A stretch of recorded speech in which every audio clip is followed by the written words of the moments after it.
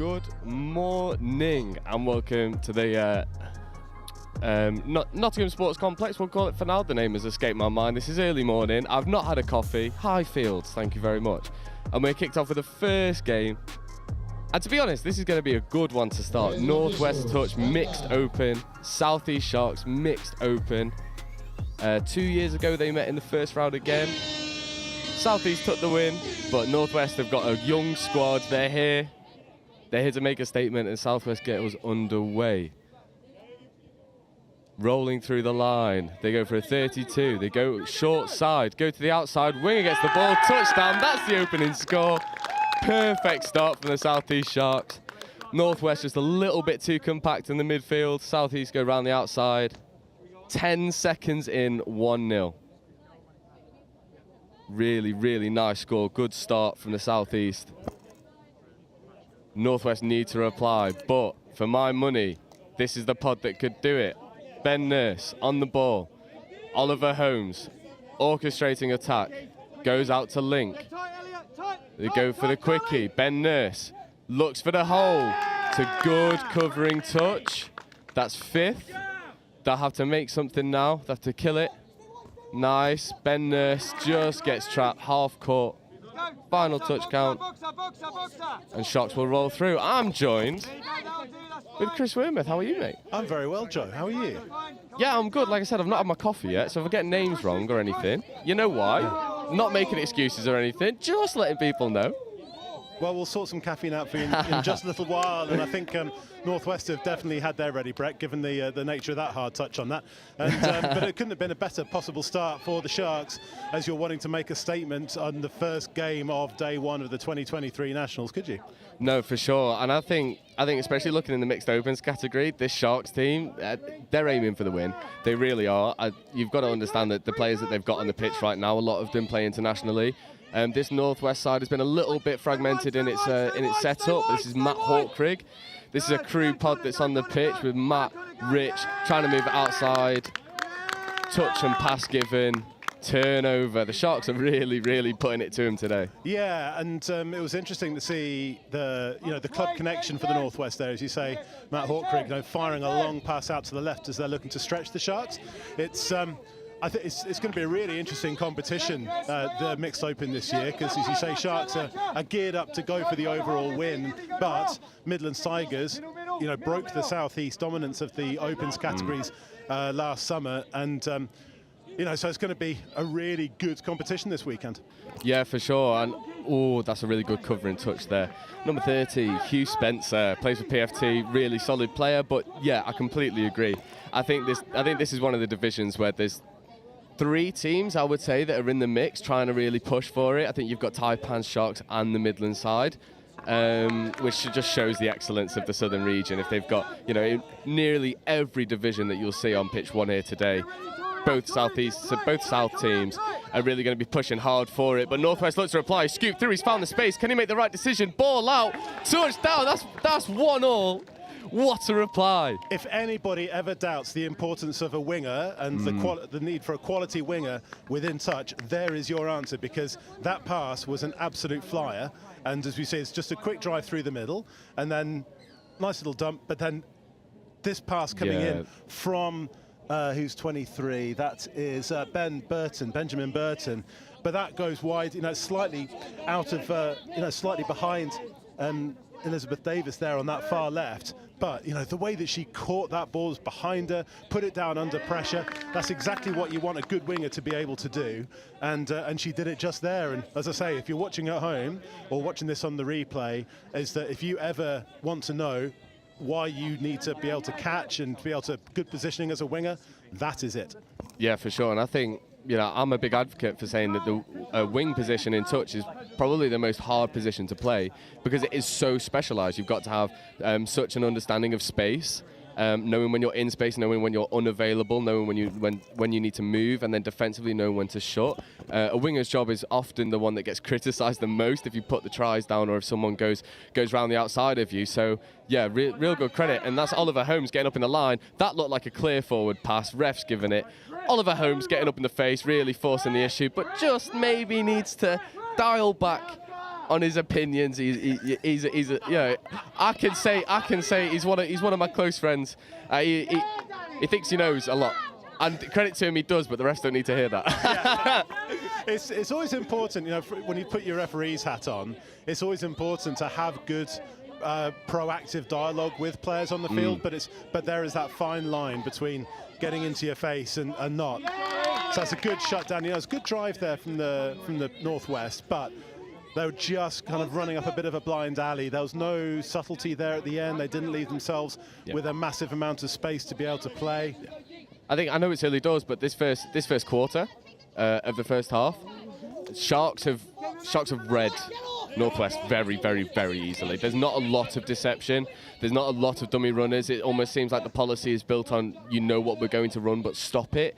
And I think going against such an intelligent side, that in the Sharks, that is going, you know, they're going to figure you out. These are long games. They're going to take the time in the first half, figure you out, and then, you know, crucify in the second. Yeah, I mean, we saw it took something special to break the Sharks down, and that was one of the times when there was that subtlety, because we saw Benjamin Burton. He came immediately to his right, you know, he stepped to his right and then had the ability to send the pass long out to the left to the winger, and it's going to need that kind of stuff. We've seen, you know, we saw a previous pod with Matthew Hawkreek try to do the same thing earlier on for the Northwest, but that time it got shut down. And again, they're trying to do that. You know, they're trying to create a little bit of space for themselves to wrong foot the defence, but you're going to need to be more subtle than that. And I think what we're seeing with the Sharks already is there's good pace. They're really good at getting their substitutes on. Although I think for me, they're very crowded. The subs are really crowded to the right-hand side, and the you know, and it makes life difficult in terms of to keep momentum going on. Yeah, that's a lovely bit of. You're talking about subtlety and dummy running. That is it. Yeah, exactly that. And I think if we rewind that play, that all comes from the pressure that they forced to make the turnover, and then their drive is just so direct. The Northwest players don't really have good pre-touch. They're all very square, and then the one player who did, Ben Burton, thought that he made that touch there, but the ref said no. And then, Dylan Fletcher has to come across because Ben has stopped because he thinks he's made the touch. Fair enough, but you've got to retreat onside, and you can't give that opportunity to the Sharks. Northwest need a reply. Oliver Holmes on the ball. Ben Nurse, lovely right foot step, just can't get the ball away quick enough. Nice. Offside call? Yeah, penalty given for offside just there, and the Northwest have got away with one. It was quite interesting going back to that Sharks score, that it was just that little bit of a scissors play. From the, it was nothing too complicated. It's the running lines. It's the running lines coming back against the grain and really disguising that. Although Northwest go for the sweeper, and if there's a critique I will make from these first 7 minutes, is Northwest are not using all of their touches. They are forcing it. It seems like they're panicking a little bit when they get to the line, and the onus then is on the coach to really sort of relax people. Just say, don't worry about it. We've got time. These are long games. We don't have to panic. You know, me as a coach, if I'm in that situation, I'd rather use all 6 touches and go nowhere than try and run something off one and then lose the ball straight away. Yeah, and when you look instead on the Sharks sub-box right in front of us, as their coach is Eric Williams, and you've really got a more experienced player within the entire England touch community. You know, he's got plenty of international experience across multiple levels, and he doesn't get too excited.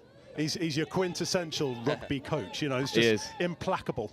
Yeah, this is Dan Mayo on the ball. It's a really good covering touch. And if there's one thing that I can credit Northwest, is when the Sharks are running more laterally, it seems like they're very comfortable in defence.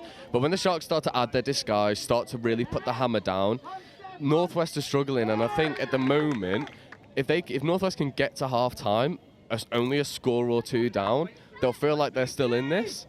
But from what we've seen in this first 8 minutes, the Northwest need to do more in attack. They need to move players, create space. At the moment, it's too easy, it's too casual for South East to really stress them.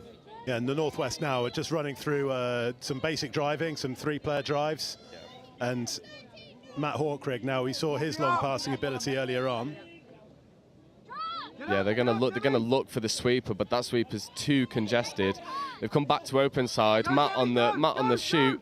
They go long. Ball's caught, nice recycling, good touch.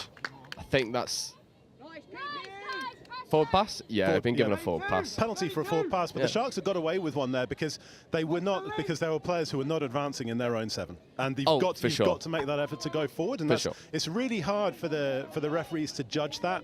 But we'll see that go forward as the weekend goes on. This is a long weekend for these players. They've all got a lot of games. There's 7 teams within this mixed open competition this year. They've all got to play each other. That was a massively forward pass off the deck. But I've got to say, the one thing that's really worrying me for this Northwest side is when things don't go their way, they're just stood. They're stood still. Hugh Spencer was not in that play there at all. He was just stood still, appealing. And then, if the Sharks had recognised that a little bit quicker, if this wasn't game 1 of day 1, that would have been an easy execution into the corner. So the Northwest just got to start playing the whistle. Yeah, is this now a matter of lack of game time across the course of the season? Because ordinarily the Nationals have been at the August bank holiday, not the first May bank holiday. So there's lots of. Well, let's go to the end. Or that just dies right at the end from Benjamin Burton there. Now we were talking earlier on about there being, the Crew were having a pod in the middle. Yeah. Now Crew haven't played any games in the National Touch Series yet because the National Touch Series doesn't start for another month. Yeah. So it's the thing where, whereas the South East, they play all the way through the winter, they train together all the way through the winter, and and that's going to really start to pay dividends. And I think we've already seen that in their setup and their gameplay. I will not be surprised if all of the Sharks teams and all of the Taipans teams and all of the Saxons teams were selected 6 months ago. And just because of that, look at how easy it is to go through the hole. It's like a hot knife through butter. And Northwest really need to pick themselves up here. Southeast are just going through the motions. It doesn't even seem like they've got out of third gear. It's just they're rolling through. It's a really nice pickup. They just try and go down that 32 side, and they do. Ben Burton's just 2 square X in his touch. Easy step. Finds the player on the right-hand side. 3-1. And looking at this Southeast sub-box, there's 2 people with their hands on knees, and I don't think it's because they're tired. I think it's because they're admiring their work. It seems very, very relaxed for them right now. Yeah, Charlie Steed has been one of the, he's been behind the resurgence of the University of Surrey as a touch force. Oh, Oliver Holmes, beautiful ball, easy score. Come on, Oliver. That's the reply that he needed. To be fair to them, I think the Northwest team have. They've bounced back really well both times. I think that the conceding after 10 seconds, really not what you'd want to do, but Oh yeah, it's a lovely setup. It's just a 33 setup. Steps, he steps inside, receives the ball on the left-hand side of the pitch, goes right. Both of the Southeast middles tuck on him. He then kicks out to the left. And if there's one thing, if you've ever played against Ollie or you've played with him, as I had the privilege to, if there's one thing he's got, is a right to left long ball. Yeah, and I think what we've seen there is that again, it's the Northwest when they've done the subtle stuff, they've scored. Yeah. And Liz Davis on that far side, again, she's finished well there, but this time there was less pressure because when Ollie had stepped inside and come in on that 33 play through the middles, is that then the Sharks have stepped in. Northwest has stayed out, Liz Davis has stayed out, and then she's finished superbly. Yeah, Northwest have found success when they manipulate the 2 middles of Southeast. It does seem initially that the 2 middles on each Southeast pod are definitely the 2 stronger defenders. And I think once they manipulate those 2 and then get on the outside, then they're finding a lot of success, but the areas in their attack when they're not finding success is when they're translating their play too much. They're just telegraphing it. Like the sweeper that we saw them set up a few minutes ago, the sweeping player had already run and the ball hadn't even been dumped yet. So Southeast could just track across and make the covering touch really nice and easy. And I think if they're going to find success, they need to be more intelligent with their setups. This level, you can't just run a 32 or a sweeper because everyone knows what that setup looks like. So they need to be a little bit more intelligent in their setup. Benjamin Burton, who set up the first score there for the Northwest, just a little bit of a dummy and a show and go, and that is criminal coming from Dylan Fletcher. Oh, Dill, captain for today as well. Dylan Fletcher, he'll be gutted with that. But if there's one thing that Dill can do is he can pick himself up and go back again. But the Sharks be licking their lips here. But he'll be kicking himself with that. Not a great play, very lax. And it's a coach killer. And it's mistakes in your transition. It's an absolute coach killer because it just shouldn't happen. And now they go on the outside, easy execution. He's dived on the 7 though. He's dived on this. You know what? It's first game of first day. We'll let you off, pal. We'll let you off. Number 7. Number 7. Connor Coughlin. Yeah. So from experienced player as well. Wow. I'm sure he won't mind me saying that. I'm sure he'll get enough highlights this weekend. I remember Galaxy playing in a final against PFT last year in the men's, and went down to the last play of extra time and diving at the 7. Space. Great ball, great pick-up. Matt Hawkring and Rich Barningham linking up, the 2 boys from Crewe. And this is what they need to do. When they manipulate the middles and get them moving, they find space. It's like the middles from South East are just being a little bit too complacent in their retreat. You know, if you look at the setup here, Rich Barningham just takes the ball to the line, takes the step to the right. The touch in middle is just nowhere to be seen. He does not retreat fast enough. He gets stuck in the mud, thinks that his teammate's going to cover him. You can't do that with this Northwest side. You know, they might not have trained that much. They might not have played together this much, but you can't deny their ability. And if you become complacent, they're going to execute. Yeah, that was who was that? That was Sebastian Flask there on the defense. So you know they'd have called the mirrors play to Shadow. Yeah. But then he just didn't track the player. Yeah, it's a really good score. Dive. Dill does make the touch, but it's just after the ball is down. Needs to get a little bit lower off the line, but his link hasn't helped him. His link is always moving away, which is a really tough situation to be in for a middle. If you're in a middle, someone's running around the outside of you, and your link is always moving away, not showing any sort of body language that he's going to shut. It's a really tough one, and Dill nearly makes this covering touch, but. Yeah, Oscar Davis there on the dive. It's perfect weather for it, perfect conditions for it.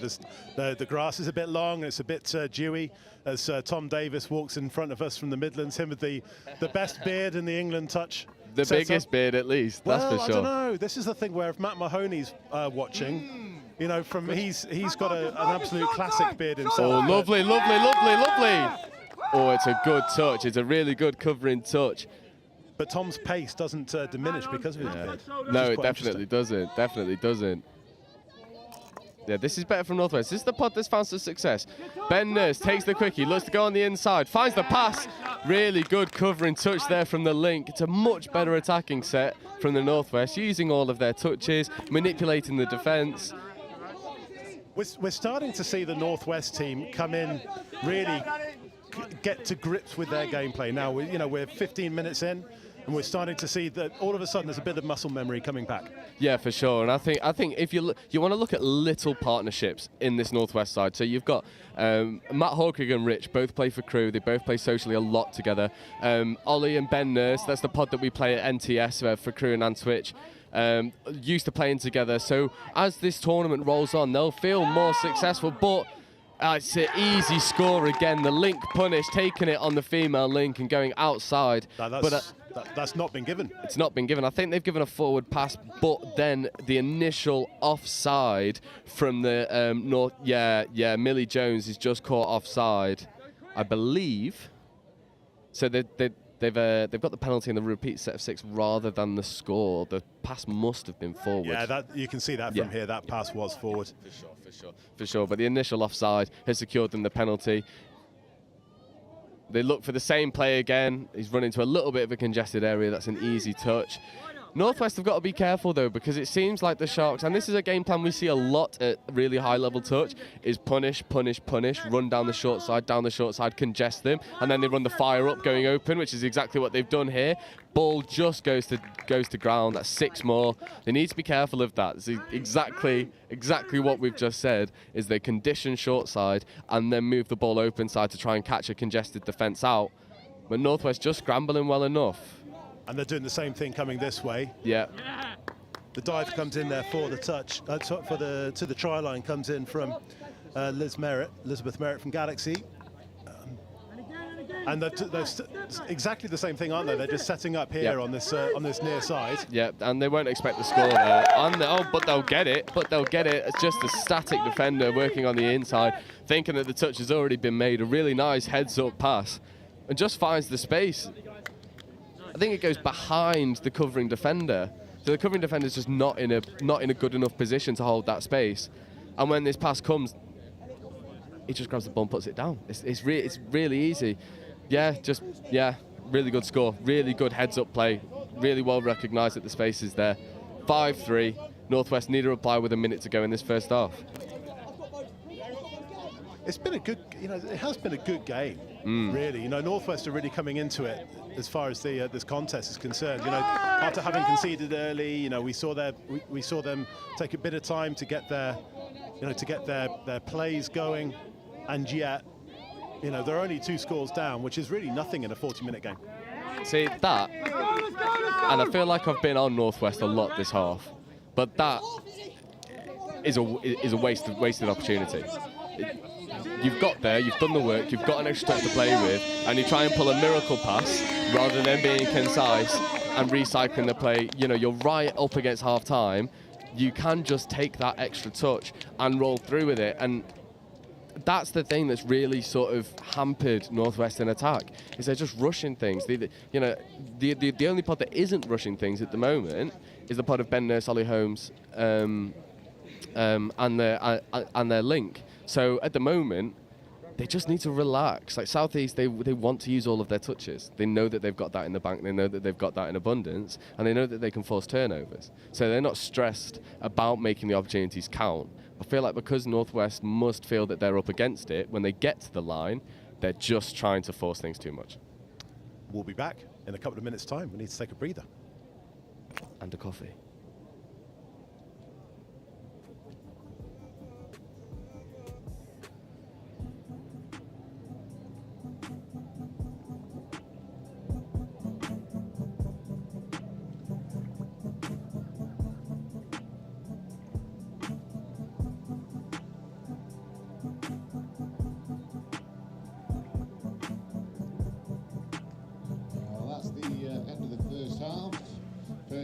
First half on the first day here at Nationals in Nottingham.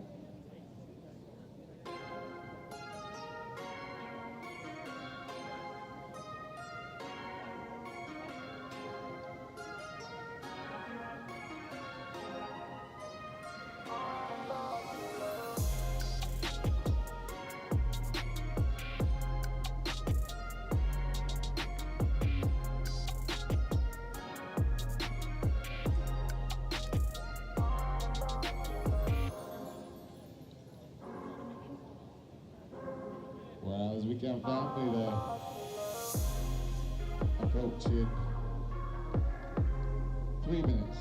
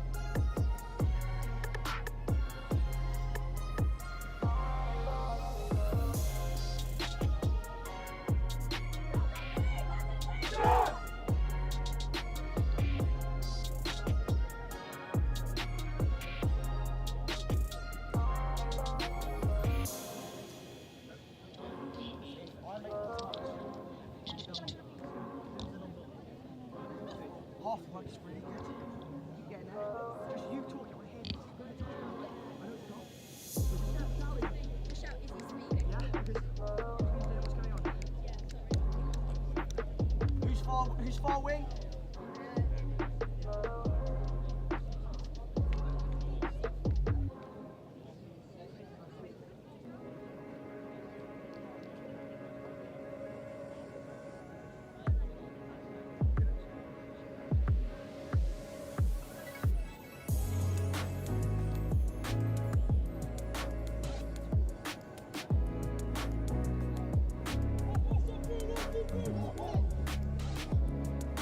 Players and officials, this is your 1 minute warning. Players and officials, 1 minute warning.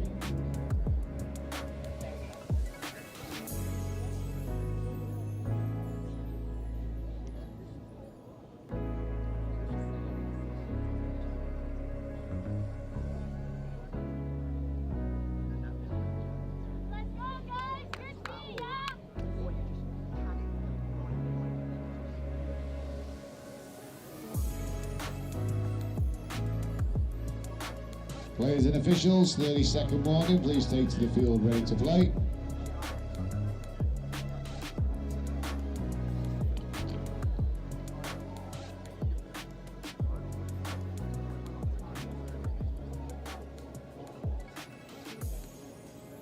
Players and officials, stand by.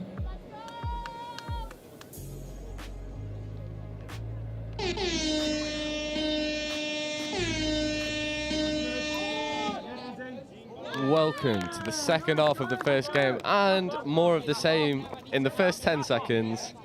Turnover for South East, and they've essentially got a tap-off now. They've had two tap-offs in a game. That's a rare one. That's an absolute coach killer. We talked about Northwest's coach killer. That's the forwardest of forward passes. I think that if the Northwest would be, I think that there are a couple of things at the end of the first half as well. I'm not one to absolutely rag on the referees, but that was a blatant forward pass. And then in the first half, just right at the very end, is that the South East are running a box move, running a sub move, and you know, when you place the ball, you've got to have your hips. The rule is you've got to have your hips square to the goal line, and their subbing moves were at 45 degrees. And this is one thing where, as I say, I don't like to rag on referees at all, because it's tricky, and especially because it's their first game as well. And like for the players, the referees will not have refereed at this kind of level for the last 8 months or so. But you know, those things can actually make quite a bit of a difference. Yeah, for sure. And again, not to rag on referees, we love you refs, but not moving forward in the 7. I don't think I've seen Sharks move forward in their 7 yet. Forward passes, also handling errors from the base of rucks. I've seen a couple of Sharks players roll the ball towards their own hands to pick it up, which you can't do, obviously, in its first game, so even the refs will be a little bit rusty. That's a foot in touch there, but again, we move. You're putting your Northwest hat on, because I think what we've seen though is that we've seen, you know, there are mistakes as referees are getting into it, but we've also seen the coach killers from the Northwest. Like that. That's too easy. That's too easy. They've become so congested. It's just, simple. Just a bit of pace there from the Sharks coming in. But just to go back to the kickoff, to the tap-off, you know, you fumble the ball on your first touch. I mean, that is just absolutely inexcusable at the start of the second half, you know, when you've just had a bit of a breather, because Northwest would have, you know, at 5-3 down at half-time, you'd have gone, okay, we're really in this. You know, we've shown we can score when it's been subtle, but then it's then again, just as I say, just turn the ball over. Just really is, just not good. Yeah, you know, it's ball retention that the Northwest really need to fix ASAP. And if they're going to find success in this tournament, that's something that needs to be addressed now, because you know, they've got away with one there that was definitely a loss of control in the touch. But again, you've got touches and you're throwing some Hail Mary pass. You know, I think coaches, players for the Northwest need to have a look back at this game and realise that count the amount of touches that you've missed, the amount of opportunities that you've missed because you're running things off the touch. And I think that's a lack of experience of some of these players from playing at this high level, is they're a little bit rabbit in the headlights, and it's just not giving them any benefit. And obviously, you know, mistakes are going to happen from both sides, but at the moment it's massively in favour of South East. But in all fairness, Northwest have forced a mistake there, but they just need to cut their own out and, you know, turn that penalty count into their own favour. At the moment, you know, South East could just coast to a victory here. Yeah. As you say, it's a you know, it's one of those really tough mornings. You know, as you say, players have not necessarily played over the winter, certainly not at a high level, as the Northwest concede a penalty for overstepping the mark, with the rule being that you've got to play the ball from where, you've got to roll the ball from where you got touched, which didn't happen on that occasion. Again, it's another coach killer. But the ball is slippy. And the other important thing is it's easy to, this is not a knockout competition at this stage. You know, this is a 7-team round robin. You've got 3 games, you've got 6 games over the course of the next couple of days. And then you've got to get into the top 4. And once you're in the top 4 in the semi-finals, then all of a sudden you're at the ball game. Yeah, completely agree. And this is better from Northwest. They're really trying to put the pressure on, but South East have been able to recycle that ball really well. Offside given I think that's fair enough. I think both middles there were chasing a little bit without retreating fully, but that's what they've got to do. I think Northwest aren't moving as a 6. They're moving as 2 sets of 3 at the moment, and that is just exposing space in the middle, and it's too easy. It's too easy for Southeast to go through. It's a really good covering touch there from Ben Nurse, just to force the penalty. Well, and this now is really difficult for the Northwest because they've got to defend what the Sharks have got to throw at them, but they can't concede another penalty, otherwise they will lose a player to the naughty step for the remainder of the Sharks' possession. Yeah, there's 2 penalties, score given. but that's a dive that's gone straight through, and really the the Sharks deserve that just for the way the way they built that pressure. And then we see it just in this build-up just here. Yeah, and if you look, I said earlier, you can't just run 32s, you can't just run sweepers. The Sharks can. They look like they're going to run a 32 and then they run a punish. And Northwest need to start recognising that they want to punish. And they need to start, that mid needs to start working across and making that touch so the link can get out early and then you're numbered up. But at the moment, the mids just aren't recognising what the Sharks want to play. So the Sharks are just given all of the freedom to do so. Yeah, just that little pump there from Matthew Mayle. Yeah, that's all they needed. They just sucked it in, as you say. They just stepped in, and it was a feel for Millie Jones not being able to get back to the goal line to make the touch there. Yeah, it's a good sweeper step back there, though. It's a really nice, and that's the variation that they need to start introducing. They go to run the sweeper, the Sharks all crowd across because they think, yeah, they've not got a variation in them, we can work across, and then they run the step back from the sweeper. And I suppose, especially from someone, and I will tell everyone now, I'm from the Northwest. You might have been able to tell from the accent. As someone who knows most of these players through and through, it is quite frustrating to see the little moments of brilliance and then just really stupid mistakes, just unforced errors, which is just so uncharacteristic for a lot of these players. And yes, it's game 1, day 1, XYZ. There's a million and one justifications as to why the concentration levels are low and the execution levels are low. But for these players, it's just not good enough. Things like this, just not getting off their line. Just not getting off the line. They all think the ball's going to go, so they all stay static. You need to be advancing because you cannot give these Sharks players this much time and space. This is fun for them now. Oscar Davis has lost his hair from last year. The ponytail's gone, but the quality's still there, and he's combined there with Charlie Steed for the try. And again, those last 2 tries, there's nothing overtly complicated about it. It's all really, but it's quite subtle in terms of the interplay between the mids. The mids and Link for the Northwest previously. That time it's Charlie and Oscar, combining just through lovely ball. That's ball down. What a flat right to left pass. That's given us a forward pass. That's unlucky. I think that they've 6 of one off, doesn't it, the other?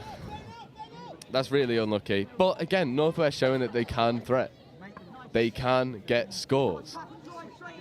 Yeah, it's just not consistent enough. Yeah, it's something where we, as you say, we have ragged on them a little bit just in terms of how. In terms of their gameplay, and that's a loss of control there, rightly picked up. Good touch, Esme. Good touch, Esme. But again, it shouldn't be the case with the Northwest coaching that hopefully they're not going to lose it massively compared to off the strength of this one game. There have been good things there, and ultimately you've got positives there to build on. Yeah, for sure. And I think if you look if I was the Northwest coach right now, I'd be saying, okay, we've got players who are capable of unlocking defenses. We are.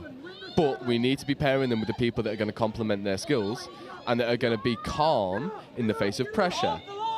At the moment, you've got Hugh Spencer on the ball, Matthew Hawkcrig. They don't go for the punish. Good option. And this is where they're just sort of coming into, I don't want to say crumbling because that's hard, but they're not being as positive as they can be when the South East Sharks are getting there.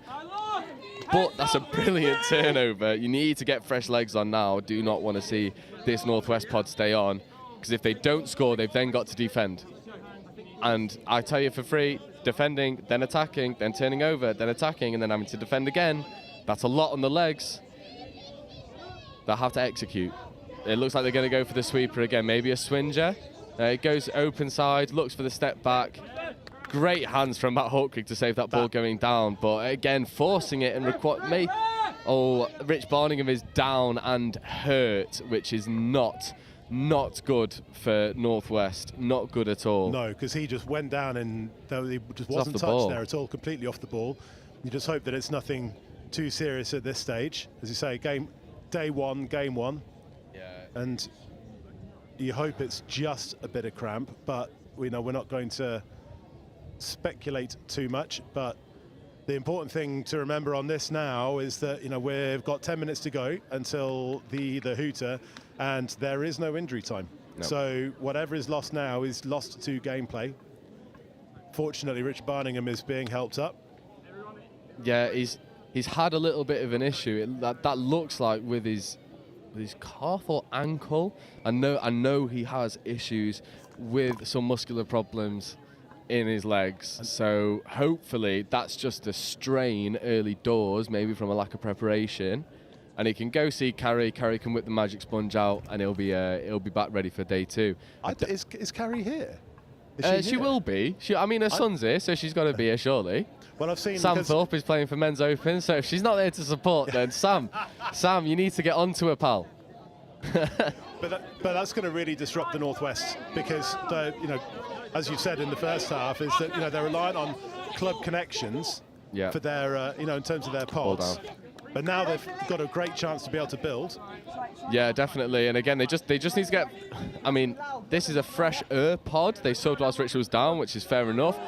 But things like that's just unnecessary. Unnecessary. Slow down. Secure the touch. Make sure that you're concrete in your setup. They're just trying to force things a little bit too much. And when you're a coach, you talk about putting yourselves in the right positions to be able to execute. And they're putting themselves in the positions where they've got it all to do to execute. And it's so difficult. And no matter how good you are, if you're having to do everything by yourself or in 2 sets of 3, as we said earlier, it's an uphill battle. It always will be. It was something that we saw last year particularly with the West Wildcats men's 30s in the seniors, in the senior nationals, because they were going really. No, it's the men's open. Sorry, they were going really, really well, and then they lost. I think it was Sam Lawton Davis, and then it completely disrupted their pod setup. And they went from being a really threatening team, and it just took the edge off completely. And so this is going to be these things where really important for Northwest to be able to overcome losing Rich Barningham, because I don't think with the way that he's being helped off on that far side, I don't think we're going to see him at all for the remainder of this game. Yeah, I think that's it's a bad one. It's a bad one to lose Rich. It really is, because again, Rich and Matt, they played together so often. I think that's a brilliant shot from Ollie Holmes at Link, just saying no, pal. I've read that. Thank you. Brilliant shot.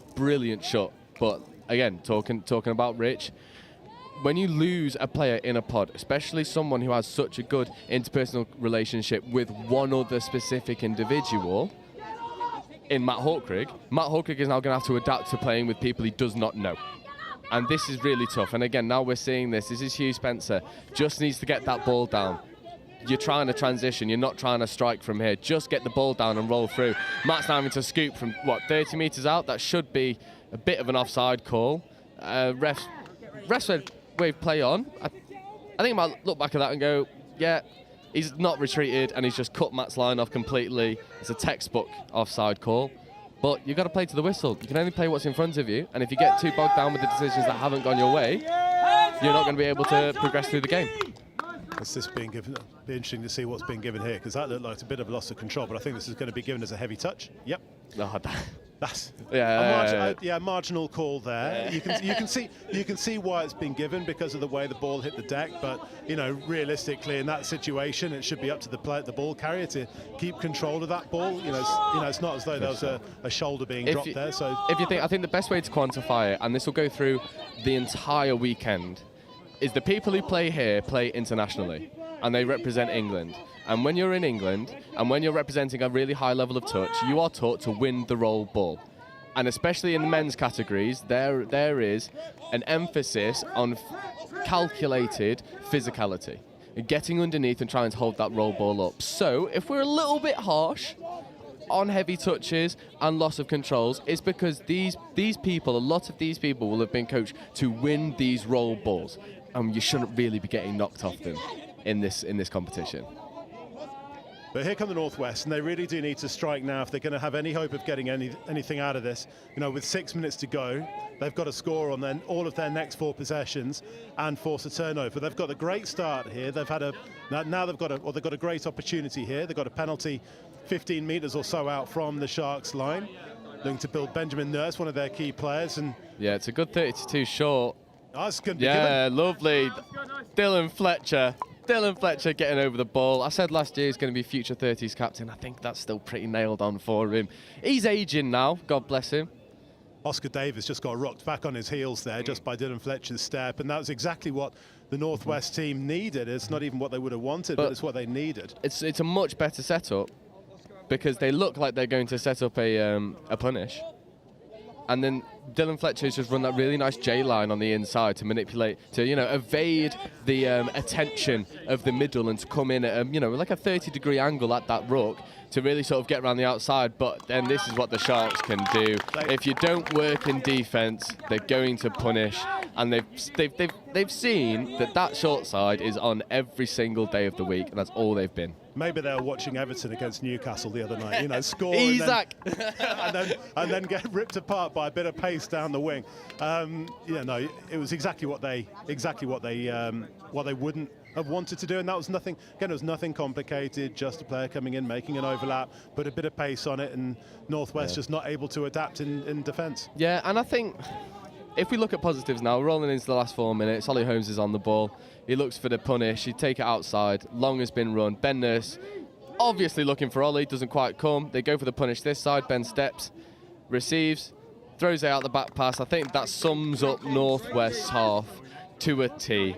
Good ideas. They're just not on the same wavelength. And if we're going to be positive about Northwest, is they've got players who can execute. They've got players who can create something out of nothing. But they need to fix these simple errors in their game, pre and post touch, getting in good body positions to get out, relaxing when you're on the line, not trying to force anything. And they need to drop a little bit of this physicality because the refs are not happy with it. I mean, they, again, let it all go in the first half, and now they're being a little bit hard to run it, which is fine. But the Northwest need to recognise that the refs have changed how they're reffing the roll ball, and they just need to adjust to that. You've got to be able to play the refs.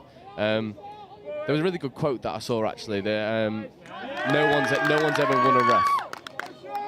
No one's ever won a ref. No one ever has. You can say all you want, but no one has ever changed a ref decision. It just doesn't happen. So you can only play what's in front of you. No, I've seen it. Oh, you're going to say TJ Perinara? I'm going to say as the Sharks put the seal on it with a nice play here on this near side. The pass going all the way out to Izzy Davis from the University of Surrey. And she's risen through the ranks rapidly to make this South East Sharks mixed open. The 2017 Lions series.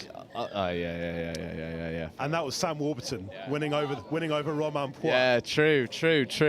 That is very true. That is very true. But that's the only one. I did see another one where TJ Perinara, they had a penalty 10 metres out, and he went to tap the ball and didn't tap it. They ran a play and scored, and the ref called a turnover.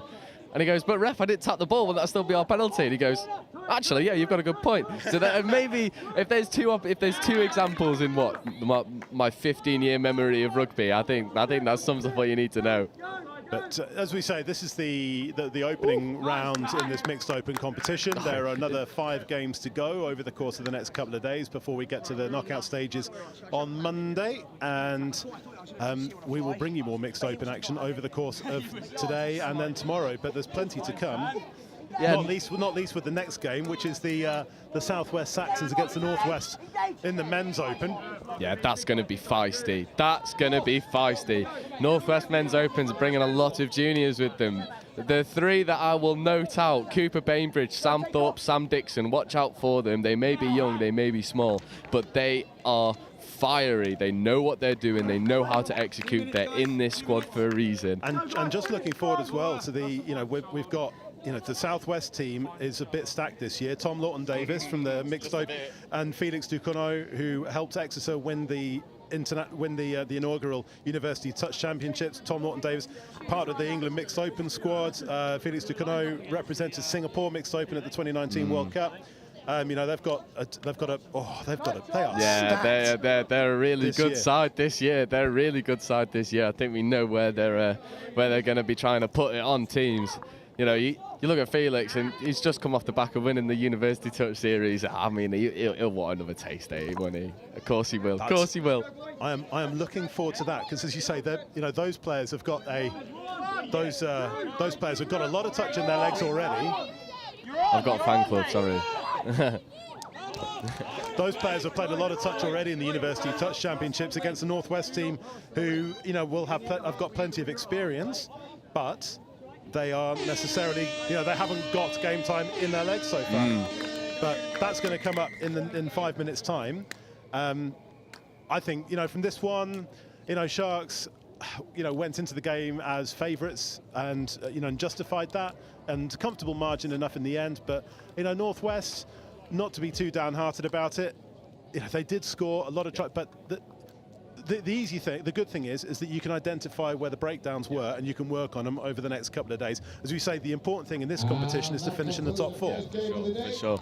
I think especially for Northwest, as they go through this mixed open side, they just need to relax. They just need to chill out a little bit. At the moment, it's too heads up. They're relying on too many specific players. They've just lost a really, really influential figure in their team. So they need to go regroup, you know, really reiterate. Yeah, if it was me, I'd be watching this game back on my phone. I would be watching this game back and noting down every single error and where it's come from, because they will find that all of it came from pressure from southwest, and just surrendering that ball way too often. I mean, the most notable one was 5 seconds into the second half, off their tap, off a perfect opportunity to attack, and the ball just goes to the floor. And we'll come back in just a minute, but I just have to say, is there a cooler looking coach than Gabe Pennington? Oh yeah, he's suave, man. Gabe Pennington with the coffee, he's got the flat white, he's got the shades on. Yeah. If you know, if we can get a little bit of a, you know, we'll get a bit of a camera view on him during the course of the next hour. Yeah, we definitely will. This is a team that's going to be exciting, and yeah, I'm really looking forward to seeing how this mesh of old dogs and Dower House Honey are going to come together. he just said Dower House Honey. Yeah, go on, Grinter. Same as last year. Right, we'll be back in just a couple of minutes.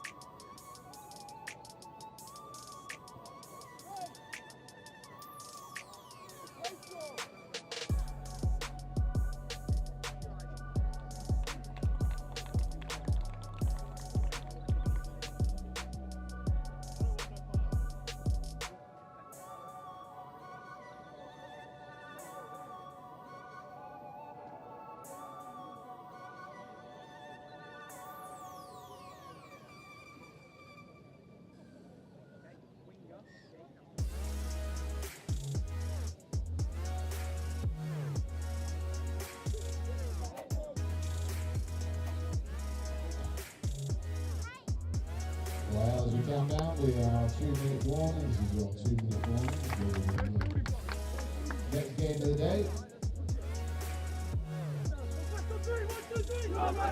1, 2, 3.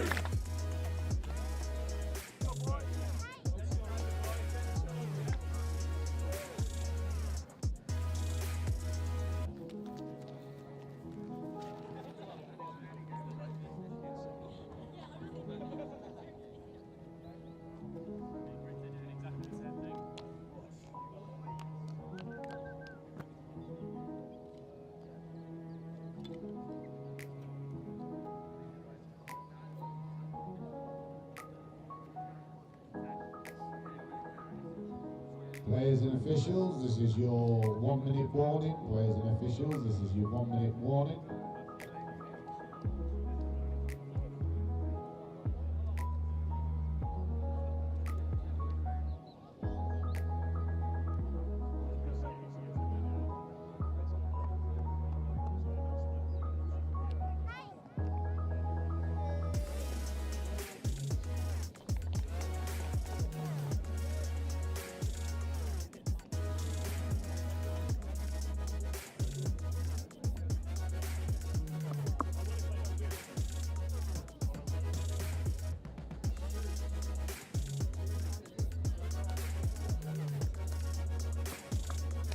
Players and officials, in less than 30 seconds, please dig for the field, ready to play.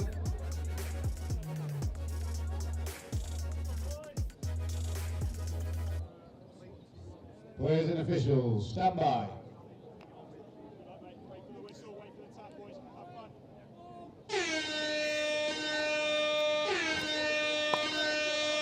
We'll wake up. You'll be dreaming of that hooter sound, won't you, Joe? Yeah. This weekend. Yeah, 3 days of it. I can't wait. I can't wait.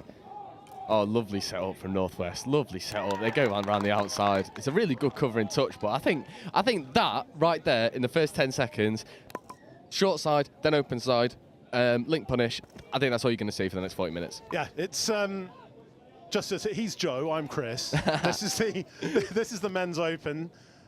Between the Northwest, who have started with the ball, playing from right to left as we look in the burgundy and black, playing the Southwest Saxons. And if you've only just joined us and you missed the mixed open in the previous game, we started talking about this game about 10 minutes ago because the Southwest Saxons could be the joker in the competition this year. Yeah, for sure. They've stacked this team, and you can see the pace of their transition. They're rolling through. It's a really good step. They look for the hands.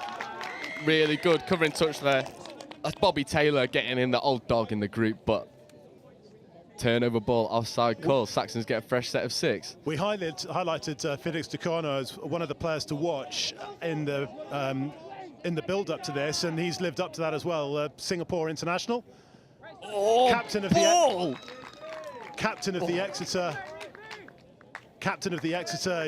Exeter Hurricanes University Touch Championship champions. Yeah, it's Cooper Bainbridge and Ben Meeks up in the line. Then they go for the fire up again. They come back to the other side. That's a lovely ball.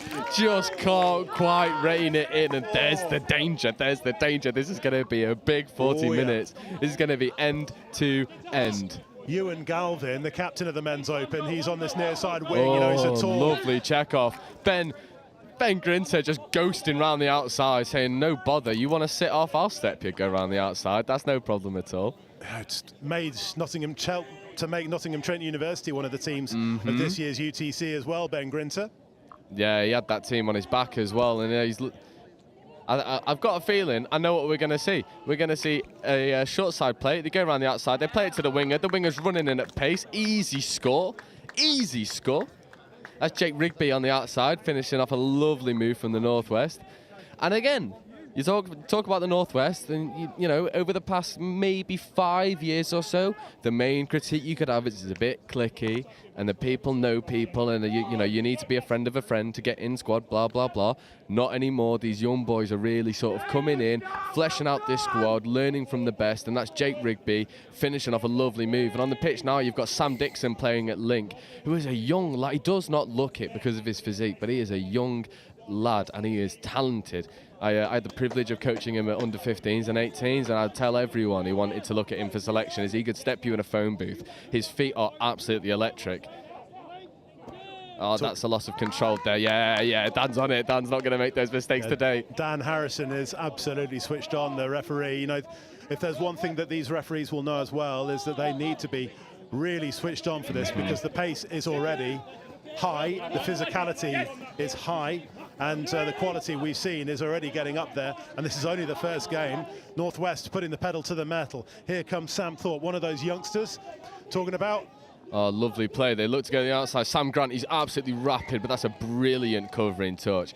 Brilliant covering touch. I think what you've got to remember with a lot of these Northwest players is each pod will complement each other really lovely. So you'll have one old head with all the knowledge, all of the ability to recognise how they're defending, select the right place to execute it, and then you're going to have someone with absolute wheels. And in that pod, that is Sam Grant. He is one of the fastest blokes I've ever seen on a touch pitch. It is scary.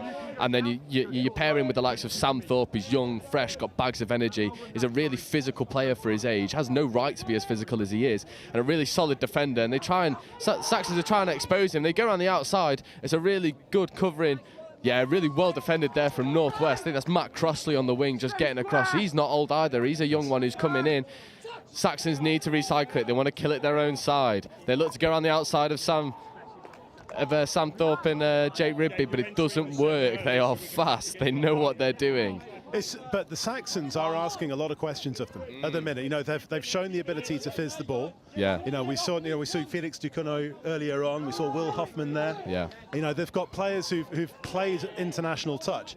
Will Hoffman played for Switzerland Mixed Open at the 2022 Euros. He's part of the England 20 squad for the upcoming Atlantic Youth Cup. Felix Ducournau, as I say, represented Singapore at the World Cup. Oh, I think that should be score given. That's a Ben-Nose bread and butter. Give the dummy. The player buys it for a sausage and goes straight through, finds it. And this is the thing. It's only half the job, throwing a dummy and then ghosting through a gap. You've then got to pick your right option, and he does that. As Meeks takes the dump, they fake the quickie. Then look, pump by, you buy that for a hot dog, and then finds the right pass in the winger. Jake Rigby's double up, double bubble. What a start. That was the most subtle of dummies as well. That's one where you only really see it on the slow-mo. Yeah, and that's something that Ben Grinter does. Is his micro manipulation of ball is just phenomenal. He can just little show the hips, you know, manipulation of the shoulders, and players think he's passing that ball, and he's just not. It's never even in his thought process. Oh, what a long ball, what a catch. That is a right to left pill. That is unreal. What a reply. What a pass. Cole Graham from Exeter University, another international player, Jersey Mixed Open player. He's just, that fizz. Wow. It just looks so effortless. He's like, yeah, cool, give me the ball. One step, boom. What a ball. What a ball. He didn't even have to wind that up, did he? That was just an absolute, do you say, that was pill-tastic. Yeah, yeah. Although, you want to reply? Yeah, just, Sam Dixon, the young lad. I told you he could step anyone in a phone booth. Where he's just done the Saxons defender there, all ends up. And this is the thing, you look at some of these young lads, especially if you're in the opposition, you're probably going, go on then, do me. And that's your mistake, because they can. And you really don't expect them to. Sam Dixon just takes the ball, receives it back, bang, bye, see you later. Broken ankles, score given. 2-1, happy days. Tom Lawton-Davis, another young player, just getting done on the outside. He's one of the more experienced players in this Saxon setup as well. Played Wildcats last year, but is playing Saxons by virtue of going to university in Exeter. Yeah, I think something to note straight away, and I think they'll carry this on throughout. Yeah, it's a really good hard touch, really good call there from the referee. Touches a little bit hard, but he has encroached around the side of the touching player, infringing the roll ball. Sam Dixon just limping a little bit, but he's made of rubber. He'll be fine. But the attacking pod, after they score, do not sub, and I think that's a deliberate ploy from Gabe Meakin.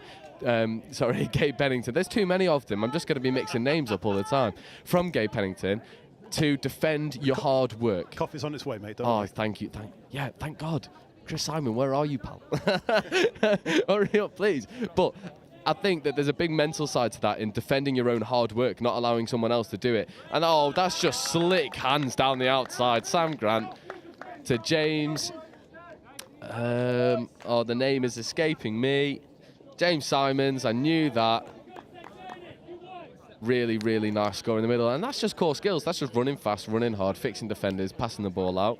And capitalising on the penalty. Yeah, look, one touch, one hands. Sam Grant, rapid, two hands.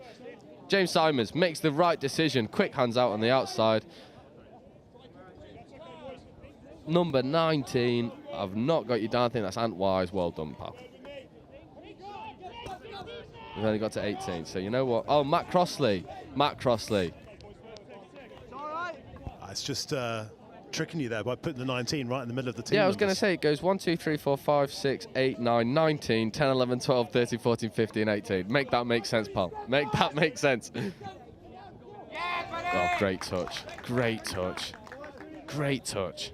And again, when we spoke about the mixed open, they weren't getting off the line and they weren't putting pressure on. That's a picture-perfect example of what happens when you get off the line. Oh, here it is again. Always Jake made the touch.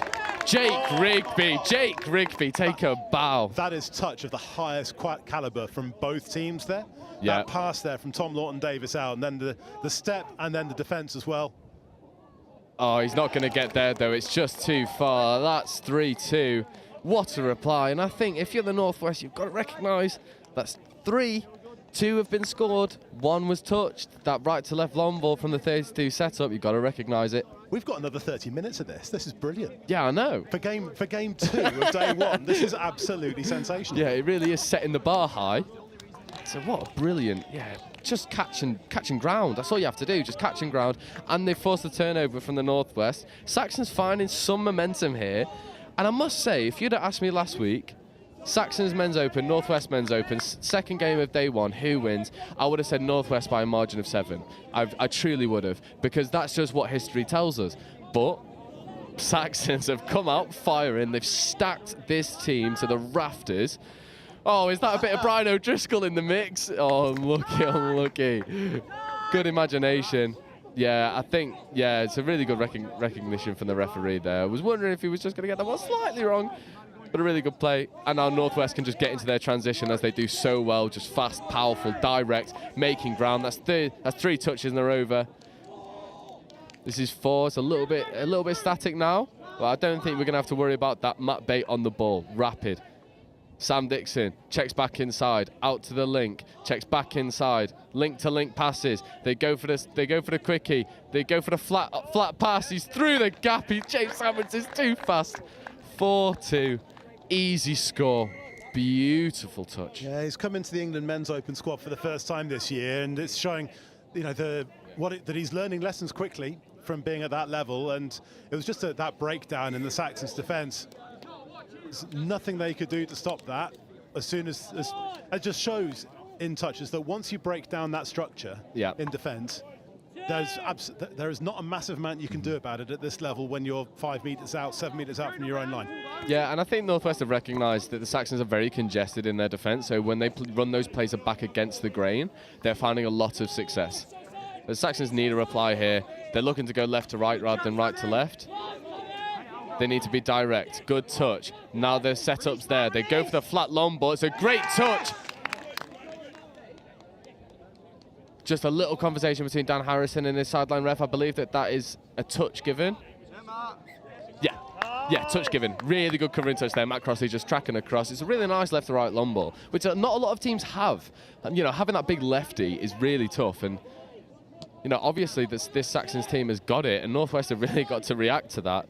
Saxons are only threatening through long balls, and the fact that they can go both sides, that's a tough one to defend against. But I don't think Northwest are going to be worried about defence. I think it's just score more than we get scored on. Yeah, because it's an interesting one as the game goes on with that, because if Saxons keep fizzing the long balls and scoring from it, is that in the second half it could open up space in the middle, especially if it stays tight.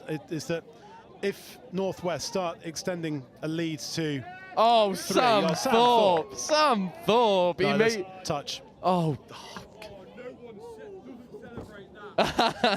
Yeah, Meeks, I agree, pal. I agree. You just heard it over the mic. No one doesn't celebrate that. Yeah, Shoji Leach. There we go. From one Sam to another. Sam Thorpe can't get through. Sam Grant said, all right, pal, give me the ball. Yeah, Shoji Leach was there to make an outstanding touch there just before, but it's not long before Saxons have then had their defensive structure again just torn apart, and it's nothing complicated. No, it's a really traditional setup, but they've run really straightforward things from a number of different setups. And I think that's where Saxons are getting confused. Is they're running 32 platforms, then 33 platforms, and then they're trying to really expose short sides, and they're changing their focus from one area to the pitch to the other, and it's finding them success. Score given? No, touch given. Okay. But it was also that if you're early on in your touch career, you look at that's a trademark how to attack a player who's retreating in the 7. Yep. And dive at their ankles. For sure. It's all about creating pictures that the refs want to see. Is the defender retreating? Yes. Are you diving at their ankles? Yes. You're going to get the score given every day. If you're diving too high, the refs are, that then adds the question of, you are too high off the ground, can he make that touch? And then that's when the discrepancies come in, and that's when the ambiguity creeps in, and that allows the refs to make decisions that don't go your way. You've just got to focus on really giving the refs what they want to see. Yeah. We're getting into territory where Saxons need to score a couple of times and not concede, because at 5-2, 3-try margin, there's a danger of it starting to break loose to extend out to that margin that you were talking about earlier, where of the Northwest winning this game by 6 or 7. Oh, what a ball. Oh, unlucky. The first unlucky of the day, and that really was. It's just slightly overran that ball as the Saxons, keep that play alive superbly. Yeah. But again, I think the Northwest have said, do you know what? If you want to score from long balls, you score from long balls. Because if you're not going through the middle of us, then we're just going to restrict you to the most hard option that you can possibly have, which is going long all of the time. And at the moment, if you score 5 tries and they score 2, you're always going to win the game, right? So I think they're just restricting them to that one option and making them work for their scores, staying nice and condensed in the midfield, forcing them to go out long because they know it's not repeatable 100% of the time. Yeah, and this is the key difference I think we're seeing between the teams, is that Saxons are have had to work really, really hard for their 2 tries. Northwest, half of their tries, they haven't had to work hard for it. Yeah.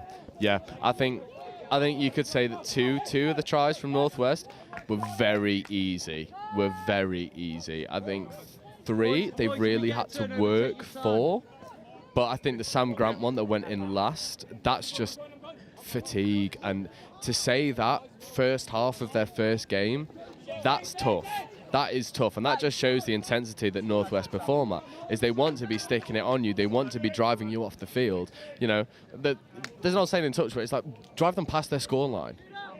Create so much confusion, so much disorganisation that they've got to go past their own try line to make a touch. And Sam Grant just dives through. I thought he'd got away from the touch there. If he had, that would have been outrageous, and someone lock him up, because that's not fair.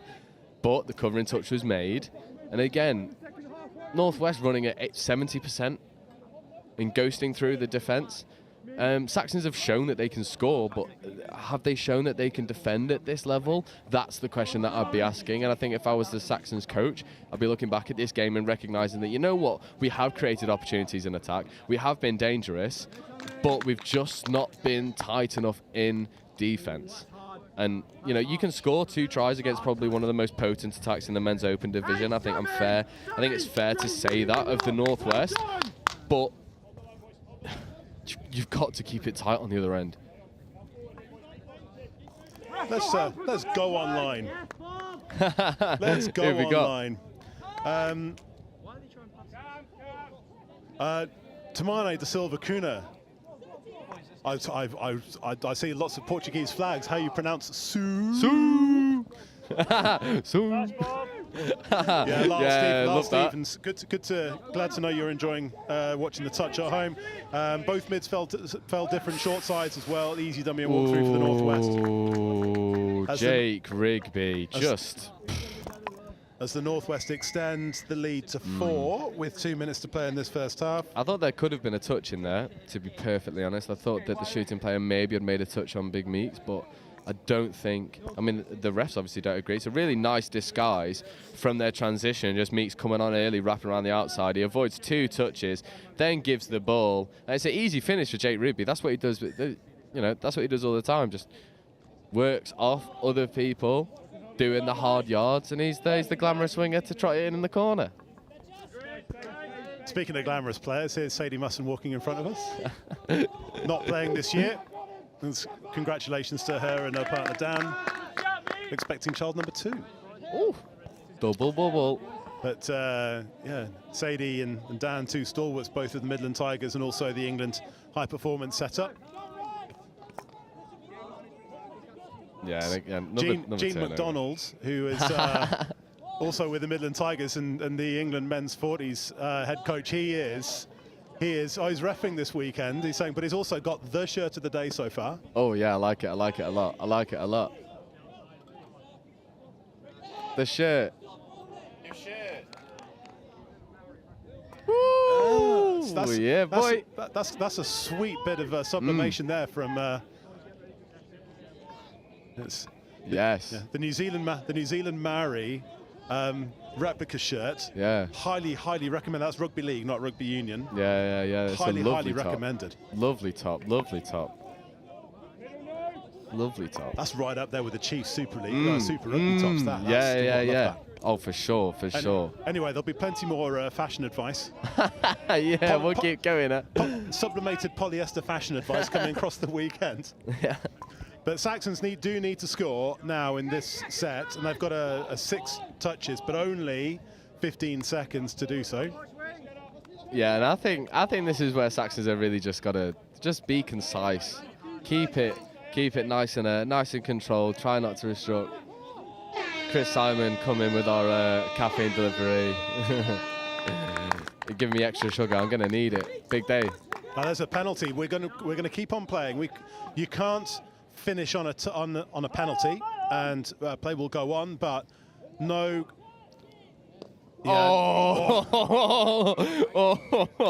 He wanted the full length. But you can all see it in his eyes then. That was a slapperoo just to finish the first half there. But Saxons need to score.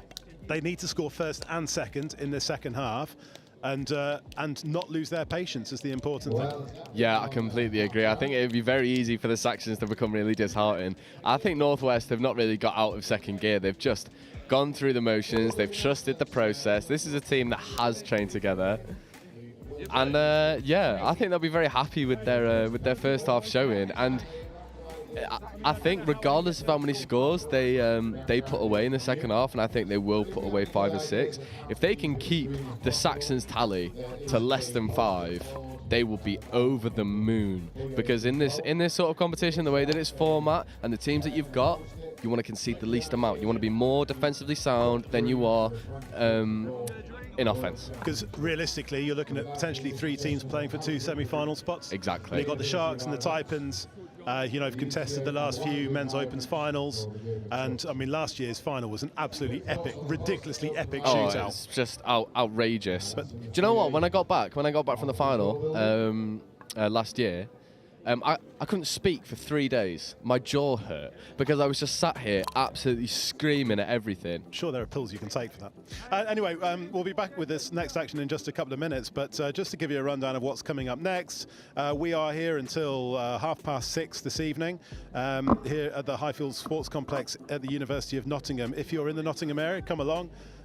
We've got 6 fields running today, and we'll have more fields running tomorrow. But here on the live stream, we've got at 11:10, we've got the South East Taipans, reigning Women's Open champions. They play the Midland Tigers. Then at 12 o'clock, we move into the Women's 35s. The North East Raiders against the West Wildcats. Back to the Men's Open at 12:50, Midland Tigers against West Wildcats. If you are watching on the YouTube, just click to the description and you can see what is coming up during the course of the day. Leave us your comments and tell your friends, share it on your socials. There's a lot of sport happening this weekend, but make us your second screen and tell your friends to make us your second screen as well. We'll be back in just a minute.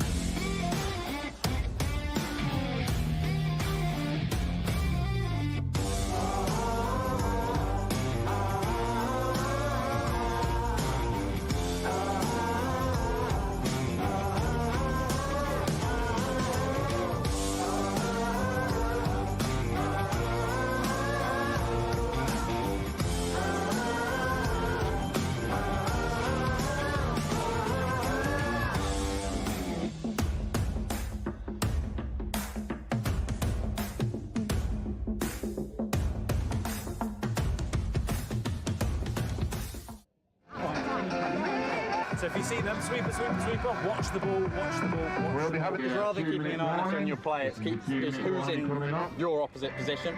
Yeah, exactly. Because it's quite, including me, I will follow the player rather than the position. So if they swap, I'm swapping the player I'm marking. But also when we... 1, 2, 3. Yes! So just come up.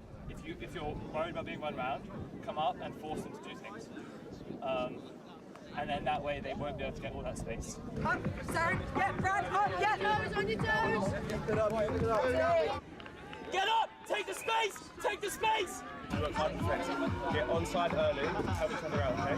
You ready, quickies? You stay tight. Push out, okay? Put a smile on your face, enjoy yourselves, yeah? It's a big game. Let's get it, yeah?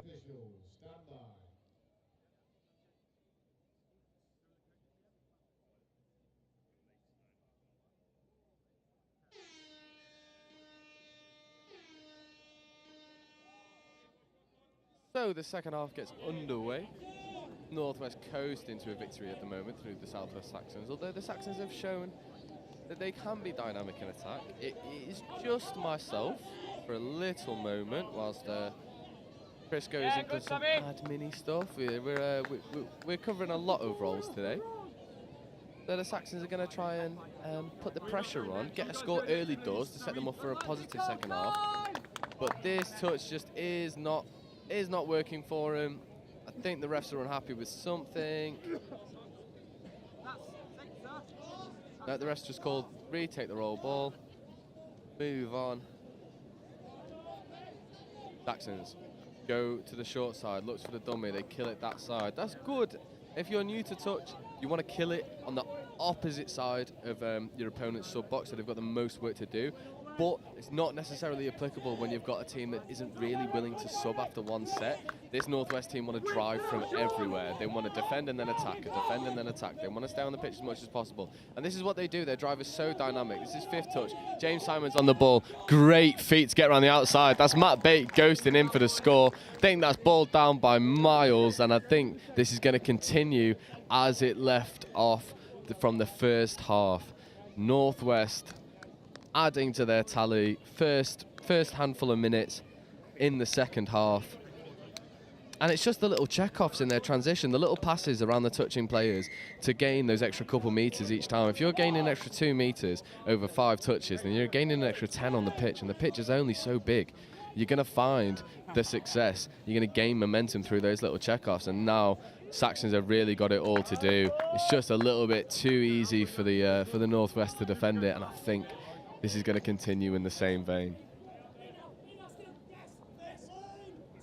Saxons look for the dump, they look for the quickie. That will be given 6 more. Sam Thorpe just getting up in the passing lane, knocking that ball down. Nice and simple.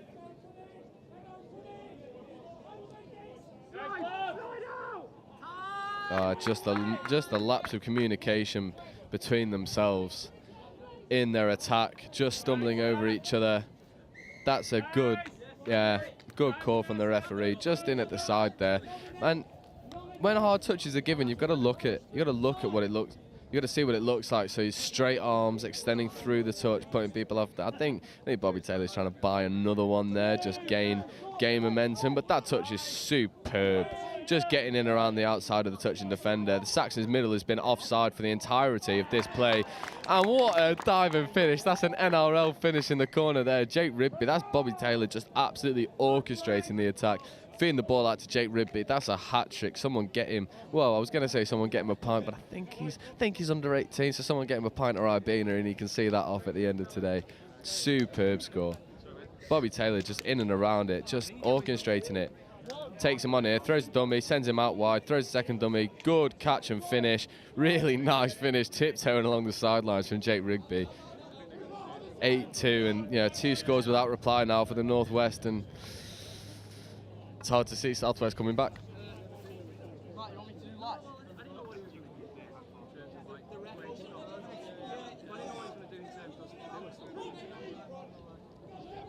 Southwest, look, really good shot there, really good shot.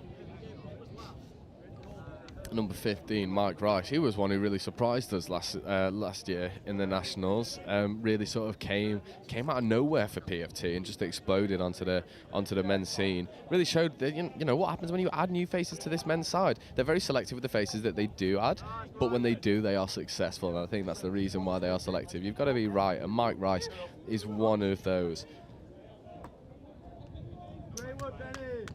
Nice set. I was going to say nice setup, but again, just a lapse of communication. They look for the 32. They go for the They go for the punish, and the setups are just too static, and he's surrendered that touch, and now this is fifth. They've not got a touch to play with. They've got to create something from nothing, and this just looks like this Saxon side is just disheartened with their work. But that is beautiful feet, just ghosting through.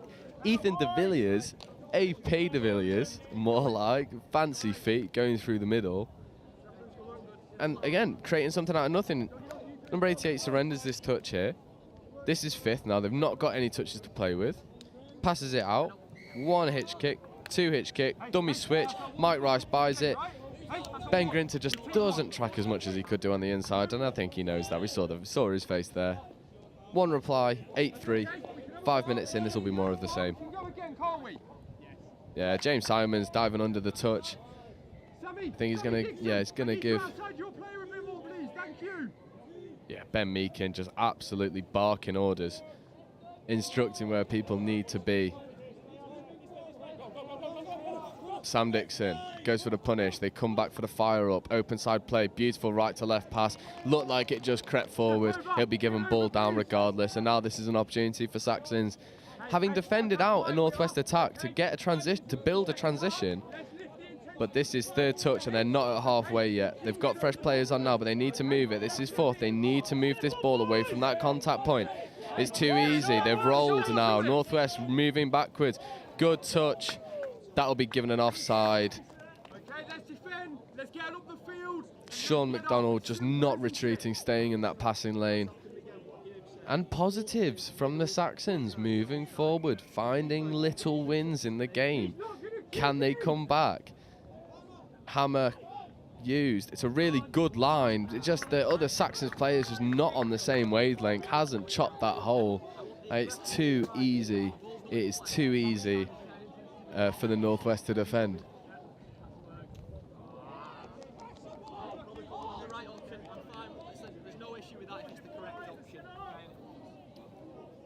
Southwest now rolling into their attack. This is a better setup, more patient. They look for the sweeper. They play a phase out to the winger. That's easy pickings from Matt Crossley on the wing, and that's given a forward pass. Easy turnover. Really good defensive set there from the Northwest.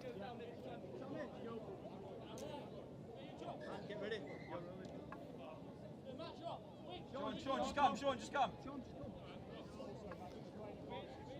Northwest in their transition, and you know, they're one of the only sides that can really mix up their sub and their drive. It comes from the same platform of that four-man drive with the link coming in hard, and when they sub, they just send that link early to get off.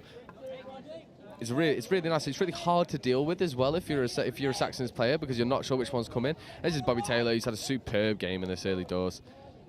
Nice turnover, nice defense, but they're not. I don't think that Northwest will be too worried. Just defend your sets. Transition hard, create yards. It's really good feet there from the Saxons, trying to make those extra yards, and that's what they needed to do more throughout this game, is create extra yards rather than just being too readable and just running straight at defenders. Everything else rolls with it.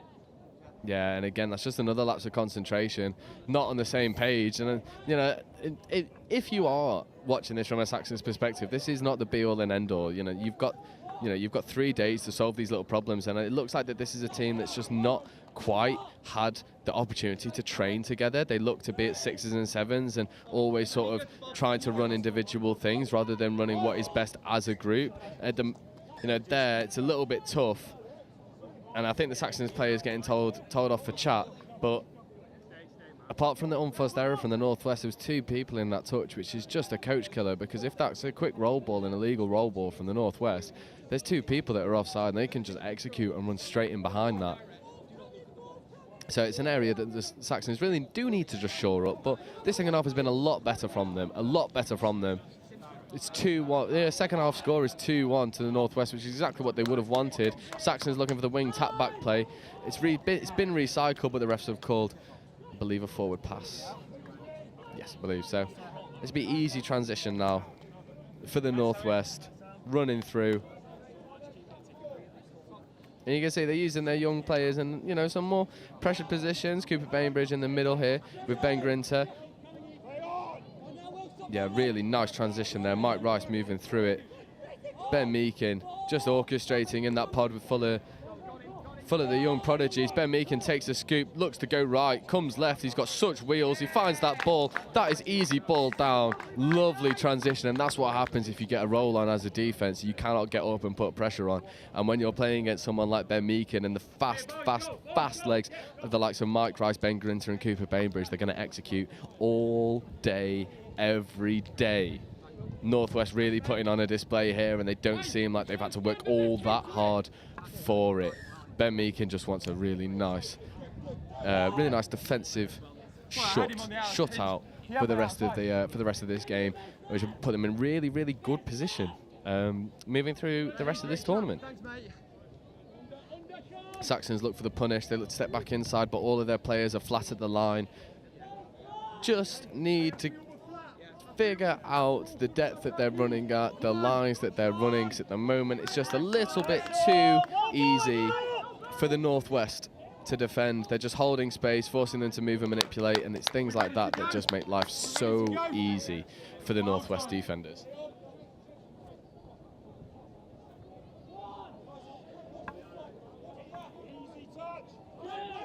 And again, they roll through their transition. This transition has been blistering. That's Sam Dixon really putting the hammer down. Yeah, really good penalty there. Sam Dixon just saying, okay, let me use my feet, let me buy a few yards. You've then got to make a hard touch. Easy money. Superb, buddy. Dicko, can you take a step to me, though? Ben Meakin just he just knows.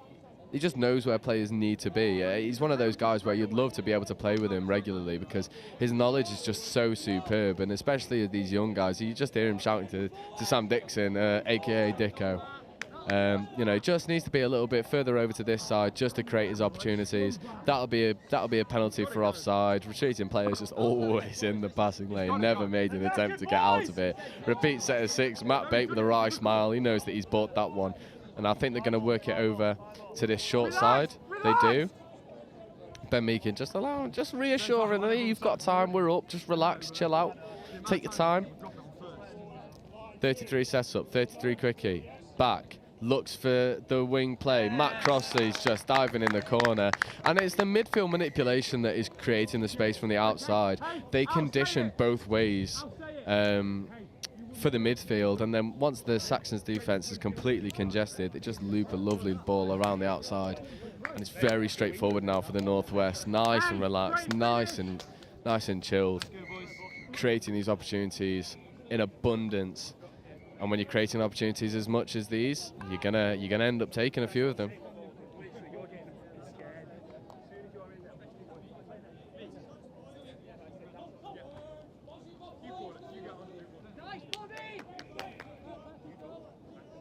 Better setup here from the Saxons. It looks like they're going to get a score back. That's a much better attacking play. 32 quickie, step back. Lovely play.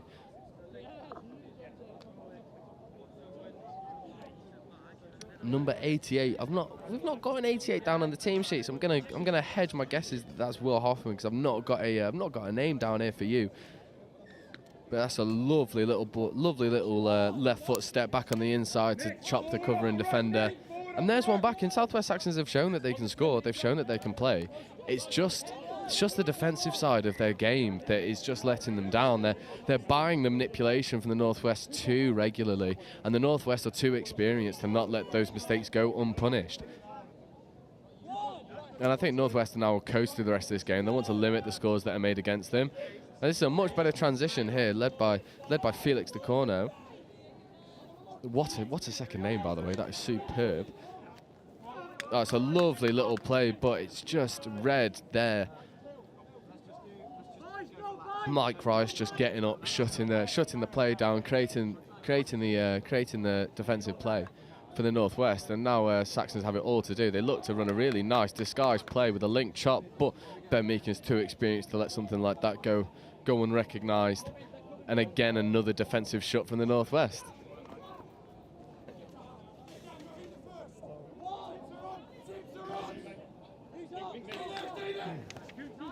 Yeah, really good play here from Ben Meakin, just manipulating the ball, buying the extra yards. And if I'm honest, that's been the story of this second half, as I'm joined again by Chris Wormuth. He's back, he's gone to get some team sheets, and he's back. But that's been the story of the second half, is Northwest have bought extra meters just through the manipulation of the ball and they're just overall ball skills. And Saxons have just bought it every day of the week. So then when they get to the line and they throw these little dummies and they throw the disguises in their setups, it's just been all too easy for the Northwest to score. Yeah, I think, you know, half an hour ago, it seems so long ago, it seems like a lifetime. Half an hour ago, we were talking about how stacked this Saxons setup is, and that's true, it is. There are lots of players who have experience playing internationally.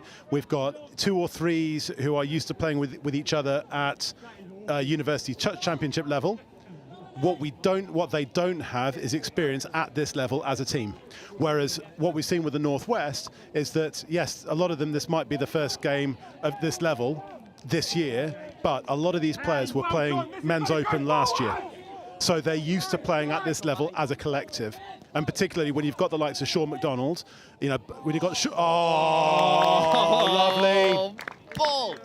What a ball. The winger's covering across. Oh, it's not given. Oh, unlucky. Jake Rigby denied his quad. Oh, that was a great finish as well. But you've got the likes of Sean McDonald, who's on the field at the minute. You've got Bobby Taylor, number 9. You've got Ben Meakin, number 12. You've got a lot of experience, and you've got the players, as you say, Sam Grant is spoken about, Sam Thorpe, Ben Grinter, you know, players in their late teens, early 20s who are in and around the international setups. Yeah. They've also played, you know, they played Northwest Men's Open last year in a similar kind of setup with an experience and a couple of youngsters. Plus also, when you look at the likes of Sam Thorpe, Sam Grant, is that they were playing in the mids for the England 18s last year. Yeah, so for they sure. and at nationals, so they're used to being leadership positions as well. For sure. I think that's the main thing as Sean looks over and gives us a wry smile. He knows he's done his job today. I think that's the main thing with these youngsters is you put them in any team across all of these divisions, and they're not out of their depth. These are players that have played at a really high level. They are in, like you said, leadership positions at juniors. Sam Dixon here looking for the dive and score. And there it is. There's the experience. He's left three Saxons defenders on their backsides on the floor. Sam Thorpe dives through. And, you know, when you've got this blend of experience, knowledge, power, and then you add a bunch of youngsters with nothing to lose and everything to prove. I mean, it's electric. It really is. And I don't think you'll see a Men's Open side. I would hedge across World Touch that has this blend of youngsters and experience that works so well. I don't think, you know, for sure, there's not a Men's Open side in the UK that has this blend of youngsters and experience. You know what, 10 years ago, Ben Meakin would have put his pedal to the metal there, but he realises that, you know, he's into his 30s now. Not 11-4 up with 2.5 minutes to go. Maybe if this was in the first half, first 5 minutes of the game, that would have been hammered down. Let's see if we can run it, old boy. Or the first 5 minutes of the final. Yeah, very true, very true. Very true indeed. But here he is, Ben Meakin to Ben Grinter. Ben Grinter pump, goes for the link pass. Matt Bate just loses his player. The winger does not know where he is, and that is all she wrote. And my bet of by 7 tries earlier on has just been trumped, because they are 8 tries to the good now. They've only conceded 2 in each half. And for 20-minute halves, to concede 2.5 is a joke. It is a joke. That just shows how defensively sound this team is. Let's switch over to the Saxons then for a minute. Is that, you know, hopefully they're not too disheartened on that far side. You know, their head coach, I think, is Max Chepston, who's the England men's 30s head coach. What are they going to need to do to, you know, we said in the first half they could be a joker in the pack. What do they need to do to actually turn that joker into an actual serious playing card? Right, so their 4th score was beautiful. And I think it's very similar to what we said about Northwest Mixed Open. This is a team that has individual brilliance, and they are just not on the same wavelength. They just aren't. In this second half, we've seen people trying to run quickies, and then the third player come in because they thought it was a short or a hammer, and then sweepers being set up and the dumper going the wrong way. They're just not on the same page. Now, is there is the key word for this weekend is the one that you haven't said, that they're not on the same page yet?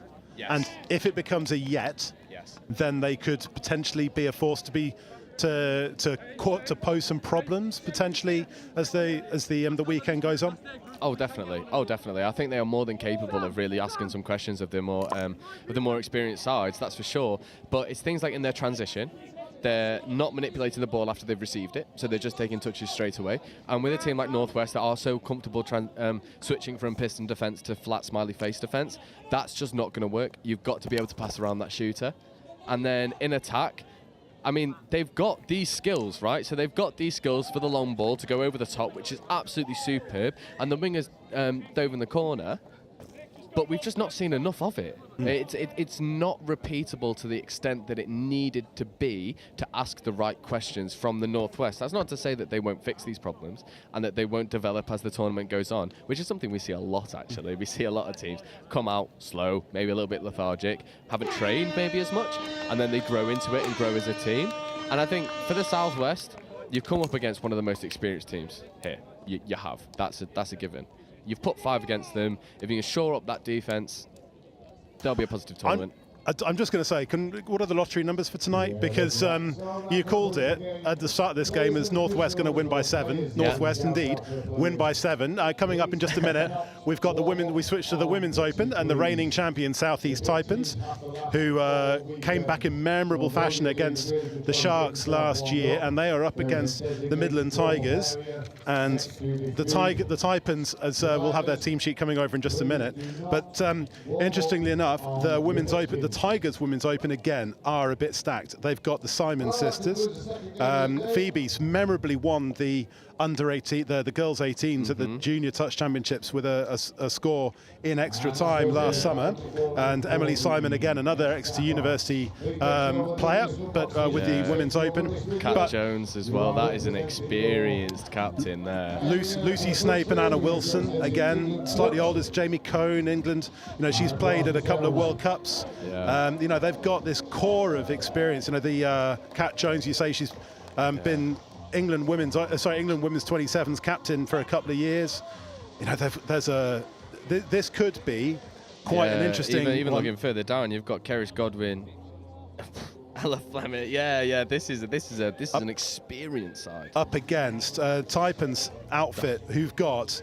You know, this is Joe's just waving his hand in terms of some of the experienced players. Nikki Bird, Naomi Finnick, Katie Fielding, Danny Gregory, Nicola Marsh, Kenzie McNaught, Eliana Ellis, Megan Pemberton, Hania Rackman-Shepherd, Emily Rona Roper, Erin Payton. They are absolutely stacked when it comes to international players. And Melissa Day is... The dulcet tones of Melissa Day could very well be on co-commentary at some point today. Although, is she wanting to finish her coffee and her cinnamon bun first? I don't know, Mel. It's Do you want to? Yes, for this Women's Open game between the Tigers and the Taipans.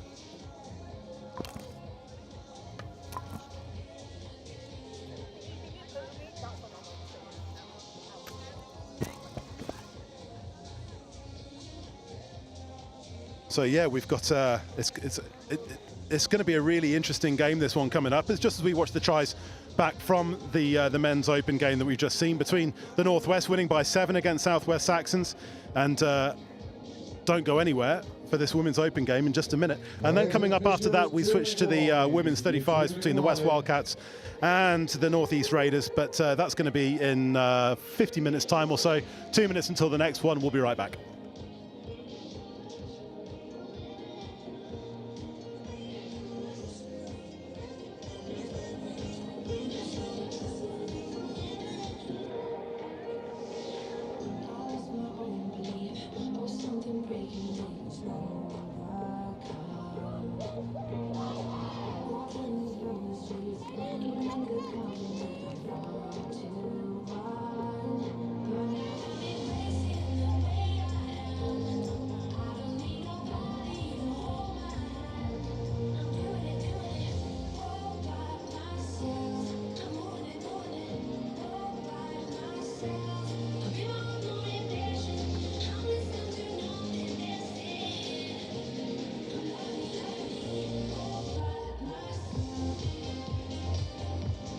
Ladies and officials, this is your 1 minute warning. Ladies and officials, 1 minute warning.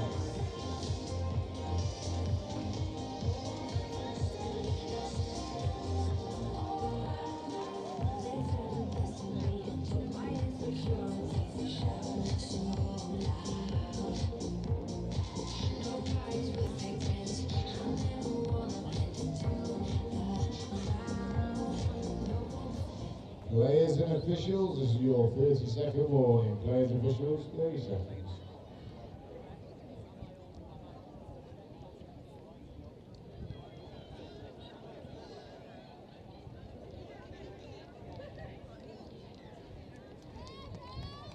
Players and officials, stand by.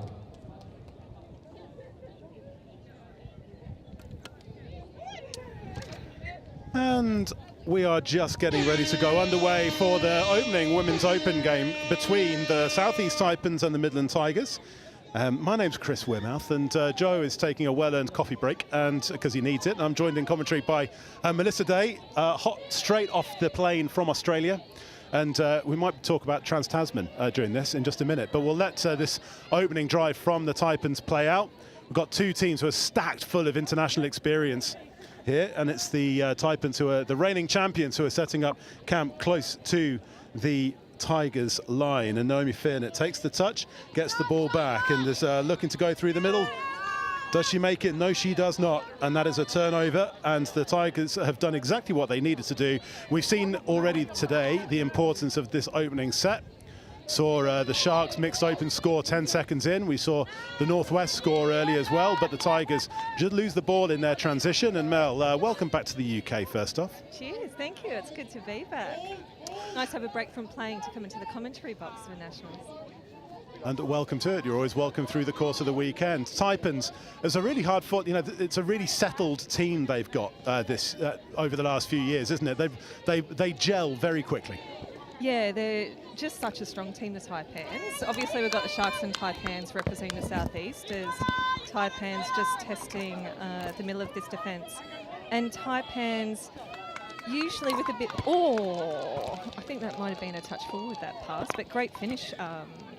Oh, no, it was good pass. Tell you what, this was a great score by this Taipan swinger. I think she caught it on the fly during the dive. Yeah, Katie Fielding on the finish there, and she's just come inside. And Taipan's just come inside. It's Emily Rona-Roper. She feeds it out to Erin Payton, and then has gone all the way out. Oh, what a fantastic catch there by Katie Fielding, the London Scorpion.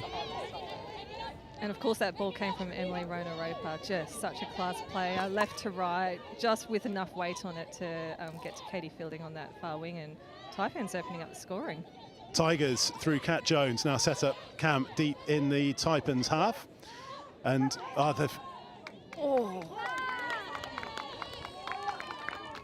that's going to be a penalty given for a forward pass. And just a quick one in Australia is that people within the touch community would have known that, would have seen that Trans-Tasman was on over the course of the last weekend or so.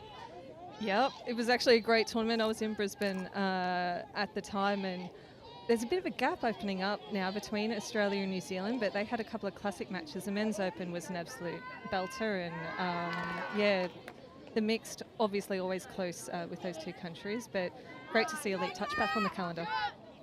And we'll talk a little bit more about that in a second as the Taipans look to get a second try on the loop. Ball hits the deck. But it's quite an interesting thing to see from England's high performance setup. You know, we're 14 months out, 15 months out from the next World Cup. Just what England have got to aim at, particularly when it comes to New Zealand. Yeah, absolutely. And both, all of our England teams would have played against Japan at the last World Cup in Malaysia. So it was interesting seeing Japan play and looking at the difference in standard between the two teams. So, no, they were some great games down under. There's a great Instagram account called Seventh Touch as well, who raised some good questions about the relevance of Trans-Tasman and how to maybe expand that competition, invite a couple of Northern Hemisphere teams, which I think is a good shout. A couple of weeks in Australia, I would not turn down for anybody. Absolutely not. I highly recommend it. Don't recommend the flight back, but Emily Rona-Roper on the run again. There's that left to right, and they convert once again to and that's that combination that we saw that opened the scoring up for the Southeast Taipans, and Katie Fielding is over for her second. Again, the long ball coming from Emily Rona-Roper.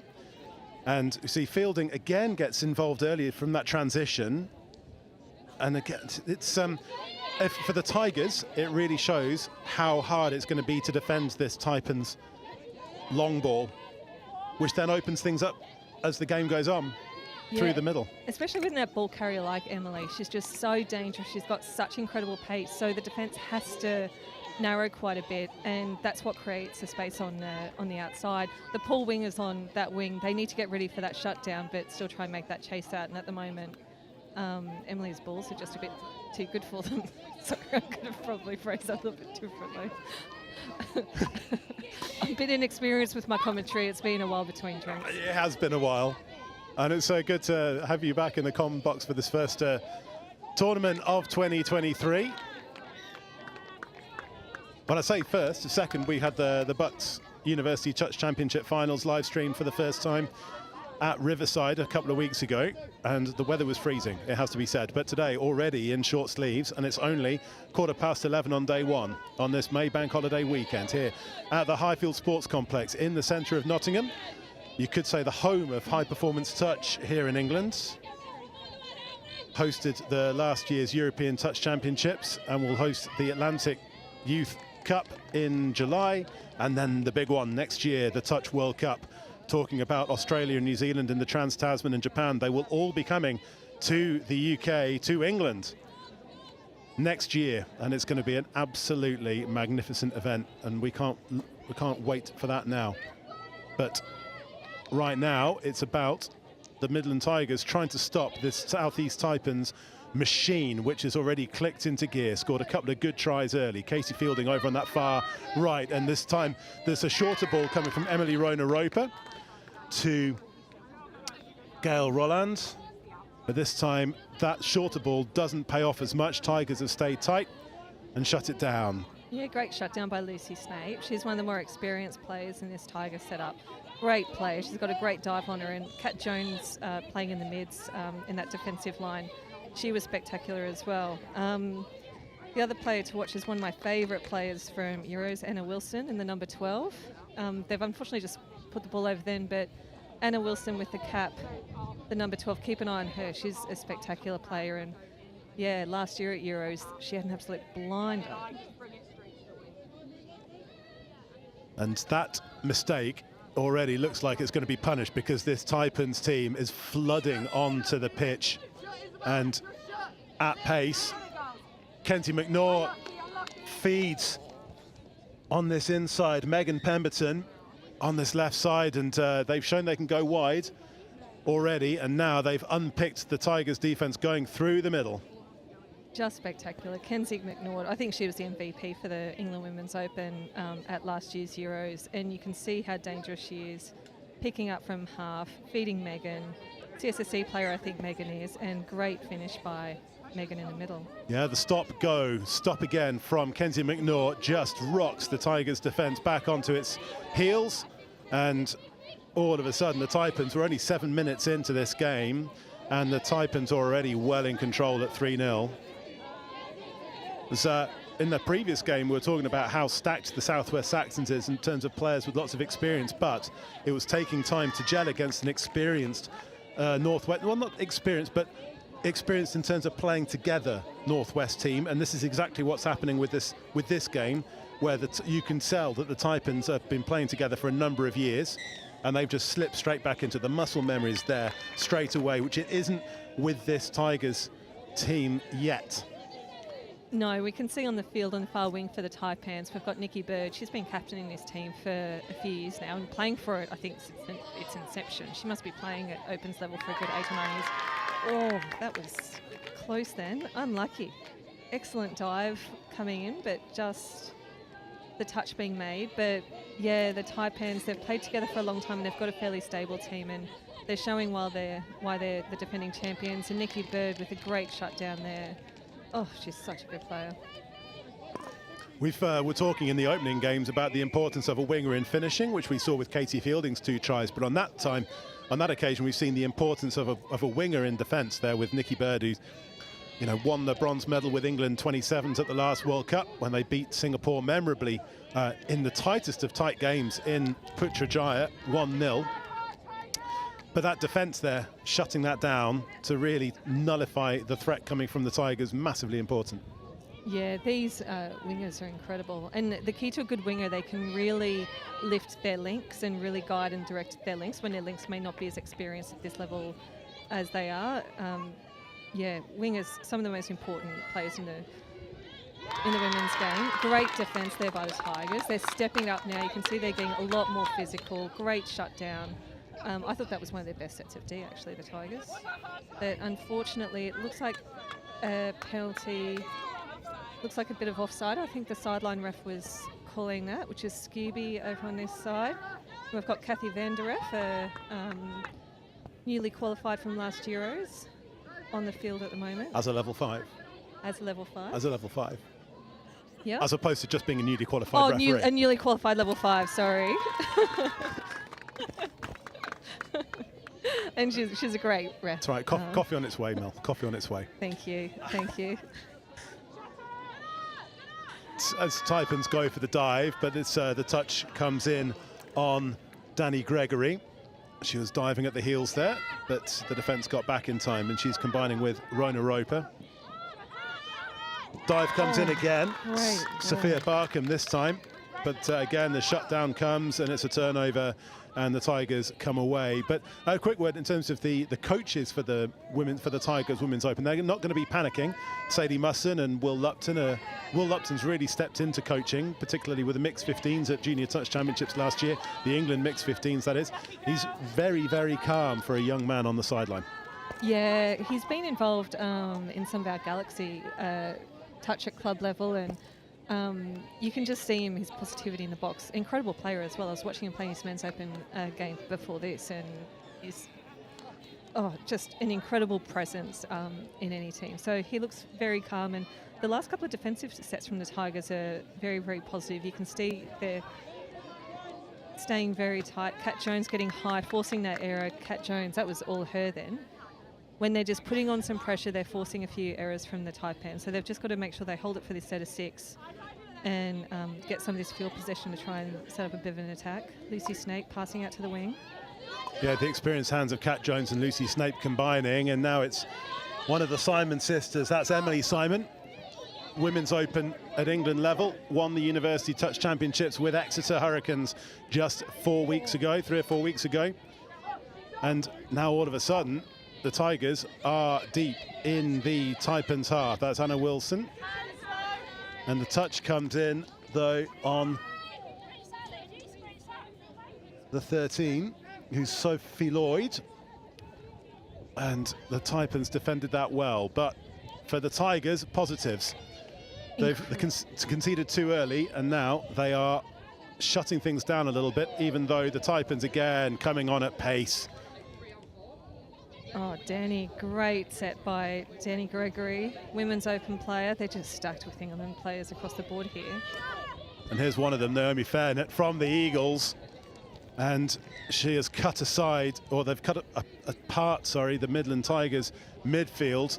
And that's just made predominantly by pace from deep as we see them, the transitions coming on. And what was one thing that was interesting from last year, and going through the highlights from last year earlier in the week, when they were scoring their tries, is that they're really good at getting momentum and getting pace from deep and starting from a set of 6 deep in their own half and scoring at the other end.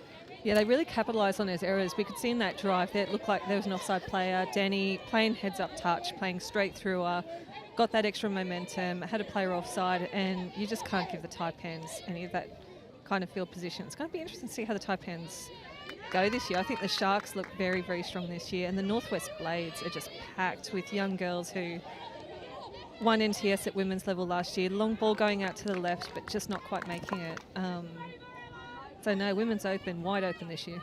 Yeah, no opportunity for a one bounce, one hand there play on, because ball hits the deck in touch and it's a turnover. But that's given the possession back to the Taipans, playing from right to left, as you see, in red. And it's a mighty, mighty red machine, the reigning champions. 2-time champions, actually. They won twice in Nottingham's a happy hunting ground for the Taipans. One at Riverside last year, one at Lady Bay the year before in a memorable match against the Sharks, both times against the Sharks. And now they've got a penalty restart, 10 metres or so in the Tigers' half. And when you've got players of the calibre of Kenzie McNaught, who was, as Mel Day said, was the England Women's Open MVP at last year's European Touch Championships. You don't want to give players of that caliber the opportunity to create something deep in your own half. And McNaught gets the ball back, has runners, but the defence comes in from Catherine Green to shut that play down. And that defence forces a fumble. It all just died a bit of a slow death for the Taipans. It's interesting, they seem more comfortable attacking from deep than they do attacking close to the line. Yeah, absolutely. I thought the Tigers were actually playing really, really well. It was just unfortunate them getting that penalty on that last touch of that set, because we can see them in midfield now. The yards that they're making, they're really creating some incredible momentum. Great ball by Anna Wilson out to the wing. They've made an extra 10 metres from that ball by Anna Wilson. They just need to keep this ball safe, get up to the 7, get the 7 into play. And I've got no doubt that they're going to score soon. They're just packed with talent. Little quickie, Kat Jones back on the inside and straight through by the number 4, Emily Simon. Yeah, it just hits the short line and goes over the whitewash. Interestingly enough, it was a try saver on this near side, but there's nothing that the Taipans can do when M. Simon attacks from close range like that. As we see the little show and go, the pump, the ball in 2 hands, comes back from Kat Jones. Oh, it's the subtlety that we see, and we see Kat Jones's reaction there, the subtlety that you see with the dummies. It's none of it's really overt, but it's just enough just to hold the defence, and we've seen that on a number of occasions across the 3 games that we've seen in the Mixed Open, Men's Open, and now Women's Open. Yep, the England Touch CEO, Chris Simon, would have been stoked to see Emily get over the line, and the Simon sisters, both cracking players from the Nottingham Hoods club, and there are 3 sets of sisters actually in this Tigers setup. So keeping it in the family, the Tigers, we've got the Loveridge sisters, the Simon sisters. Yeah, it's just packed with family connections, and these Simon girls are just incredible. I think Chris would have been quite happy. Might be getting my groove back as well, because I called the Tigers getting over for a try just beforehand. So absolutely, the jet lag is working its way off as you've got a nice flat white in your the caffeine is kicking in. A little macchiato actually, and I was flirting with the coffee man. I think he might have given me a double shot, I suspect. Oh, what a score on this wing by the Taipans. Didn't think it was on there. I thought she might have been very close to stepping out. So an incredible finish here. We can see it started over on the opposite side of the field. Nikki Bird, this might have been a last touch. Oh, great spreading of the defence, and ball straight out by the number 2. Yeah, Hannah Lewis finishes that off, and there was a bit of a bite in there from Sophie Lloyd. She didn't stay on her player, just created that space here on this near side for the Taipans to regain their 4-try lead. We have got, all of a sudden, it's 2.5 minutes to play in this first half, and the Tigers, you know, they conceded a couple of scores early, but they've settled down since, and it's there's only a couple of tries between the 2 teams since then. But the Taipans machine has got rolling, and we are now close, as I say, close to half-time, and the Taipans are well in control, the reigning champions. Also, you're playing in the women's 35s this year, aren't you? Yeah, I am. I was rested for the first game. Apparently they're keeping the heavy weaponry out for game 2 and 3. Well, that's what I said to myself when Hutch told me. But yeah, playing with the Southeast Sharks again this year in the 35s competition, which looks very even across the board, as the Taipans straight through. Kenzie trying to finish that off, and she score. has. Yep. Great finish there by Kenzie McNaught. Fingertip stuff there from the England Women's Open player. Still young. It's easy to forget that Kenzie McNaught is still in her early 20s. It's frightening. Absolutely ridiculous. Look, great dump. She has created so many opportunities around her. Oh, that's beautiful. Just stopping off Megan Pemberton, just cutting across on that scissors play. Absolutely incredible.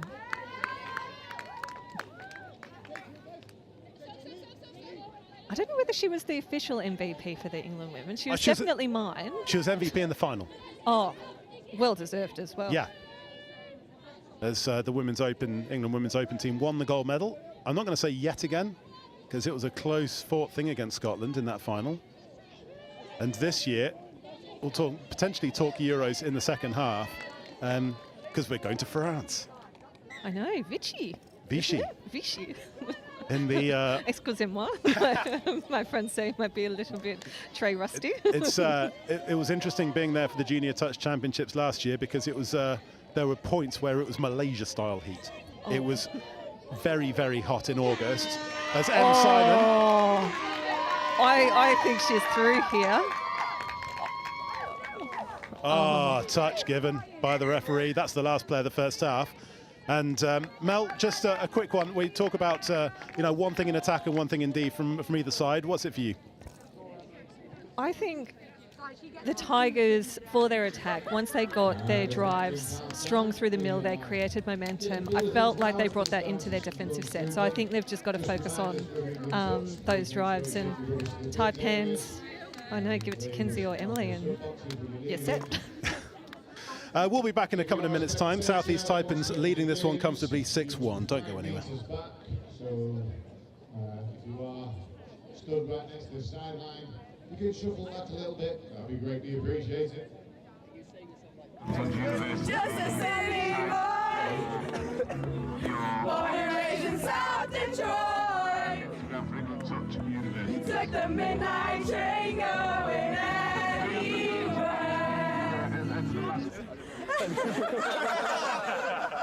Oh, sport mode. That's how much I care about the threes. Even got them in sport mode. We need to make sure that we're working on staying tight in D, and then when we're up there, we need to be a bit more organised. So 32 shorts, doing the quickies. I realise the camera's on me, so I'm trying to keep talking. We're keeping them in their half really well, so keep working hard because they're taking 4 touches, 5 touches, get them away. Those last 2 scores have been exactly the same move.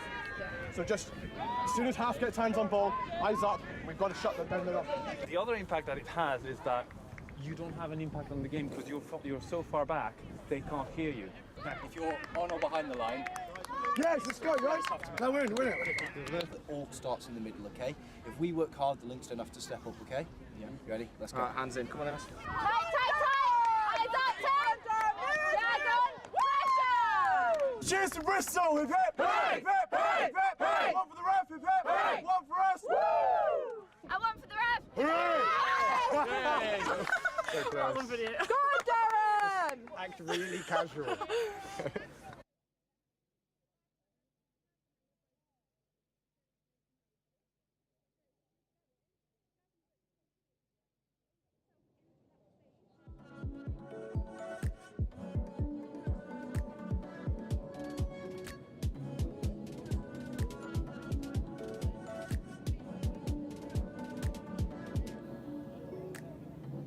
Southeast Taipans well in control of this Women's Open game. Just a quick one in terms of what's coming up. We've got the Women's 35s coming up next. That's going to be in half an hour or so. That's the West Wildcats against the Northeast Raiders. And we can talk a little bit about the Women's 35s because Melissa Day, who is with me, my name's Chris Wimmer, Mel's to my left, and she is playing in the Women's 35s this year. And then after that, we have got that's at 12 o'clock, sorry, the Raiders Wildcats. Then we go back into the Men's Open at 12:50, Midland Tigers against the West Wildcats. 1:40, the Men's 30s for the first time today, Northwest against the Southeast Sharks. That is going to be a bit of a game. As Kylie Hutchison, go Sharks, she's saying. As the reigning champions, you'd agree with her, wouldn't you, Mel? Oh, absolutely. She's such an incredible player. It's going to be really tight, though. We played the Northeast team in our first game of the day, and we got through 3-1. So I think it's going to be a very, very tight division. And I think all the Sharks ladies will be on the sidelines to watch the Wildcats and the Raiders on field 1 in the next game, pick up some pointers. I can check out who's got a score on my outside. It's always nice to get a preview. If you are watching on YouTube, you can drop us a comment on the live chat. As Clark Hobson coming by, he's got boots on, but I don't think he's playing this weekend. He's not playing this weekend. I think he just needs some extra traction from the coaching box. Also, Well, Clark, you can come in for a right of reply. That's no problem at all. Yeah, Clark Hobson, England Men's Open stalwarts.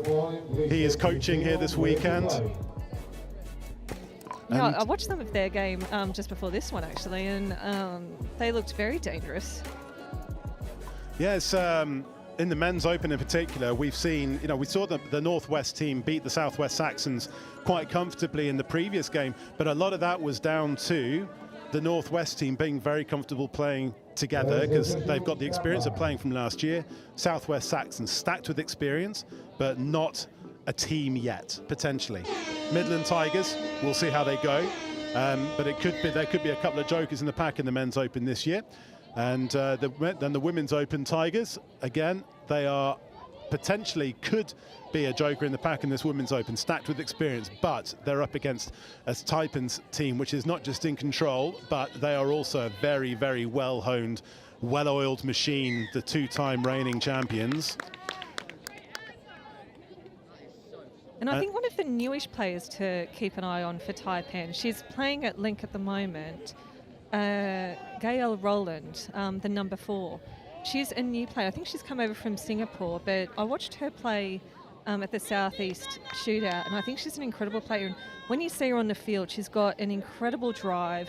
She's got a great dump. Here she is at the moment with the ball. She creates so much momentum from those, like, strong, clean drives. Unfortunately, just a foot in the ball then, so the commentary curse has just struck me again. But I think she's got incredible potential, and yeah, I think she's fresh off the boat from Singapore. Really, really strong player. Yeah, Singapore is becoming a real hub and, dare I say, a developing ground for England touch talent. Kenzie McNaught being a player for that, and the Ducorno brothers as well for Exeter University. And an increasing number of players from Singapore come over to play university touch here at the likes of Loughborough and Exeter and Bath. But it's when you get to the Opens that it starts to count. Yeah, absolutely. And a pretty good attacking set there for West Wildcats. Emily Simon, once again, in the mix absolutely everywhere. And they came very, very close to scoring, but they're going to want to be very, very aggressive with this D and just try and keep the Taipans as far away from that try line as possible. And you can see the Taipans, they're just a bit stuttery in this attack. Danny Gregory creating some momentum now as they go through the middle. Naomi Furnett passing out. Oh, O'Driscoll. Naomi O'Driscoll there with that pass. But it's just to pick up on a theme that we were talking about in the first half. The Taipans get their momentum from their transition plays. When they get the fresh legs on, they work really, really hard to get past that halfway line before they come off and give players who are coming on that ability, to that target to aim at, the momentum continuing, and the numbers of tries they score from long range is pretty sensational at this level. Absolutely, that's it. They were just stuttering on the first 3 or 4 touches, and regular teams would be very stuck in that, but then they've got these outstanding players like Danny Gregory that can just, with one dump, create that momentum and lead to attacking opportunities from anywhere on the field. As the Taipans coming off their line, Wildcats really need to compress this defence. They're rolling a little bit at the moment, and they need to get up now.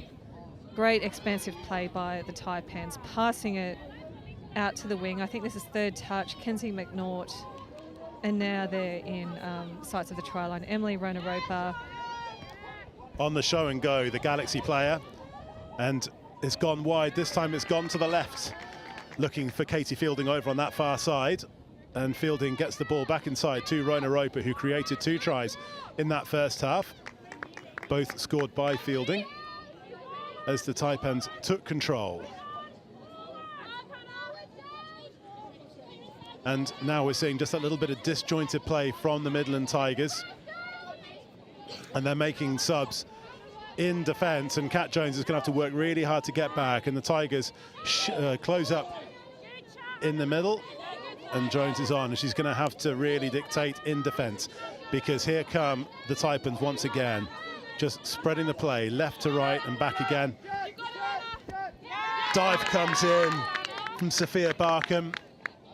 Anna Wilson, great touch there. Great dive, even greater defensive touch. Back to Rona Roper. This goes out to the left this time. Oh, Gail lovely. Rowland. Oh. A touch coming through. Touch on the way through from Ella Fleming, this time on that far side. Great hull running. She was MVP this in the mixed open. Oh! Touched in flight by a Tigers player. Picked up on the dive. This replay is going to be an absolute cracker. This is definitely going to be on the highlights reel on England Touch today. Oh, thanks, creating my work for this. At least you know where to edit. Second half.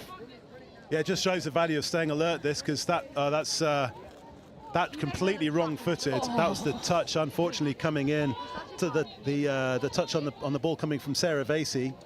And Sophia Barkham, what a finish. That's just unfortunate there for the Loughborough and Wales Women's Open player. And it just gave them a fresh set of 6, but also it just showed the value of staying alert. And also the ability to juggle. No doubt Sophia Barkham's a great juggler. Just, quality finishing here by the Taipans as we see the other Simon's sister, the number 14. Phoebe. Who scored a great try. This is one of my clips from last year is Phoebe Simon scoring for the girls 18s in Vichy to win the gold medal against Wales. And her mum and dad are behind and I'm right next to them. And of course Pan, and there's straight away there's Joe and Chris just going absolutely crazy behind the dead ball line.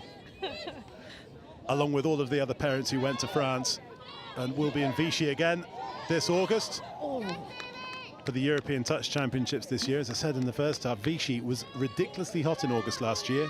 Lots of lessons learned, and I think lots of lessons that'll be put into practice from Malaysia from the last World Cup as well, particularly with Carrie Thorpe still as the head of medical. I think we'll be raiding lots and lots of ice machines. Fortunately, a pleasant day in Nottingham. 17 degrees, no rain. Basically an Australian summer. An Australian winter, I should say. An Australian winter.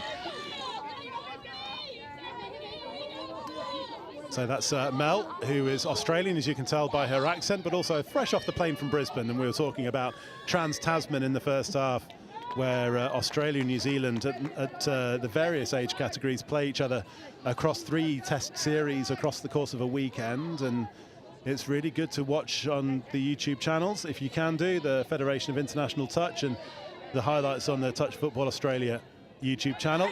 Lovely finish. I know that's going to be given as a forward pass, unfortunately, for the Tigers. Unlucky, an absolute bullet being fired from midfield there. Must have just, unfortunately, come slightly out front of the hands. Oh, gosh, he's got a good ball on her. And the Taipans, having escaped one there, now get that momentum going. We've talked about it before, and we see the pace coming on from the team in red. There's Emily Rona Roper, their main player. They're one of the playmakers of this pod. Gets the ball in their hands once again. She's looking for fielding on that far side. Touch comes in this time. Tigers scramble well on that far side. Yeah, that was a great D-set by the Tigers. You could just see them shifting across with the momentum in play, and they did really well. As Lucy Snape passes out to the wing.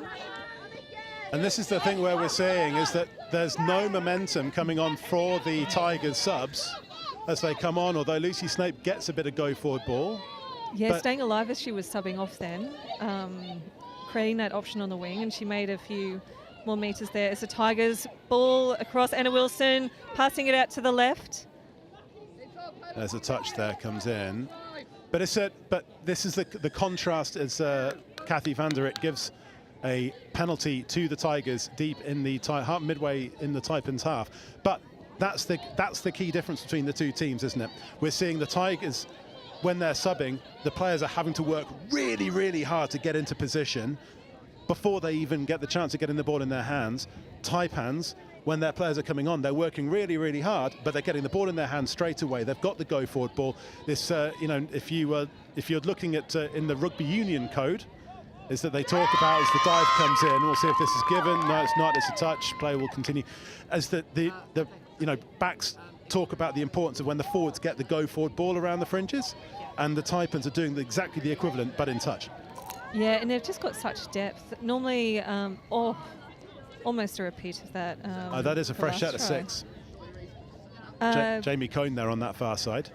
Yeah, the Taipans, they just have such strong depth. With a lot of squads, you'll see that they have stronger pods, and but with the Taipans, everyone is just incredibly strong. You see them sweeping on and you think, oh, this is an incredible pod, and they just do that 3 times over and over again.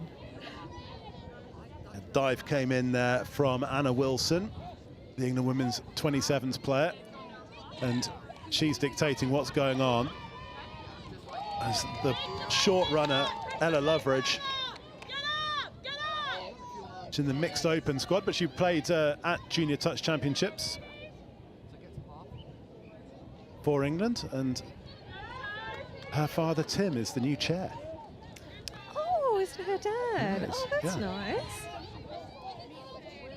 You know what's amazing when you watch a game like this and you see the players on the field, just the impact that the University Touch Series has, that the Junior European Series, as we see Kenzie McNaught pick up, keep on going through. But you see these young girls go from kind of under 18s to university, through to playing consistently at this level of touch and playing very, very well at it as well. The inaugural University Touch Championships finished a couple of weeks ago here in Nottingham. Exeter Hurricanes regaining their title, and pushed all the way this year by Loughborough. It came down to the semi-final in the cup competition this year to decide who was going to win the overall, and Exeter University, as it happened in the end, were reasonably comfortable winners over Loughborough, but Loughborough have come on leaps and bounds. Bradley Murphy's been their main man this year in particular.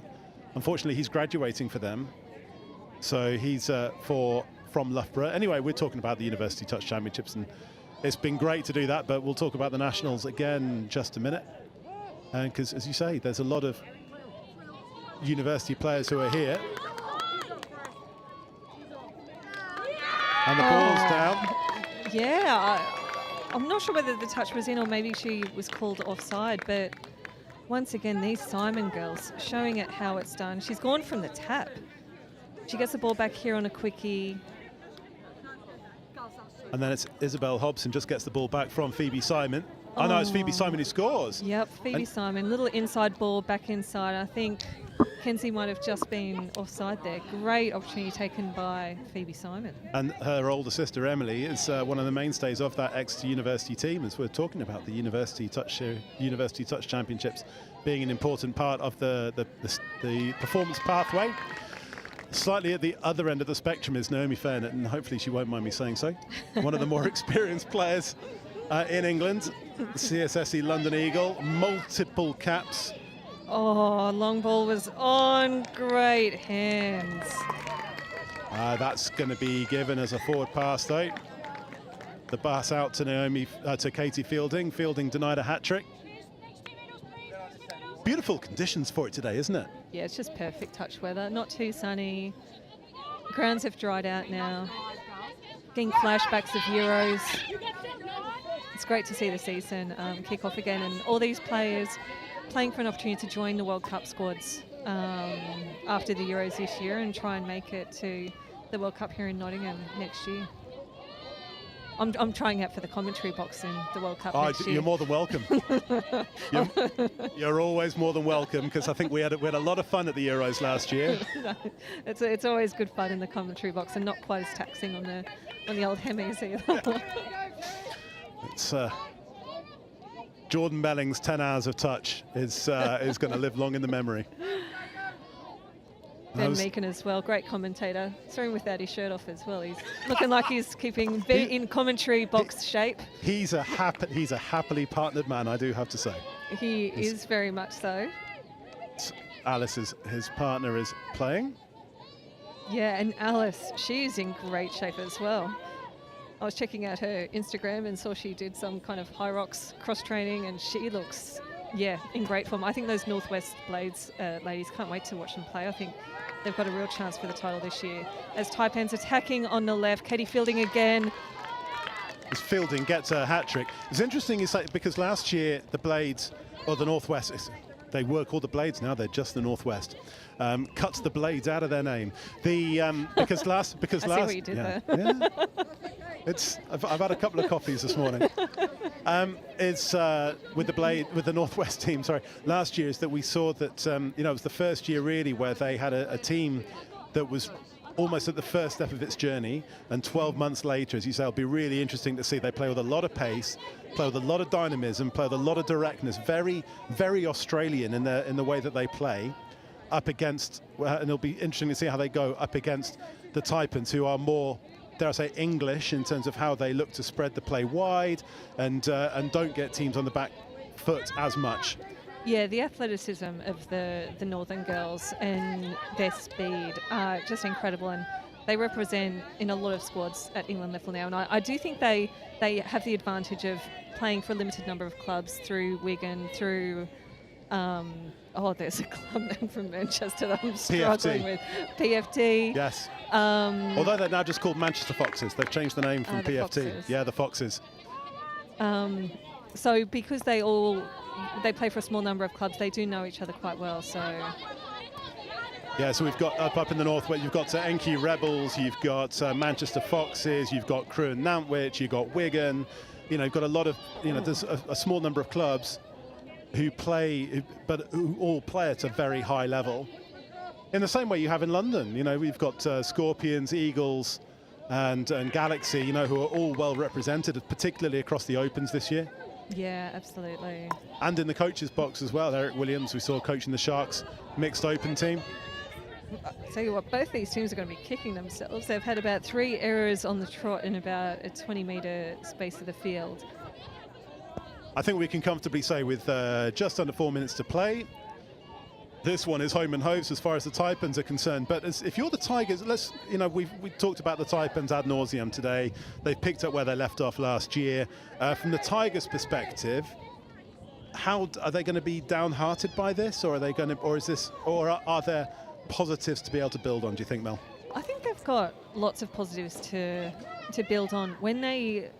It's a matter of keeping that ball for that set of 6, because there's a few times where they really build momentum through that midfield. In that last set, Anna Wilson just had an absolute blinder, sprinted 15 metres right through the middle, but they just need to execute after an incredible play like that. So it's just that final execution, but I think they've played really well. I think they've really tightened up their defence, especially in the second half. So they'll take plenty of positives from this game. Yeah, 6-1 at half-time, and it's only 8-2, so they've only conceded 2. So it's only 2-1 to the Taipans in this second 20 minutes. And so as we said in the men's open in the last round, is that the importance in this competition is to get into the top 4. Yeah, absolutely. And we can see them driving now. They're going to want to keep the ball here. They're going to be over the halfway line. Ball is with Lucy Snape. They're going to pass it into the middle of the field now. They're going to need some traction on this strike dump. I think this might be 4th or 5th touch as they throw it out wide. It's just that execution on, that 4th or 5th play. But that showed the importance of momentum, because they got Lucy Snape get some more go-forward ball around that halfway line. The players have got something to aim at when they're coming on. They're not having to work hard to get into the game in the first place. Again, this is we need comms cam just and come all flappy hands and stuff like that. But it got them into a threatening position. Yeah, absolutely. And we've not seen that too often from the Tigers. And the thing is with Nationals, obviously the Tigers team, they've got a lot of young players like the Simon sisters, and it's great to have players like your Lucy Snapes, your Anna Wilsons, 27s, players like Kat Jones, be there to guide them and develop them, because that's as much as what Nationals is about, as well as the title, obviously. But you need those young players to do the running for you, don't you? That's the thing. And what we saw so well, and what we've seen so well from the Northwest Men's Open team, is they have the experienced players, the Ben Meekins, the Bobby Taylors, the Sean McDonalds this year coming in. He's not given us a song just yet, but they've got the young players around them, and the youngsters are doing particularly all the running, and are being with the older players providing that guidance. And I think with the Tigers, you know, the young players are not necessarily doing all the running yet, as Emily Rona-Roper goes through the middle and puts the seal on this one.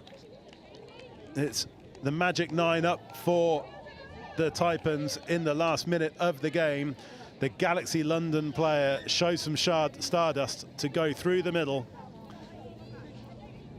And there she is, getting the ball from half. I think there was a quick chat about whether she was half, but no, she just ran an excellent line right next to that ruck and straight through. Gosh, she's incredible. Set up a couple in the first half and deserves that try here at the end. And 10 seconds or so to go before the hooter. This one, as you say, is quite comfortable, and it could end up being the try difference. It's becomes all important when it comes to deciding who is in the top 4 in the semi-finals when it comes to Monday. And the Tigers, that last one could be important. Anyway, 9-2 the finishes here for the Southeast Taipans. We stay with the women for the next game. It's the women's 35s between the West Wildcats and the Northeast Raiders. Angus and Joe are going to be here with you for that one. Mel, thank you very much for your time over the last 40 minutes. We'll see you again at some point over the course of the weekend, I'm sure. And we'll just leave you with the highlights of this one. 5-minute interval. If you are getting towards lunchtime, you've got a little bit package. There is lots of food options available for you from the caterers.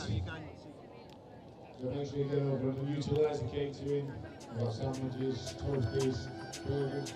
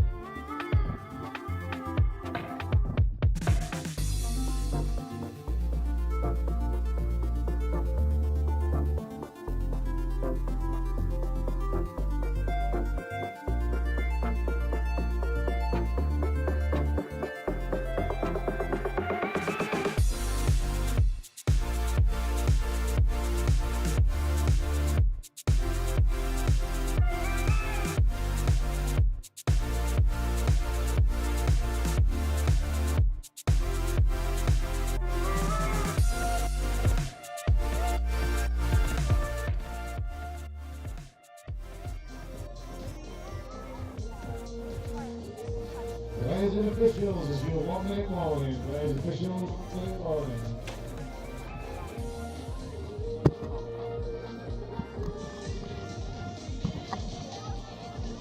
broke it.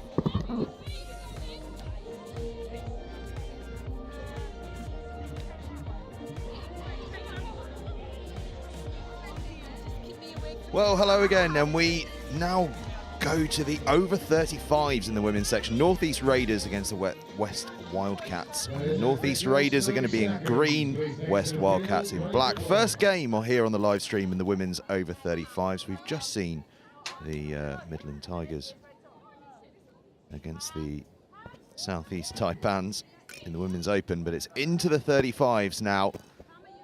Alongside me, Joe Wright. And Joe, we're going to see a bit of experience here, some know-how. Perhaps not the fitness and the pace of some of the younger teams, but plenty of know-how as the hooter goes. Yeah, I think that's one of the big things with the senior divisions, ranging from 30s to the 50s, is you're going to see a lot of tactics, and it's not going to be as fast, but I think the core skills and the way that they run moves are a lot more methodical, a lot more thought out, especially in women's divisions. I know that typically women respond to tactics a lot easier and get them a lot quicker than men do, because men think that they know best. So we're going to see a lot of sort of like slower, more thought out plays that, as we see here, result in tries. Certainly do. An opening score early on for the Wildcats. I'm just going to give you a quick run through of the team names on the Wildcats as we look at a replay of that try. We've got Becky Anderson, Laura Anderson, Celestine Chong, Julia Cole, Claire Davis, Becky Hart, Olivia Jones, Mary Murphy, Laura Oxford, Sammy Phillips, Yelly Powley Williams, Magsry Smith, Natasha Rose, Claire Rylance, Kat Spring, and Marnie Wills playing for the Wildcats. But it is the Northeast Raiders who are in possession in sort of green on the top half, but blue on the bottom half as they move it to the right hand side. A lovely step inside, just touched there. Oh, just a bit of confusion there. They've still got a touch to play with. Thought that was it, but they've got to kill the ball. Important to get your math skills up early doors. Yeah, honestly, you would be surprised. It's quite hard to remember all of your touches and when everything's going on, especially when you're in the thick of it. Although that is offside call, I believe.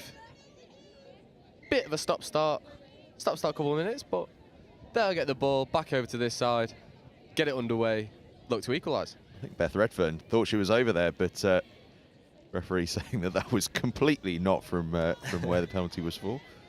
Redfern has it again. They move it to the left-hand side. The hands of Hester Williams, who's very much looking like the controlling force in this Northeast Raiders side. Yeah, a lot of players in both sides have so much experience, whether it's coaching, playing, that they're going to look to control these pods. A thing that we've seen a lot throughout all of this morning's actions is attacking short side first and then going open side. And I don't think these two teams are going to veer away from that at all at the moment. They look to go short side and then come back to open side, as they do here. Nice long ball thrown, but very well covered there by the winger. Easy shutout. And presumably that style of play with the intention of dragging defenders into that short side so that you've got the space over on that open side. Yeah, we saw it a lot with the Northwest men's. They are superb with it, you know, under the tutelage of Gabe Pennington, Ben Meakin, and some of the more experienced boys who aren't there as well. There's a few to be mentioned, like Toby Phillips, who just, you know, aren't here in the tournament, but the level of knowledge to go short side, condense a defence on the short side, and then whip a ball open side. You're creating the space, you're manipulating defence, you're always sort of keeping them on their toes, and then once you change up your setup and start to attack open side initially, you'll find a lot of the teams have already condensed to shut out the short side option. So it's about conditioning defenders to, you know, you always want to be asking questions, and once you ask questions and a defender makes a choice, do you have the awareness to pick the other option? That's the big thing that you see. Absolutely, and Northeast Raiders injecting a lot of pace here. Last pass out, but the touch was made.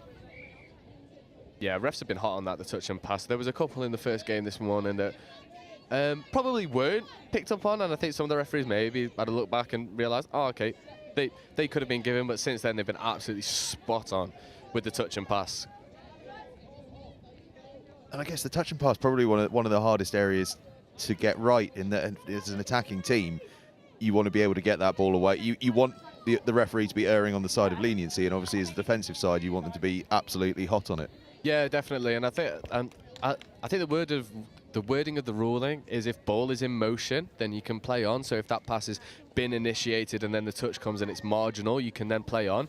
But a lot of teams sort of don't have that recognition of, okay, I'm trying to pass this ball, my teammate isn't set for it, I want to pass it anyway, but the touching player is already there to shut me down. So then that's when the onus is also on the attacking side to make educated decisions rather than just going through the motions irregardless of what they see on the pitch in front of them.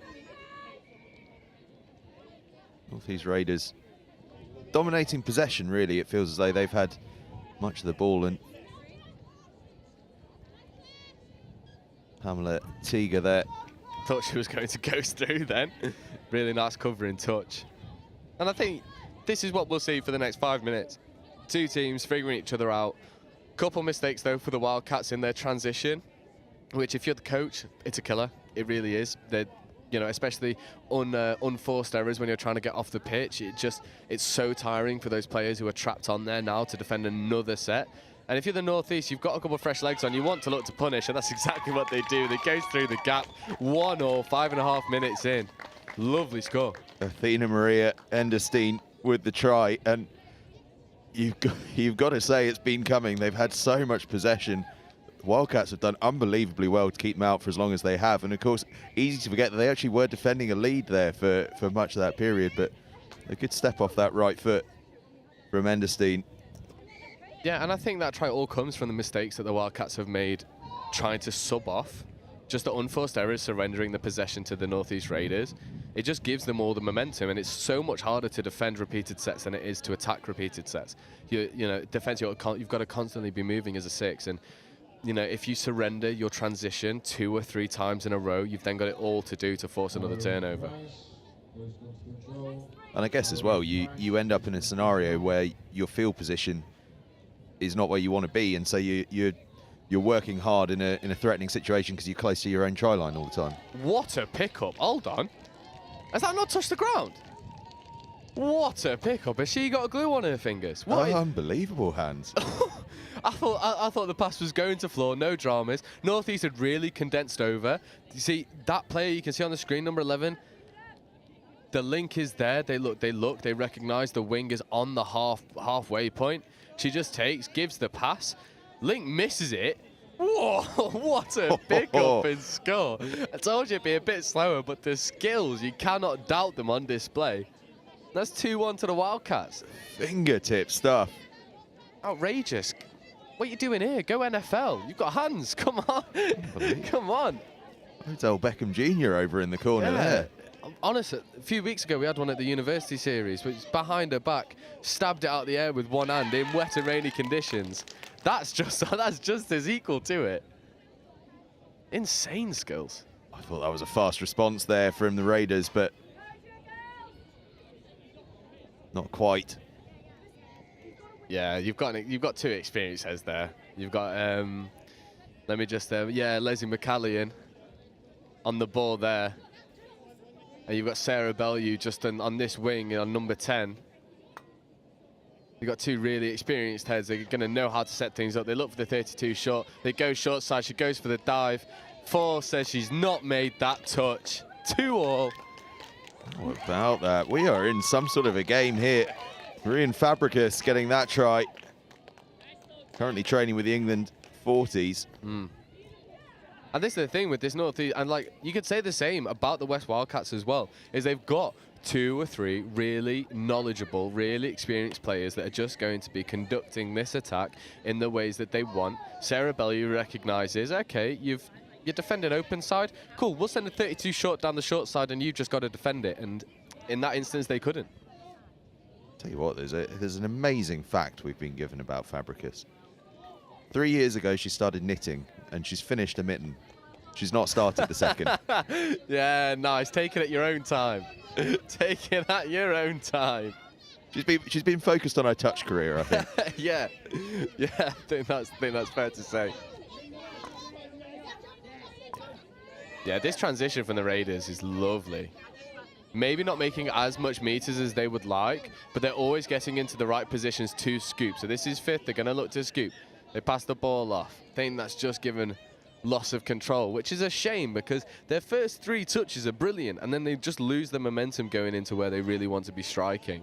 And it's just given the Wildcats the opportunity to sit back and then make that touch when the final roll ball has been made.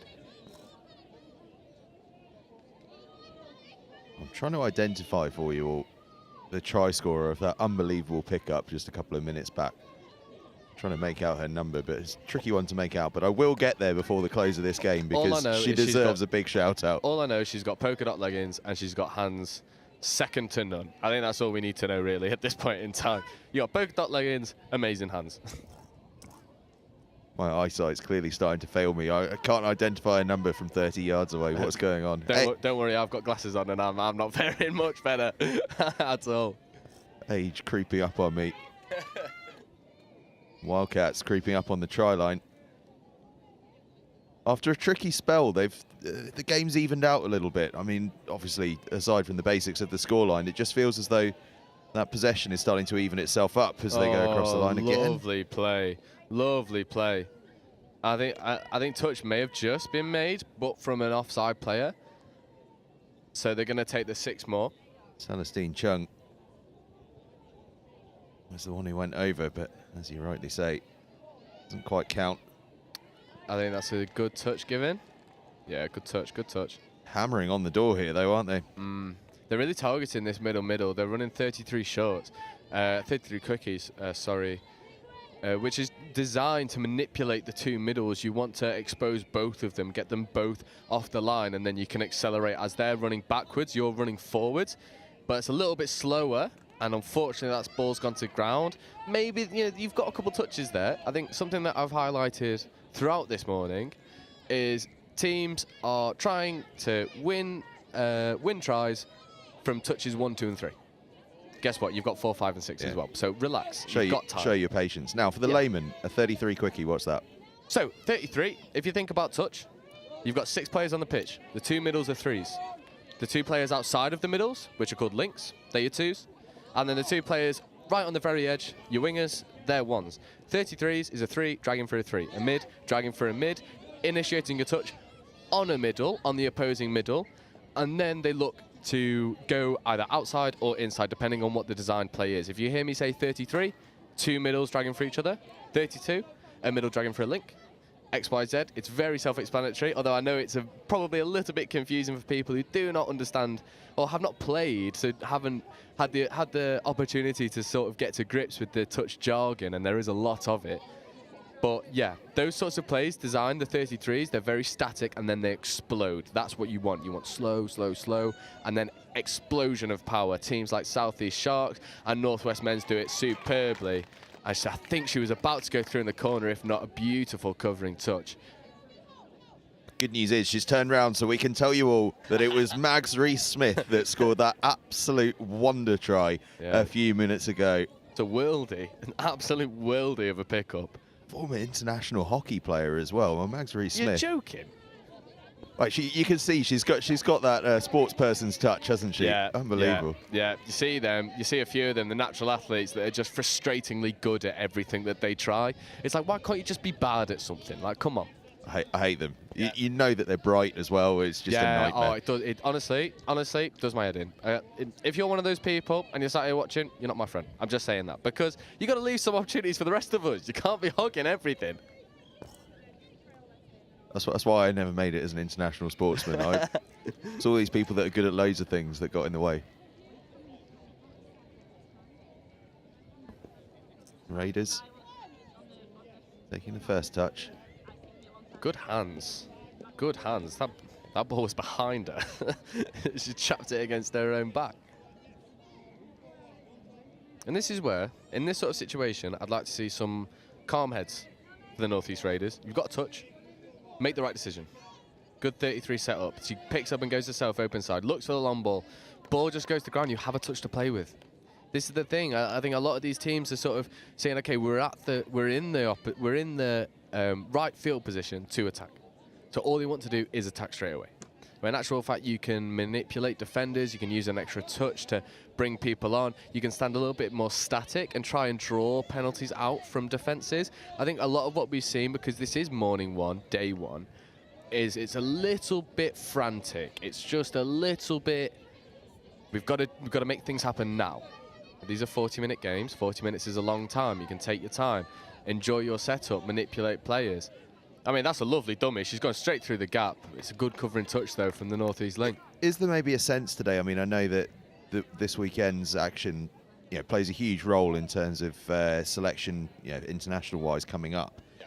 Is there a sense, perhaps, that there are some people out there who may be a bit impatient because they want to show their worth, show their value, so they want to make things happen perhaps a little bit sooner rather than having that patience? Yeah, I think definitely. I think absolutely, definitely there will be people here that are anxious to prove that they can play an international level. But you've got to remember, this isn't the end of the touch season. Euros creeping up on us, but we've got NTS as well.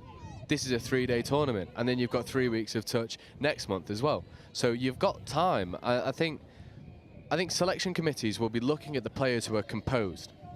Because anyone, if you've got a bit of speed and you've got a bit of footwork or you've got something about you, anyone can create a score. But can you pick right options? Can you be patient? And that's something that we've not seen from, to be perfectly honest, we've probably not seen on pitch one yet. We've not seen that one individual just go, you know what, let's be patient, let's take our time, let's make good decisions. And that is what selection committees will be looking for. You're almost needing players to be that sort of game manager in effect. Yeah, for sure. I think that's the big part of it. I think that is a massive part of it, is if you can take control of your pod and just say, hold on, we're running around like headless chickens for absolutely no reason, other than putting ourselves under more pressure, and we're running mediocre attack.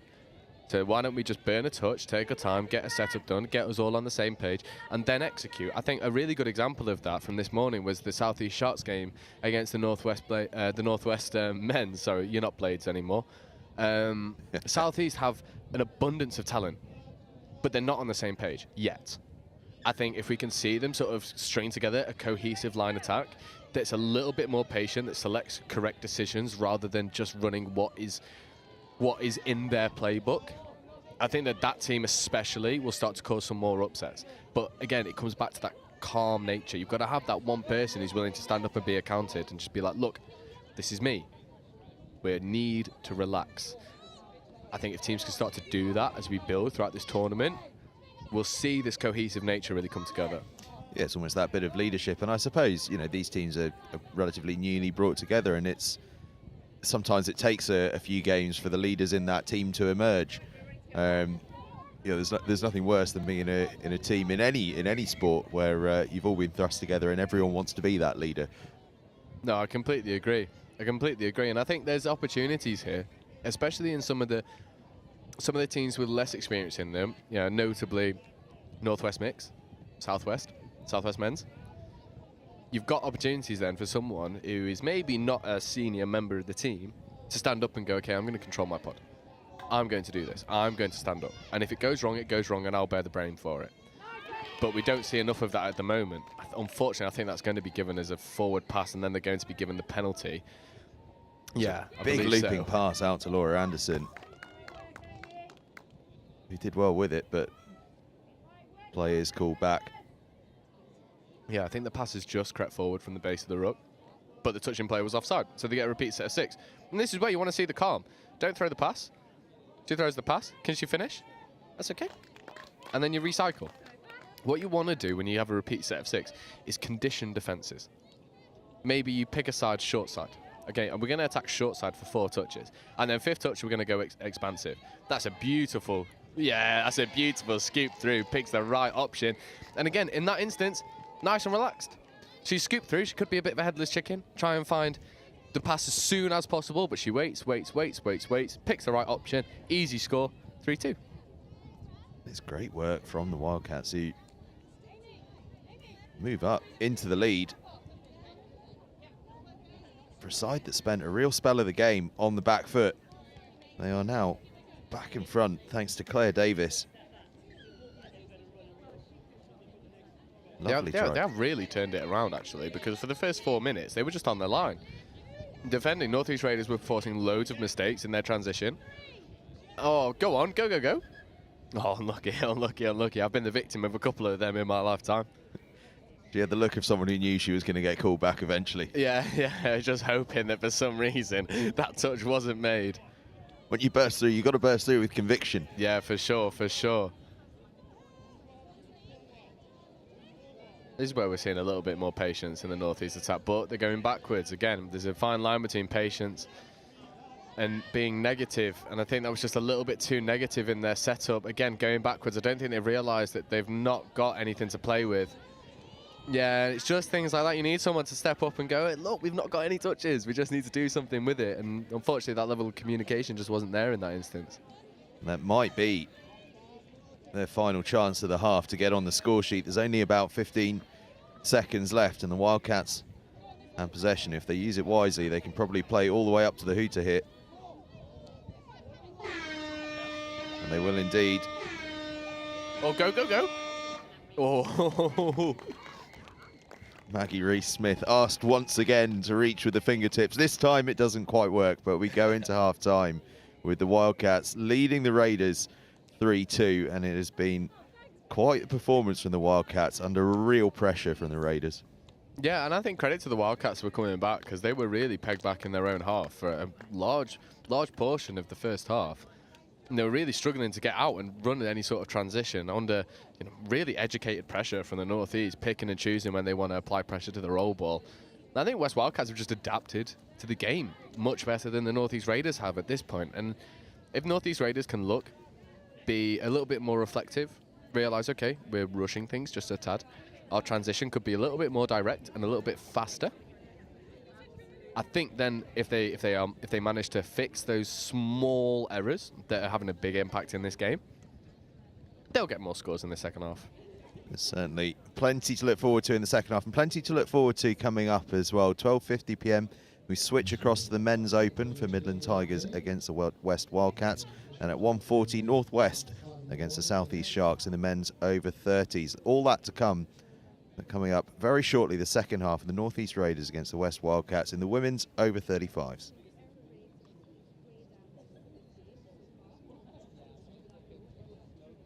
Just a city boy, born and raised in South Detroit. Took the midnight train going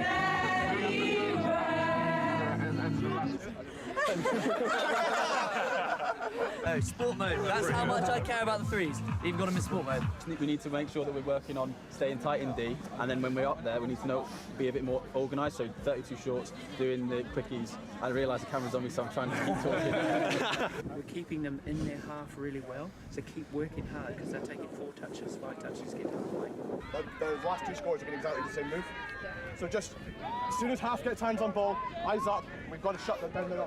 The other impact that it has is that you don't have an impact on the game because you're so far back, they can't hear you. If you're on or behind the line, yes, let's go, guys. Now win it. it all starts in the middle, okay? If we work hard, the links don't have to step up, okay? Yeah. You ready? Let's go. Hands in. Come on, then. Tight! Eyes up, Tim! Pressure! Cheers to Bristol! Hip hip! Hip hip! Hip hip! One for the ref! Hip hip! One for us! Woo! And one for the ref! Hooray! Well done, Darren! Act really casual.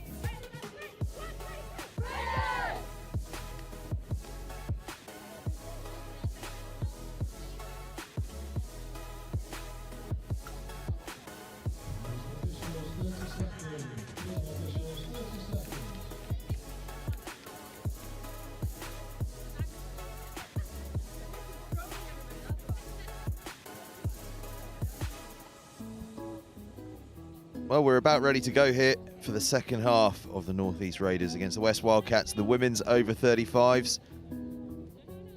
West Wildcats leading 3-2, and it's going to be the Raiders that get things started here, playing from right to left. Hooter goes, and off we go. The world's most enthusiastic hooter, it has to be said. You'll be hearing it in your sleep over this weekend. That's for sure. You get used to it. I love it. Keeps us on our toes. It does. Although I'll tell you from experience, when you've turned up to a competition at 8:30 in the morning, you're half asleep, you've not had your coffee yet, and you walk past the speakers as they do their test. It wakes you up very brutally, very brutally. And I suspect there might just be the odd dusty head over the course of the next few days. So keep an eye out for some of those early teams and the look in their eyes when that hooter goes off first thing tomorrow morning. Yeah, it's a very rude awakening. It really is, especially when you're stood there waiting to go, all lethargic, and then they turn the volume up just a little bit for the first game, and then it really does shock you into life. Oh, great hands. Great hands, yeah, the speedster's going to finish in the corner. Lovely score. It's a try-scoring double for Max Rees-Smith here for the Wildcats. That one not as spectacular as her first, but brilliantly worked. Yeah, just clean hands. Just clean hands. They recognise the overlaps there. They're okay, we'll take one. And then here we go. Step in. Give the ball. Oh, give the ball again. Lovely. That's great handling. Absolutely great handling. It's just good core skills. It's just exquisite core skills. And that's all you really need in this age group is, can you run? Can you pass? Can you catch? Boom. Then we can use those skills to execute overlaps. And that's all we need. That's all we need. And it's given the Wildcats a slightly more comfortable advantage. For the first time all game, there is a 2-score difference between the sides. And a little bit of breathing room here. I think they're good value for it as well. I think they've really earned it. I think they've sustained all of that pressure. They absorbed it, said, okay, keep coming, keep coming, keep coming. And then they've gone up the other end and executed. And I think, you know, the onus now is on North East to really sort of make things happen. I think if they keep running down this short side and don't threaten the open side, I think it's going to be progressively easier for the Wildcats to defend that.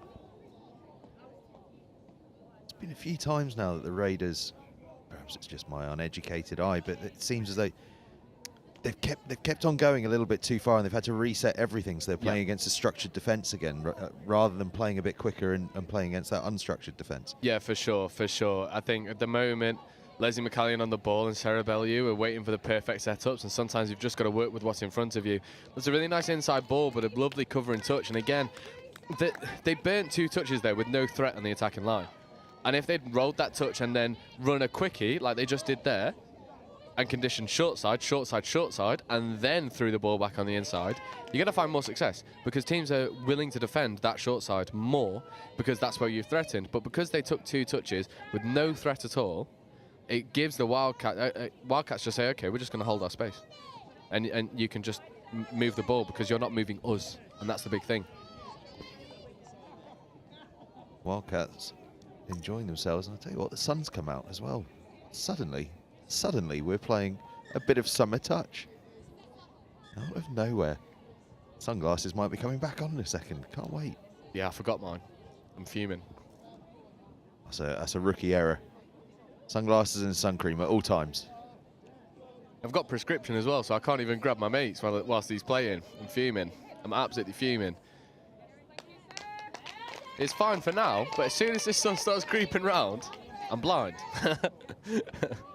Absolutely blind. The perils of prescription sunglasses. Yeah, honestly, you forget them, you're ruined. That's it. You got one chance. Raiders working their way down this left-hand side. Playing very tight here. This could be a time where we see that switchback that you've been talking about. Now it comes. Defence is wise to it, though. Yeah, and this is final touch. They've not got a touch to play with. And that's turnover. The transition is just too slow. They're running down the same channels over and over and over again. There's no variation in their transition. So West Wildcats are just really sort of compressing over to their box side. and just picking them off one by one, making touches. If you need to start passing around shooters, maybe driving up the middle rather than always driving up your box side. There are a couple solutions to the problem that North East Raiders are finding. But at the moment, West Wildcats seem reasonably comfortable after, sustaining all of that pressure early doors. They're starting to look more and more familiar with each other almost. Yeah, that trust in defence that, okay, I know she's going to get there, so I don't need to move in because I can just hold my line because she will make that. Yeah, and that's the big difference that training makes. That's the big difference that training makes. And I think it would not be naive to say that you can judge how much a team is trained together by the way they play. I think at the moment, Wildcats look like a unit. North East Raiders look like 3 pods trying to work together. And that sort of like blend just isn't quite working at the moment, not against such a well-drilled side as West Wildcats. With the experience that they've got, it's a lovely little inside ball. I think touch has just been made. Yeah, really good covering touch there, but again, all of it's a little bit last minute, a little bit stretched, dying at the depth, so it just needs to be a little bit more cohesive as a unit if they're going to keep defending these out. Oh. An untidy pass there, so Raiders will have an opportunity. A bit more zip about this attack from the Raiders. Making good ground here down the left-hand side. Yeah, that's much better. That's much better. Screaming to come off. Yeah, you've done your job. and that is what you call an over 35s moment there. Yeah. I've had my sprint. Get me off now. Yeah. I need a breather. That's much better from the Raiders, but it just always moving to that one side. The defense can just move across with you. You need someone to run a switch and dummy it. If you carry on going in that direction, but dummy it, ask those questions. When you don't ask those questions, the defense can just carry on tracking you, no bother, and just crab across as a unit. It's a very end-to-end second half, this. It was all tight and cagey in the first half, despite those 4 scores. But it's wide open here as the error comes in. The Raiders had some promising play off the last error. Can they do something here? It's a little bit of a slower start, so they're going to have to build it a bit more. Big physical touch there. Yeah, chest on chest. Who said it's not physical in women's touch? Who said that? Up to the halfway line. That pass just to reach for, but Sarah Belly does well to gather it. Another physical touch coming in. Yeah, she might get called for off the mark there, which is a shame because for the first time in the game, North East had really worked around the shooters and created opportunities for themselves. But then just an unforced error off the mark touch just brings it all the way back, stops all of the momentum that you've made. It's an easy out for West Wildcats. A lot of bite in that last defensive set as well. Yeah, there were two touches there that could have been on the edge. I think the physicality is bubbling a little bit in this game. Nothing wrong with a little bit of aggression coming into things. Yeah, and that's what we love, especially as we say this a lot in the mixed game. The mixed game is I don't think I'm going to be crucified for saying it, and that's a hat trick. That's a hat trick. A hat trick of scores. Right foot step, just avoids the touch. Marjorie Smith, I just assumed she'd been touched. She so did I. She looked so sort of nonchalant crossing the line. That's why we didn't get all excited about it when it first happened, but we see it again here. It looks like she thought she was touched. She did really well to step in there. Yeah, good touch. Good finish. Lovely. She's got a hat trick. Hat trick hero, Marjorie Smith. Yeah, brilliant finish, brilliant finish.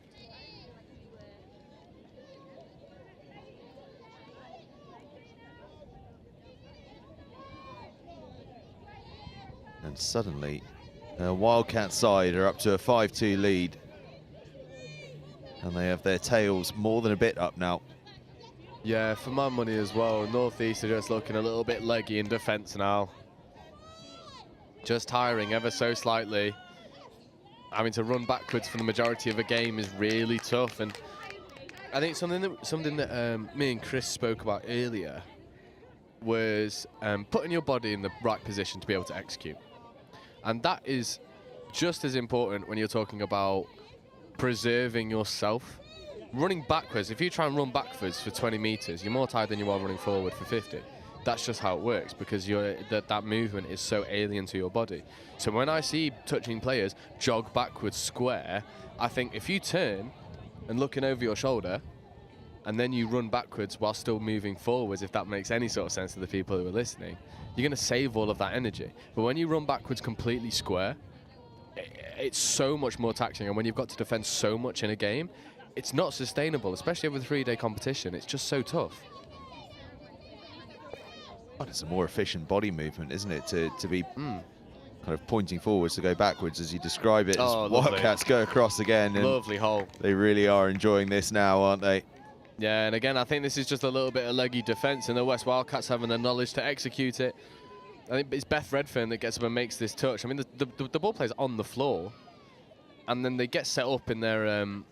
it's obvious what they want to do.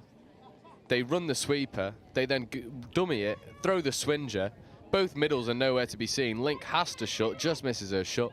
Lovely heads-up play, tip the ball into the space. Players running onto it. This is a textbook score. 6-2 now, and what an explosion into life from the Wildcats in this second half. Yeah, it seems like they took the first 20 minutes just to figure out how they wanted to play. And then in this second half, they were just like, okay, we'll play faster. And then we'll come out all guns blazing. It has been an impressive go. We've got 9 minutes left as well, and the way things are going, almost anything could happen in these remaining 9 minutes. Another big physical touch comes in. Referee's happy with it, though. Wildcats have a bit of possession again. They're making good early yards here, actually.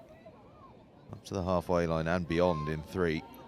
Yeah, and that's where... And this is a perfect example of what a good transition can do. You make so many yards through the middle.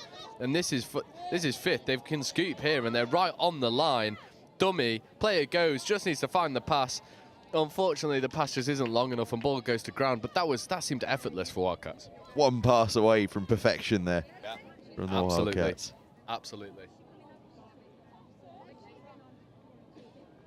And now Raiders have it all to do again.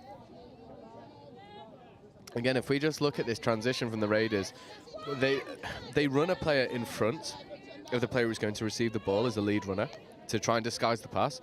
But the pass is being made so early that it doesn't commit any defenders, and defenders can just completely ignore that lead runner and focus on the player who's coming round out the back. And I think for the more experienced players in this Raiders side, they'll probably look back at this game and go, okay, we can carry the ball another 5 meters and then give that pass to try and start committing players. But it seems like because they're tired, they're giving the ball early and then wanting desperately to work off, that they're just not committing players, and it makes the decision for the Wildcats. There's the basis of a good structure there. They're just not executing it quite right.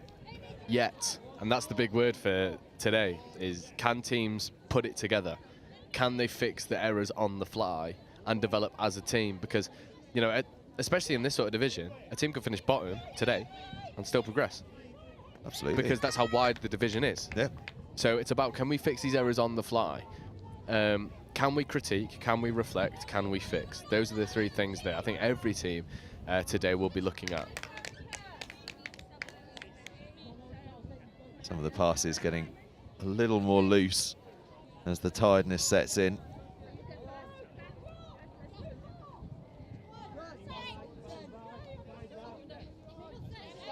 Raiders, they've spent a lot of time working down this left-hand side, actually, in this second half.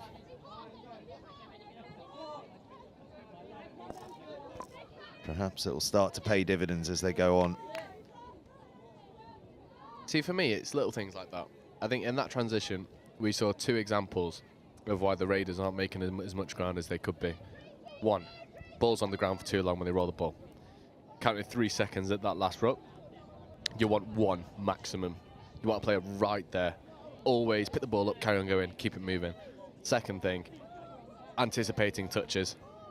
There's a couple of times where there's a half gap there, and they're trying to go through the middle of it, and then when they inevitably get touched, they then got to backtrack all the way, and you lose all that momentum. And I think a lot of these players are just thinking that they can do it all, and sometimes you've just got to take that touch, get the ball down, and carry on going.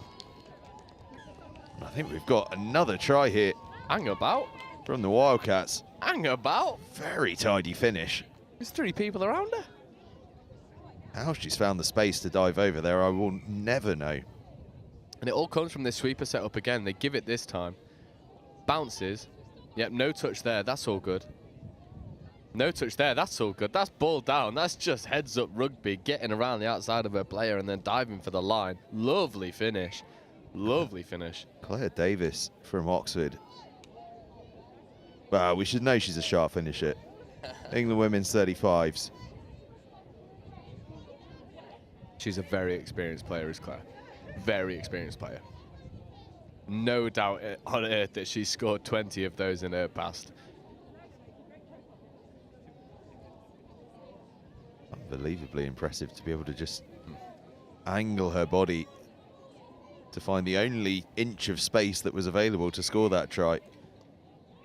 It's stretched the lead out now to 7-2. You wouldn't believe this was 3-2 at half-time, and we were talking about how the Wildcats have been under a lot of pressure from the Raiders and needing to work out the way to escape that. I'll tell you what, they've worked it out. Yeah, definitely. And I think it's all come from the Wildcats shutting down the Raiders' transition, because the Raiders have not mixed up their transition at all.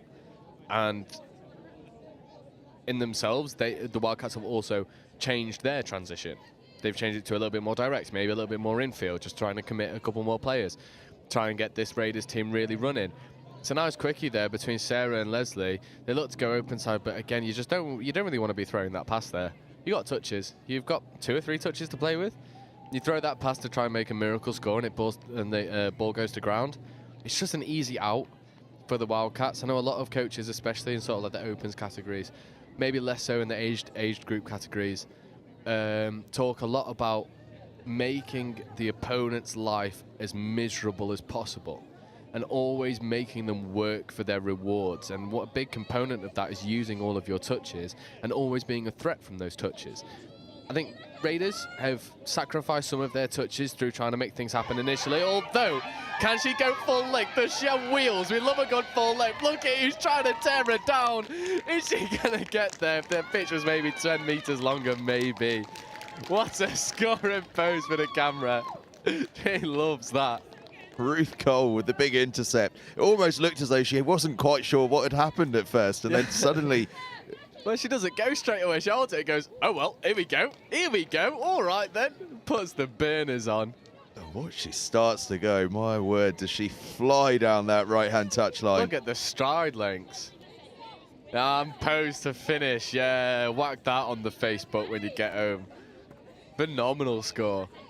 Well, it was her first nationals last year, and she scored a hat-trick. And she scored one to remember here. Probably too late for the turnaround for the Raiders, but one for the memory book there, that's for sure. And that just shows what you can do when you get up in the face of defences.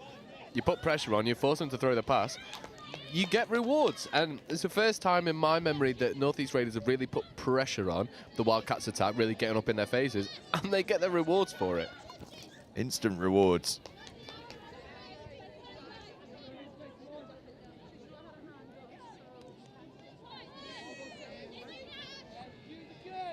Yeah, this is typical. Look, 2 touches, 3 touches, fresh legs aren't on.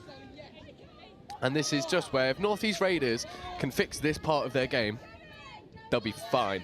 They'll be absolutely fine throughout the rest of this tournament. It's just the transition that they're getting punished on. That's it. And credit to them, they've still made meters, even though they've not had a successful transition. There's a good covering touch there from the hat-trick hero from the West Wildcats. But again, if they can do that with 0 touches to play with, then imagine what happens if they have 2, 3 touches to play with as they roll into the red zone. That's so much more exactly effective. the thing, isn't it? If they can make that progression up the field just happen a little quicker, they've got plenty of threats.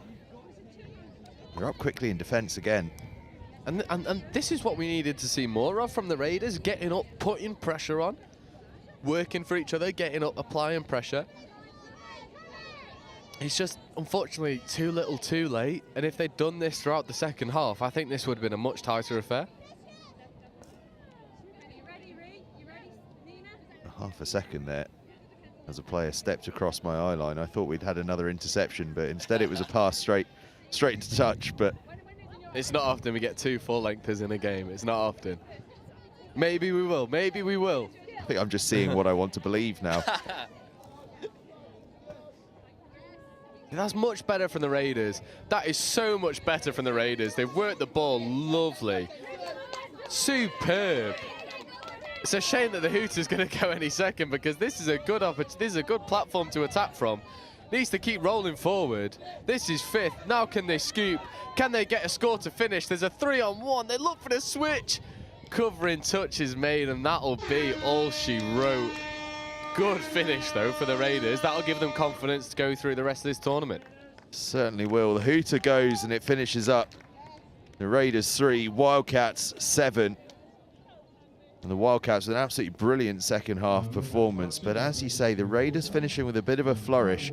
Almost looked like the mental cogs have started to click, and they're in a position now where if they can take that last couple of minutes and move into the rest of the day, they could show some really promising signs. But promising overall with the Wildcats. My word, what a performance. Yeah, best word I can think to summarise that Wildcats performance is intelligent. They recognised, okay, we're under pressure, we're sacrificing our transition way too much, so we'll slow it down. We'll play a little bit wider on our transition, trying to commit more Northeast Raiders to that touch, and that's exactly what happened. And as soon as they fixed their transition, it then allowed them to get in good striking positions, and with the knowledge and the players and the calibre of players that they've got, it was easy to execute in the end. Certainly was. A brilliant second half performance from the Wildcats, learning from that tricky first half where things finished up 3-2 to end up with a 7-3 victory against the Raiders. Up next in about 5 minutes, we've got the Midland Tigers against the West Wildcats in the Men's Open, which should be an absolute cracker. So stay with us. We'll be back with you in a couple of minutes.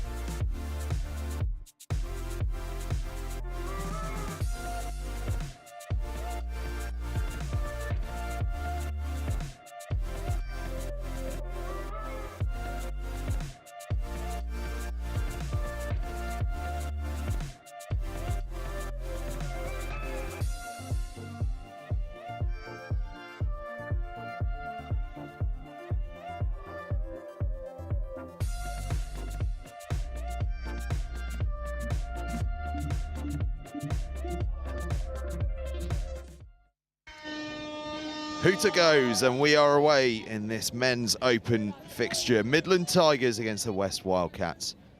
West Wildcats in black, Midland Tigers in white. And they're up and running with a fast start here. Midland Tigers. Sorry, West Wildcats in black. And West Wildcats playing from left to right and in possession now. Attempted to bat it over the head. They've done well to retain possession. Oh, well, they've lost it, in fact. It was almost a crossfield kick, that. And you can tell that the sun's come out because there's a few caps on the field. Yeah, for sure. For sure. And these are two teams that are really going to want to put a claim against each other. They've got members don't necessarily like each other, so there's going to be a little bit chip, I reckon. But you've got some really talented individuals on. That's what namely this man, Will Upton, on the ball, passing it off. Looks to go long, perfect hole, really good shot there. And these are two squads that are absolutely stacked. Absolutely stacked. It would take me 5 minutes, and I'd miss some tries if I ran through all of the names. But we'll address them as they come. But both sides have the ability to really put it to this division. Will Upton leading this Midland side. One of the most experienced players in England touch, to be perfectly honest. And one of the best players from a static ball you'll ever see. But this man's not bad. Dylan Madge throwing the long ball, just can't quite be reeled in. Yeah, Dylan's got one of my favourite hairstyles in England touch. I can't lie. The perm / mullet, it's lovely. Oh, it's really nice feet there. Dylan coming across, making that touch. This is going to be breathless. This is going to be breathless and physical. Well, already the pace is just high, isn't it? And this is the style of touch that both teams want to play. They both love an aggressive style of touch. They look to play the passive link. Can it go out to the wing? The wing retrieves the ball. Is it ball down?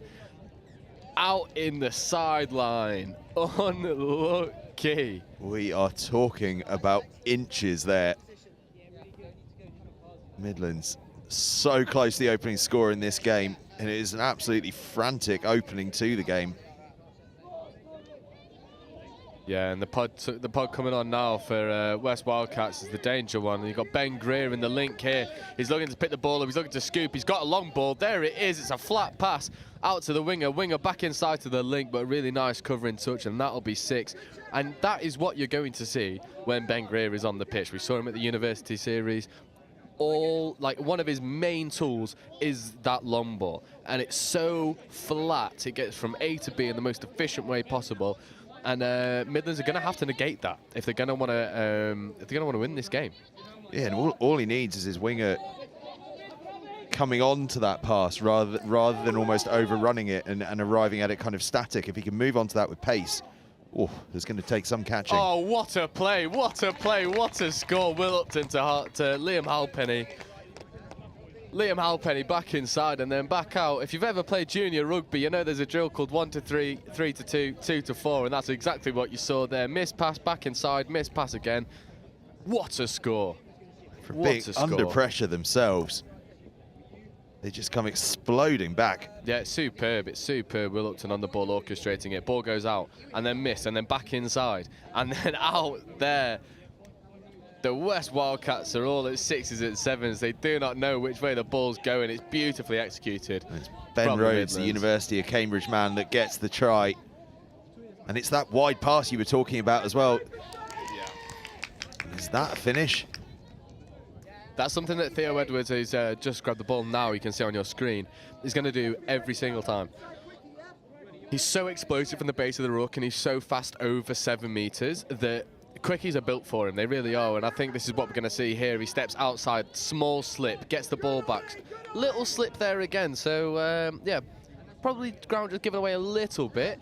Just checking his boots, checking he's still got studs in. Just needs a longer stud in. Yeah, and he'll go again here. This might look like a link punish. He takes it back on the inside. County set up. He goes for the outside, and that's half court. So you need to change your boots. That's twice in 2 possessions there. He's gone down. Come on, Theo, man, change your boots. I'll tell him afterwards. He'll be fuming. Gotta change his boots though. That's a lovely transition here from Midlands. That is lovely. If he can just anticipate that touch and get it down, then his transition will be so smooth as players come on. But the meters that they've made from 1 is superb. And, you know, this Midland side is full of players who play for Cambridge, Oxford. They're so intelligent. They're so experienced. None more so than this man on the ball now, Will Upton. Just elegant to watch as a player. Loves a static play. Really well manipulated there. Takes the ball.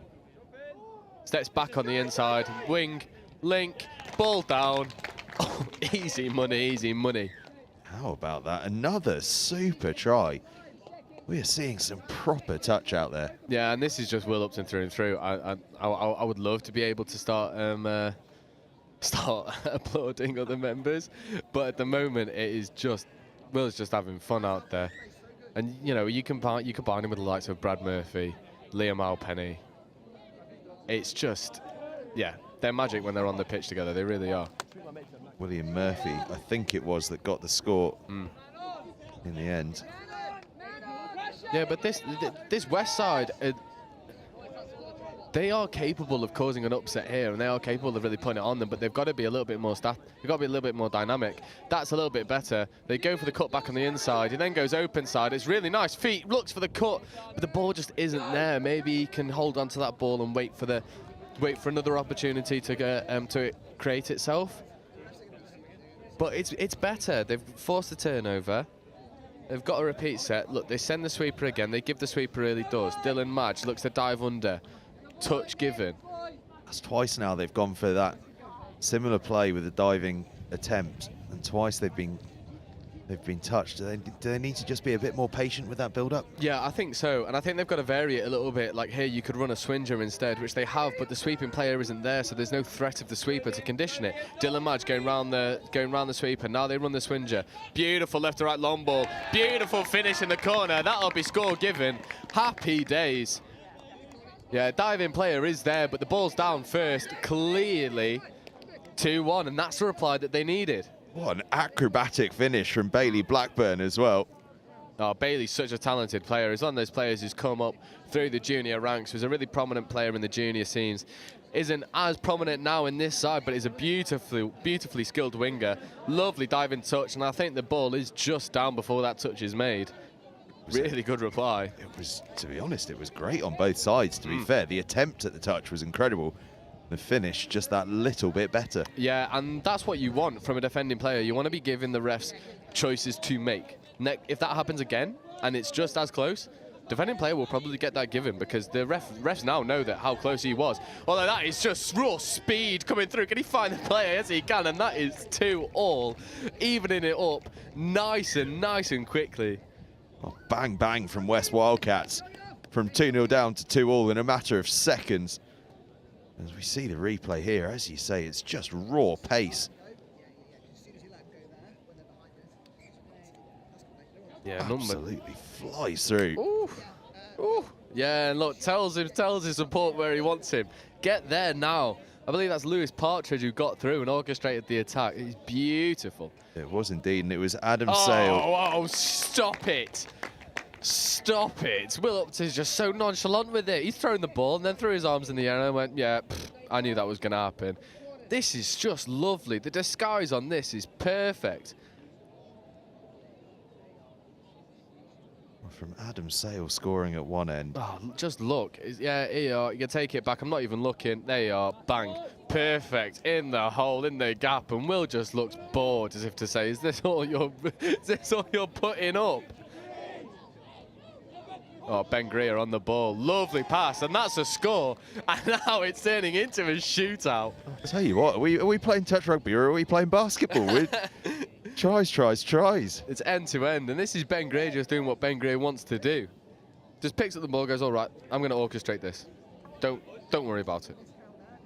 We've got to be careful with our replays. There's tries flying through every time. This is unbelievable. Replay's got to be quicker. Ben just lovely fixes his defenders, passes the ball off, lovely dive, touch is not made in time. And we carry on. 6 tries in 9.5 minutes.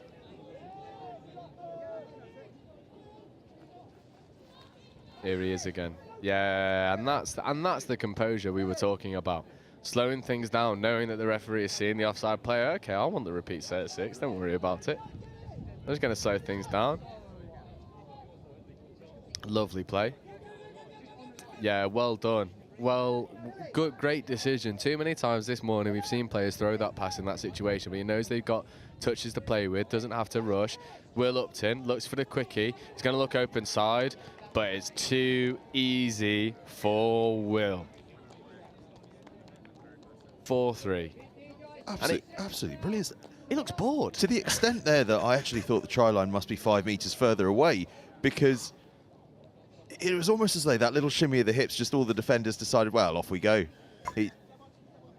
Sorry, I've just watched Will come up and he's throwing his arms everywhere and he's huffing and puffing as if to say, is this what I'm here for?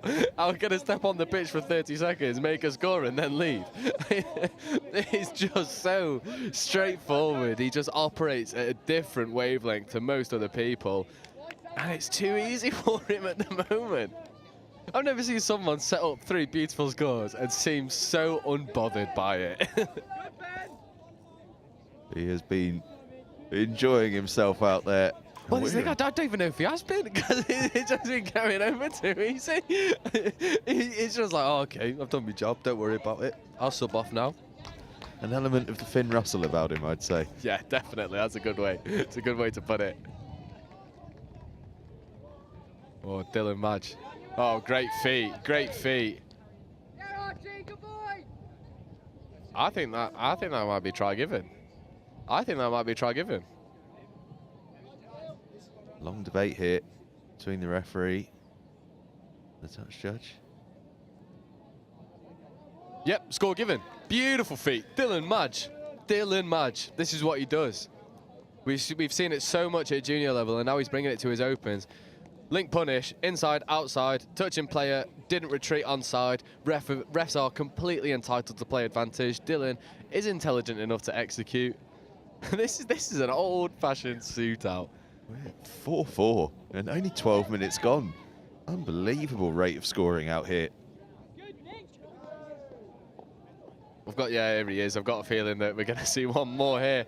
Steps on the outside, looks for the long ball, doesn't need it. Easy money back on the inside. And it is just too easy. Every time Wildcat Midlands go forward, they score. Extraordinary stuff out here. Just look at this again. It's the shimmy from Upton. Here He just commits 2 players every time, and then it's a lovely little weighted ball on the outside.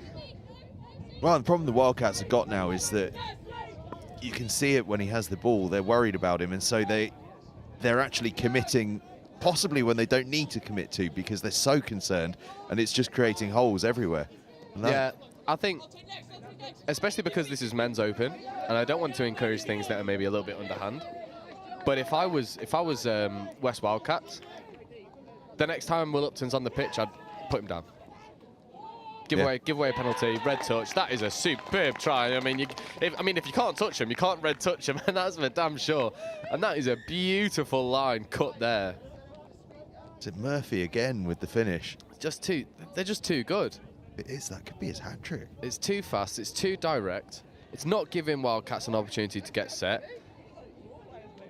And they expose, bang, hole, lovely finish, ghosted through and finish. In fact, it's not Murphy, it's whoever's wearing number 1, which unfortunately is the only number that's not on the Midland Tigers team sheet. So, unfortunately, no shout out for the try scorer, but hey ho.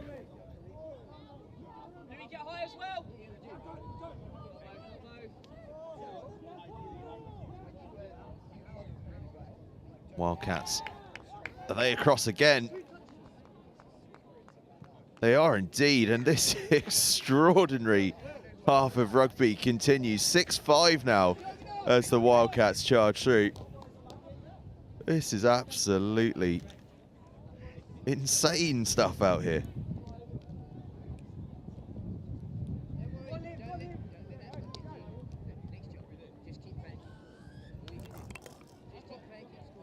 Some old-fashioned journalism. It was Archie Devlin who went over for the score. I think that's 2 now that he's made. Just last minute change of shirt, I reckon. No bother. Oh, stop it. Stop it. That is a lovely floated ball. Well, such is the rate of scoring now. It's almost hard to do justice to every try scored, isn't it? It's just... I've not really seen a situation where two teams just are so nonchalant about... Look at that. It's just perfectly weighted. Perfectly weighted. And both teams just don't really care about the scores that they make. They know that there's going to be more coming. It does seem at this point. Feet, unlucky. A great touch there from Lewis McManus. It's outrageous. It's absolutely outrageous. The rate of scoring is insane. Theo now trying to go around the outside. That's a pill and a half. Great covering touch. The skills on display are sublime at times. He got really unlucky with that pass, actually. It just got held up in the wind. You could see it just hang for an age. You're always waiting for it to drop, and it just never quite got there. It's unfortunate as well, because it's not a particularly windy day, but there was a big gust came in just as he threw that pass, and it just held it up in the air. It feels here as though the key is don't let one of the teams get too much of a roll and build a gap in that scoreline, because you know there are going to be more tries. You just need to stay in touch whether you're in front or behind. Yeah, I don't think this is going to be a game that's won through defence. I really don't. I think both teams have just got to keep the gap in scoring to 2 at absolute max, but you can't. Whoa, their feet. Will's just doing him inside and out, and they look to expose the 2-on-1 on the outside, and they get there. Lovely score, and it's just so nonchalant. Just here you go. All right, right foot step, left foot step, right foot step, left foot step. Give the ball. Happy days. It's so direct. 1, 2, 3, boom. Give the pass. A big floated pass. Really good core skills there from number 23. Ben Rhodes. Ball's behind him. Recognises that his pass has got to be fast and sharp. And it is just that to allow the winger to go in untouched. 8-5 now to Midlands Tigers, and they've just built up that little advantage now. Although that could be wiped out in a second. Oh, good touch, good touch. Just tracks across, but that's really good heads-up play there from the Wildcats, recognising touch hasn't been made. Everyone's tucking already, so we'll avoid the touch and we'll bounce on the outside. Dylan Madge looks to use his footwork to get through. It's just killed in the corner, so now Wildcats will have an opportunity to transition. I think that might be the first time in a while that a team's attacked and not scored. Yeah, I think so too. Oh, Wildcats need to make this pay now. I think that's the first error we've seen in transition this game. Big opportunity this for the Wildcats. Yeah, they need to make it work. They need to make it work. I think they're going to get one of the bomb squads on.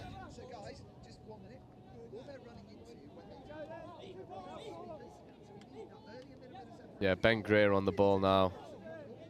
Just taking their time with their setup. Yeah, punish. Oh, the ball's just gone to ground. The really well set up play there from the Wildcats, trying to get in the inside of their touching middle. But penalty has been given for offside. I don't think he's happy with the call, but it is correct. Another chance here for Wildcats to make the Tigers pay. Yeah, lovely, lovely, lovely play. Lovely play. I think that's going to be touch. Really good diving touch. Thought that was going to be score given. He dove from such a far way out. 32 short. They look for the screen. It's not there. Looks to step his way through. Can't do it. Yeah, the train door's shut pretty hard there. Yeah, for sure. So they looked for a screen play there, with a player running really hard at the line off the ball carrier, and a player running out the back, and they looked to go wide, but that's easily intercepted. Just the wrong decision made there by the ball carrier, and now Midlands can look for their transition. They look to go fast and hard when it maybe wasn't necessary. There's only 30 seconds left in the first half, and all they had to do was wind that clock down. Now Wildcats going to have an opportunity to go and close the gap to 2 again. We're seeing a few errors creeping in. We are only 15 seconds away from half-time, and I wonder if a bit of tiredness has just affected the teams in this closing minute or so of the half. Yeah, I don't think the pace of this game is sustainable throughout the second half. I really don't. I mean, it's demonstrated there by just taking the touch and throwing the ball away. As Taylor, look, we need half-time. I think we'll see probably the Midlands slow things down slightly in their attack in the second half to conserve some energy. They're in the ascendancy. They're in the driving seat. They just need to relax, slow things down, no mistakes, work through, make sure that you come away with the win. Yep, and the Midlands have built that buffer that we were talking about earlier in the half as we go in at half-time. Midlands Tigers 8, West Wildcats 5. A very big and exciting second half coming up in just a couple of minutes' time. Again, this is a call for Alloy's points.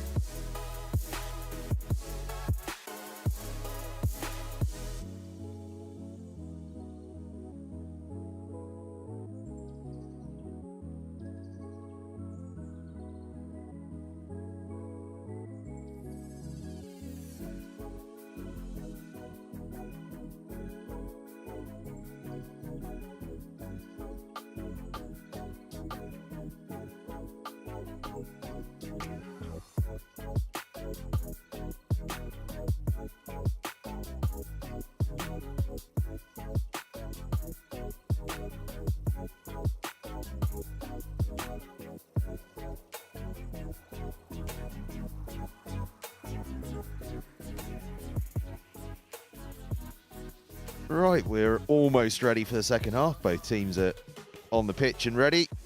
And I'll tell you what, if that first half was anything to go by, we are in for a rip-roarer of a second half as the hooter goes off. Midlands Tigers get us started in those white shirts. They're leading against the West Wildcats 8-5. We've got 20 minutes of high-octane action coming up. Oh, I was about to say Will's just setting pace there, but just unlucky. Nearly what a is cracking start to the second half. Injury here. West Wildcats just making a very quick substitution. I think that's it. That looked like an injured hand or shoulder to some extent after making that touch. Probably just a bit of a strain. Yeah, just stretched it a bit far, I think. Didn't look like anything too dramatic, with any luck anyway. Plenty of excellent medical staff on site if needed, though. Lovely by Dylan. Lovely by Dylan. They look to get on the outside, but Will Upton's just too fast. Will Upton is too fast. If there's one person you do not want to try and do one-on-one, it's Will Upton. He's elite. He is elite. And from someone who's played against him many of times at club level, you just don't try and run at him. Just don't try and run attack on him because he's too intelligent and he will snuff it out very easily. Tell you what, though, Dylan Madge's hat it's not working for me. I'm not sure about the bucket hat while you're playing touch. Oh, well, you wait until we get South East Sharks men's on here. I won't spoil it for you, but there is a few in there that are tasty. And you know what? If I knew the sun was going to be out, I'd be rocking mine as well. On the touchlines, it's absolutely fine. I'm just not sure about it on the field. The Australian influence is coming strong. Certainly is. Under-18s England player, by the way. Yeah, Dylan's a very accomplished player. Plays rugby academy as well. He's a superb contact player. He's a superb touch player. And he cuts and posts all of my little comments about him on his Instagram. So I've got to big him up for that. He's some boy, is Dylan. He's a good lad. I wonder if he'll be cutting up my comments about his headwear. Yeah, definitely. Come on. I'm sure he'll enjoy it. He always has a laugh. Extraordinarily, we've played 2.5 minutes. We haven't had a try yet in this second half. We might be getting one here, though. No, not quite. I'm going to say, we're going to see a stalemate in the second half after all of that. Surely not. Surely not. There was some serious heavy breathing going on at half-time. Big looping pass comes out. It's tapped on. Good cover. Good cover. Went for the interception, didn't quite get there, still made a touch, although that is a repeat set of 6. So they've got more touches to play with to the Midlands, and they're looking to go through the middle, but Ben Greer is there. Big lad is Ben. Gets down to the floor really well, really quickly. Good defensive touch. And again, they look to go for the quickie on the inside. They look to go for the long ball. Nice pump. Ben Greer makes that touch again. Very accomplished player is Ben, and only really burst onto the scene over the past couple of years, really. Probably a little bit of a squad player before then, but he's become, a real leader in this team. And we saw him at the University Series leading the University of Birmingham, and it was very impressive. Lovely ball, just a little bit behind the player. Can he finish? Yes, he can. Lovely score. And that's 9-5 now, and Wildcats have really got to get a couple in return without reply from the Midlands if they want to stay in it. Yeah, it's a great try, that. And I was expecting, actually, for the defence to be able to get across because of the way it sort of floated over there. But such was the space they created that the defence just couldn't slide across quickly enough. Yeah, it's a really nice ball, actually. It can be a bit deceptive when the ball is in the air for an age, but the only reason that still worked in that instance is because it's faded into space. Yeah. It's not faded behind the player. If it fades behind the player's got to backtrack and then accelerate through, and that's a really hard job to do. But because it's just faded away and into space, it's allowed the player to grab it and then move forward well. I think that's going to be 6 touches here for the Wildcats, and it is. And Theo Edwards just not quite finding the success that he wants through his what is usually very, very successful in his quickie plays. It's just not quite happening for him today against the Midlands. 4-try advantage that the Midlands have built up now. Starting to look commanding. This transition is just lovely. Does he have the wheels to finish in the corner? I'm not sure if he does. I think touch has been made, but the transition is just electric, and Wildcats really can't keep up with this transition. They need to shut it down. Someone needs to get up, make a touch. I'd rather you give a penalty away than get burnt in your transition like that. Good defence there, shutting down Will Upton. Again, I'd be double manning him. I'd be trying to obstruct everything he's trying to do. You're trying to dump the ball. I want to make it as hard for you as possible. You just want to stop him from getting the momentum because he can do things like this. And that right to left long ball is just undefendable when it's that flat and the winger is that wide, and it's too easy for Midlands in the second half. And right now, it's an easy job being Jamie Parker out on that left wing. Just stand and wait for that ball to be delivered to you, and you've got tries coming your way. Yeah, and this touch here is it's too easy. You know what he's going to do, and if you're going to make an in and out touch, one of your defenders needs to be there to put pressure on him. But there's no one there to put pressure on the pass, so the pass is perfect. So that touch, I would rather you give a penalty away. I would rather you just give a penalty away, because you can give away 3 before someone gets 4 subbed. So give away 1, give away 2, frustrate him, and then try and adapt to it. But if you're going to persist with a very quick in and out touch, you've then got to put pressure on the pass. And at the moment, Wildcats are doing half a job in defence in that respect. In and out touch, no pressure, and that's too easy. So that touch has got to be a little bit harder. You've got to put him off balance a little bit, make the roll ball harder. Otherwise, this is going to be a cricket score. And is it worth, we're seeing the success of these big wide passes starting to really come into their own in the second half. Is it worth actually saying to those wider players in defence, look, actually hold your width. Don't come in too much. Trust us to come out to you. So it's hard, because I would always rather, as a coach, I would always rather my team be chasing out rather than having to chase in. And the worry is if you send that winger out to go man up the winger, someone like Will would just recognise that, and the link will come in on a passive hole and we'll just go through that opportunity. The only way to stop that, or not even stop it, to make it more difficult for them to execute, is putting the pressure on after the touch. At the moment, West Wildcats are up, they make the touch, and then they hit the line and they're static and they don't come off the line, and then they can just throw long balls like that, and it's a easy finish in the corner, quick step and finish. There's just not enough pressure in defence. There's just not. And give away a penalty. I know it sounds like I'm a stuck record repeating myself, but you can't allow players of this calibre all of this time on the ball. If you look here, dump is made 1, 2, 3 seconds, and then he can pick his pass, and it's just a great step and finish in the corner. Give away your penalty. And it's thrown blind, that one, actually. Now that they've recognised the tactic is working, they're clearly understanding, actually, just get the ball there. Yeah, and they don't have to look, because they've got the time. This is the thing, like there's just not enough pressure. So Midlands can just sit there and go, cool, give me the ball, 1, 2, bang, long ball, every day of the week. And it's always going to be successful, because this West Wildcat side are just not advancing as they need to. They're making the touch, hitting the line, taking a second on the line to assess, and by the time they've assessed and tried to move forward, someone like Will Upton or Brad Murphy have just executed. And the ball is already in the air, and it's already 20 yards away, and it's already a score, and you can't do anything about it because there's no pressure. Piling on the pressure of Midlands Tigers. 11-5 now they lead. It was 8-5 at half-time, and for much of this game, it's been incredibly close. Yeah, here it comes again. Here it comes again. The hole is just too apparent. Easy score, easy finish. That'll be ball down. That'll be 12-5. I think they'll have a very brief chat because the touching player was close, but I don't think it's going to be close enough. I think the score is just going to be given, and it is. And is that an example there of almost the fear that's built in over the last few minutes? You've got the Wildcats starting to defend a little bit wider, which is leaving those holes through the middle.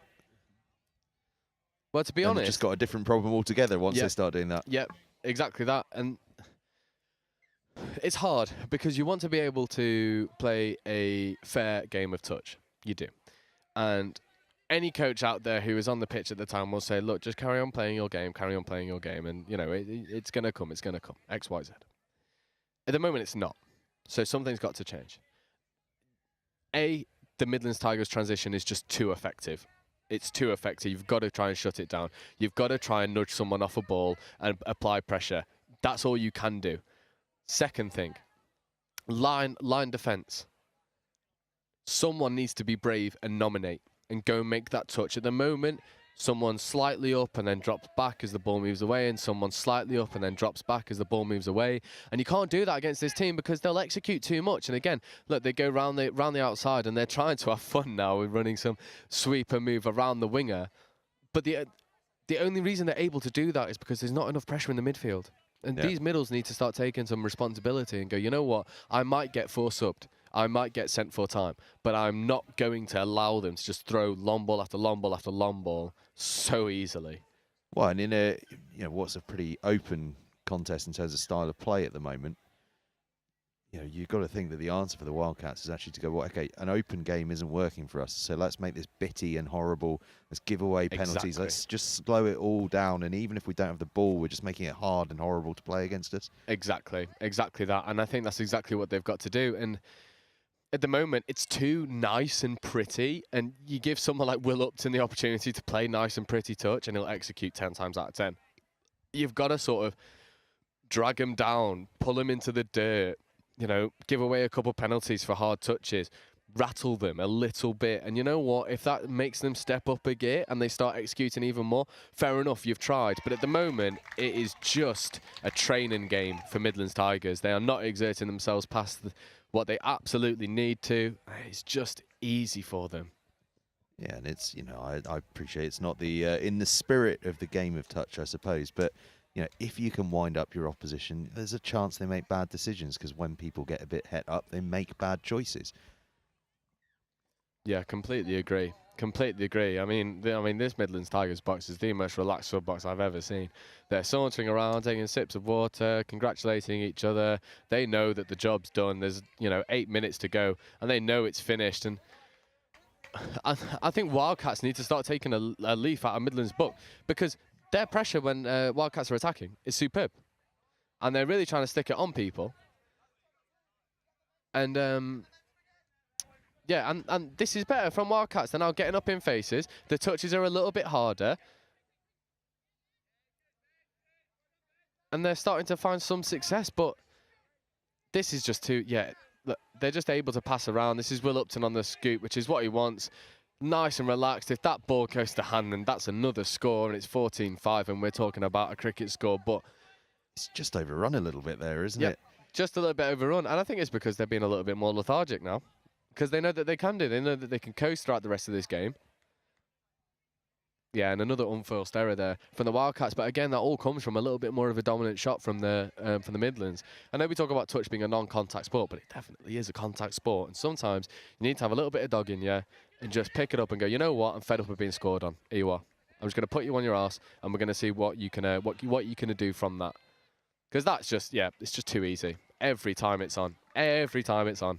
Another try, and it's out to 14 points to 5. And the story of this game is just really a tale of two very different halves. First half, it was like a basketball game. It was tries each way, an even contest, both teams playing some really lovely stuff. Second half, it has been all Midland Tigers. Whatever was said at half-time has had a serious, serious impact. Wildcats work it out to the right-hand side, though, but the pass doesn't quite go to hand. An opportunity there for their first try of the second half, but can't quite make it stick. Yeah, I've only just realised that they've not scored in the second half, and if Midlands can keep them to 0 in the second half, I mean, that is a statement of intent. This game has been electric from the Midlands perspective. And some of the West Wildcats players are now trying to put some shots in, but unfortunately it's too little too late, even with 6 minutes to go.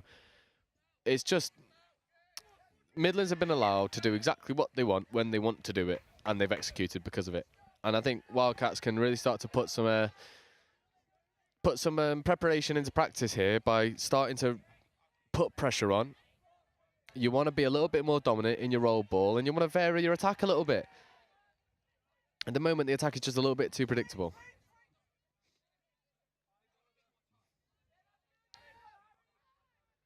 Can they finish something off here? Going to give it a good go, and they do. Do they get it down? Yeah, good score, good score. Ball is just down. Just down. I think it's put it down end over end, so it bobbled away. But smart finish, actually. Really good pick up and play, trying to ghosting through the back of the defender. It's really intelligent setup because it looks like they're going to run a sweeper, and some of the players corner across, and it doesn't quite work. And he pumps the ball and gives it on the outside. Yeah, lovely little dive and finish. Yeah. Just gets the ball down. Tidy bit finishing that, and the Wildcats have their score in this second half. They are under pressure. I thought that one might go between the legs for half a second. It looked like that was what he was thinking. Yeah, wing balls on. Oh, good shot, good shot, good shot. That had to happen, and that's what they've missed. That's what they've not had enough of, just smacking the ball down. That's that getting up in the bitty faces. play we've been talking about, isn't it? Of just, yeah, you're not going to get the ball, but you're going to just create a problem. Yeah, Midlands like to play pretty touch. They do. So you've got to drag them down into a dogfight. That's what's got to happen. And I think some teams, I mean, I'm just having a glance around. I can see a couple Taipans vests. I can see a couple Sharks vests. And I think they'll be spying on this game going, okay, we've got to drag you into a fight then. Because if you let you play nice and pretty touch, you're going to execute at least some of them. But if you drag you into a scrap, then we're going to find more success. Oh, unlucky. So close there. Will has misplaced one pass all game, and he's just done it, and he's put his hand up straight away as if to say, take me off, coach. I've let you down, take me off. So we've got, what, 4 minutes left to go. This has been an epic performance from Midland Tigers. Context of this tournament overall, performance like this, does this nudge them up towards the favourite spots, or have you got your eyes on a couple of others? Oh, I mean, it takes a lot to beat any of the Southeast teams. Southeast Sharks, Southeast Taipans, they are two teams that are at the very top of their ability, especially in the men's open. Southeast Sharks, you're looking at the vast majority of England men's opens players operate in the south of England. Last year's final was Southeast Sharks versus Taipans, and I couldn't speak for 3 days after doing it. So that tells you how intense it was. Buzzer beater to take it. Just, yeah, phenomenal. I think if Midlands played the way that they are against one of the Southeast teams, they could maybe cause an upset. But I think what separates Southeast and every other region is the intelligence of their play. They recognise how a team is defending, and they understand the way to execute. And I think that's something that Midlands are doing to West Wildcats. But with all due respect to West Wildcats aren't on the same level as the Southeast sides. They're just not. I don't think many regions are. So for me, I think Southeast Taipans are going to do it back to back. I think it'd be the first time that they've done it, so it'll be very impressive for them. But you can't count out Midlands after a performance like this. You know, West Wildcats are no mugs, and they've really put it to them, and it's been relatively relaxed and easy for them in the end. And nearly a 10-score deficit is just outrageous. It has been incredibly impressive, and just a little diary marker for you all. Tomorrow, 3:10 p.m, we've just heard about how good those Southeast teams are. Well, Southeast Taipans against Southeast Sharks, men's open, 3:10 tomorrow afternoon. Get that one in your diaries, because we think that's going to be spectacular. For my money, that's the final. For my money, that's the final, and we'll see a replay of it in the men's open final. Well, I think that's how it will go. Well, it's certainly what we saw last year. 2 years in a row would be pretty special. Oh, go on, Bailey. Oh, I love a full length there. I can't lie. Whenever I see anyone make an intercept on their own line, I'm like, go on. Who doesn't love him? Who doesn't love him? Spectacular is what we're here for.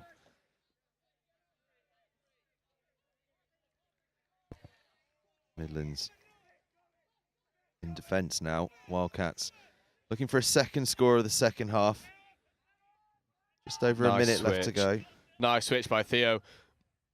Oh, unlucky. And that, you know what? That's the only time where we've really seen Theo Edwards pick the ball up and just say, I'm going for it. Unfortunately, it's just a little bit too little too late. And Midlands are able to snuff it out relatively easy. But that is what West Wildcats can do. They can really put you under pressure, and they can force errors. And they can create scores out of nothing, but it's just not been nearly as consistent enough to threaten this Midlands team. Nearly spectacular, though. If that pass had stuck, that would have been glorious stuff.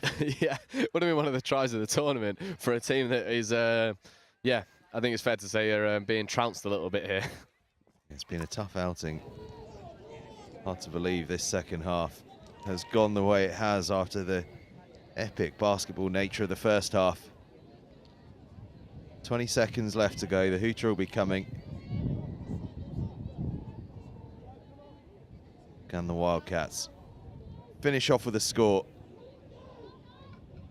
Just feel a little bit more positive about things. Hooter goes. Ball goes down. And that will be that. And what a performance that was, particularly in the second half from the Midland Tigers. They're just too calm to have ever been dragged into some sort of dogfight that the first half was threatening to do. They're just too intelligent, too well drilled. This is nearly the exact same team that we saw last year, and I think you can tell the cohesiveness was on point. Everything that they did as a cohesive unit, and you know, you allow people like Will Upton just to do their job and go out there and express themselves, and you're always going to come away with a positive result because of it. Absolutely. Well, all finishes up here. Midland Tigers 15, West Wildcats 6. Up next at 1:40 p.m. it's the men's over 30s, and it's Northwest against the Southeast Sharks. Join us for that one in just a few moments' time. Once again, this is a call for Eloise Price. That's Eloise Price or Dominic Price. Please do make your way to the control area upstairs in the new pavilion. Eloise Price or Dominic Price.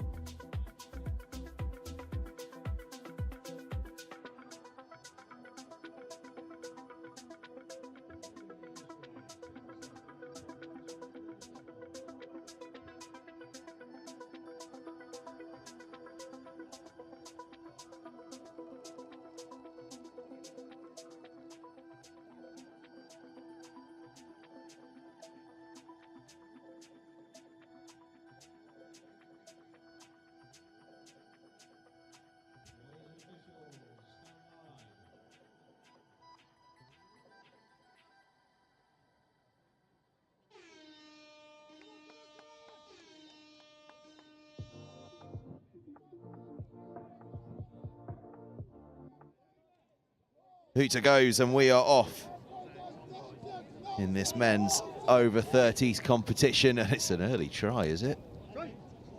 No, it's not. Goodness me. That almost completely threw me. Northwest touch against the Southeast Sharks. Southeast in blue, playing from left to right. And in the red and black shirts, playing from right to left. It is Northwest touch.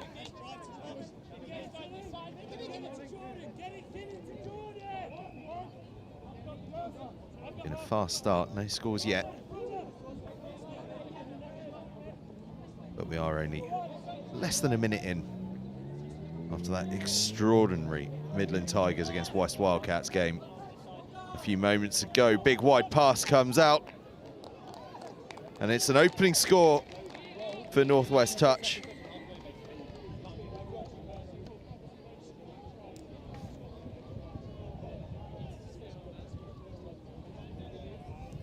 Lovely try it was as well.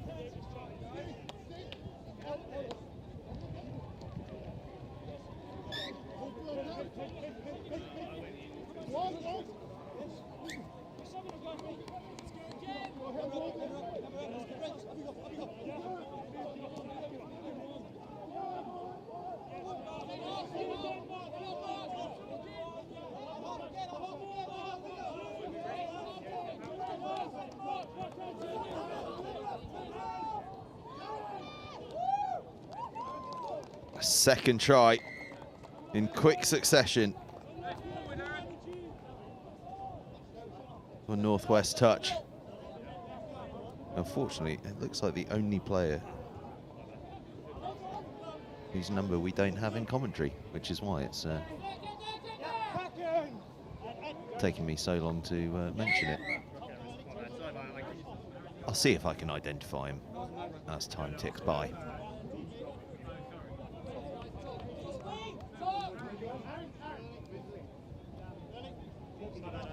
Glorious sunny afternoon now here at the University of Nottingham.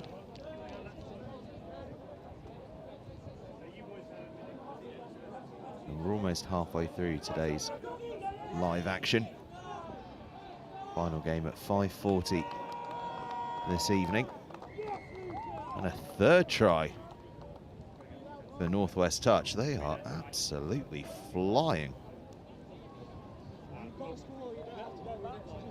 In fact, just their second try, what I had called the second try wasn't actually given. 2 tries to 0. Northwest touch lead. Southeast Sharks give away possession again. Northwest touch back in possession and flying along now.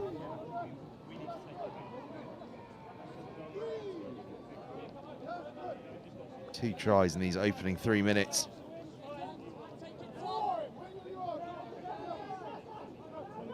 Playing with a good bit of pace. Just touch there.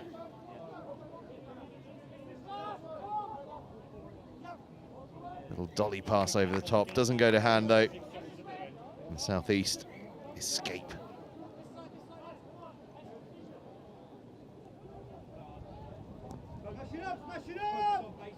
Smash it up, the call from the touchline.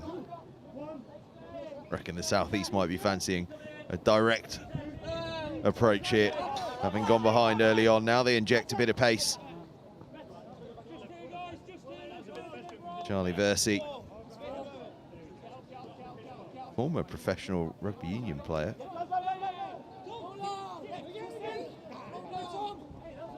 Or so he says. I have no evidence not to believe him, so I'm going to believe him.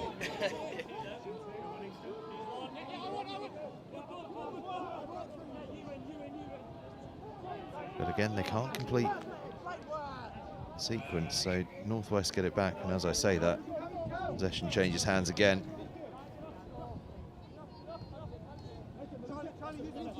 It's like a sort of relaxed stroll in the park, this one, after the helter-skelter nature of the last game. Yeah, definitely. And I've just been having a look at the Northwest team sheet, and I recognise every single one of these names, and I can't believe they've all swindled their way into this team. Like, Pete, what are you doing, pal? Can't believe it. AJ's coaching the mixed opens. Who in themselves have some developing to do as a team, but we'll see them do it over the course of this weekend. Jordan Cross. If the seniors and the opens weren't on the same day, Jordan Cross would definitely be playing a mixed or men's. He is a superb player. Tom Overbury used to play for PFT, which is now Manchester Foxes. I believe he still plays. Liam Lawton, cracking player, is responsible for some of the best young development in Cheshire at the moment. A number of his juniors at Chester have come through and absolutely set the touch scene on fire. The main one being Ted Wilson and Tom and Adam Jacques. Those two are just absolutely, well, those three are all absolutely superb players, including Liam's son, Liam Jr., Liam Lawton and Liam Lawton, double up. So yeah, this is an absolutely stacked Northwest team. You've got Jordan Hankey, who plays for Wigan. Yeah, this is Stefan Redfern as well. He's another great player. Luke Lawrence. I don't know how they've swindled such a team, actually. If they don't win this, I don't want to be that guy, but if they don't win this division, it's an absolute tragedy. Should all hang their heads in shame. This is Liam on the ball, feeding it off. Really good covering touch there. But yeah, but this is a side that is stacked. Well, I tell you what, they've started this game like that as well. South East Sharks have scored to narrow the gap to 2-1, but it has been all Northwest touch. It looks as though they've scored again. They have indeed. 3 tries to 1 now. They've had so much possession. It's been incredible. Yeah, and I'm not surprised. These are a lot of people who are very, very, very experienced, and you know, I think especially for some of them who do coaching on the side, they'll play this game in the sense of do as I say, not as I do, because they'll want to play a very sort of like controlled form of touch, lots of possession in the opponent's red zone as well. That's the most important part, and I think they'll find some success through this. Yeah, good covering touch there. South East Sharks needing to just stay in touch through this one. It's been a difficult start for them. They've got plenty of promise when they get the ball in their hands. But as soon as I say that, the ball goes to ground. Yeah, just a couple of unforced errors there. Gifting possession back to Northwest. And yeah, they'll look to roll into their transition. Let's see if they can get some fresh legs on. Yeah, this is a fast pod that's coming on the pitch. Tom Overbury on the ball now. Very deceptive player. Oh, lovely little check off. Can Tom find the space? He can. Can he put the wheels on? He can. Can he find the pass? He can, but the pass has just been given a tad too early, and it'll be snuffed out in the midfield. But positive stuff there from the Northwest men. Doing well. Yeah, injecting plenty of pace as well.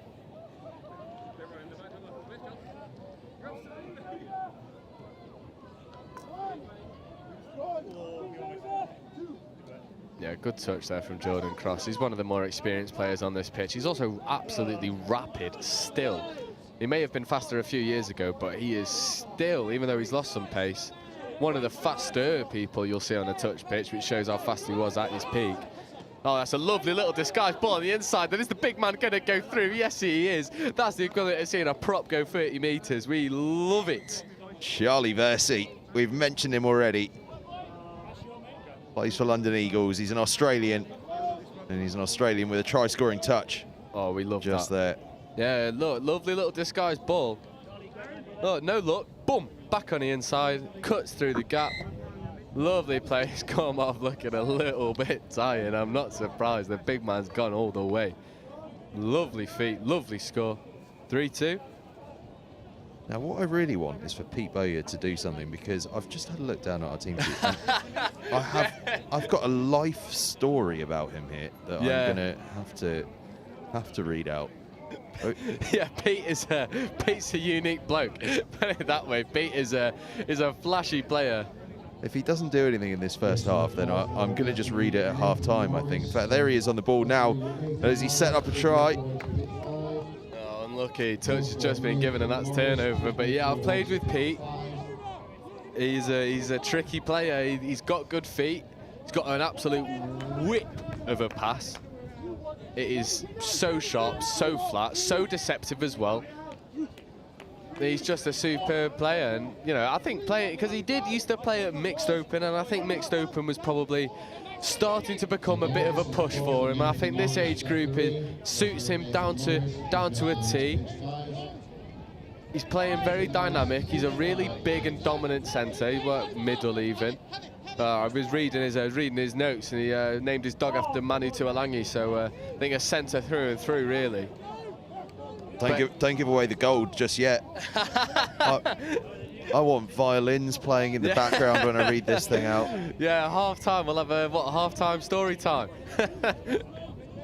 Yeah. I'm not sure this is Pete who's wrote this actually. I reckon that this is AJ. I reckon this is AJ writing this for Pete. It looks far too eloquent for him. I think Pete has probably not submitted anything, and AJ's gone, no pal. I'm gonna write something for you. See, he's the only one with a paragraph. It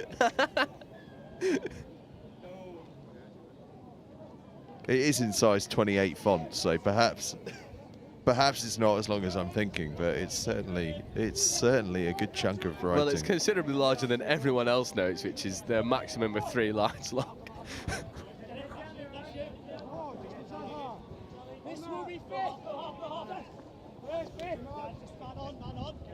3-2. Just gone halfway through this first half. Yeah, it's not contact, fella. You got to roll the ball. You can't pick it up and go. Jordan on the ball now. Passes it off to AJ. Nice little tip in the middle. I've just noticed that Martin Bunn is playing for the South East. That's where you live in the Midlands. So I swear you play for Revolution, which are Birmingham based. How's he swindled this then? Maybe he's got a second home. yeah, for a week, so he can be legible. Oh, Pete, here we go, big long ball. Oh, slapped down, absolutely slapped down.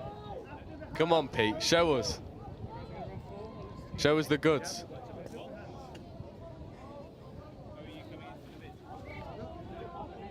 Northwest slowing things up. Now accelerating onto things, moving the ball wide. Lovely ball. That's core skills executed to the max. Just hands, finish. Simple as you like.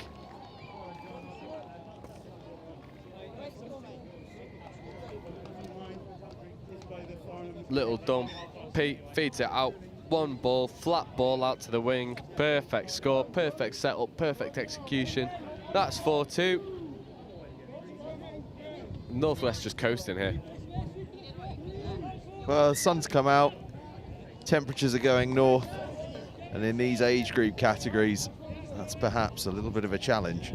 Yeah, everyone wanting to slow it down. Play at a more sedate pace. Yeah, I want to as well, being stood in the sun. I sit down and relax for a little bit, kick the feet up.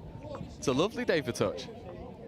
Yeah, if our commentary style starts becoming too languid, it's because we've sat down on the plastic seats behind us and put our feet up. Yeah, if we miss something, it's because we're laid down and we can't see anything. With an ice cream and a pint. I'm not sure what the etiquette is in tops off commentary, but. Well, we're not on screen, so I think we get away with it if it gets any hotter. I'm halfway there.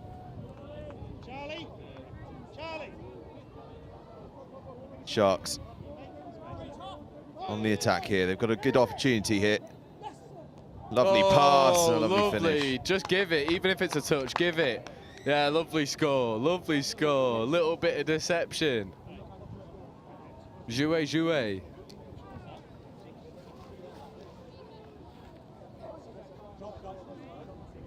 There's a beauty of a play.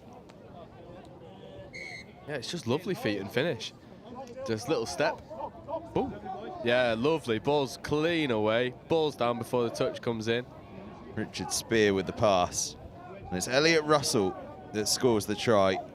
Played mixed open Taipans last year, but is described in my notes as now an old man. Signature touch move is the moo. So I don't know if that was the moo. Something tells me that when he does it, we're going to hear his team. Oh, lovely as hands. Northwest score again. I think when the moo happens, we're going to hear the whole of the South East Sharks going moo. Yeah, I think so. I think we should as well. Do you know what? Northwest, just let him do it. Whatever it is, just do it. Let him do it. I can't even imagine what that would be.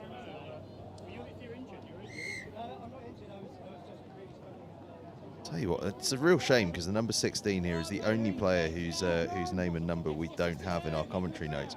It's a real shame because he scored an absolute bag full of tries in this first half. Yeah, I'm trying to. I feel a little bit ashamed because I'm trying to see his face so I can try and give him a name because he looks like someone who's very familiar, but I just, for the life of me, cannot pinpoint what his name is. But I'll shout across at half time. We'll see. We'll do some old-fashioned investigation. I'll sprint across the pitch at half time and try and grab a name.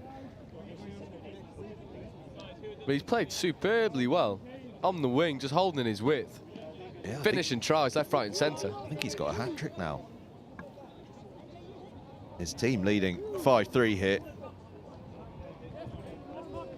Oh, AJ trying the big dummy. Not quite getting there. Pete. Come on, Pete. Show us something, Pete. With the white boots and the white socks. Show us something, Pete. Big long ball, Pete. Yeah, that'll... Oh, it's going to be given forward, unfortunately. Oh, Pete Bowyer. The forward pass. It's rugby, not netball, Pete. Denying. Spin it, don't chest it. Has he been done for chat as well? He's been done for chat. Go on, Pete. That's the Kiwi we know and love.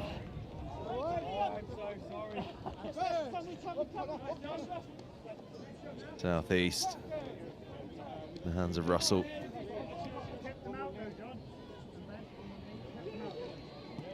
Good handling from the Southeast. Yeah, something they've done all half is those little tips back on the inside. They're lovely. Just nice and relaxed, making extra yards. It's just getting the ball down afterwards. Go on, show the feet. Show the feet. Big pass out from Versailles to Govlet. Go, go, go. Govlet. Good touch.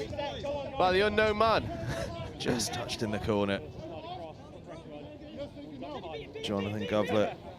Oh, his nice. First Nationals. Go, Liam. Go, Liam. There's life in the legs.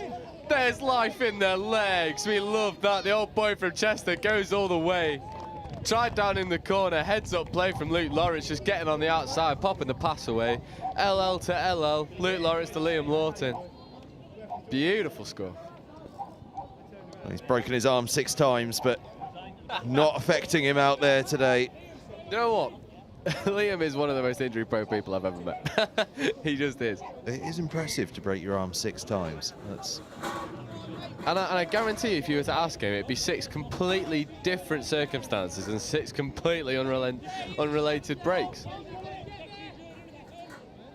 6-3, his team now lead. Just over a minute away from half-time.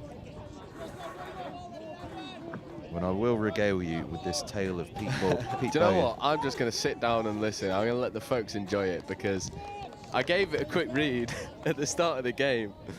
And it is beautiful. And it's definitely not Pete's words. It's definitely not Pete's words. Someone has written it for him and submitted it. And I love it. I absolutely love it. 45 seconds to go. Northwest in possession. And they finish with a 7th. Yeah, good feet. The fundamentals of this Northwest team have been spot on, to be honest. Just doing the basics well enough. Putting themselves in good enough positions. And that's all you really need to do at this level is do enough. And you'll get it. And lovely quick hands. Luke Lawrence looks to bounce. Can't quite get there. Hooter's going to go in 20 seconds. AJ looks to punish. Luke Lawrence. Oh, it's a really good little flick of a touch there from the South East Sharks. And there is the hooter. We're going to have one final play here. Ball to ground. Ball to ground, and that is half-time. Northwest Touch leading 6-3 here against the Southeast Sharks. And, well, I promised you this tale of Pete Bowyer at half-time. Peter Bowyer, let's give him his full name, because this is the story of Peter Bowyer. Pete's story is a sad tale of a young boy living on the rough streets of Canterbury in New Zealand. And as a boy, his only dream was gaining bigger calves.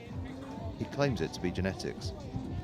After the earthquake of 2011 and his gym being destroyed, he decided the time was to move to the other side of the world in the hopes of fulfilling that boyhood dream.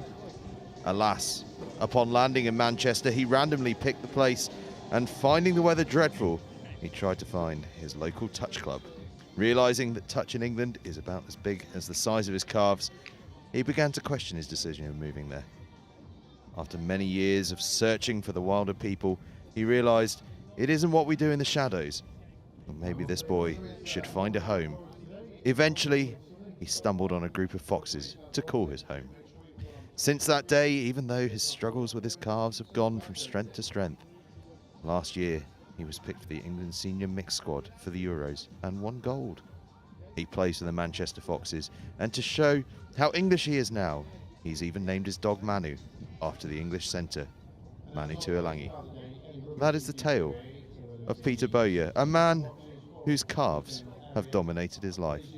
A strange tale, an unusual tale, but something to fill your half-time with here at the England Touch Nationals. At half-time, it's Northwest Touch 6, Southeast Sharks 3.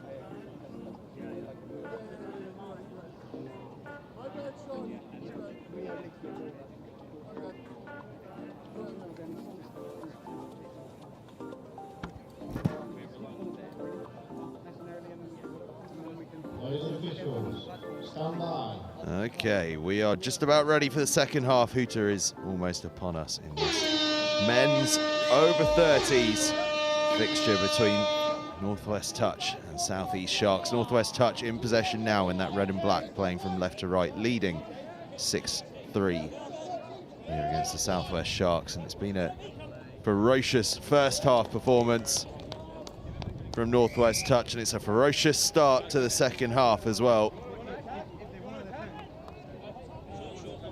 Tom Overbury, the try scorer, officially known as the Lord Overbury the Fourth.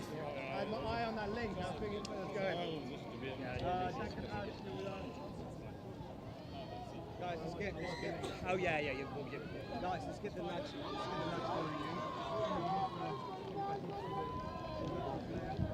Southeast Sharks in possession. 7-3 down. Could do with a score here. But it's been intercepted.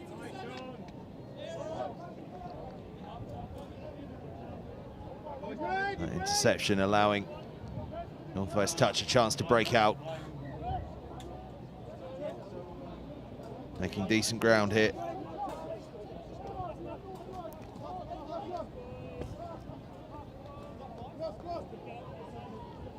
Already got one in this half, and it's only a minute old, but an error there.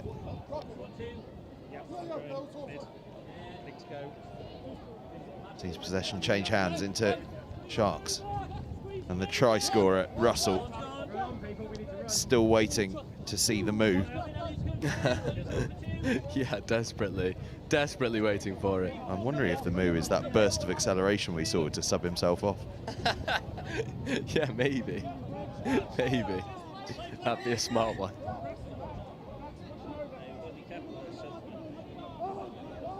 Northwest. That ball goes to ground, so turnover.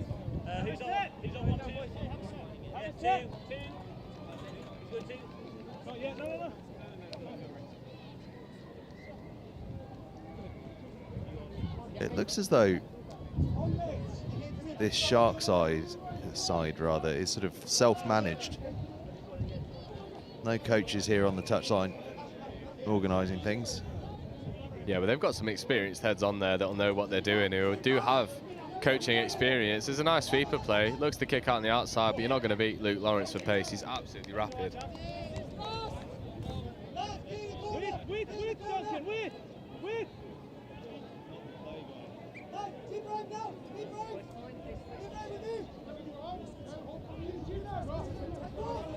Northwest.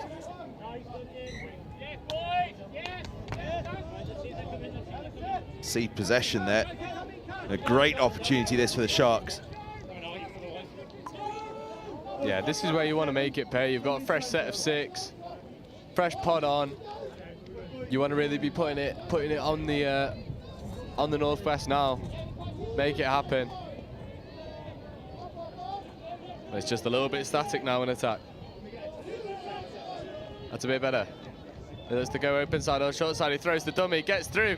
Oh, lucky, ball down. Close. Very, very close from the Sharks. They still seek a first try of this second half.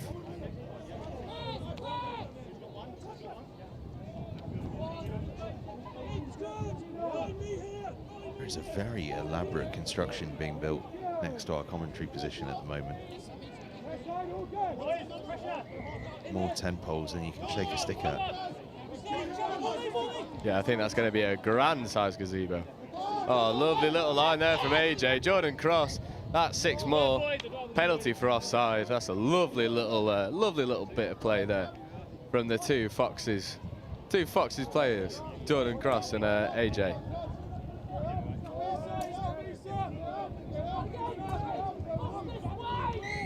Yeah, it's just such intelligent touch. Such intelligent touch. They recognised that the link was not moving one bit, so just passed the ball around them and just made it really obvious. Drawing the penalty out, and now they can attack. Oh, nice little show and go. Northwest showing the wisdom of this over 30s age category.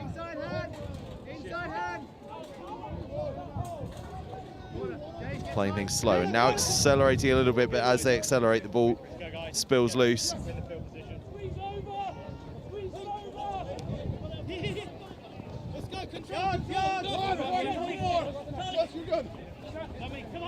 Bit of confusion caused there as they make a raft of changes on this possession.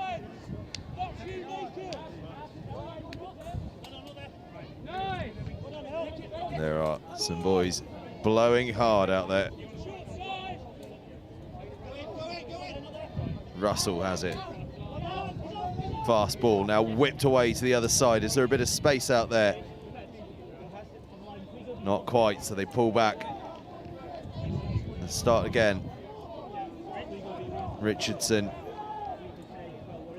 eventually draws the touch. Russell's pass, though, doesn't go to hand. And the Northwest will take possession again. We're just over a quarter of the way through this second half.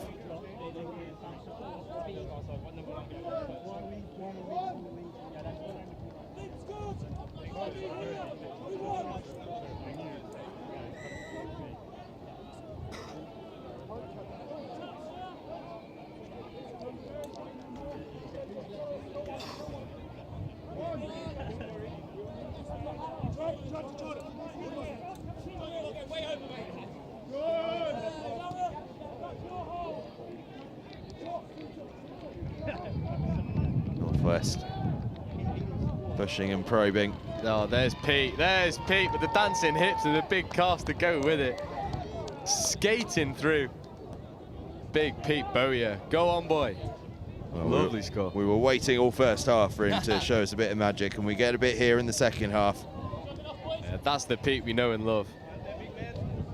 Big man with soft hips. Just look, yeah, little right foot, left foot, happy days, ghosting over, easy score. 8-3 now, Northwest lead. 2 scores to nothing in this second half. Southeast add a bit of pace though and have a little dart at the try line, don't quite get there before the touch is made. They've had plenty of possession and plenty of threat in this second half, and pass again just at the crucial moment, doesn't quite stick, goes to the ground, and Northwest escape. Yeah, it's a little bit too easy for the Northwest at the moment. They're just coasting through. I mean, 5 tries the difference. And it seems like the Northwest are just quite happy to just defend, transition, attack, defend, transition, attack. And at the moment, it's working all too well for them. And the Sharks just can't put on the pressure that they need to. Absolutely. Northwest moving the ball out to that left-hand side. Touch is made. It's just off the mark, unfortunately.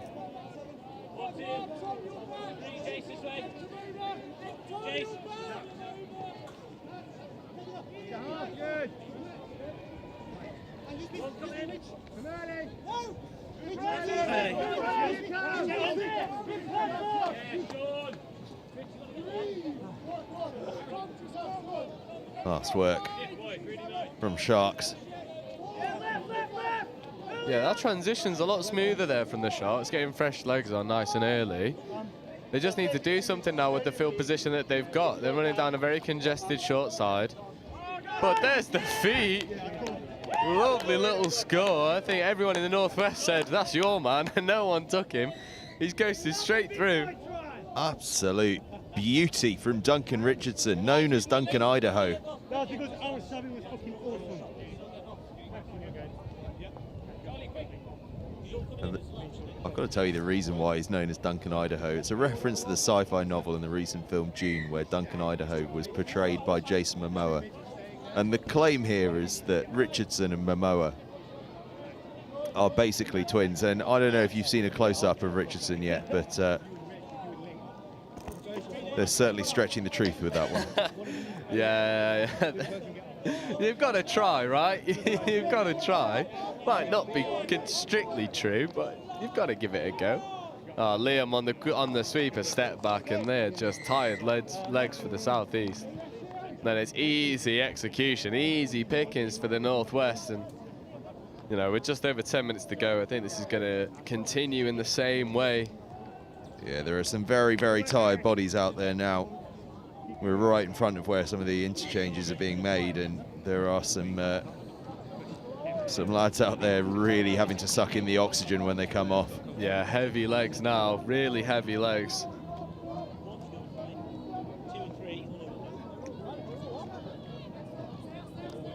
Richardson, or Idaho, as I should say.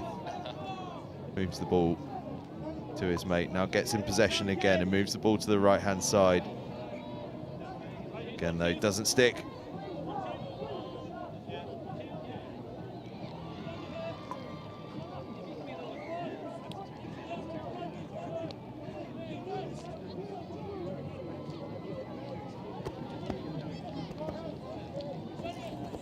Northwest making good yards here.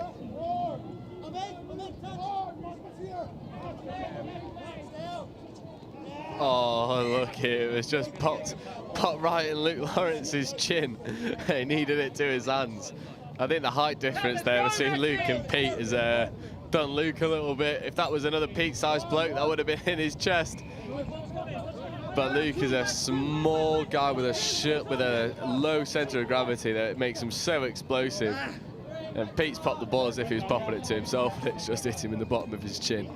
Bless. Yeah, I don't think he knew that was coming, did he? No, definitely not. I wouldn't have. But that's the thing with Pete. You've always got to be aware. You've always got to be alive, because he can disguise every pass so well. And that's a really nice defensive touch there, touch and pass, giving turnover for the Northwest. Big aggressive touch coming in there from Ben Robertson. Again, another big nudge. Well versed in carb loading, I'm told. He's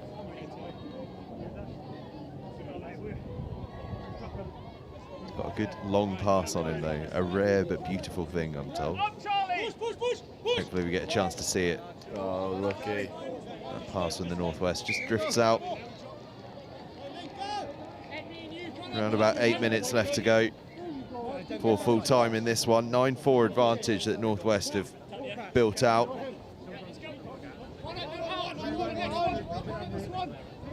Plenty of time for that to be turned around, and with bodies really starting to tire out there. Yeah, definitely. I think the one thing that Northwest have done that has really set themselves apart in this game is they've been really conservative with how they get from A to B. It's very efficient. They don't use any more energy than they need to, because they know it's a hot day. They know that they're going to struggle legs-wise. Age is obviously a factor. And I just think they've managed the game a lot better than Southeast have, and they've put themselves in a good position to execute when they do get into the red zone. And yeah, they're good value for their 9-4 lead. I think it's been very impressive. AJ, the mixed opens coach for the Northwest, will be probably telling his mixed opens players, like, come on, look at what I've done. Why can't you guys replicate it? Almost certainly, almost certainly. Oh. Russell slips, perhaps that's the move. Yeah. Ball goes wide. Oh, what a bill. Lovely ball, lovely catch and score. Beautiful setup. Yeah, maybe that is the move. On the floor. Quickly executed, lovely score. Oh. There's the slip, and then it's just quick play. One-handed scoop there. Bang. Pass flies out. Lovely weighted ball with the player running on to meet it. You can't stop those. I think it was Mark Rayner that got the try, captain of the Coldy Cobras. The invisible man never responds to messages, but he always shows up. Yeah, that sounds like me, that, actually. Anyone knows if they try and get hold of me, I'll reply in 3 to 5 working days. That's the way to do it. It's his first ever nationals as well, and he's got a try. Have the Southeast got a try here? Gonna have a bit of a conversation about it. No, they haven't. Maximiliano Perez then, with the ball in hand.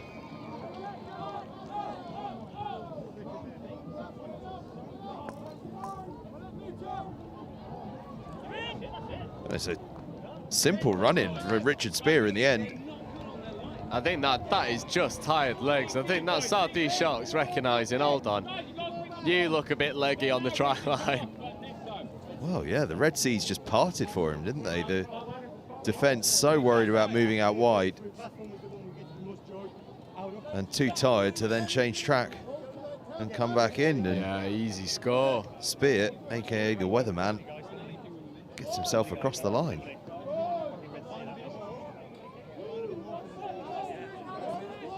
had even more time than he thought he did. He went for the big dive. He actually could have just strolled home and dotted it down. Immediately, though, the response. It is a basketball game at the moment. One end to the other. Quick tries in succession. And it's just a 32 long. Back inside, they go to run the sweeper. They pick up and go the other way. Lovely long ball. It's a really nice setup. And just beautifully executed in the corner.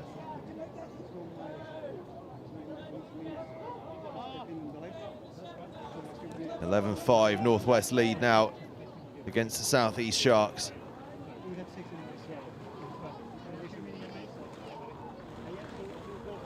Now, you're a man in the know. Why has every team got themselves a catchy nickname, and the Northwest are just Northwest Touch? So they used to be Northwest Blades, and then they dropped Blades 2 years ago. Probably because it was costing them too much on the kit. I won't lie to you. So now they're just the Northwest. I think Blades had become synonymous with some unuseful antics. So they dropped the Blades. But I agree. You know, you've got South East Sharks, South East Taipans, Southwest Saxons. I mean, he's just ghosted through a lovely gap as half, and he's giving it to Luke Lawrence, and Luke Lawrence has put the ball down. Take a couple scores away from him. That is absolutely diabolical. Gareth Elliott will be... He wasn't even half, I don't think. No, he wasn't. Yeah, Martin Bush just said he wasn't even half. He wasn't. He didn't need to pass the ball. Luke looks a clown dropping it over the line. Gareth Elliott will be absolutely gutted about that. An act of generosity thrown in his face.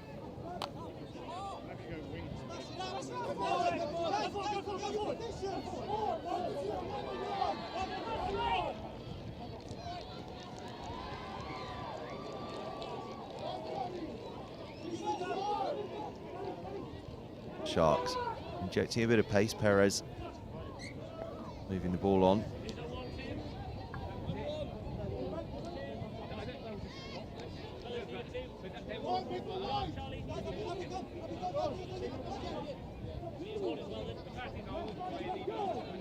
Two and a half minutes to go. 2.25 minutes to go, really. So you'd say that this one is safely in the bag for Northwest Touch. Leading South East Sharks 11-5. But can they produce some magic in this last couple of minutes? Yeah, it'd be nice to see another touch. I mean, I want to see the move. Show me the move. I am dying to see the move. Yeah, but that's not a sentence you thought you'd hear on a Touch Rugby live stream today. We want to see the move. I'll tell you what, when I was driving up in the car today, I was not thinking about the move, that's for sure. Oh, lovely little bit of play there, and they've phased it. You're going to go out wide, dive in the corner. It's a really good covering touch, but that just shows South East have come here to play, and they can play.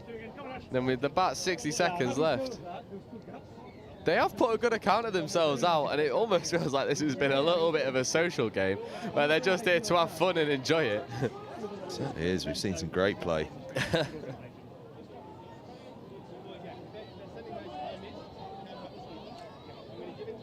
Yeah. Doggies, yeah. Can the Northwest go the length?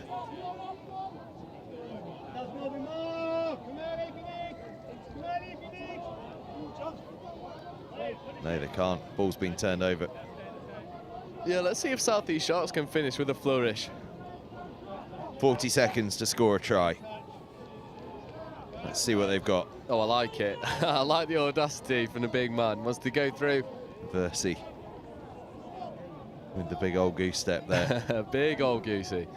But they're going to come this side, and they must want to go wide. They don't. They throw the ball away.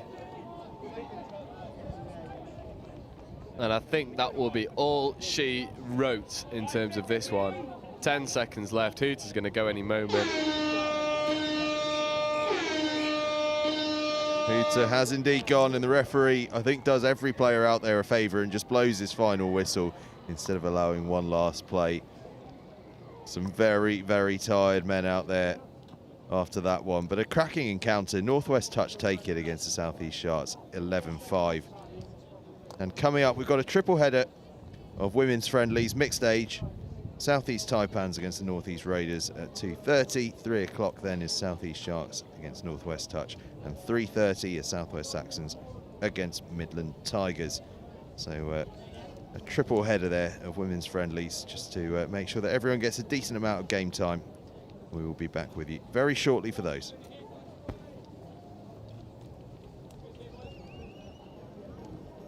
So once more with that clock says it brings the game to an end and a 5-minute warning. As one of those guys, it is our please to attack once he's doing it. Also places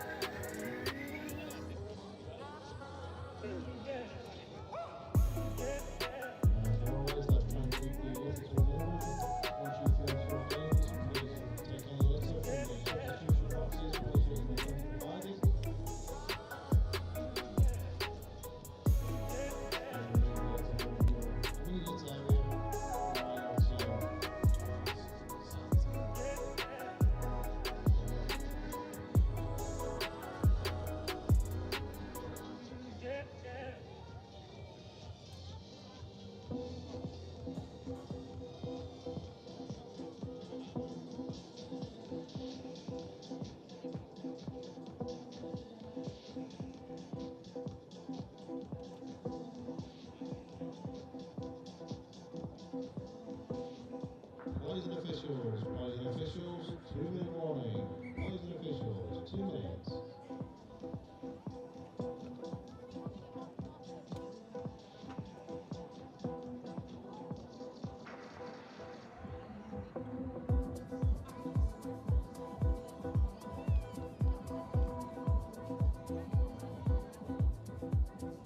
Now again, just a request from the organisers, please be up to speed on your next game or next game play.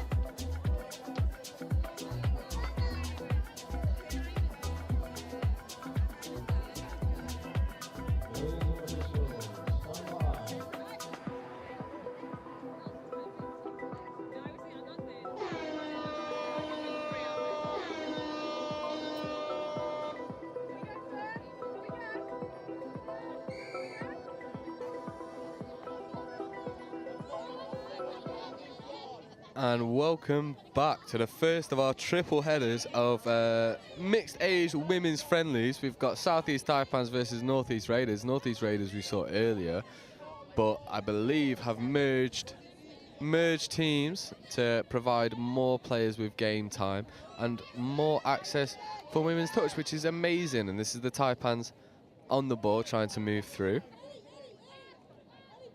Taipans on 5th touch now, so probably going to want to kill it their side. That's a lovely little right to left pass. Lovely little handling. And then the ball is turned over, and we haven't seen the Taipans on pitch 1 yet, and I think this is going to be a good account of them. This is a more experienced group of ladies. And I think very similar to the Raiders Wildcats game that we saw earlier, we're going to see two very experienced sides play more methodical touch than raw speed. And it's going to make for an entertaining affair. Northeast looking to transition, but the transition is just a little bit translated, and that's an easy touch and pass call for the referees to give, and Taipans forced the turnover early doors. And they're going to look to move the ball up and create some more attacking opportunities for them. Taipans rolling through. Long ball, lovely long ball, lovely score. Ref gives the wave. Opening score, 90 seconds into the game, right to left long ball. Lovely, lovely ball.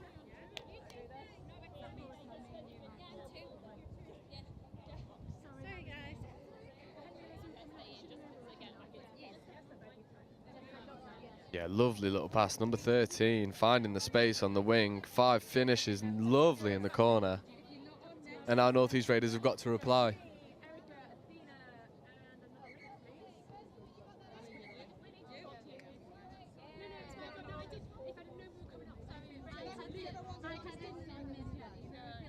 Just a delay of restart, and now the Northeast get us back underway. And they look to work the short side. They want to make yards now and keep moving forward. Nice little tip off.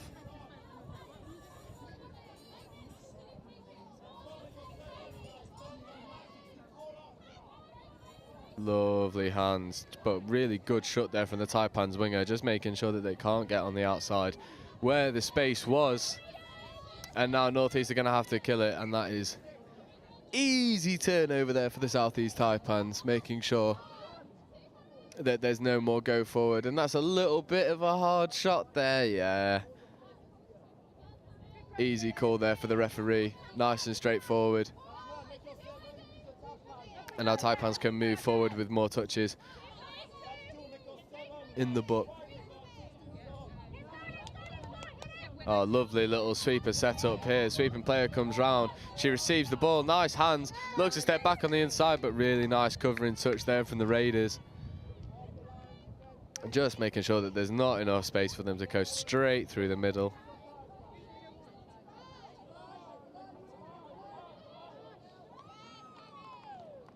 Yeah, and well defend. Oh, lovely score. Just making it pay. I thought it was well defended initially. And we're just having a look at the replay now. The roll ball comes nice and composed. Ball goes out. Nice little quickie. Steps back on the inside. Does her opposite player. Lovely little dot down. Picks the ball up. Goes away. 2-0. 4 minutes in. A score every 2 minutes. Good value for money. And now the Raiders have got to reply if they want to stay in it and stay competitive. And unfortunately, that's just an unforced handling error. It's going to relieve all pressure for the Taipans, and they can roll through their transition nice and simple. Although, again, there's another delay of restart to the game. I think she's called it back for a tap penalty. Okay. And now Taipans can roll into their transition. They'll work the ball over to the open side, and they have passed around the shooter. Really well played. Roll ball taken. Nice and clean.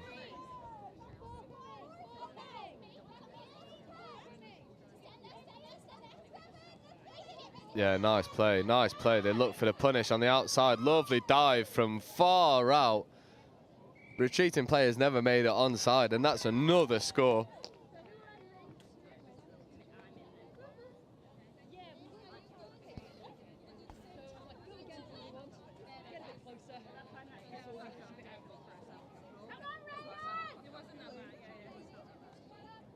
Yeah, lovely dive, long and strong, around the outside, beats the retreating defender back to the line. And it's a relatively easy score in all fairness for the Taipans.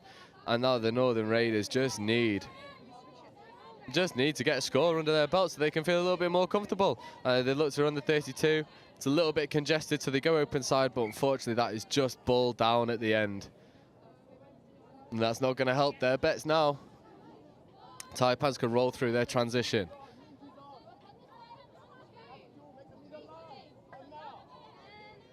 Lovely ball. They go out to the wing and they work it back inside.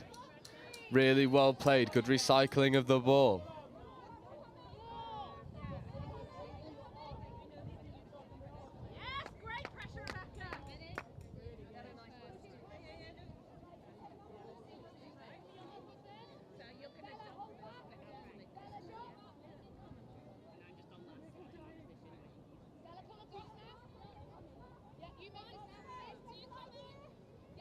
Raiders working through their transition, but the Taipans are up in their face, really putting pressure on.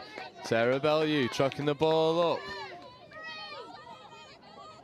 Lovely, much better transition from what we saw earlier on. Passing around the shooters, much better. They've got in behind. They look to throw the pass, she doesn't. Unlucky. Much more positive though from the Northeast Raiders. Just making sure that they're making ground first rather than always forcing the ball down potentially blind avenues, and they're finding a lot more success for it. Unfortunately though, this Taipan side has just been defensively sound and has really shut them out whenever is possible.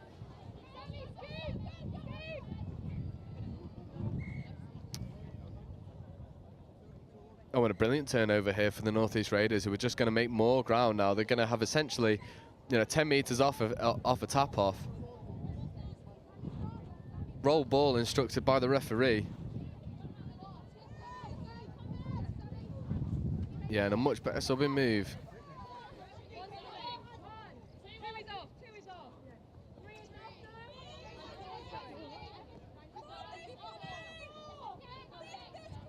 Now they've got to move forward though. Too much of this is static. This is fifth now, so they've got to scoop. And they come to the short side. Rapper's on. She doesn't use it. She goes back on the inside, back to where all the defenders are. And I think that was just maybe the wrong decision. Maybe fixing your player and giving the ball to the Rapper would have been a more, would have maybe provided an avenue for exploration, but just not quite got there. And the Taipans seem relatively comfortable going into 8 minutes now. And Taipans will look to put another score on the board. Rolling through now. Really nice transition. This is fifth coming, so they're going to have to work for it. Scoop's coming. She's got wheels. Goes around the outside of her player, but Beth Redfern gets up in the face and makes the touch.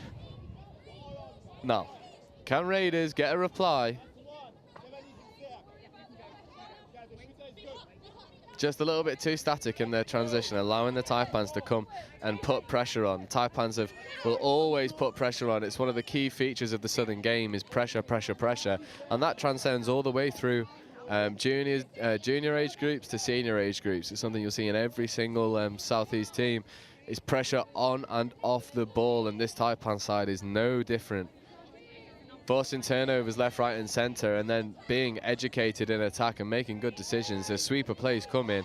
Sweeper receives it, passes the ball out. That'll be 6 more for knockdown. Had to be knocked down. The winger was clear and open.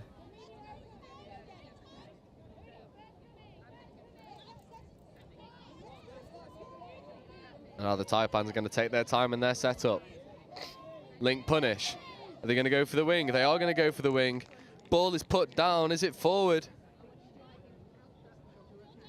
Score given. 4 to the good now are the Taipans against the Northeast Raiders. And for the time being, that this is a one-way street of scoring. Taipans just putting on pressure, forcing turnovers, going down the other end, executing when needed. Lovely, lovely touch. And touch played not with extreme disguise, just basics done extremely well. And sometimes that is all you need to execute as we come up to 10 minutes. Oh, unlucky, unlucky, unlucky. Northeast trying to work a little bit more expansive, trying to find some more success.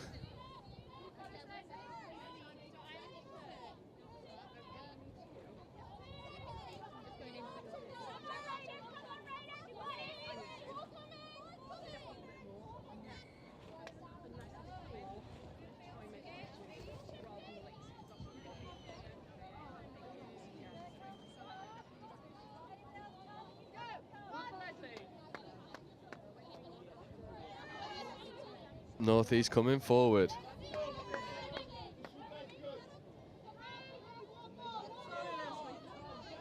Much better going forward, but they need to keep this forward momentum.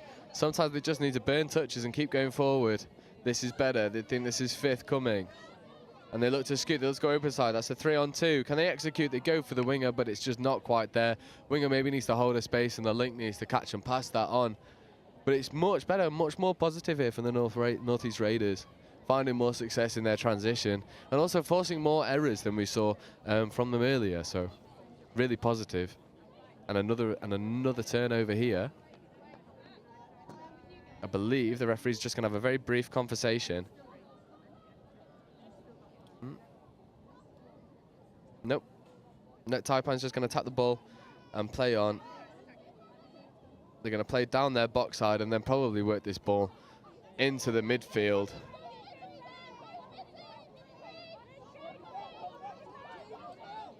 Oh, lovely hands round the outside. They passed the ball over the top. As she got the wheels to go through the end, and she just doesn't quite have the gas.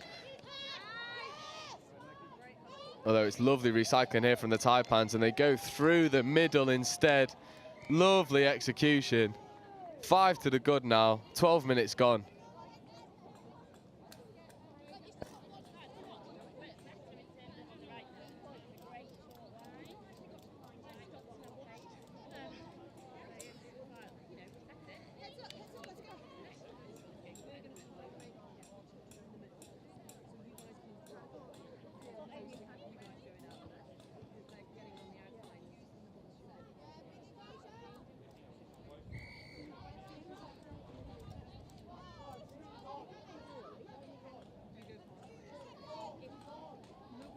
Raiders now trying to find the reply. And that's ball down. That'll be 6 more. Just knocked down by the Taipans defender. And this is a good opportunity now for the Raiders to really make something pay. Create something from nothing. They look to go open side.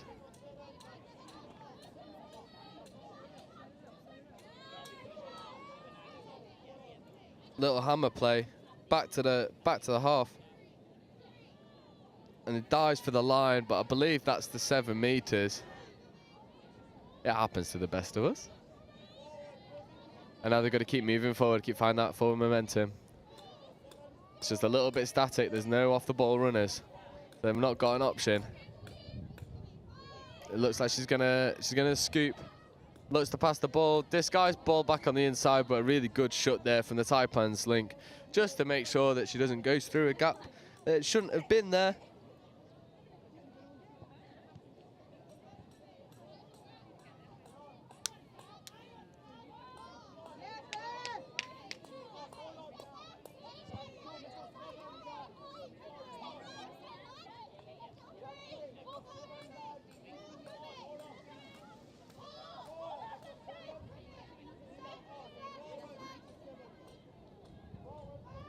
Taipans looking to punish.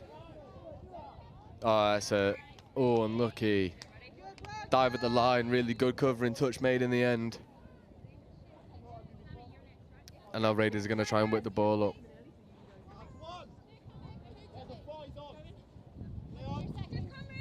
Oh, good feet to get to the side of the touching player. The recycling of the ball from the Raiders has been much more positive. They just got to go forward when in possession and stop going so laterally.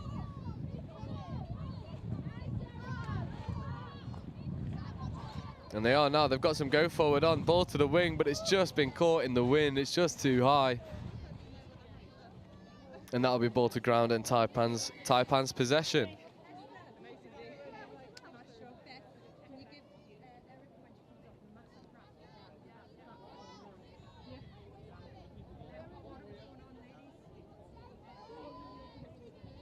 Taipan sub now. They're going to get fresh legs on, and here they come. Here come the cavalry. And the drive is a lot smoother and a lot faster. And they've got lots of momentum rolling into 5th touch. Oh, but unfortunately, that's just a loss of control at the crucial moment. Which just lets them down, but the positives are that they're consistently getting to that into that northeast red zone, and they're really going to make it pay, and they have done with 5 tries to the good, 5 tries to 0. 15 minutes in, although Leslie McCallion with some lovely ball skills. Just selling the defender for a dummy and is now going to try and accelerate round the outside. It's a good setup. This is 5th touch. Can they get the ball away? The ball just goes to ground at the final moment. There's 4 minutes remain.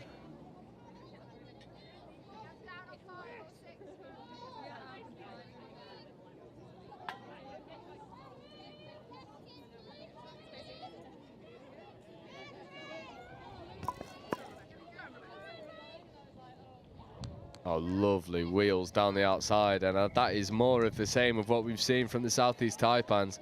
It is just speed and directness, and the Northeast just haven't really been able to keep up with some of the absolute speedsters of the Taipan side. There's lovely touch in the midfield, bringing 2 players up, and then the speed is all they need.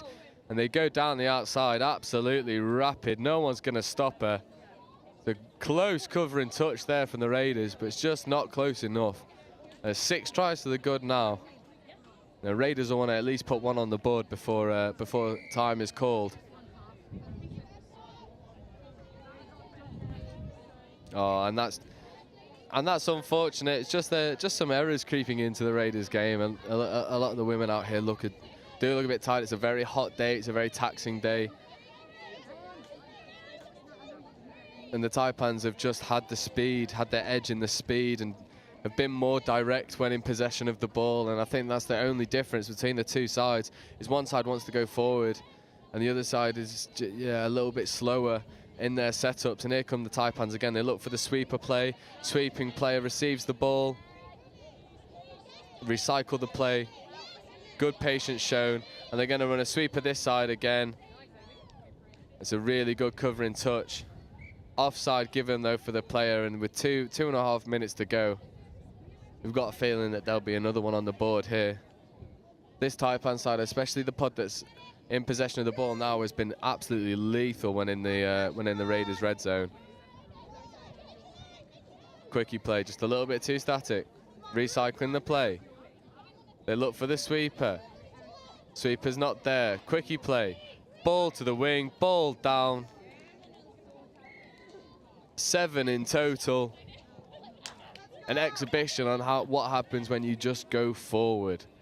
All this Taipan side has done in this game is just always go forward, moving as little as possible going laterally. The directness is just too much for the Raiders to cope with, and that quick ball on the outside to the winger just finds the space. Easy score in the end. 90 seconds remain. Raiders are going to really want to put 1 on the board.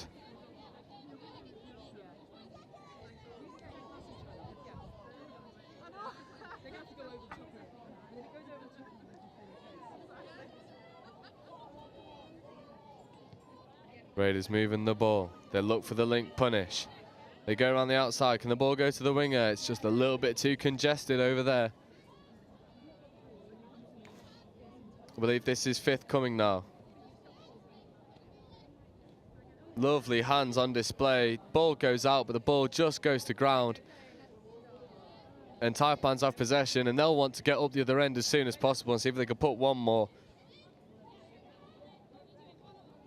Put the icing on the cake from a Taipan's perspective. They've been absolutely dominant in this game. And this is the difference from what you're seeing on your screen now. Just the go forward, just straight lines forward all the time, making yards. 4th touch and they're in the red zone. This is 5th coming. They've got 1 touch to go and execute. Can they execute? Really good shutdown touch there. Player scoops and picks up. Winger's free. Can she find the winger? She can, but the ball just goes to ground at the crucial moment. The hooter goes, and that would have been a buzzer-beating score. Unfortunately, it doesn't quite get there, but the game will end. Taipan 7, Northeast Raiders 0. And I think even though they are shorter games, it is good value for the time. Taipan's really putting it to the Raiders. 7-0. It's a superb display on what happens when you just go forward.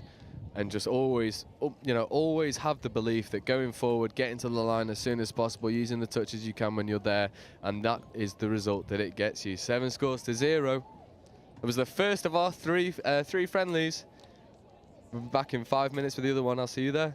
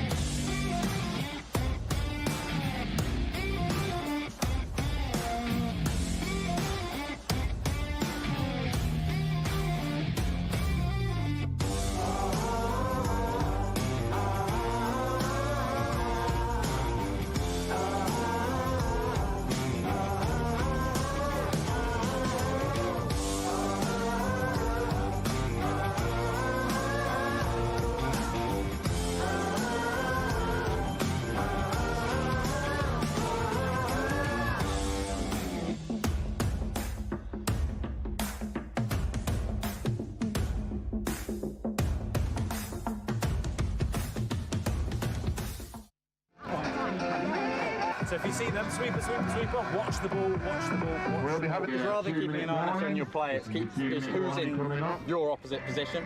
Yeah, exactly. Because it's quite, including me, I will follow the player rather than the position. So if they swap, I'm swapping the player I'm marking. But also when we 1, 2, 3. Yes! So just come up, if you're worried about being run around, come up and force them to do things. And then that way they won't be able to get all that space. Up, Sarah, get Brad, up, get toes on your toes. Get up! Take the space! Take the space! You work hard defense. Get onside early, help each other out, okay? You ready, quickies? You stay tight. Push out, okay? Put a smile on your face, enjoy yourselves, yeah? It's a big game. Let's get it, yeah?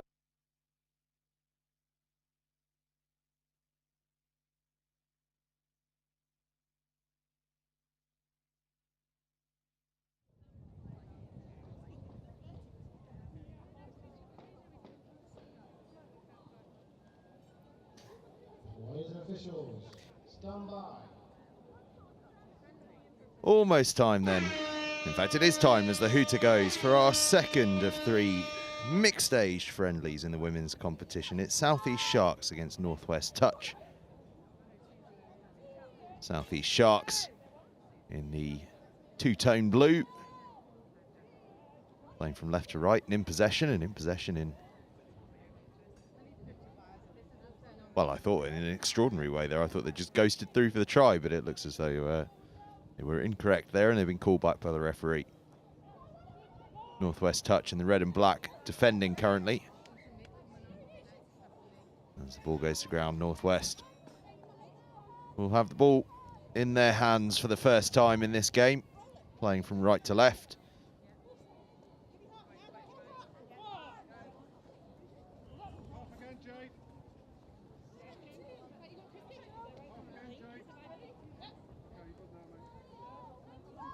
Northwest making a raft of early changes.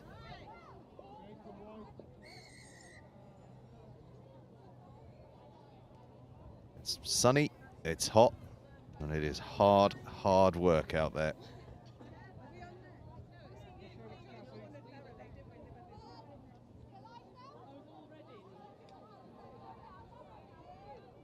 By the way, this is the first time that a Northwest women's 40 squad are playing at the Nationals. Never had one before.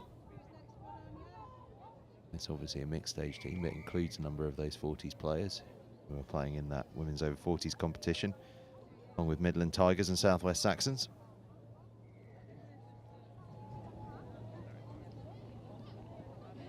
Andy Sharp's the coach of that first ever Northwest women's over 40s side. Also the England men's over 50s head coach. But it's South East Sharks with the early lead, scoring the try there. And they've had the bulk of the possession, territory and play in these opening few minutes. As we see the try again. Simple score in the end as the defence went one way and the attacker went the other.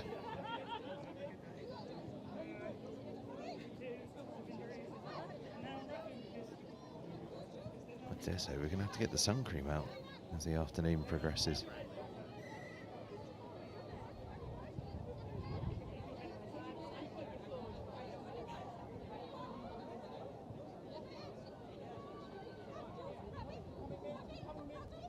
South East Sharks beyond halfway. Committing plenty of defenders, playing with real pace here. Touch is made and that just slows the momentum down a little bit. Still time for them to work something though. They work it fast, back to the right hand side. Is there a bit of space? Ball is down and the try is given. South East Sharks back-to-back scores.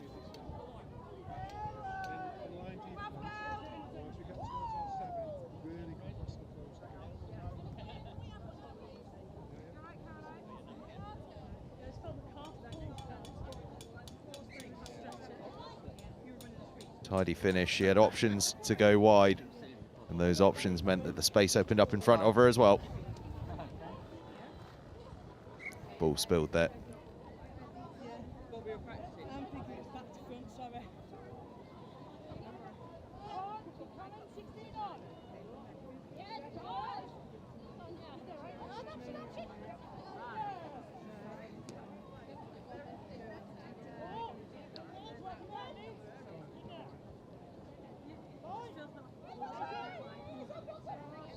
Ball goes to ground.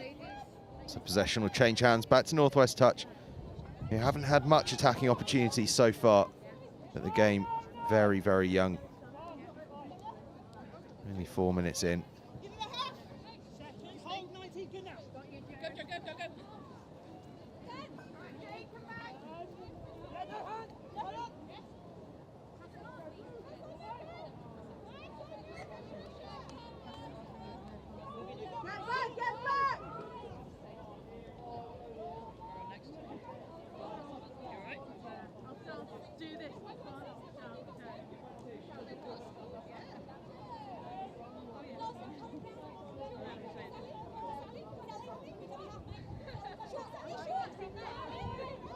Sharks.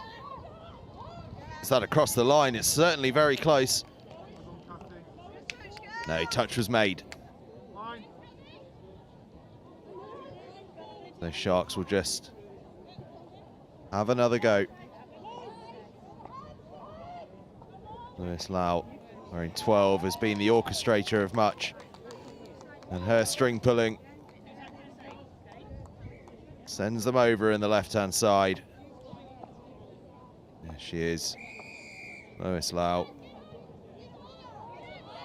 Receives the ball, takes her time. And puts out the wide pass. With a simple score for what I think might be Christine Johnson.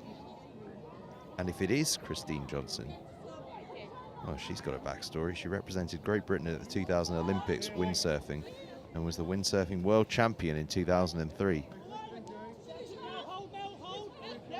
Another multi-talented sports person here at the England Touch Nationals.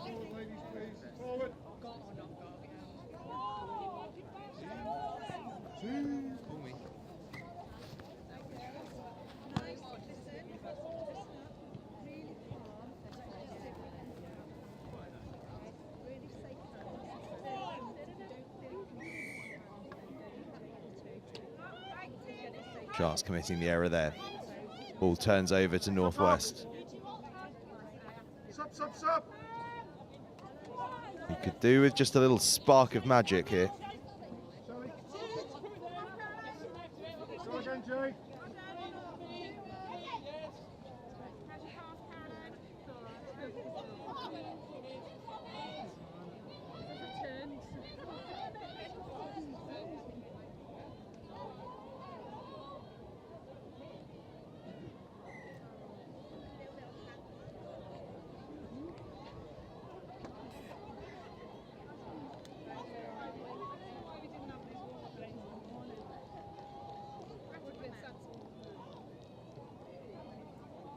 It's all got a bit slow out there. Remember, these games just 20 minutes long, and we play right through.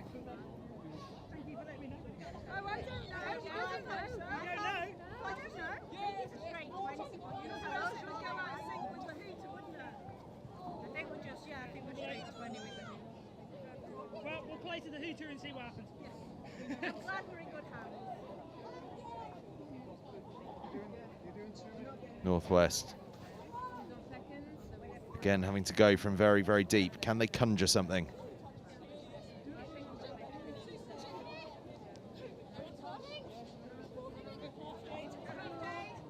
Getting themselves up to the halfway line. Ball is knocked from their grasp. No, it wasn't knocked from their grasp. It was just lost forward. So we go again with the Sharks. 2 tries up here in this mixed age friendly.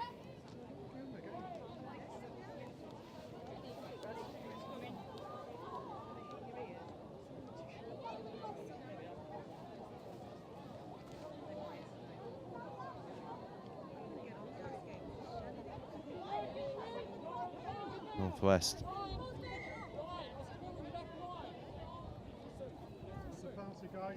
Have a penalty, 6 more.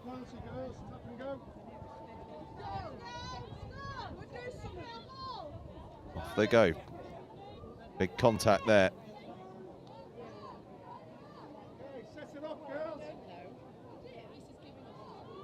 Slightly slow play again.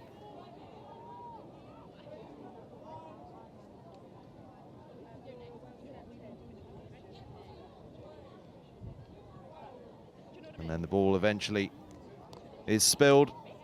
So Sharks will have a chance to go. We're almost halfway through this game now. 20-minute game. The second of 3 women's mixed age friendlies. The next one at 3:30, Southwest Saxons against the Midland Tigers, whose men's open side were just phenomenal earlier on today. An absolute treat to watch them, wasn't it?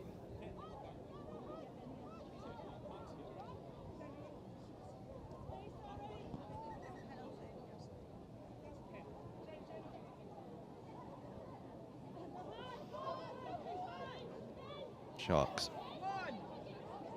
pushing and probing for a 3rd score.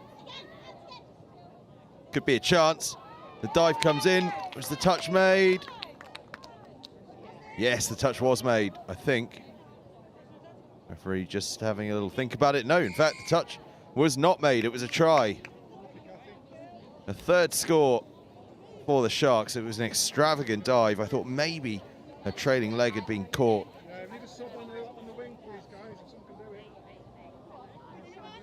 Oh, what a finish that is.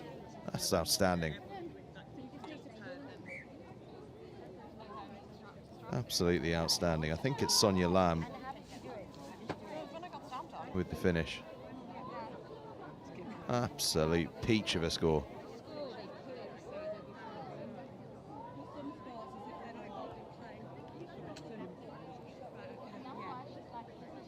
Yeah, but it's quick, which makes it calling you back difficult. Yeah.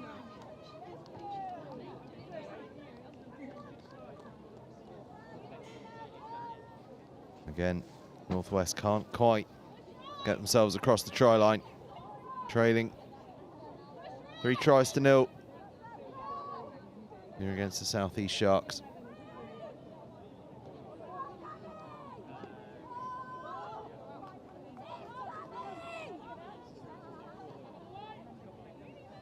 Southeast Sharks are playing some nice touch here, putting the defence under real pressure. Oh, could have given the pass. Could have given the pass. We've got 3 full games, 2 tomorrow, 1 Monday morning, and then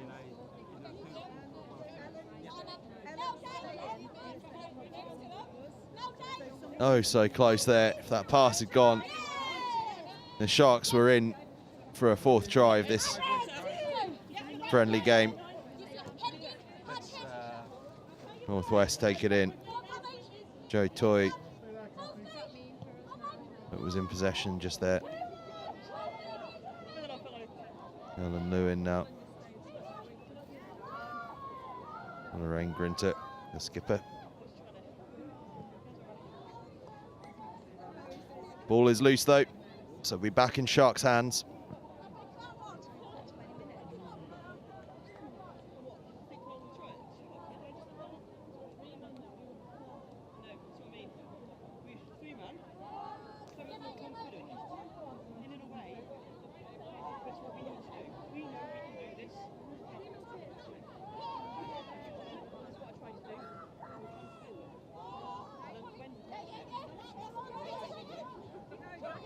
Sharks attacking with real pace here. Straight and true and across the try line. It is a 4th score.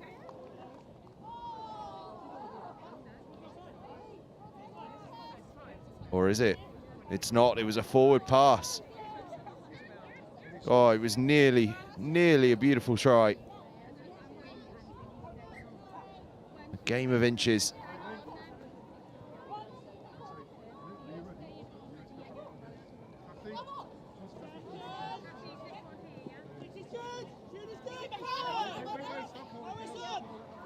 Northwest playing fast down the left-hand side and finding some joy in terms of distance.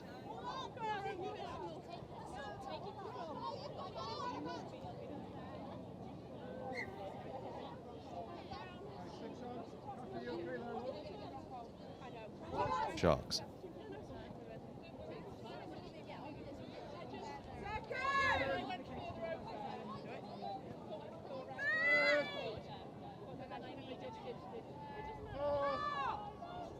Making good ground here. Could there be an opportunity?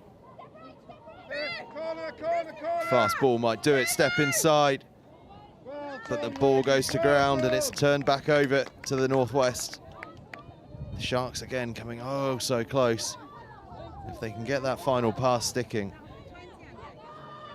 they'll be in a good place. Okay, Jay, go in half next. Go half, Jay. Take the dump, take the dump, take the dump. Well done, Jay. Stay right, look. Come towards me, Jay. Northwest. Bit more pace about their attack here. Can they make it count? Not quite, not quite. Ball back in Sharks' hands.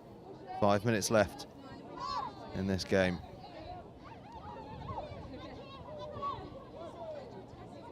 In the hands of Lamb.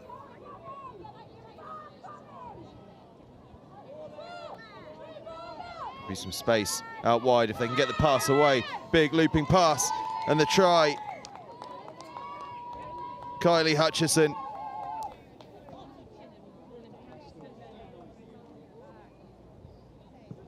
The space was there. They attack the line and get that late pass in.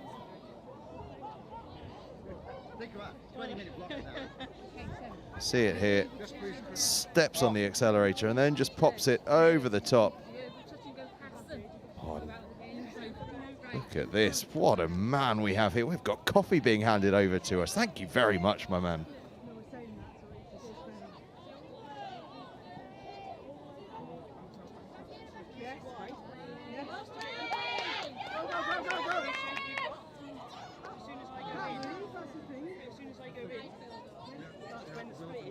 I was trying to do it then, say move over, because before you went on and was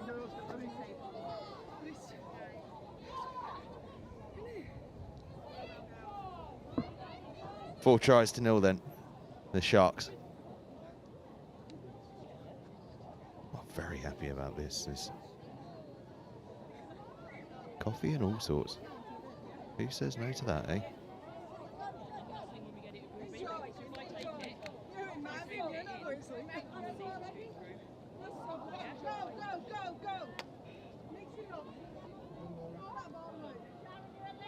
Northwest.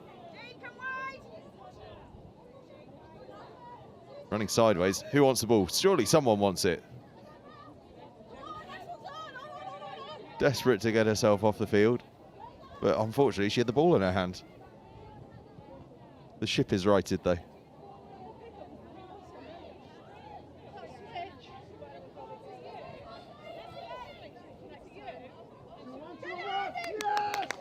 Try is scored.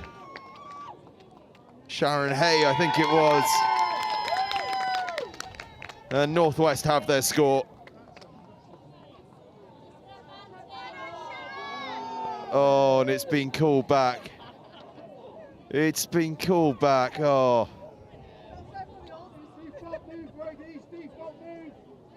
Spoil sport stuff from the ref there. The try we all wanted to see. But the Northwest have another attacking opportunity.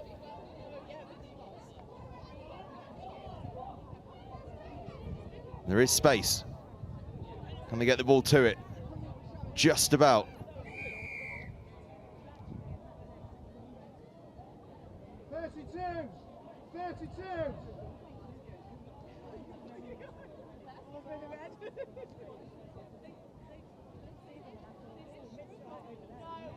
Here we go. 90 seconds left. And a chance here for the Northwest.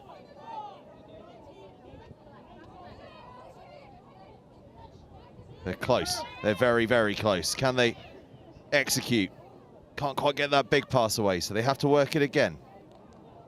Again, that big pass, just not forthcoming, but they could get across the try line, but the ball squirts loose.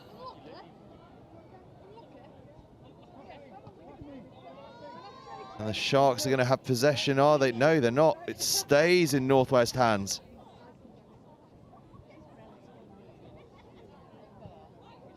And I think the Sharks are now down to 5. So there is space out there. If the Northwest can get the ball to it, there's an extra person there. They've just got to get the ball to hand. Back inside.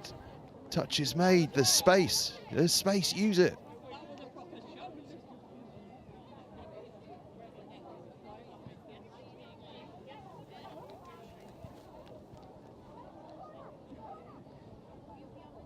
Ten seconds left. Can they finish with a flourish, the Northwest? They can't. Ball goes to ground, and it finishes up here in this women's mixed age friendly. Southeast Sharks 4, Northwest Touch 0. We've got a short break now. 10-minute break, and we'll be back with you at 3:30 for the third of these women's mixed age friendlies. The Southwest Saxons against the Midland Tigers before a final 3 full bore games. Mixed Open West Wildcats v Northeast Raiders at 4. Women's Open at 4:50, Southeast Sharks against Northwest Touch. And at 5:40, the final game of the day, Midland Tigers against the Southwest Saxon in the women's over 27s. But come and join us at 3:30 for that women's mixed stage friendly, Southwest Saxons against Midland Tigers. And field 3, West. So that's player rest slots for the 3:30 tap off. This is field 1, player rest from Southeast. Field 2, player rest from South Northeast. And field 3, player rest from West. After that, there will be one more slot required at 4:50. We'll give you a nice window of time. This is the 3:30 slot. The games are being played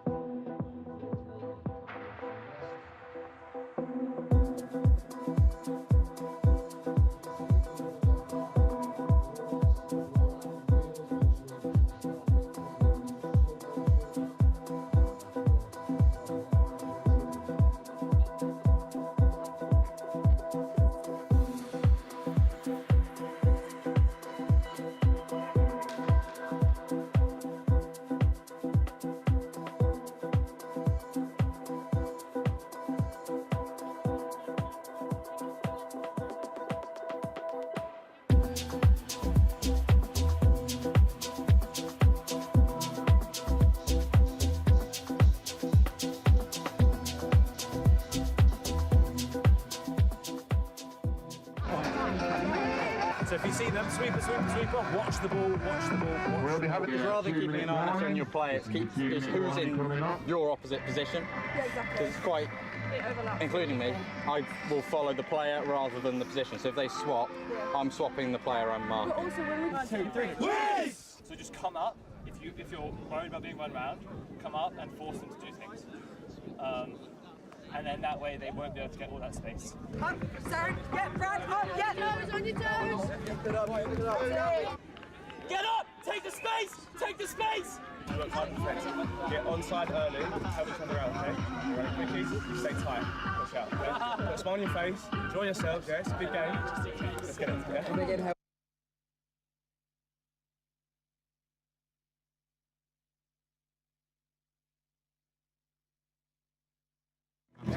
Just a silly boy, born and raised in South Detroit. He took the midnight train going anywhere.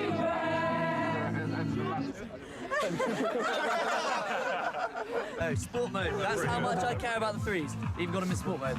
We need to make sure that we're working on staying tight in D, and then when we're up there, we need to be a bit more organised. So 32 shorts, doing the quickies. I realise the camera's on me, so I'm trying to keep talking. We're keeping them in their half really well, so keep working hard because they're taking 4 touches, 5 touches, get to the point. Those last 2 scores have been exactly the same move. So just as soon as half gets hands on ball, eyes up, we've got to shut them down there. The other impact that it has is that you don't have an impact on the game because you're so far back, they can't hear you. If you're on or behind the line, yes, let's go, right? No, win it. It all starts in the middle, okay? If we work hard, the links don't have to step up, okay? Yeah. You ready? Let's go. Hands in. Come on, Evan. Tight! Eyes up, pressure! Cheers to Bristol! Hip hip! Hip hip! Hip hip! One for the ref! Hip hip! Hey! One for us! Woo! And one for the ref! Hooray! So close. One video. Go on, Darren! Act really casual.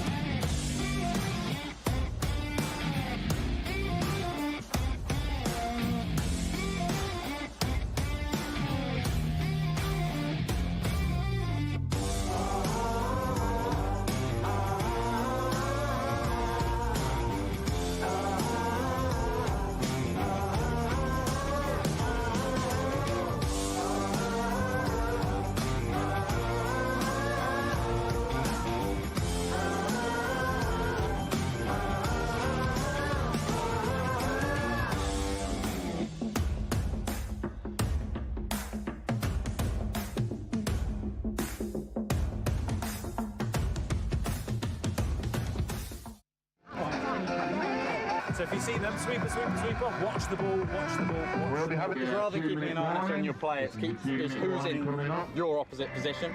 Yeah, exactly. Because it's quite, including me, I will follow the player rather than the position. So if they swap, I'm swapping the player I'm marking. But also when we 1, 2, 3. Yes! So just come up. If you're worried about being run around, come up and force them to do things. And then that way they won't be able to get all that space. Up, Sarah, get Brad, up, get toes on your toes. Get up! Take the space! Take the space! You work hard defensive. Get onside early, help each other out, okay? You ready, quickies? You stay tight.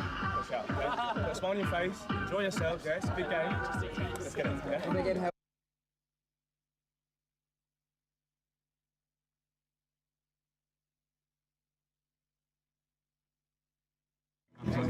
Just a silly boy, born and raised in South Detroit. Took the midnight train going anywhere.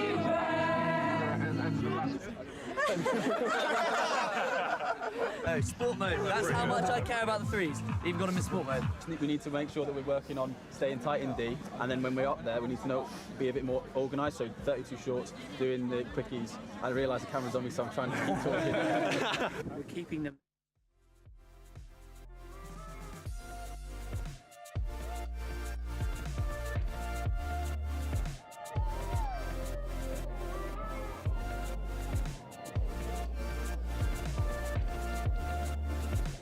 Players and officials, stand by.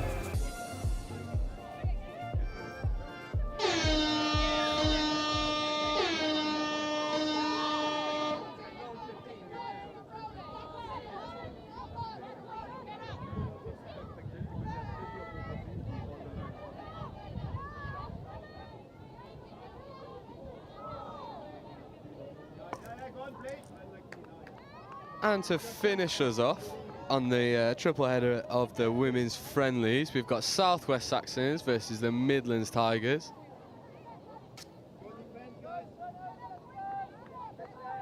Quick turnover, and now the Saxons are going to get us underway with their transition.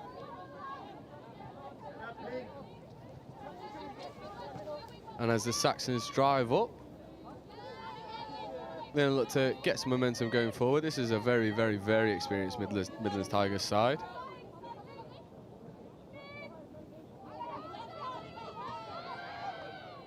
Oh, lovely hands down the wing. Can she go?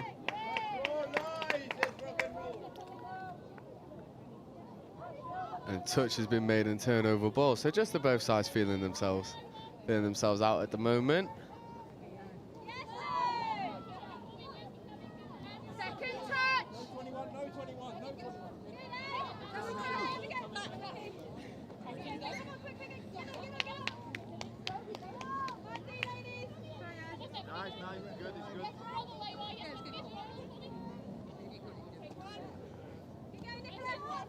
An excitable start. Southwest Sharks, Southwest Saxons, I should say, in those sky blue tops. Playing from left to right and in possession. Midlands Tigers in the white, defending against them.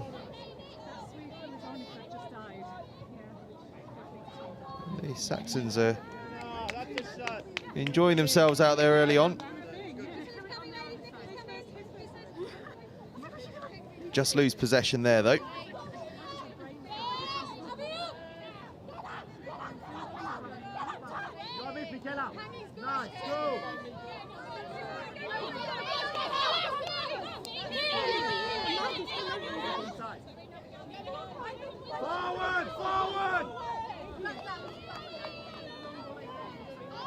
Midlands Tigers bringing a bit of intensity here.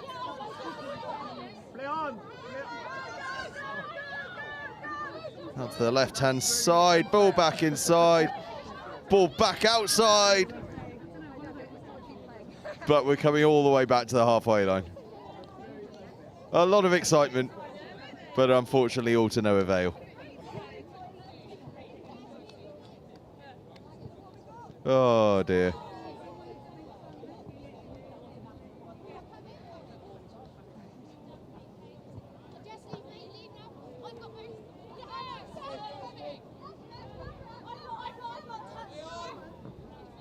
Ball goes to ground.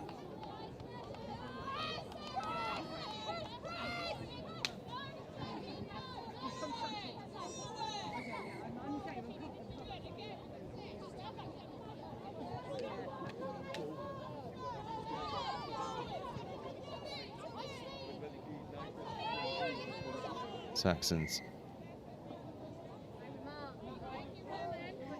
Gonna have another 6 here, I think.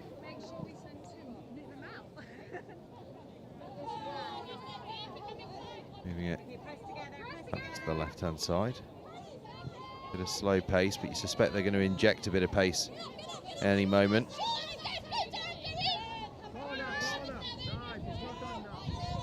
I'm looking down at the Southwest Saxons team sheet, and it's all as you might expect, other than number 19, Stephanie Thomas, who's all in capitals. Does that mean she's the superstar to look out for? Or does that mean that caps lock was stuck on? We'll find out over the course of this game.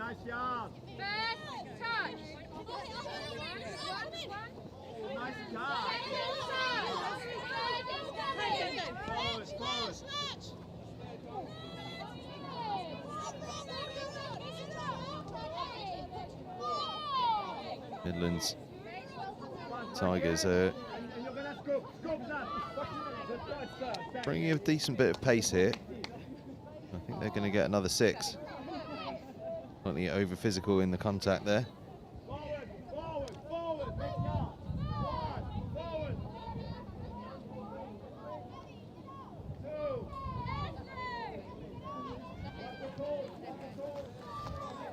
lot of visors out there. I'm not a man blessed with the ability to be able to wear a visor, unfortunately.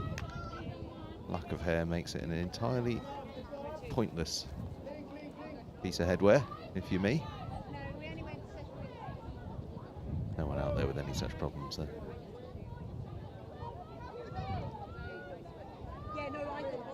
Now the Midlands Tigers, for those of you that don't know, have got a cuddly toy that they have with them sitting on the touchline, which is currently getting a lot of attention from one young supporter. But much like the British and Irish Lions run onto the field with a stuffed lion, the Midlands Tigers have got a stuffed tiger on the touchline next to them.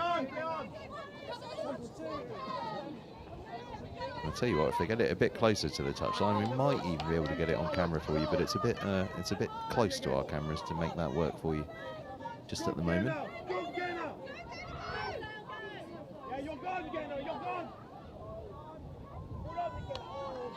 She didn't believe. And the kids well played, guys. Very good.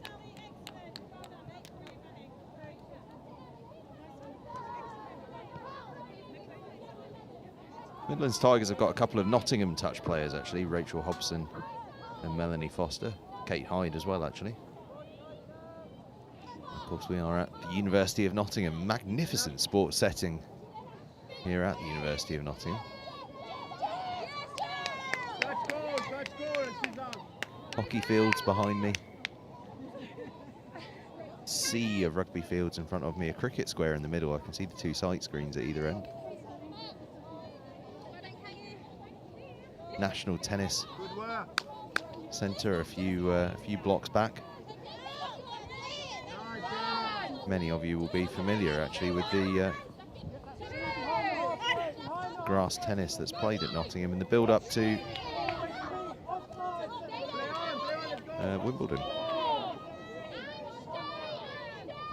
In about, what, 8 weeks or so, it's going to be an absolute hive of activity here on Beeston Road. It's an absolute hive of activity right now as well. Southwest Saxons against the Midland Tigers in this mixed age friendly.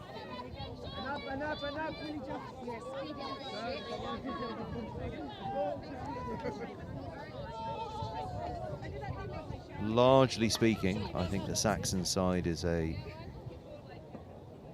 over 27 side and the Midlands Tigers side an over 40 side. So you have to say the Midlands side are doing very well so far to be in this as much as they are. Just the natural differences in age you'd think would hand a bit of an advantage to the Southwest Saxons.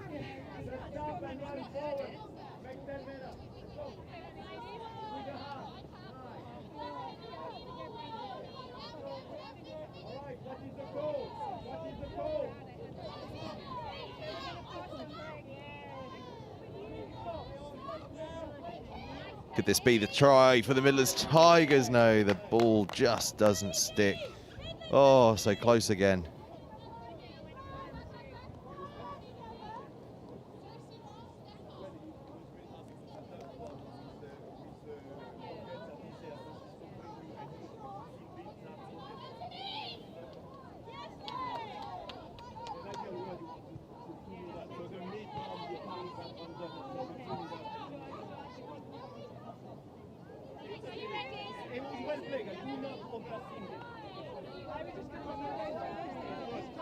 Saxons working their way up the field.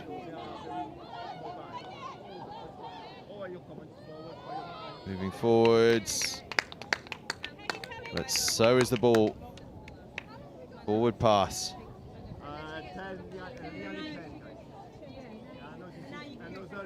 Coming up for midway through this game. Remember, it's just a 20-minute game, playing straight through.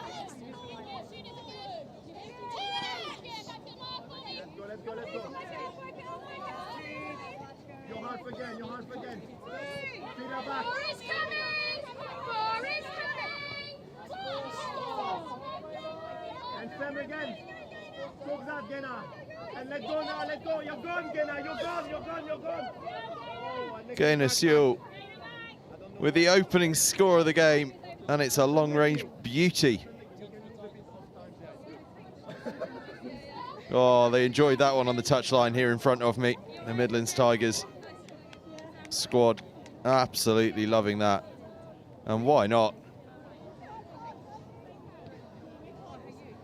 Picks it up and goes all the way home. Or does she? Or does she? I don't think it's been given. Of course not. She was the dummy half and she couldn't score. And it's been pulled all the way back, and now Southwest Saxons are on the advance. Well, I think everyone thought that had happened, but it hasn't.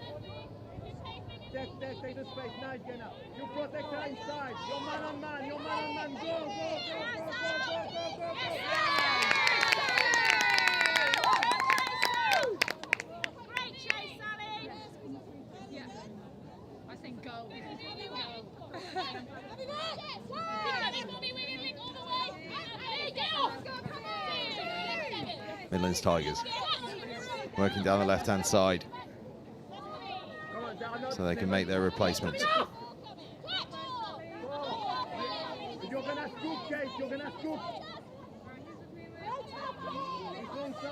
It is getting warm out here.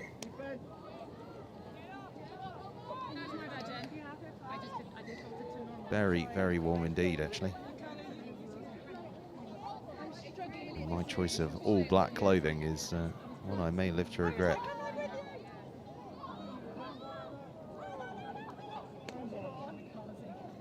We live and learn, hey?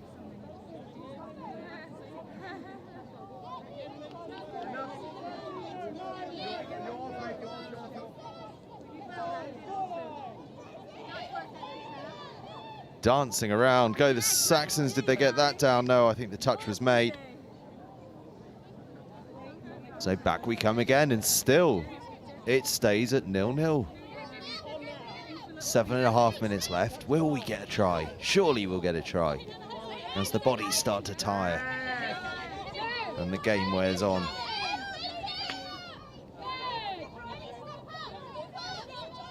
Here come Midlands Tigers again. They've played some really nice stuff here.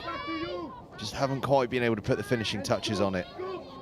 But perhaps here there's a chance. No, pull back again.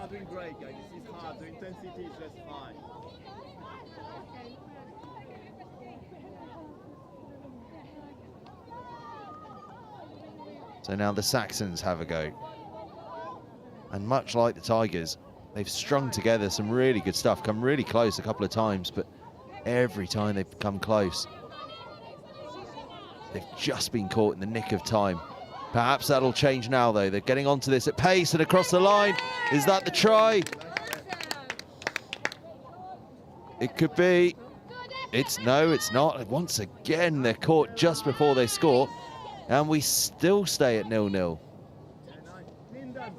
Oh, the tension starting to build here. 6.5 to go now. It's 4, girl. It's 4. You're gonna scoop from it. Scoop from it. There's no scoop.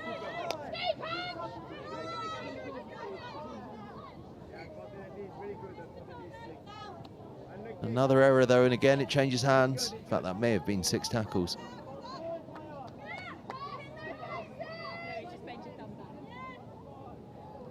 Surely we'll get a score.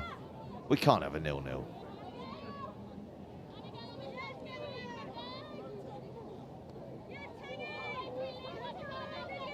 On we tick.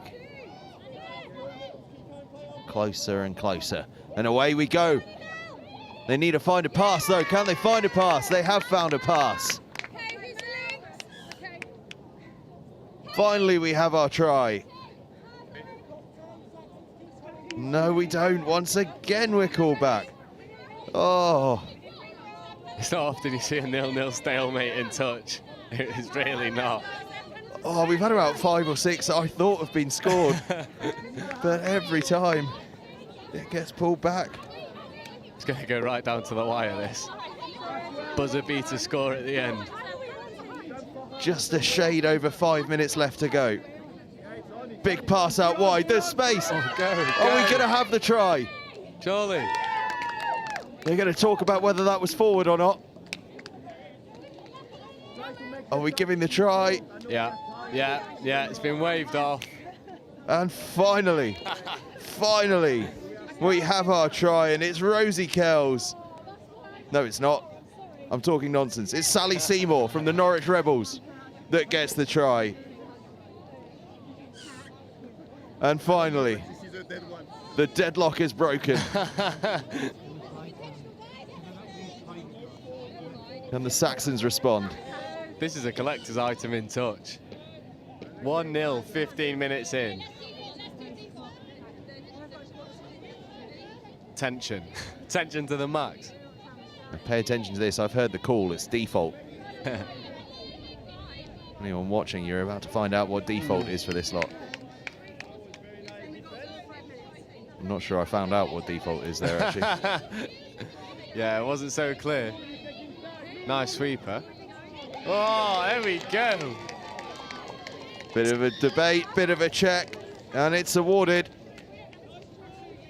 Beautiful sweeper. Cutting back, passing on the inside. Lovely ball. Well, we may never have found out what default is, but we found out that these ladies know their way across the try line, and Megan Burton is the one to get there. One try.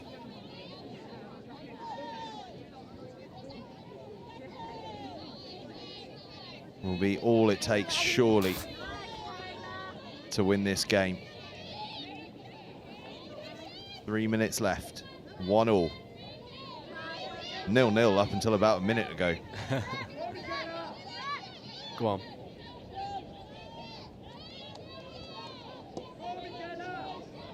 Oh, good pass. Oh, unlucky.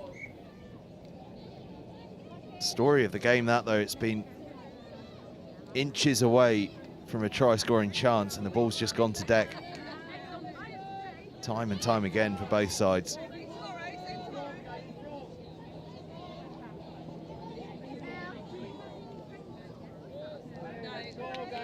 Again, ball goes down under pressure. Tigers will have an opportunity here. Plenty of time to score that try.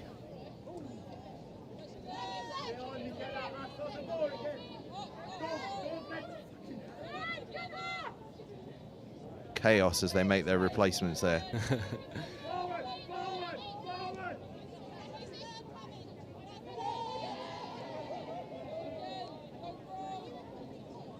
Bit of pace injected here. Diving for the line. Is it going to be awarded? Going to have a little bit of a chat and a think. And no, it's not going to be. We're going to go back for more Tigers possession. Oh, Tigers. Go on, it's there. Yeah, score given, surely. Lovely. Try is awarded. And having had one chalked off earlier, It's Gaynor Sewell, or Sewell, that gets the score and puts Midlands Tigers 2-1 in front. And there is not a lot of time for the Saxons to turn this one around. The defence just never came up on her, really. No, and it's a bit of a sin when you're on the line not advancing, because you just give the option to the attacking players just to take that line. And that's exactly what they did. But there's a bit of pace in this. I won't be surprised if we see a score now. Just under a minute to get it. 32. The dive comes in. No try. I think that's about the 10th time we've seen that in this game. Just not quite there. Good hands, though. Oh, if that goes to hand, that's a score. A bit of miscommunication.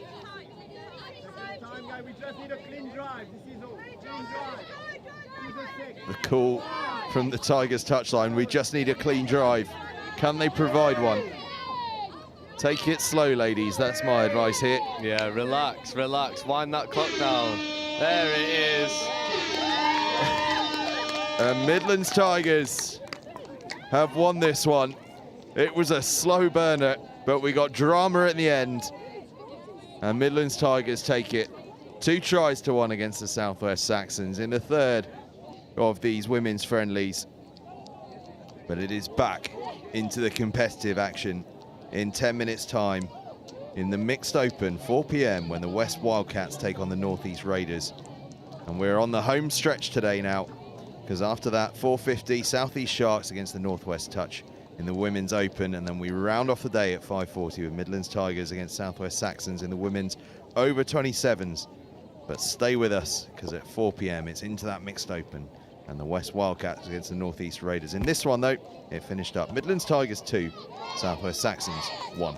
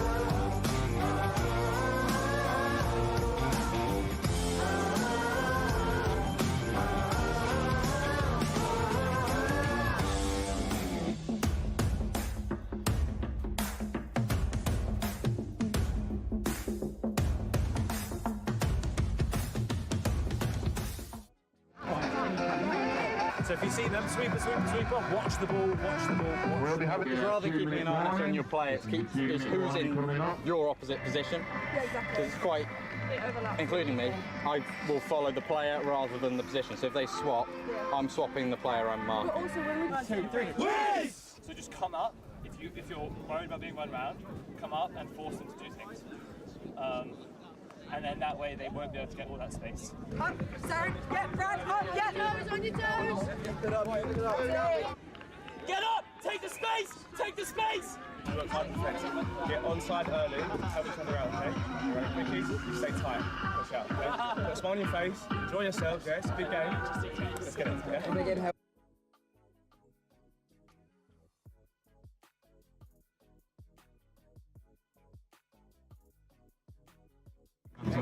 Just a silly boy, born and raised in South Detroit. He took the midnight train going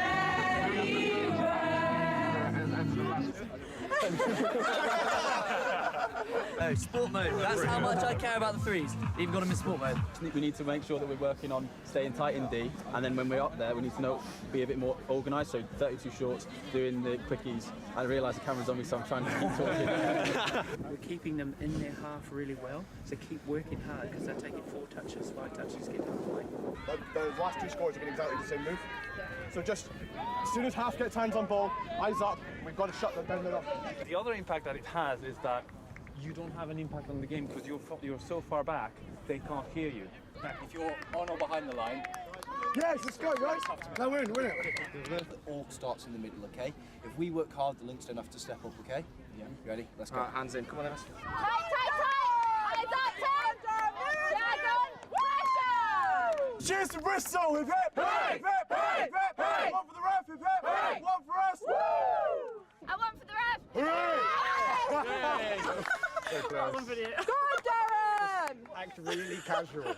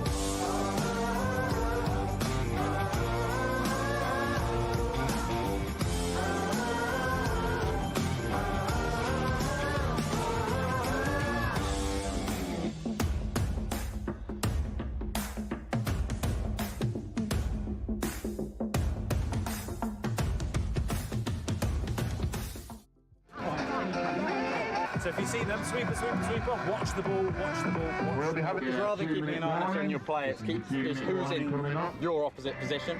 Yeah, exactly. Because it's quite, including me, I will follow the player rather than the position. So if they swap, I'm swapping the player I'm marking. But also when we 2, 3. Yes! So just come up. If you're worried about being run round, come up and force them to do things. And then.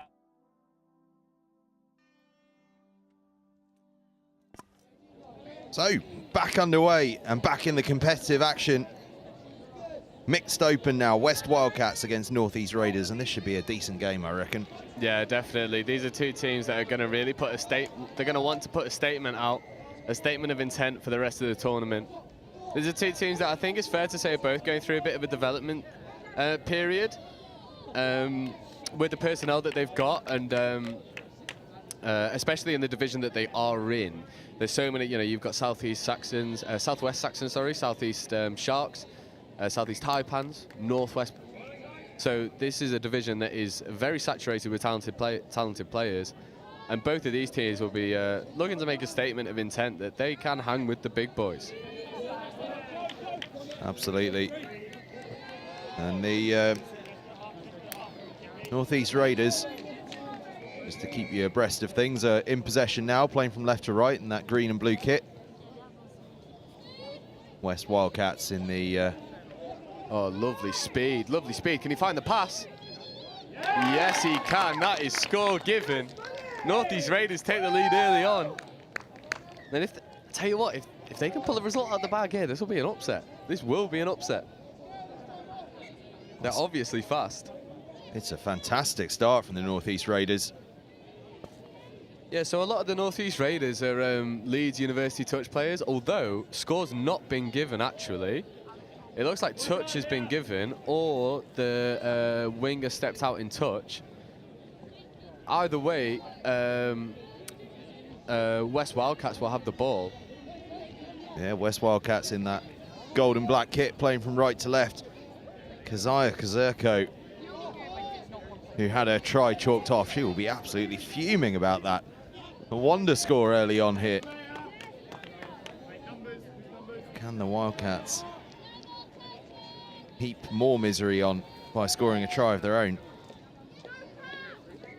Yeah, it's a good kill there in the corner. Wildcats just struggling with their transition to get up into the faces. This North East side, a lot of them are from Leeds University touch rugby, so this is going to be a big blend of traditional, well, not traditional, I would say conventional rugby skills, running hard and passing the ball, with a little bit of touch structure thrown in there to provide them with attacking platforms. And West Wildcats are going to run the traditional touch that we see day in, day out. University of Leeds, great place. Yeah, good for a night out. Definitely good for a night out. I spent a solid 3 years up there. Didn't play any touch while I was there, though. I don't think the touch boom had started at that point. No, it's definitely a new club up in Leeds, but they're performing extremely well. They've got some very, very, very fast players, and I think you'll see that vast majority of the stronger players for Leeds University are currently playing for North East Raiders. It's a really nice quickie play here. Unfortunately, the ball just goes to ground. Just a bit of an unforced error there, letting North East Raiders off the hook. I'm going to have to catch myself saying Leeds Uni off the hook, because doing the university series, I recognise a couple of these faces from there. I'm sure they won't mind being being dubbed Leeds Uni. Yeah, a little bit. It's nice feet there. Doesn't help that they're playing in very similar colours to the University of Leeds. Yeah, definitely, definitely. But it's really good hands there. This is fifth now, so they're going to have to scoop. They've obviously got wheels. Can they find the space? Nice hands around the outside. Looks to go through a hole, but it's a really nice covering touch. Just to shut down the momentum. And these are two teams just feeling each other out. Big stride length on Will Heath, wearing number 42 there. Oh, he's had a national championship in American football. Fair play. Go on. I'm going to guess that's a national championship here in the UK playing American football, as opposed to having been in the US and secured a national championship over there. I feel that the grounds of the University of Nottingham wouldn't quite match up in comparison to some of the American football fields. Yeah, definitely not. But look at the feet from Joe Tyne there, making all of the meters in the midfield. I've had the pleasure to play with Joe Tyne, and when given direction is one of the most impactful players, but that's an unnecessary error there. Just as I'm singing his praises, he just drops the ball, loses control. So now this West Wildcat side is going to have to really put the pressure on to try and force a turnover. And welcome to the commentator's curse, I'd say there. Yeah, definitely. Just bigging him up, and then he lets me down. He was telling me beforehand, as I was speaking to him, oh, please big me up on the live stream. I told him, you're going to have to play well. That's not well enough yet, son. You're not going to get your praises yet. See, this is why I never praise anyone. I can't be wrong if I never give them praise. Yeah, that is very true. I'm going to have to learn from that, actually. Oh, look at him jogging straight off. His job's done. Fumble the ball, get off. Oh, he's going to hate me later. Wildcats working their way up that far touchline, making a few changes as they do so. Yeah, it's good. Again, I was just about to say, it's a decent transition from Wildcats, but they've just fumbled the ball there. I feel like these are two teams that are gonna, they're gonna want to put it to each other. North East Raiders definitely have the speed. West Wildcats definitely have the structure. It's going to be an interesting blend of conventional touch and the union touch hybrid that we see. But North East Raiders now in really promising field position, fresh legs on, they know how to sub. Big wide pass comes in. That's a beautiful flat ball for someone to run onto. There's just no one there. They're going to get the repeat set of 6 for the penalty. It's just unfortunate there. Whip. Absolute whip pass from the big man. Ewan Hargreaves, the youngest member of the squad, actually. He launched that pass out there. It's just unfortunate. It just died on, I think, Cameron Hayring, who was trying to run onto it, and it was maybe I don't know, half a club extra on that, and it was an absolute glory pass and nearly a glory's try there, but touch came in. Just stay there, you're in. Jess is in. Yeah, I've got a feeling we're going to see another long ball from the big man. Oh, lovely feet. Has he just gone all the way? Oh, good covering touch there. That's the twin threat, though, isn't it? Once you've shown that you can throw that pass, people start defending against it, and then it leaves holes elsewhere. I tell you what, he's very deceptive, is the big man. He's got a good turn of pace. He's got a really good whip on him as well. Once again, Raiders have crossed the line, but once again they were touched in the process, and that was their 6th touch. Yo, that's lovely play there from Wildcats, just to tip around the shooting player to make some extra yards. Now they're really flowing into their transition, getting a new pod on.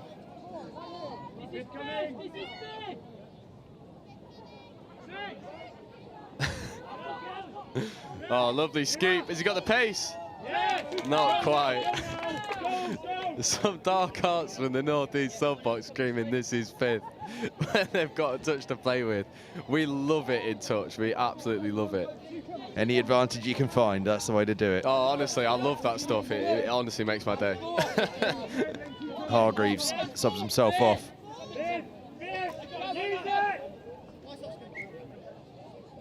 Yeah, Northeast just struggling a little bit with their transition. Transition's just maybe a little bit too straightforward.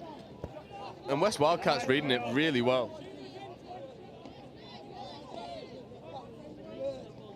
Wildcats making good yardage there. Yeah, it's really nice. And this is the pod that they're going to try and score from. Joe Tyne on the ball now.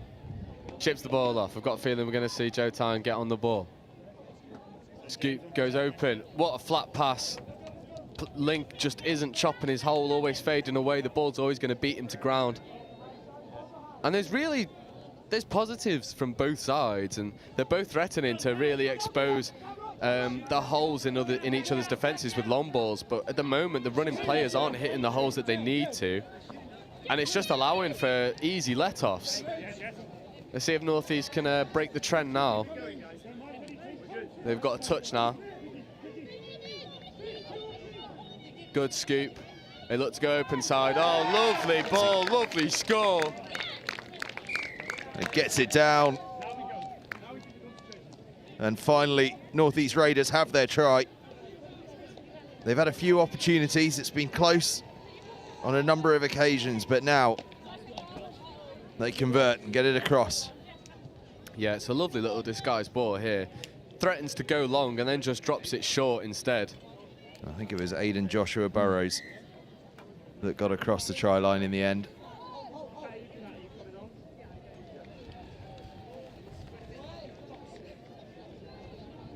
Yeah, now West Wildcats are going to have to reply. Oh, lovely feet there. Really nice dump.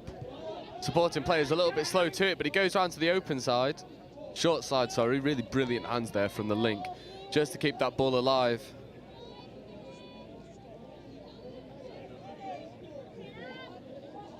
.32 short, coming. Rapper's there. They feed the rapper.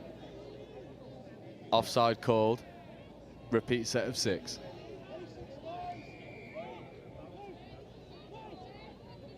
It's early in the game, but you've got to feel that if West Wildcats can get a reply here, they're going to carry some momentum. They look for the sweeper play. They step back and they step back again. Dummy goes through the gap, but it's a brilliant touch and half is caught, and that's initial turnover, and you've got to say that that's a wasted opportunity for West Wildcats. That's the furthest I've seen a hit move today, though. That moved about 2 feet in motion. Raiders. Yeah, this transition's a lot better. Driving now into the midfield, moving the ball lovely. This is 5th. They've got to scoop now, and they do. Can he put the hammer down? He does. He gets the ball away, and there's the winger. Lovely score. Jessica Whitehead with the finishing touches, but all about the work in the build-up from Will Heath. Lovely, lovely try. Jessica Whitehead, her 8th year of touch rugby. She's represented the England students before, and here she is scoring at the Nationals.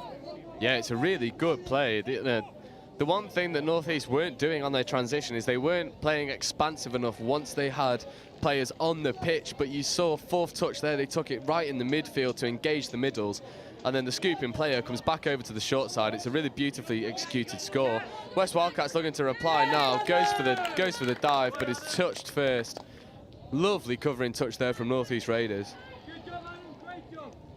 Yeah, and all of a sudden they've got a 2-0 lead, and they're looking good for it. Yeah, I completely agree. They've surprised me. Typically, North East Raiders have been treated as a little bit of a development side that can potentially be out of their depth in these sorts of competitions, but I don't think that this is the case here. They're really putting it to this very experienced West Wildcat side, and they just need to limit all any mistakes that could be made, stay just as defensively sound as they are. Well, they look to me, as soon as they inject pace into their game, they look incredibly threatening, I think. Yeah, definitely. It's things like this that they're struggling with, is when they stay static, it's really hard for them to gain any momentum. But the big man goes through. He just needs to find his support. He finds the support. The ball's down. Touching player thinks he's made him. Doesn't. Stops. Leaves the gap. North East execute. That's 3-0 in 13 minutes. It's a one-way street right now. And it's Luke Reed, the former Midlands player, now playing for the North East, that gets himself across the try line. It was all set up by Aidan Joshua Burrows. And Luke Reed with the simple task, really, of catching, getting that ball down and cementing his status very much as a North East man and not a Midlands one. Yeah, for sure. It's a really lovely score. And the one thing that I've been really impressed with North East Raiders, I know I said at the start that it might be a bit of union touch, but it certainly doesn't seem like it for now, although that is a really nice reply there from the West Wildcats. Certainly is. Charlotte Groves getting across on the left-hand side. And a much-needed score, that. Yeah, completely agree. I mean, North East are playing some really nice touch. Their transition is sharp. Their defensive profiles are all very good right now. We'll obviously see if that continues to be the case as the game wears on, although the sun has gone in, so a little bit less taxing on the legs, perhaps. And if North East can continue to play as they are, continue to be defensively sound, then you've got to feel like they'll come away with a victory here, because West Wildcats just haven't shown enough in this first 14 minutes. Oh, lovely flat ball. Can she dive? That's just... Touch was just made, was it? Katharina Kiesel. Oh, lovely. Oh, lovely. They've exposed the overlap. She just can't get in the corner, but it's a good place to kill the ball. Now they can put pressure on the West Wildcats transition. If they can force a turnover here, this really stunts all the West Wildcats' momentum going into the end of this first half. But West Wildcats play around the press really well. Now, I've just realised there's a high five in here for me, so I'm going to have to go for it. Almost scoring the try there was Katharina Louis Kiesel. High five coming my way, surely. Yeah. Tomorrow, you're owed one. She'll watch this back, I'm sure. Tomorrow, you're owed one. Oh, lovely scoop, lovely pace. Is it hit? If anyone knows Katharina Louis Kiesel, tell her I'm ready and waiting for my high five. Northeast Raiders making good headway again. And just as I say, I told you, never say anything positive. It always goes wrong. We'll just not compliment people from now on. I'm sorry, but for the next 2 days, you're not getting any compliments unless it's absolutely outstanding. We've been proved wrong on too many occasions. Shade under 5 minutes left until the half-time hooter. So be a good time for the Wildcats to score. Nice quickie play. They look to go through the middles. Really nice covering touch. The thing for me about this West Wildcat side is they're just not doing enough in the middle. They're just not doing enough. They're not manipulating people as much as they should do. They're not moving the ball fast enough. And it's too easy to defend for the Northeast Raiders. Northeast are being able to stay really static on their line and not have to work all that hard because West Wildcats aren't manipulating the ball as they should be. And for a team that has very, very, very experienced players in their ranks, it should not be this easy, and that should not be that easy. All the way around the outside. If you're not going to defend, that's fine. I'll just run through you. Well, I'll tell you what, Cameron Heering, it says in our notes about him, watch out for the speed from the Durham University man. And, well, never has a commentary note proved more accurate. Unbelievable gas. Absolutely rapid. Just picks them apart, just runs around the outside of them. West Wildcats just not working hard enough in the midfield, and it makes them pay. They've got it all to do now. 3 scores down, and this is a West Wildcats side that is down on momentum. They only just beat Northwest by 1 score, which I hear was a little bit of a controversial game. So by no means a clean victory for them. And currently 4-1 down to the Northeast Raiders is a massive upset. And if Northeast can continue to play in the same vein, then this has got their name staked all over it. I mean, the transition is smooth. They're working hard in defense. They're manipulating players. They're making yards when they really shouldn't be making yards. And this is 4th. This is 5th coming now, and they've got their danger pod on, and they're going to strike again. For my money, this is a scoring opportunity. It's a little bit slower. They're going to have to go long. It's a really good covering touch there. If that final touch had been made smoother and they could have picked the ball up and run on quicker, then they would have caught the West Wildcats defence still retreating and maybe advanced beyond the try line. But as it stands, it's still 4-1. Wildcats need a reply before this half-time hooter goes. Otherwise, they've got it all to do in the second half. It was a crucial intervention, that, from Nathan Bourke, the England men's 30s player. Stepping up defensively for this Wildcat side just when they needed it. And now stepping up in an attacking sense. Oh, there's the reply. Lewis Stevel stepping up. As his mate did defensively, he now steps up in an attacking sense, and they narrow that gap just short of half-time to 4-2, and a crucial one, that. And to my mind, that's the first time that the West Wildcats have taken people on in the midfield, that have brought shooters up to them and then passed around them, and that's the benefit that you get for just being that little bit braver and just engaging people and then passing around the outside of them. Northeast will look to get a score here and restore their 3-try. Oh, good covering touch there. He goes down one end and scores, and then comes down the other and stops a guaranteed score, but they look to go short side. But I completely agree with the referee there. Hips completely not square. 1 minute to go. Can West Wildcats narrow this deficit back down to 1? I am incredibly surprised by what this Northeast Raiders side has been able to do. Yeah, they've looked sharp, haven't they? They've looked so sharp, so sharp. They are rapid, they are direct, At the moment, West Wildcats just not working hard enough to warrant this victory, and North East are just outworking them in most areas of the pitch, if not all of them. But if West Wildcats can get a reply here, as he goes through, looks for the pass but can't find it, it's intercepted. This will be touch 0, and they've got 20 seconds to see out the half. Heering with the intercept there, scored that wonder try a few moments ago. Steps up in a defensive manner there. And they're surely just going to play these 15 seconds out nice and slow. And there we go. That is the hooter. Next stoppage. It'll be half-time. And it is indeed half-time. And this half-time break, well, it's been a strong first half from the North East Raiders. They lead the West Wildcats 4 tries to 2. We'll be back with you for the second half very shortly.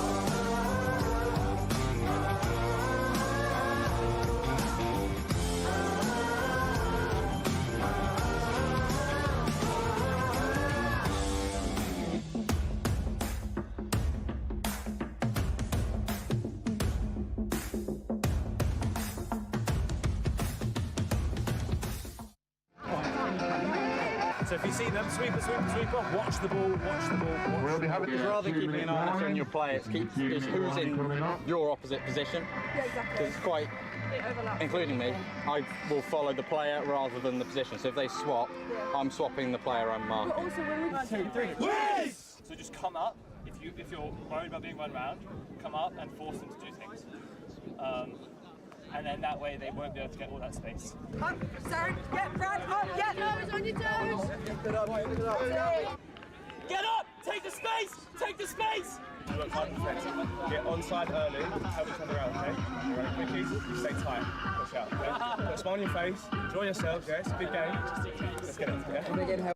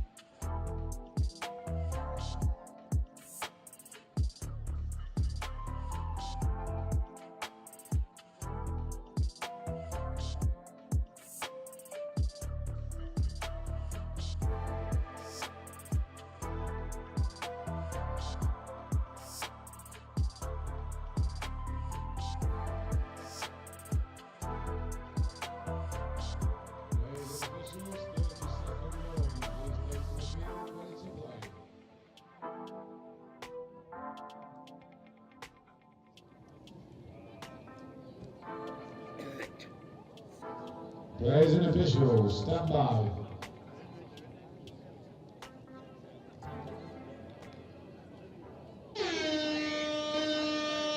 Hooter goes, and we are away. North East Raiders in possession in those blue and green shirts. 4 tries to 2 up against the West Wildcats in those black and gold tops. And North East Raiders immediately scoring a try. I've got to say, I'm a North East Raiders fan right now. What a start. Up the boys. Up the boys. They're playing some insane touch. It's Will Heath that scores it, and to be fair, he had an absolute blinder of a first half. Yeah. He has started this second with an absolute bang. Just look at this again. And do you know what? It's just that touching player's got really poor profile, doesn't retreat nearly as fast as he needs to, and just gets caught out by the speed. Again, West Wildcats, just a bunch of basic errors that are really letting North East Raiders take the ascendancy. It's not something I would consider coming from a West Wildcat side at all. Well, that being said, that's a beautiful left to right long ball. Can she get the ball down? Yes, she can. And that's the reply that they wanted. Let's have a shootout in the second half. Oh, I'll tell you what, if this is the pattern that the next 20 minutes is going to give us, we are in for a bit of a treat. Charlotte Groves that scored the try off the big looping pass, but that's the perfect response, isn't it? Yeah, and as I'm saying about basic errors, we see one there from the North East Raiders, just sitting off the ball carrier, not putting any pressure on, allowing him all the time to pick the pass that he needs to. And 9 times out of 10, when you give people time, especially experienced players, they're going to pick the right pass. It's a really nice covering touch there from Joe Tyne, just getting across, shutting the space down. Now needs to get up and apply pressure. Exactly what he's doing. Someone needs to nominate to make that touch. Lovely touch. They look to go open side. Look to have to float a flat pass. Oh, they go for the audacious out the back switch. Not quite on. They still had a touch to play with, so maybe not the right decision. And you can't give someone like Joe Tyne and his fast feet an opportunity to counter. They've made so much yards up that short side. Here's Joe Tyne again. I'll tell you what, if that pass had stuck though, it was going to be a moment of absolute magic. Yeah, I'm screaming down this mic. If you're watching this with headphones on, be warned. If something like that happens, I'm losing my mind. We had one last year. It was a lovely little disguised out the back pass. He dummied the open side pass and then flicked it behind him. And I watched my commentary back a few days later, and I burst my own eardrums by my reaction to that pass. So yeah, fair warning to everyone wearing headphones. It's important to go supersonic sometime. Yeah, just every now and again when it warrants it. I think it's always fair. Oh, lovely ball. Raiders looking for another score here. Big looping pass comes out wide. Touch is made. Really good touch. This is a lot better for the Wildcats in defence already. They're putting the pressure on. I think they realised that they were just being too respectful to the North East Raiders in the first half, allowing them to pick the passes that they wanted to, and it was just not working for them. And now they're putting up a lot of pressure in defence, but this transition is struggling. This is third touch, and they're not out of their own half. Turnover ball. That is a really good defensive shut from the North East Raiders, and now they can capitalise. The West Wildcats are still subbing players on in defence, which is a cardinal sin, and they just get away with it. Now, West Wildcats really need to shore up the basics, otherwise North East Raiders are going to run away with this game. It was Heath there that almost made them pay for that error. Lovely, lovely touch. And they've just scrambled away after the initial error, but this transition has got to be so much smoother. They're just giving North East all of the opportunities to force a turnover.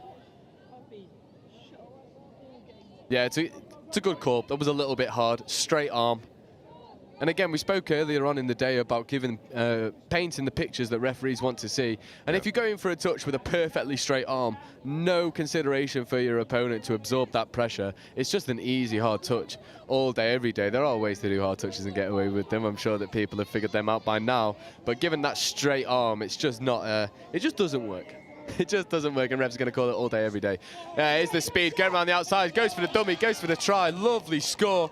Covering players close, but doesn't get there. Oh, but a Raiders player is down and in big trouble. I think that looks like, I hope that is just cramp, because she's gone down off the ball and looks like she's struggling. I think that is cramp. That's the telltale sign of cramp. Yeah, lie down, leg up. Calling someone in to stretch it out. Lovely score, though, from Tom Simpson, the Thames Valley man. Yeah, he's one of the more experienced players in this West Wildcat side. And whilst you're down, even though you're only 2 scores down, he's the person you want to be looking to dig you out of this hole.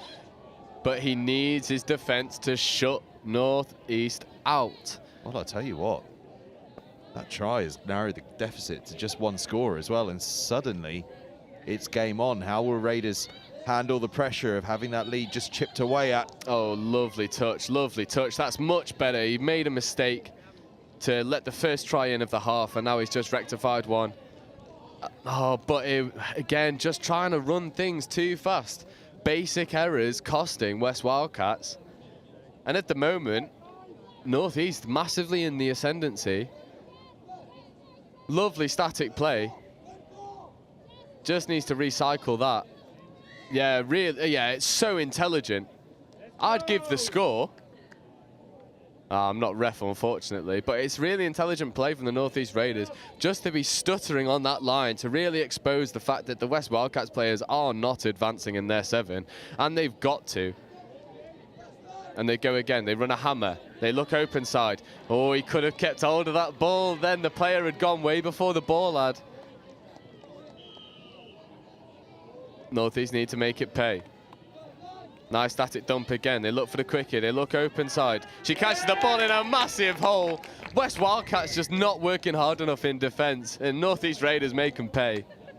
They bring the lead back out to 2, and this is an upset. Regardless of who wins this, West Wildcats they have not been up to scratch right now, and North East are making them pay. They certainly are. Brilliant rugby. Freya Gambles with the try. One of our Leeds University touch rugby players, president, in fact, of the Leeds University Touch Rugby Club. Yeah, good value for it. It's a lovely score. Yeah. Picked the hole perfectly, dove through it. Anyone who's watching mixed touch thinking the women can't go up against the men, well, there's your answer. Yes, they can if they're good enough and know where to be. Then now West Wildcats have got to reply. Nice quickie, but it's just down a congested area. Score given. Score is given. I thought that was too congested to get underneath it, but there's me being proven wrong. Well, Isaac Oxford spotting the gap. He's been a part of the England men's under-18s training squad. Remember the gold-winning mixed 15s last year as well. Yeah, he's a really talented player. He's just not been given the opportunity to run what he knows he can run in this game. And he's given one opportunity and he executes. So maybe West Wildcats need to start looking for that when they get up in their faces. But again, North East Raiders coming back. He's got some pedigree in the touch rugby arena. Yeah, he is. Isaac Oxford. He's a very talented player, always has been. His mum plays Wildcats women's over 35. His dad plays Wildcats men's over 45s. His younger brother is reffing here. And he's been selected to multiple top-end squads. That's quite some pedigree. Yeah, he's been a really talented player for the past couple of years now. I play against him at NCS and he's always rapid, so we know that he can do damage. We know that he can be aggressive and attack, but we've just not seen enough of it so far. And maybe that's more of a testament to West Wildcats side overall, not working hard enough to afford the right to go and attack. Because North East Raiders have had the vast majority of possession, especially in this red zone area. There's just a bit of confusion now over the roll ball, but we'll get underway. And North East are going to look for another dynamic attack here. 12 minutes left to play. 6 tries to 5 in North East Raiders' favour here against the West Wildcats. Oh, lovely dump. They look to go open side. Feeds the ball back on the inside. Oh, it looks like he's done himself. So close to a magical moment there. The Raiders prepared to try things out here. Credit to them. It's a really good defensive set there from West Wildcats. They had a couple sets that they needed to defend, and they've done really well. And now they can get up in the transition. Joe Tyne on the ball now, wants to make the extra yards, has to bring the ball back. That's a loss of control at the roll ball, and that's an unforced error. And it just gifts possession back to North East Raiders. Just a little bit of dialogue between the West Wildcats player and the referee. I think the referee's going, don't worry, mate, I made my decision. The referee seems pretty unbothered about that. Raiders with possession here. Taking it slow to start off with as they make their changes. Oh, there's no one there, though. That's a little bit static, but they've recycled the play decent enough. They've now only got a couple touches to play with, so they've got to be dynamic. They've got to hit the line hard. That's a really good covering touch. No. Score given. My bad. Try given. I thought that the touch had been made from the diving player, but Snake Hips just evades it. It was that man, Aiden Joshua Burrows. Yeah, look, just... Who did the boom. work again. Yeah, touch missed. Well, easy score. He's been a bit of a superstar in this side so far today as Aiden Joshua Burrows. And he's got another try to show for it. And it just gives his team that 2-point advantage. And just as I say that, oh no, I was about to say just as I say that, the Wildcats score, but they don't score. It is a 2-point advantage here to the North East Raiders. 10 minutes left to go as well. They've got something to defend here. See, that sums up West Wildcats' game so far. They manipulate the ball really well, they move players around, and then they just throw an unnecessary long ball, and it's intercepted, and now North East can just drive. I think North East have got away with one then. His foot was years in touch. Well, when you wear white boots, you can get away with anything. Yeah, you know what? Good point. Maybe I've got to start wearing them when I play. Blend in nicely to the touchline. Definitely, definitely. Wildcats with a long way to travel here.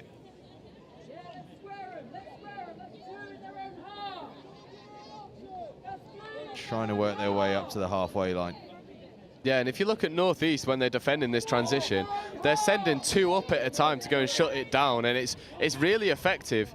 That's better from Wildcats playing around the shooter, being a little bit more brave. Joe Tyne looks to go around the outside, but again, that's just off the mark.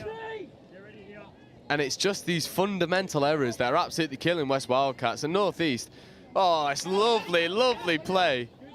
Lovely dump as well. That's how you anticipate a touch. Little bit of afters there unnecessarily. West Wildcats, I think, need to just focus on playing rather than trying to get into any sort of unnecessary arguments or confrontations, because at the moment they're just not working hard enough to warrant any sort of reward. Static in the midfield. They need to get some go forward. There's no point in trying to dump here. It's an easy shot for the North East Raiders, and they're just not going forward. And from it's what off was the mark again, yeah, it's off the mark was again. A really promising starting point. Yeah, they start on the halfway line. They've, you know, all that hard work they don't have to bother doing getting up to the halfway line. You think, right, here's a great chance to launch a play, and they just can't quite almost create the imagination there to find a breakthrough. They really can't. And do you know what? I don't even think it's to do with ability. I don't think it's to do with structure. I just think they're not working hard enough, and they've been rattled by this North East Raiders side who probably, by West Wildcats' own account, should not be competing in this game, but they are doing more than competing. They are leading. And for my money, they've been the more dominant side, the more consistent side throughout this game. And it's things like that that are just completely unnecessary. And it gives North East Raiders an opportunity to attack. And do you think that to an extent the fact that North East Raiders play with that slightly different style where it's more sort of classic rugby union almost that they're playing, yeah, do you think that can sometimes throw teams a bit because they're not used to necessarily seeing that? Honestly, I think the core skills are the difference right now. They're just more dynamic, they're more direct, they're getting some go forward. I mean, you've just seen on the try line there a no touch called by the defending player, which you can't do in your 7, which is just gifting a penalty to the opposition on your own terms. So it's these basic errors, and like, don't get me wrong, North East Raiders have performed way beyond expectation, especially my expectation especially, for what they could do in this game. But I think they've been massively helped by the lack of energy, the lack of desire, and the lack of hard work coming from West Wildcats. I feel like West Wildcats came into this game expecting a walkover. So they started the first half really slow. They've become frustrated because North East are really proving them wrong.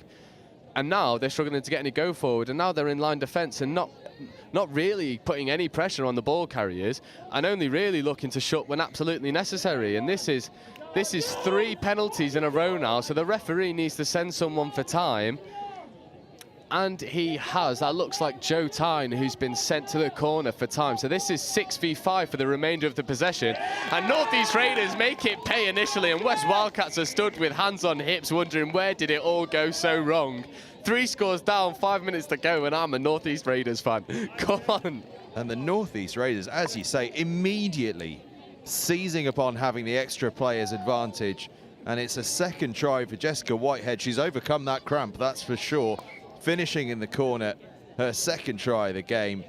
And it opens up a 3-try advantage now for the Raiders. And that's a long way for the Wildcats to come back from. Yeah, especially in 4.5 minutes. Like it's not easy for the Wildcats to come back. And full credit to the North East Raiders. They've played a superb game of touch. They've not been dragged into any of the argy-bargy. There's been a couple of opportunities for a push and shove. And again, simple mistakes from West Wildcats off the mark, unnecessarily gifting possession back. And it's just, quite frankly, it's been a one-way street. North East Raiders have just enjoyed themselves out there. They've obviously shown that they've learned. I mean, last year we saw them really struggle in the mixed division and in the men's division, but it looks like they've consolidated both teams, and they've turned out a really strong mixed side that is putting it to one of the more experienced divisions that England has to offer. And, you know, it looks like they're going to go through again. Oh, really good covering touch there. Inches away there was James Woodward. It's just been too easy for the North East Raiders. They've just taken their time. They've rolled through their motions. They've been direct. They've run hard. They've run fast. West Wildcats have not stayed as composed as they should have done. And it's really taken its toll. I mean, in the midfield now, they're going sideways rather than going forward. Finally, they go around the outside and get some go forward. But it's too little too late.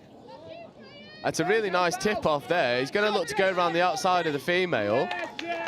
It's a lovely touch, but I've got a feeling it's too little too late, and they're not going to get the result that they need. No, indeed.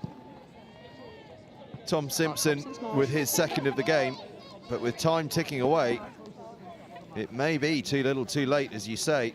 You see it again here. If I'm honest, for all money, I thought he was just going to draw and give the pass. He had someone on his outside, but felt he had the pace and was proved right for his second try of the game. Worth a mention, actually, we mentioned James Woodward a moment ago, almost scoring. We better give his dad a shout out, John O'Clark in the men's over 35s, who turns 45 today and has been a real touch inspiration to James. So shout out to John O. Did you say James Woodward? Yes. I thought you were about to say his dad's called Clive.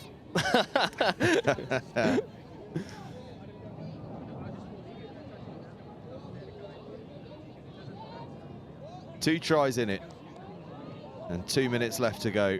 There is time, but it's going to have to be very, very soon from the Wildcats. It's got to be now. It's got to be now. And to be honest, the last 3 minutes, if West Wildcats had played the entire 40 like they have the last 3 minutes, North East Raiders wouldn't have been in with a shout.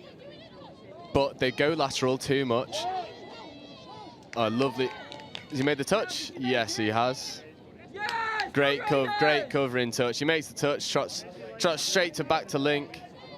Well, Lewis Stivell that thought he was through there, and could that be the moment that changes things?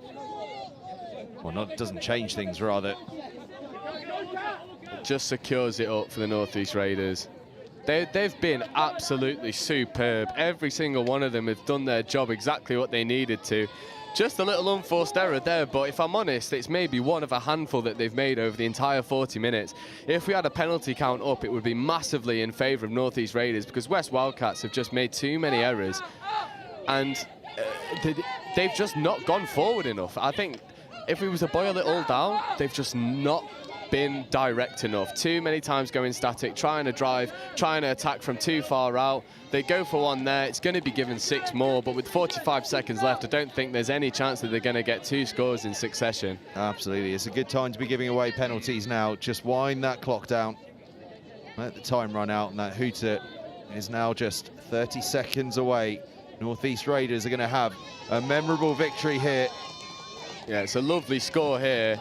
North East Raiders 1 to the good with 20 seconds to go. All they need to do is take their time, getting this ball back, tap it, take a few touches. Why are you running to the halfway line? This should be a slow walk. I'm not gonna lie, I would have kicked it in the opposite direction. Absolutely. Perhaps I'm too old and too cynical, but I would certainly not have been rushing. Yeah, lovely. All they've got to do is take one touch. No unnecessary stuff. Look, they want the try. They want one more. Oh, lucky. What a game. What a performance from the North East Raiders. They come away with the victory. I think the first upset of pitch 1 today is North East Raiders beating West Wildcats. So some of the West Wildcats players look unhappy, but the only people they could be unhappy with is themselves, because they just did not go forward enough. They thought that it was a gimme, and it certainly was not a gimme. And North East Raiders have come out absolutely firing. They'll be buzzing with that as their last result, last game of today. It bodes well for tomorrow. They've taken a huge scalp. It certainly does bode well for tomorrow for the North East Raiders in this mixed open. An absolutely fantastic performance. Wildcats made them sweat towards the end, narrowing that gap down to a try. But in the end, North East Raiders took the victory against the West Wildcats, 8 points to 7. An absolutely thrilling game of touch. And hopefully we're going to have another one for you very, very shortly. 4:50 p.m. the South East Sharks against Northwest Touch in the Women's Open. That's coming up very, very shortly.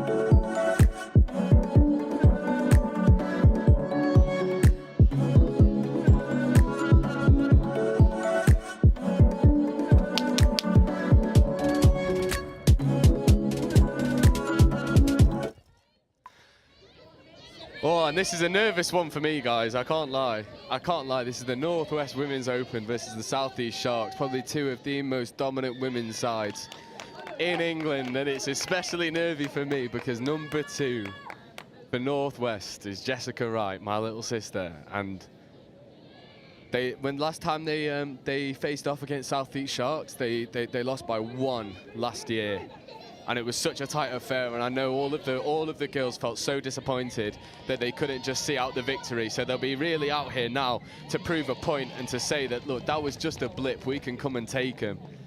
But this is a Southeast Sharks side that is stacked with ability. So the real question here is, are you a kind brother in your commentary, or are you a harsh brother in your commentary? Depends if she plays well. I'm sure she will, though. I'm sure she will. She's come on leaps and bounds over the past few years. Really matured physically, has become a lot stronger, knows the game better, and she's in this squad on merit, not because of her age, not because of who she is. She's in this squad because she deserves it, and this is the level that she should be playing at. And I think it's a massive credit to the likes of Adam Brimlow, the Women's Open's coach, for giving Jess the belief that she is good enough to play at this level. And I think all of the women who are here playing for Northwest right now are capable of operating at the highest possible level for women in touch.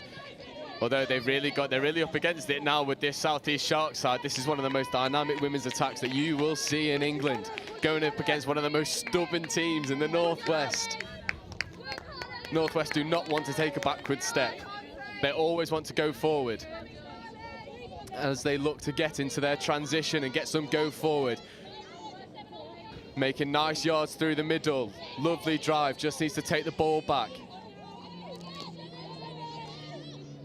They drive up the middle.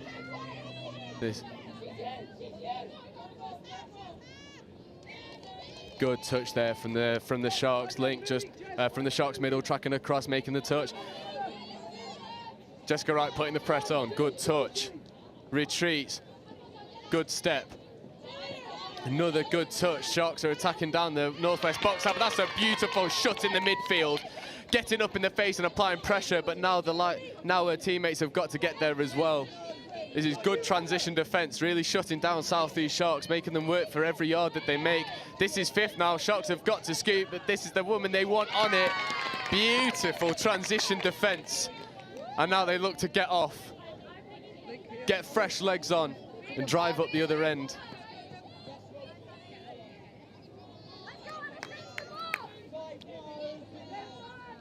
I think that there's going to be a little bit of a stalemate to begin with in the first 5-10 minutes of this game, whilst both teams feel each other out. They know what each other are capable of. They know the ability, they know the talent that they've got, and they don't want to surrender early leads if that can be helped.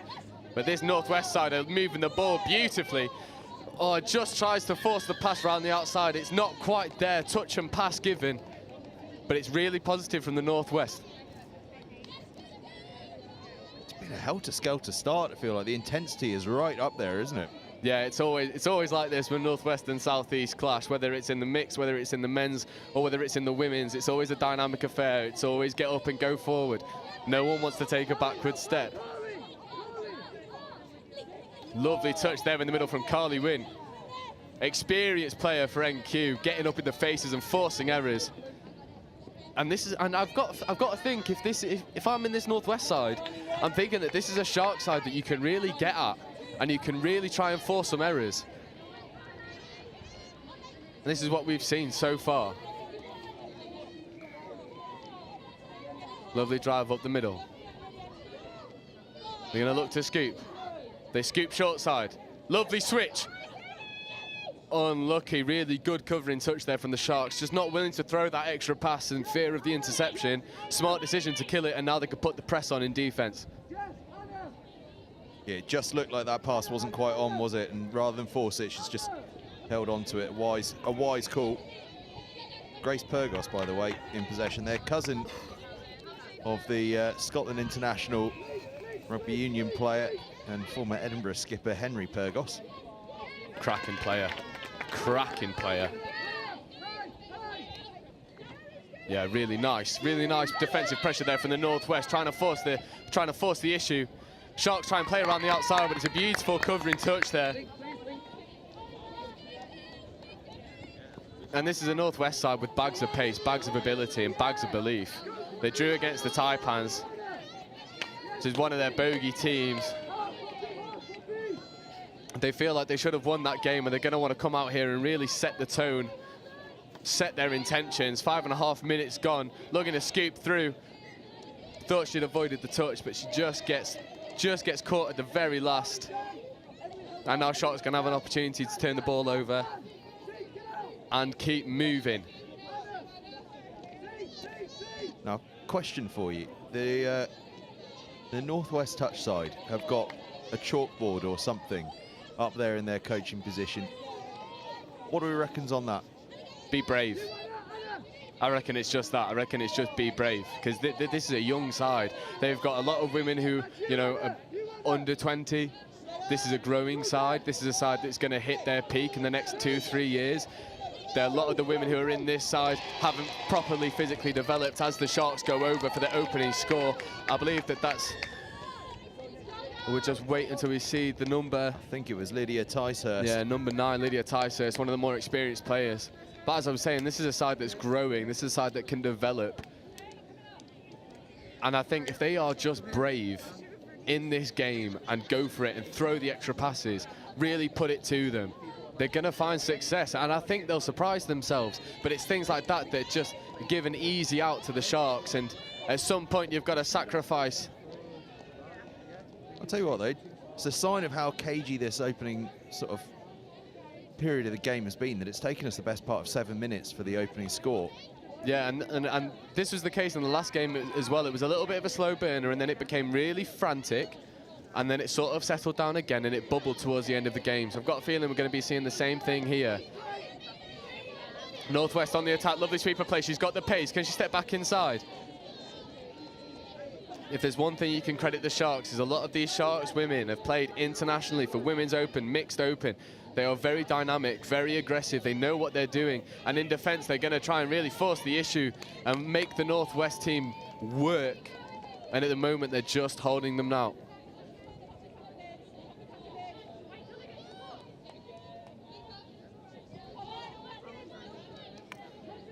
Southeast Sharks moving through their transition. Northwest got to put the shove on.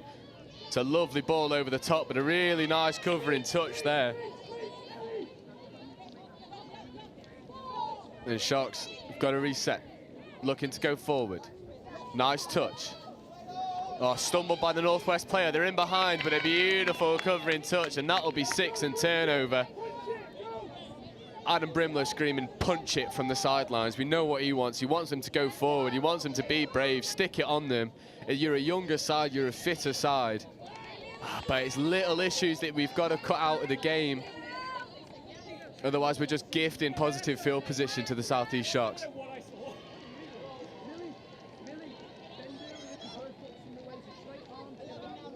Good touch in the midfield.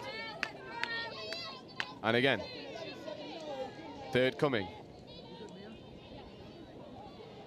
They work it out to the link. County's play, step back inside. 32 short, early wrap. Ball's gone. Wingers caught it, ball down, and that's 2-0. And it's a really well executed score from the Southeast Sharks. Northwest got to pick themselves up now. Really is. It's the big looping pass from Emily Irons, who came all the way over from Sydney to be here and to put herself up for national selection. She's played for the Roosters in the New South Wales State Cup down in Sydney, but she's prepared to suffer the jet lag for her cause up here today. And she puts Hannah Jafares in the corner. What a pass that was. Yeah, Emily Irons is one of the most superb women's players that England have to offer, and the fact that she's flown over is just such a boost for this Southeast Shark side. But can Northwest get the reply? They look for the link punish. She goes for the dive for the line. Did the player retreat? Refs are going to have a little conversation. 6 touch given. Much more positive, though, from the Northwest.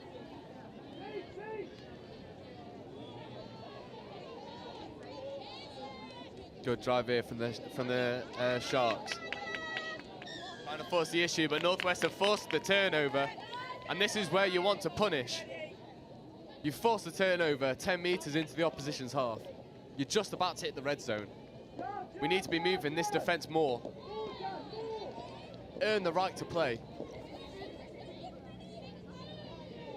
Nice play in the midfield. A little bit slow. Need to pick the pace up. They go for the quickie. Quickie comes, takes the ball back. She goes for the check back on the inside, but it's just a little bit too congested at the moment. Another penalty given. That's 2. Big opportunity now. Quickie play again, steps back on the inside. Looks to go for the wing. It's just not there. First touch, maybe you want to be a little bit more cautious. And Sharks are just able to eat up the ground in front of them in their transition. It's lovely core skills from the Sharks to work it around the outside. That second touch, and they're well into the Northwest half. 3, 4th touch now. They need to pick it up.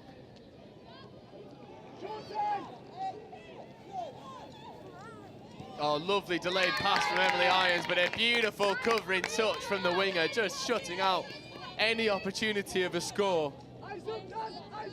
Almost there for Annalise Early. I tell you what, Irons is a playmaker supreme for this side.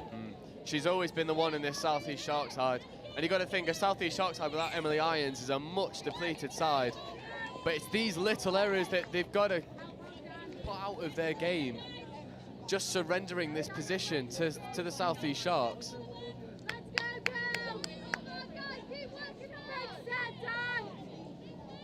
And Northwest have really got to work hard now. If they can defend this set out, this would be such a morale boost against the danger squad. Emily Irons on the ball now, looks for the dive. That is such a picture-perfect dive.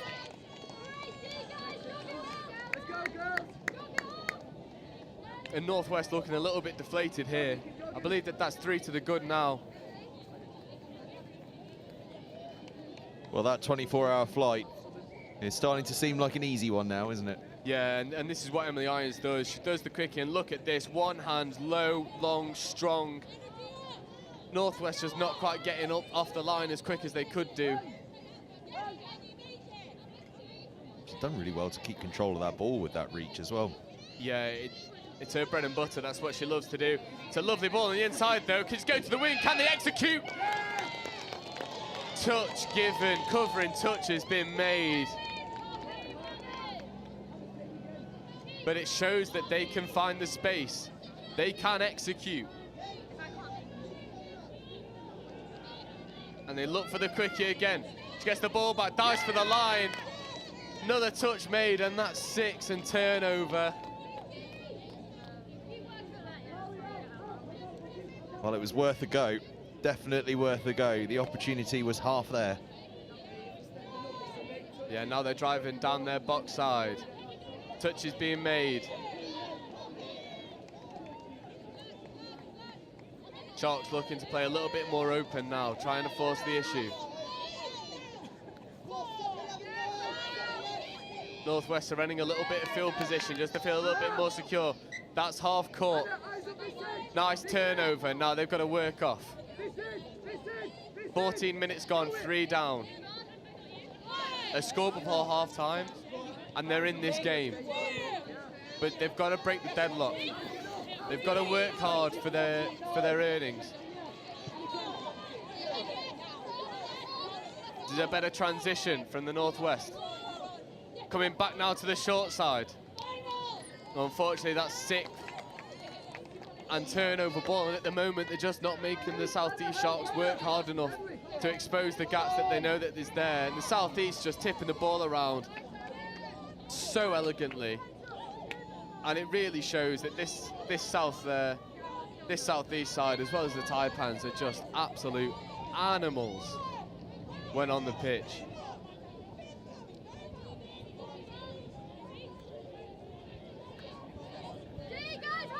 Emily Irons again, ball just goes to ground, otherwise the link was in. The Northwest let off with one there.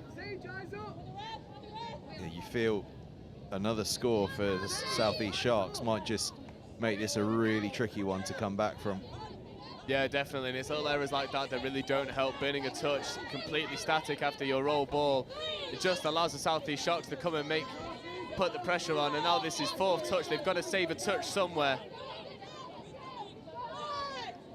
Yeah, that's much better. Now they've got to scoop, they've got to come short side. Oh, it's a really good covering touch, and that's 6. And credit to Northwest, they're seeing out their sets and they're making the South East retreat and make good touches. But South East are just too comfortable at the moment.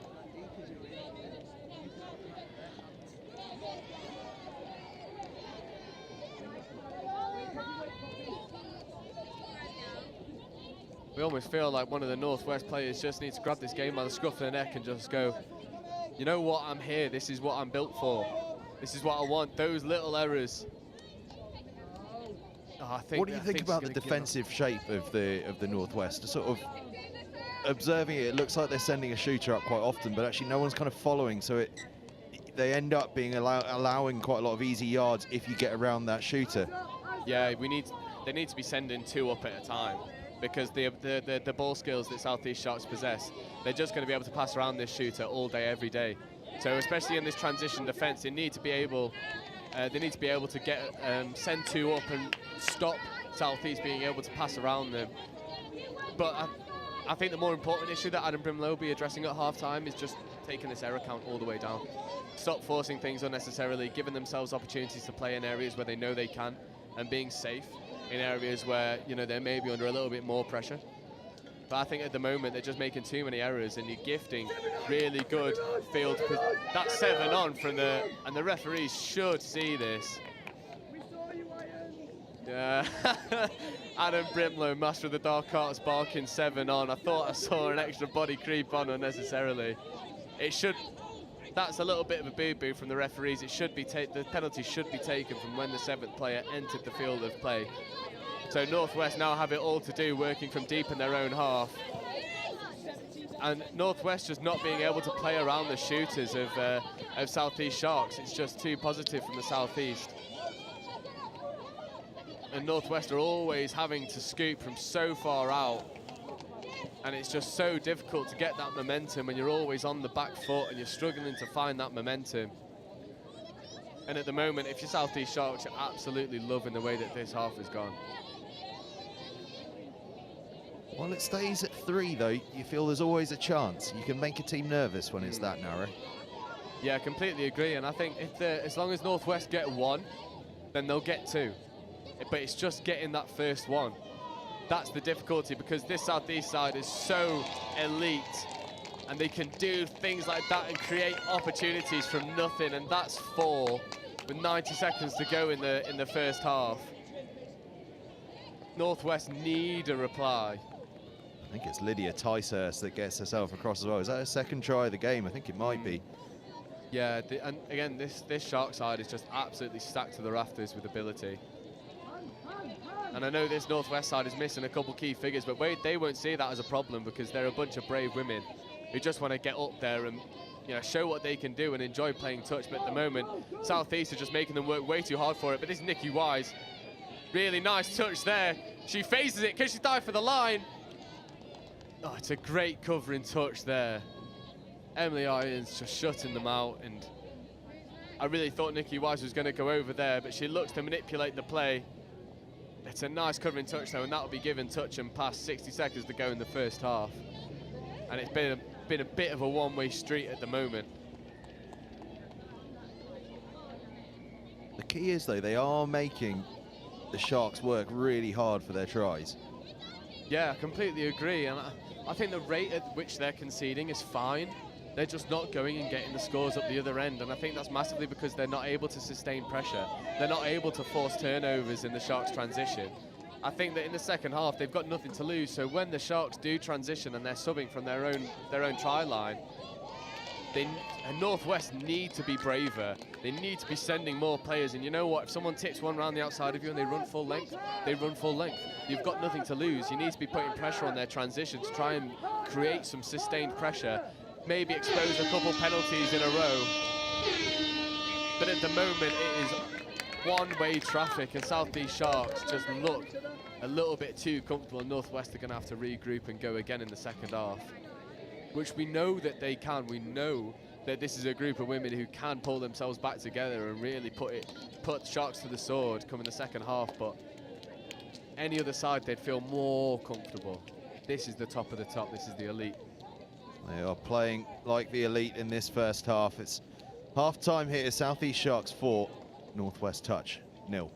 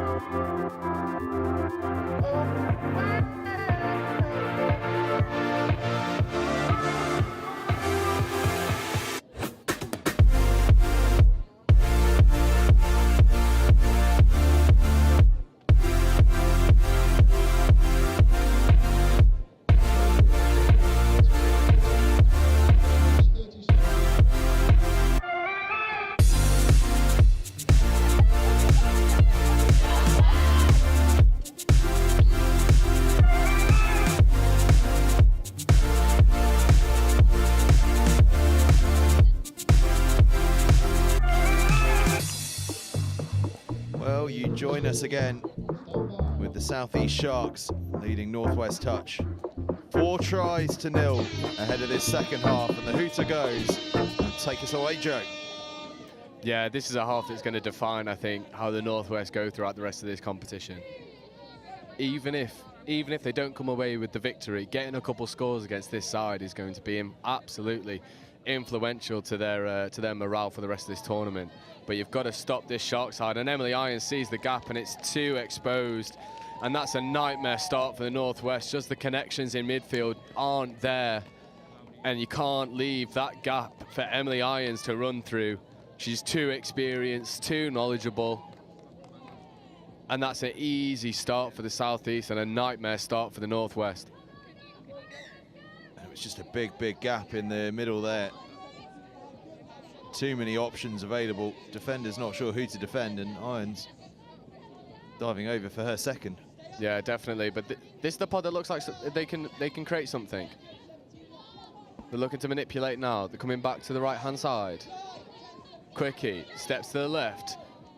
It's just forcing that ball, but this is what we said that they needed in the first half. Sustained pressure, drawing penalties, creating opportunities for themselves. 2 more penalties and one of the Southeast Sharks have got to go to the end of the box. They're manipulating the middles a lot better than what we saw in the first half. Just don't need to rush things now. Quickie again, looks to step back on the inside. Players down on the floor, but she just can't quite execute. Adam Brimlow telling them to be patient, draw the penalty. Don't worry. Good option. They're back on the inside. Touch just made. I thought that was the breakthrough that Northwest needed. Now they've got to come right. They've got to come right. They look for the long ball. Oh, and it's just not quite gathered and grounded. Ball goes to ground, and Southeast are going to be able to transition out. It almost needed the super spectacular finish, didn't it? Get airborne before you've even caught it. Yeah, definitely. But this is the opportunity now. Northwest needs to put pressure on the Southeast transition, see if they can force an error. An uncharacteristic error. Oh, but at the moment, Southeast are just finding it too easy to play around the single shooters of the Northwest. And Northwest not finding any sort of traction in defense. They're playing around the single shooters, and now this is Emily Ticehurst on the scoop. Looks left, lovely ball. Touch given. And that's a much better defensive set there from the Northwest, but they've got to make it pay now. They need a couple scores to carry them through the rest of this game.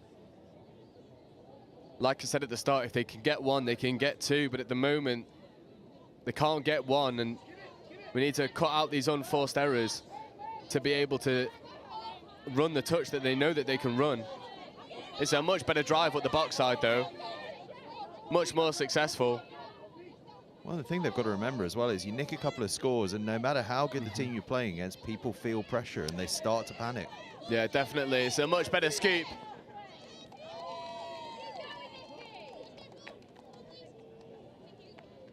Oh, that's unlucky. It's turnover. Nikki was half caught. Turnover ball, and now Northwest needs to put the press on. Everyone up. Again, single shooters just being passed around way too easily.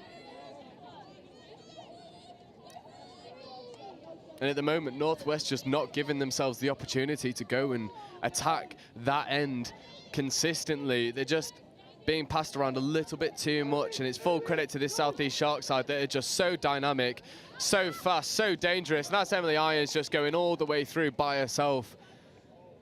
And now that's 5 tries to the good, and Emily Irons is the difference maker in this game. She is just on another planet. Oh, she's showing her class there, isn't she? She had no right to score there. It wasn't on. She's just so fast and so intelligent. She knows when to crab across, and then she knows when to straighten that line up. She pulls everyone out, goes round the outside. Link can't commit, because if she does, then it goes straight to her man, and it's an easy score. But at the moment, you've got to defend the threat, and that threat is Emily Irons.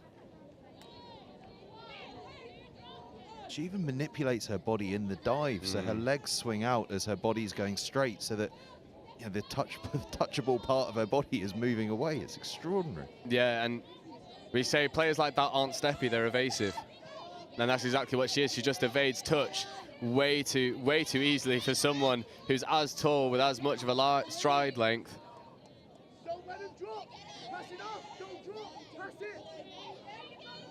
Yeah, and that's much better from the Northwest drawing the penalty, because the Southwest Sharks haven't been advancing. And now that they've drawn one, surely the referee has seen it and will call it more consistently.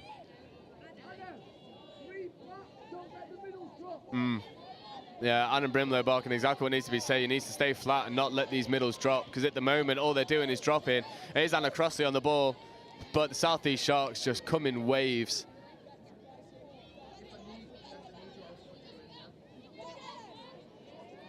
Carly Wynn trying to manipulate the ball. Yeah, be patient, have a go there, you're in. Yeah, nice, nice, nice. Here's the sweeper play. She's going around the outside. Can she find the pass? That's ball down. That should be ball down. Touch given by the sideline ref. Adam Brimlow saying, Anna, go back again.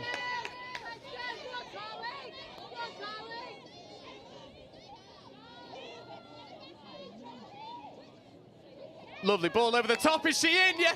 Oh, lucky. Just a brilliant covering touch there from the Sharks winger. I thought the long ball was on. I thought the try line was begging. That was an awesome piece of defence, because she came up initially to try and make the intercept, readjusted her body when she realised it wasn't going to happen to make the touch. Fantastic work. Yeah, it's a superb try-saving touch. They look to go in the other end, but it's just not quite there. I think that might be a first touch. Anna Brimlow calling for patience. Sweeper coming, Anna Crossley, she's absolutely rapid, looks to step back on the inside, but a really good covering touch, and they've got to remain patient.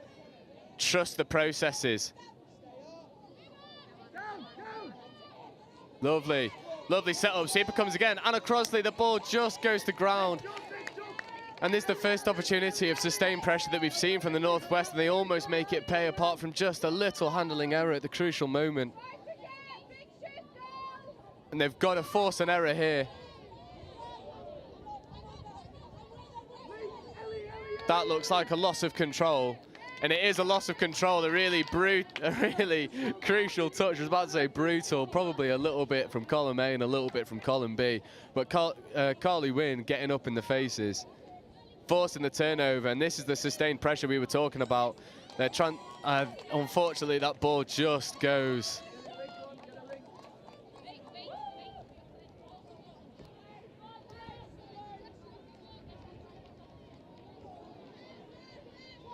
And some of the Northwest women feeling looking a little bit deflated now.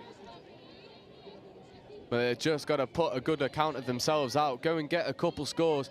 Go and put it on them. 12 minutes, there's plenty of time left in it for them as well. But you've got to stop this woman, Emily Irons, because everything is just a little bit too easy for her. And that's a ball over the top and score, and one attack in the past 5 minutes, and they make it pay, and it's 6-0. Georgina Burford-Taylor with the score from yet another bit of Emily Irons' brilliance on the pass. And you can't help but think that just Emily Irons is the difference maker in this team. She is just operating on a different level to everyone on the pitch, and there's no wonder why a lot of people call her the most potent woman in touch, because she gets scores. There's a reason why she plays mixed at such a high level, because even the men can't catch her. Well, yeah, she's scored 2, made 3, and they've scored 6 in total, so without her, it's 1-0. Yeah, and when you put it like that, it does seem that is the difference. And it sounds crazy to say, because this South East Shark side have so many elite level talents, but Emily Irons is the glue that holds them all together. The South East Sharks looking for another score, and there's a long ball over the top, tap back on the inside. Good covering touch there. And the Northwest defend the set and can launch a transition of their own.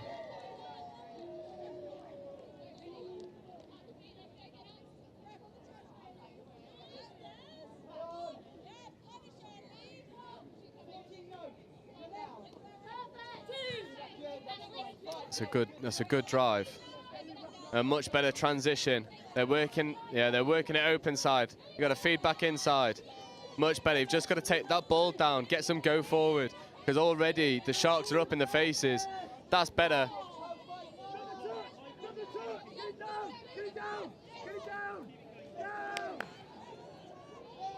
Nice, good.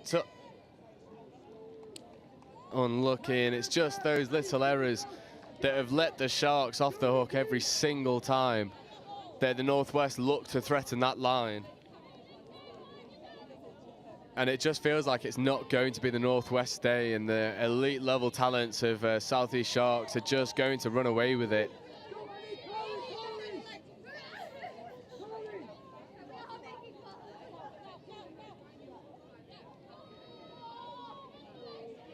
This is a good workout, though, for this Southeast Sharks side, isn't it? They've had to work hard to get their scores. They've had to score good tries.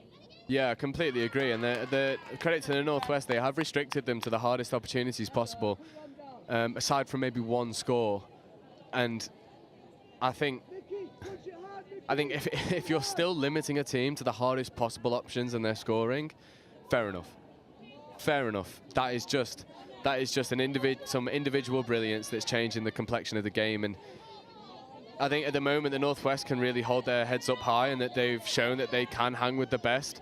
But it is just that some of the elite level talents are just making the difference. But this is much better for the Northwest in the midfield.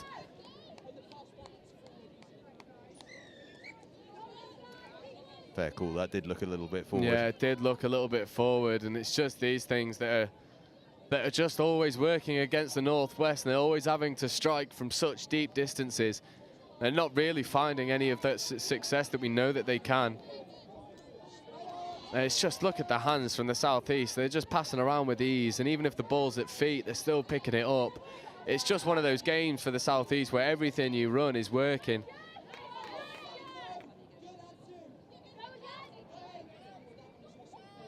Oh, great touch from Jessica Wright. Well done, well done. Staying brave, forcing the error.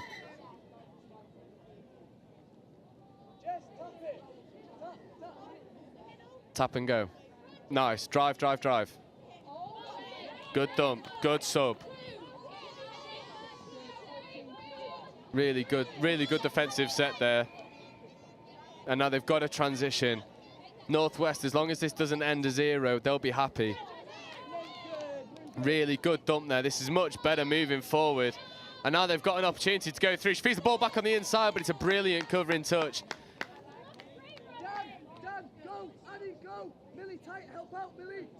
Yeah, now they're sending 3, which is much better, but now they're coming back to the short side to try and punish, and they just play around the shooters all too easily.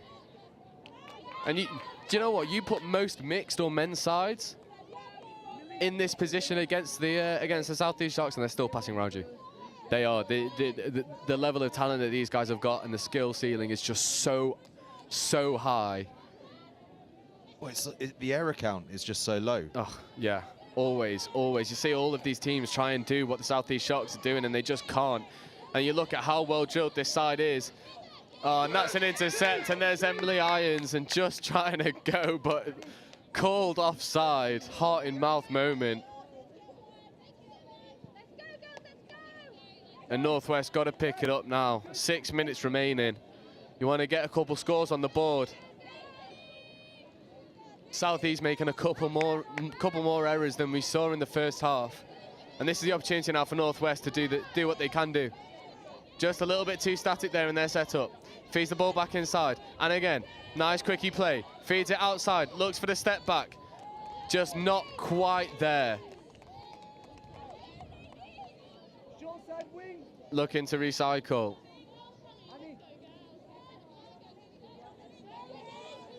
Quickie again. They look to go open side, wings on. Can she get there in the corner? Just not quite, and that's 5th, and now they've got to create something from nothing. They need to bring it over to this side. Work the ball, ball's faster than you. Lovely step, but just can't quite get through the gap, and Southeast defend another set. They just refuse to be pulled out of their shape in defence, don't they? Yeah, and it's a really tough day at the office for Northwest. They've run absolutely everything that they could run, and this Southeast Shark side is just too elite.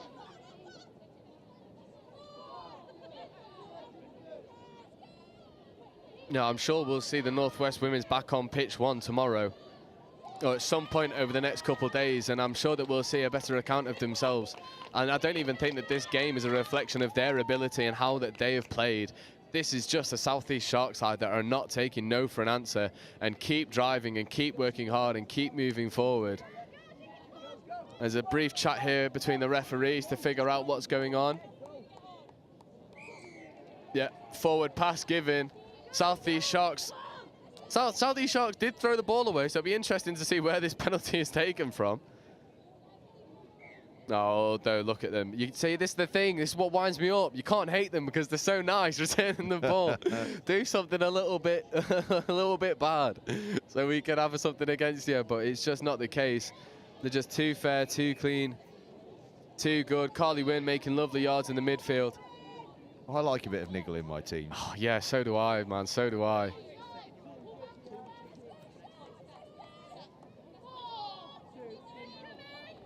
Northwest driving through, looking to get the try. Lovely long ball, what hands, great take. That's unfortunately just going to be turned over. But we can see moments of magic coming from the Northwest. But the ability of this South East Shark side is just proven to be too much for today. Yeah, I mean, we're seeing things from the South East side that would compete against any side in any of these competitions. We're seeing bits from the Northwest side that will destroy other teams in this division for sure. Yeah, but that's the difference, isn't it? Is that the South East Shark side could probably go and compete in a number of different categories. Yeah, I think if you put this South East Shark side in the men's, they come top 3. I genuinely do. I genuinely do. They are just so, their core skills are just absolutely superb, and it's so hard to play. And they're such a defensive unit that unless you are able to run things at 1,000,000 miles an hour with, you know, freakish accuracy, it's always going to be an uphill battle.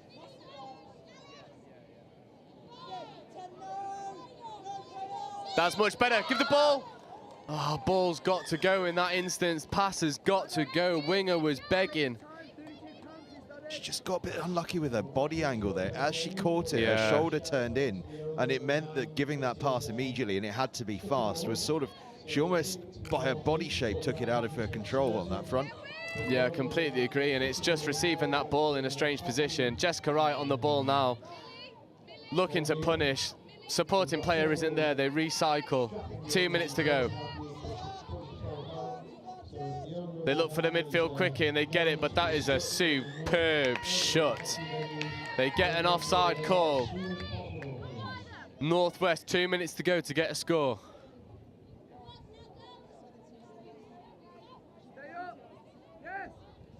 Good quickie platform.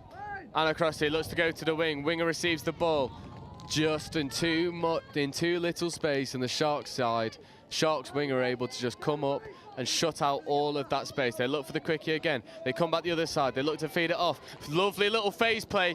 Can they get the ball down? Yes, they can. That is ball down, and they've shown that they can score against the most accomplished women's side in the UK.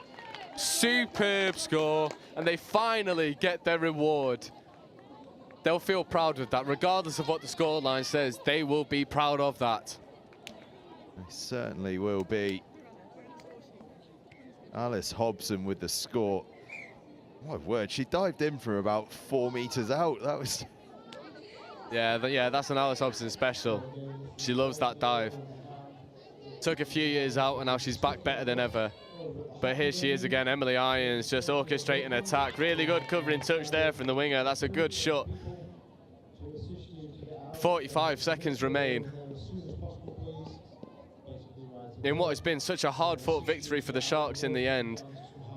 All of their tries have come from the hardest possible option that the Northwest have given them. The Northwest have put a real positive account of themselves against what has been, and I don't think I'm out of line saying, probably the most successful women's side in English history. This is a side with bags of talent that just refuse to say no. They refuse to lie down. And you sprinkle it with the stardust of Emily Irons, and it is just one of the most accomplished teams that you'll see in a women's division. And for such a young Northwest side to come up and you know, put a good account of themselves out there, limit the tries against them, get a score as well. I think Northwest can be proud of the account that they've given, and they'll look to try and go for one more at the end, and it just doesn't quite happen for them. But every Northwest player can hold their heads up high because they've gone against the Giants and Southeast Sharks. It bodes so well for their tournament hopes, and they will look at this division with glee, thinking that this is their year again, as it always seems to be. They certainly will. An absolutely superb performance from Southeast Sharks. Ominous for everyone else in this division. A display they had to work hard for, but one that they put in a crushing display by the end of. Northwest Touch gave it everything, got their try. They'll be able to remember that one for a long time to come. But in the end, it finishes up Southeast Sharks 6, Northwest Touch 1. And we are into the final game of the day at 5:40 p.m. very shortly. Midland Tigers against the Southwest Saxons in the women's over 27s. That is coming up very shortly, and that is your final game of day 1 at the England Touch Nationals.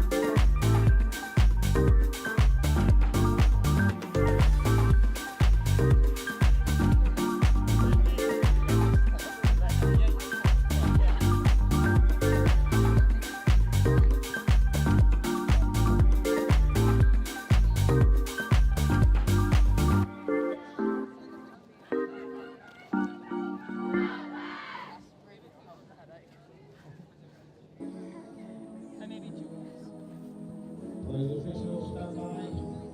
Opposing officials, stand by.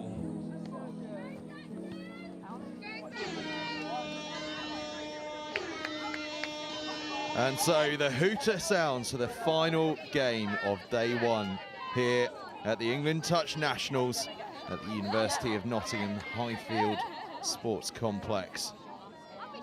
It's the women's over 27s category, and it's Midland Tigers in white in possession, playing from left to right. And scoring an early try as well. Oh, the Midland Tigers. No, they're not scoring an early try. I take it back. They're up against the Southwest Saxons, who are in the two-tone blue shirts there, playing from right to left.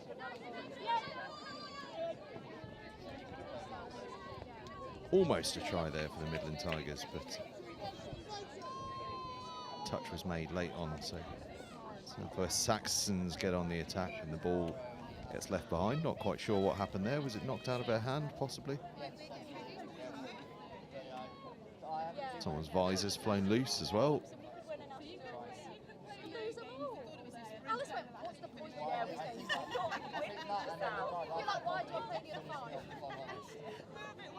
The heat got to me and I just couldn't really see too far and I just couldn't move too far. Thank you, I appreciate it. Yeah. Saxons with the ball. Having a look down the left. Now they switch to go to the right. Big pass comes in. Can they get one more in? It would be there. Touch is made.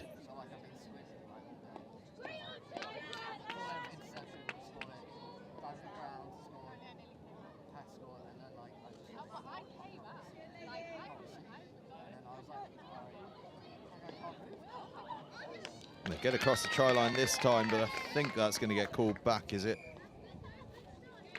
It is. Forward pass. Looked like there was a forward pass, and indeed there was.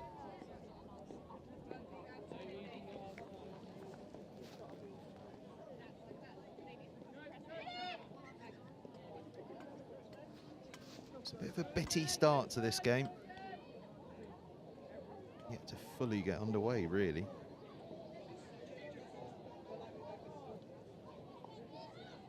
Now Midlands Tigers get a bit of rhythm going.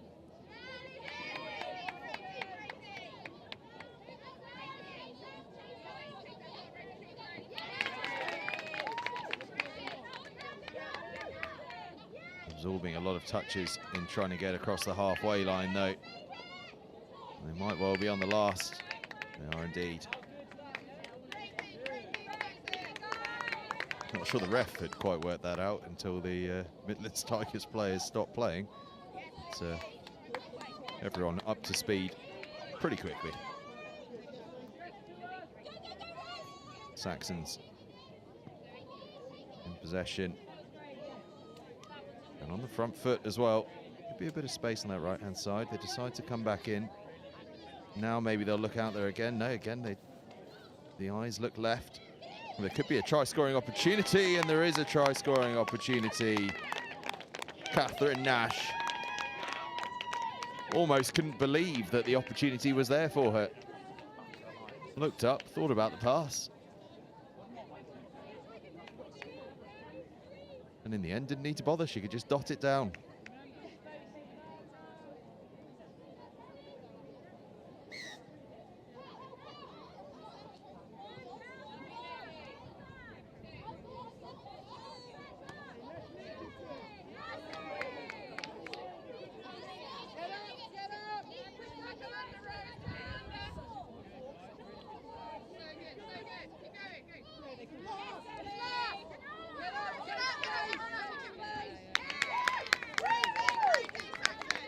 Good defensive work from the Saxons.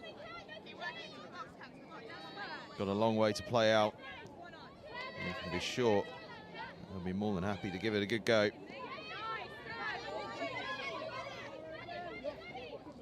Ball just spilled. I'm not sure they were quite on the same wavelength there. It gives them Midland side a bit of an opportunity here.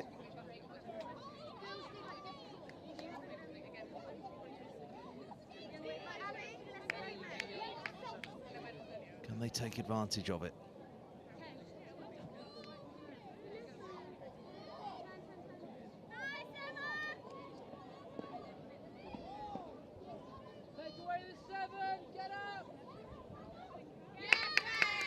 Touch is made. It's quite a big touch.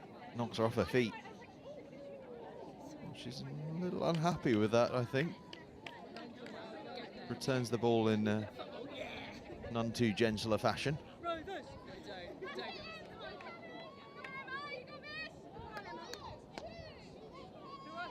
Saxons injecting some pace.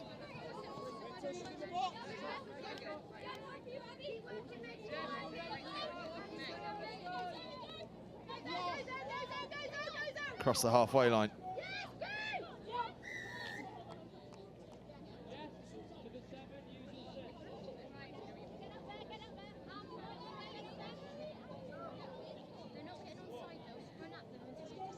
Got 6 more. Useful opportunity this for the Southwest Saxons.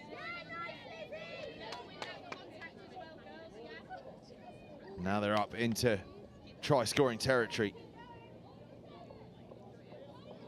Can they work a score?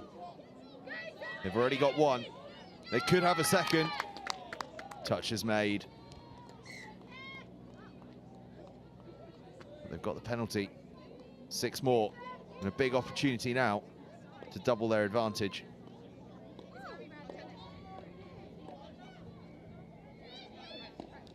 Diving at the line, but the touch is going to be made, I think. And is. They've got another penalty.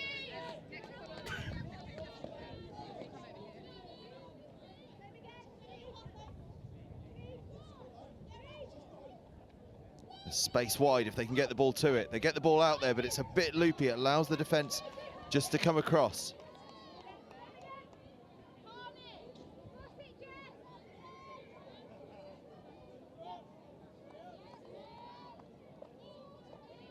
It's a bit slow. Need to inject some pace. Again, a touch ponderous. Now they step on the accelerator. Ball goes to ground though. And the Tigers escape without conceding. Now they have their chance to break out from their own try line.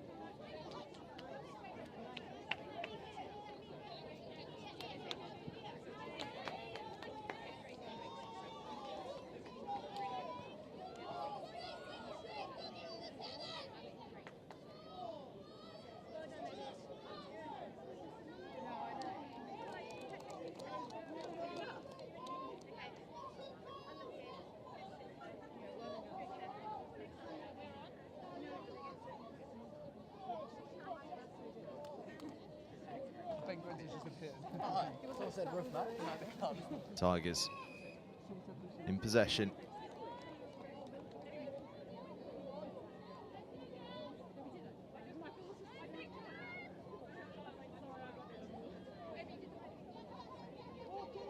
Low scoring game so far, but a long, long way to go yet.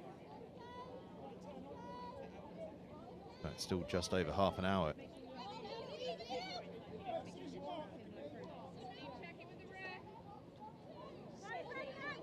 Tigers making real progress now. Can they find an opportunity? Can they find an opening? Injecting the pace to go for the dive. Touch was made.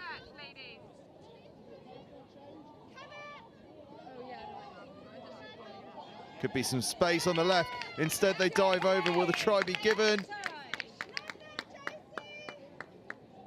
No, touch was made. Touch was made.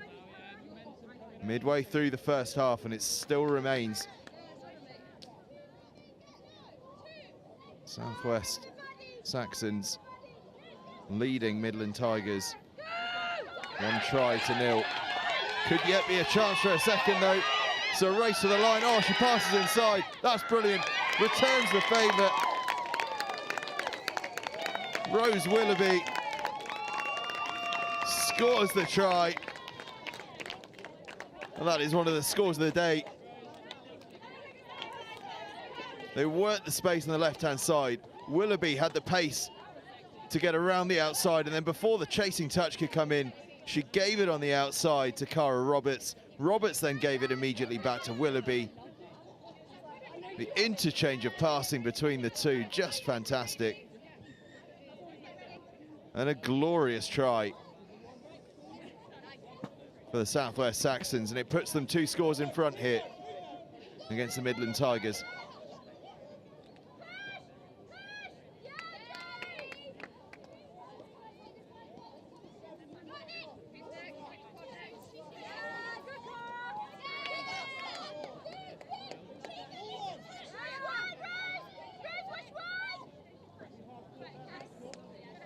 Midland Tigers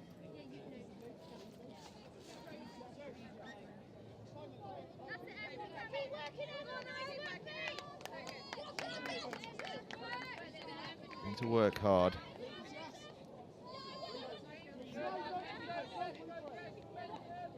Bit of chaos out there as the changes come in almost through the defensive line.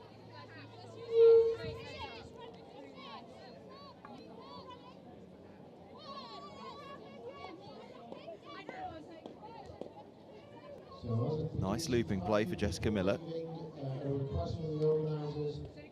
Miller has it again. Good handling from Zoe Field and Stewart, who's on the ball once more. Seeing plenty of it. Could be some space on the left, but the pass doesn't quite go to hand. The opportunity goes begging. There's a real chance there for the Saxons to add a third.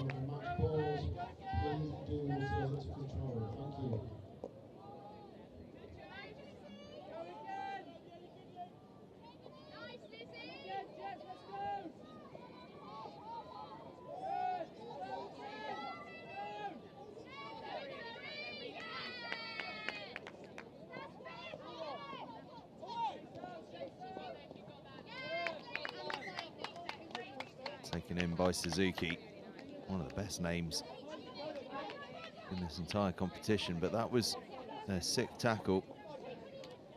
So this Saxons onslaught of pressure continues.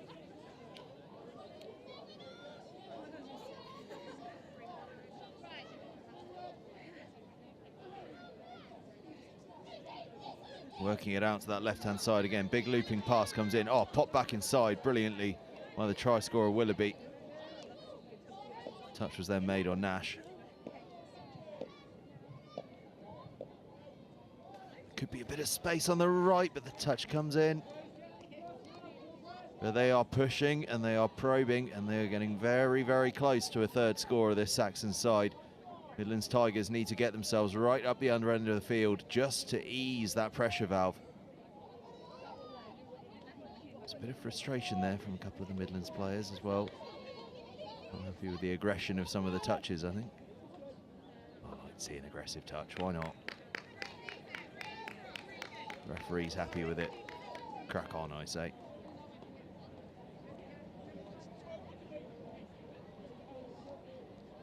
Midlands only really made it just beyond halfway. So Saxons again can progress up the field and put the squeeze on again.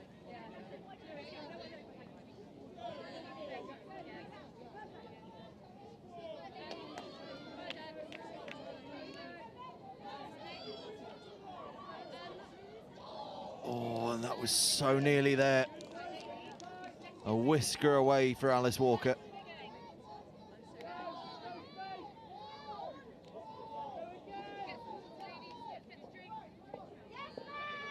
Tigers just managing to stay in the field of play there. They got very, very close to the touchline.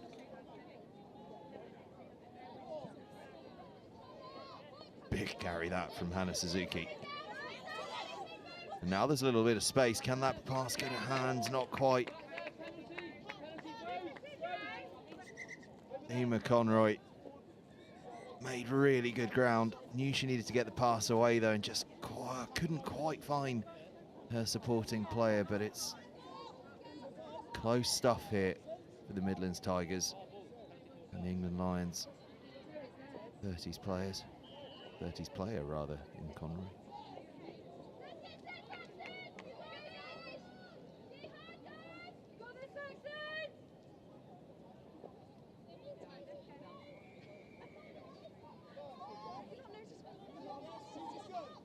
Tigers have possession again, and this time in a more advanced part of the field.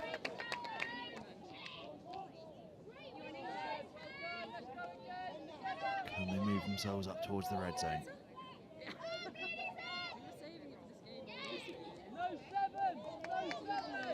Jade Wong took it in.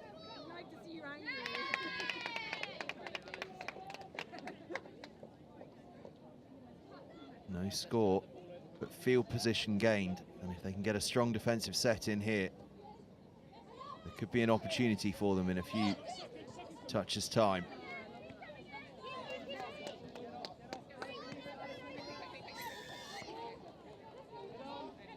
And in fact, they've got the penalty and a real chance now for Midlands Tigers, who, remember, right in the first minute came so close to starting the game with a real bang and a try, but touch was made in the act.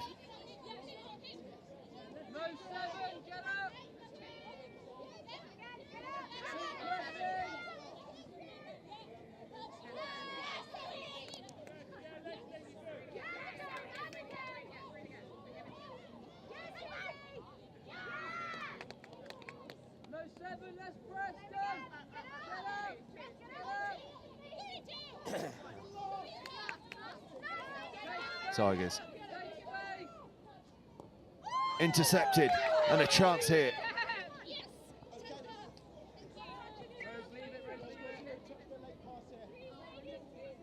But the referee's going to call it back.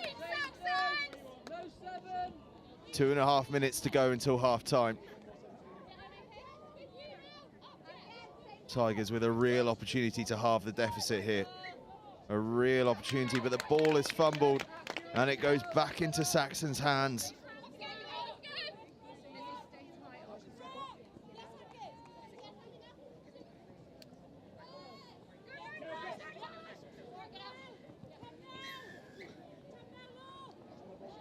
On come the subs.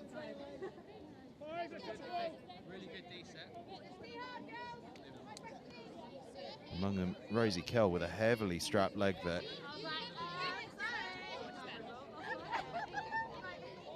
Moving pretty well though.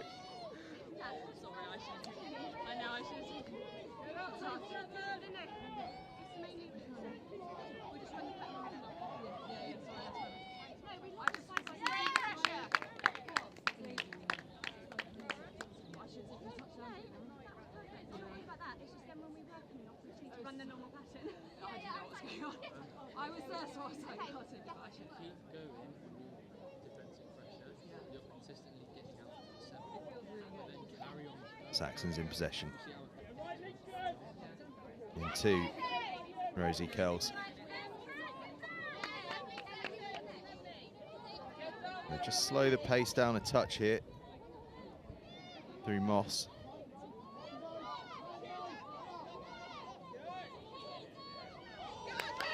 And through goes Rosie Kells. Simple pass and a second try for Rose Willoughby. That was all about the scoop up there from Rosie Kells.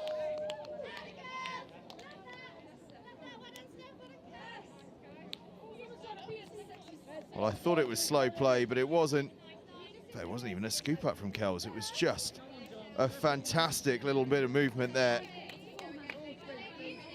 And then she gets the pass away to Rose Willoughby for her second score. And Southwest Saxons have got a 3-0 lead. Absolutely magical from Kells. Tigers are coming back at it though. Just spilled there and the hooter goes. And that is half time here in this final game of the day, but there will be time yet for one more possession. Will it? No, there won't. I take it back. We go in at half-time here in this final game of the day at the England Touch Nationals, with the South West Saxons leading the Midland Tigers 3-0.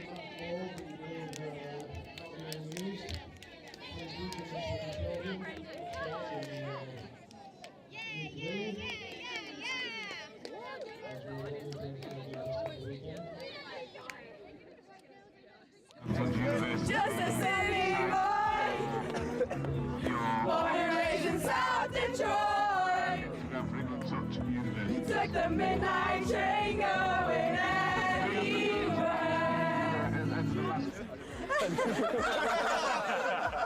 No, sport mode. That's how much I care about the threes. Even got them in sport mode. We need to make sure that we're working on staying tight in D, and then when we're up there, we need to be a bit more organised. So 32 shorts, doing the quickies. I realise the camera's on me, so I'm trying to keep talking. We're keeping them in their half really well, so keep working hard because they're taking 4 touches, 5 touches, get them going.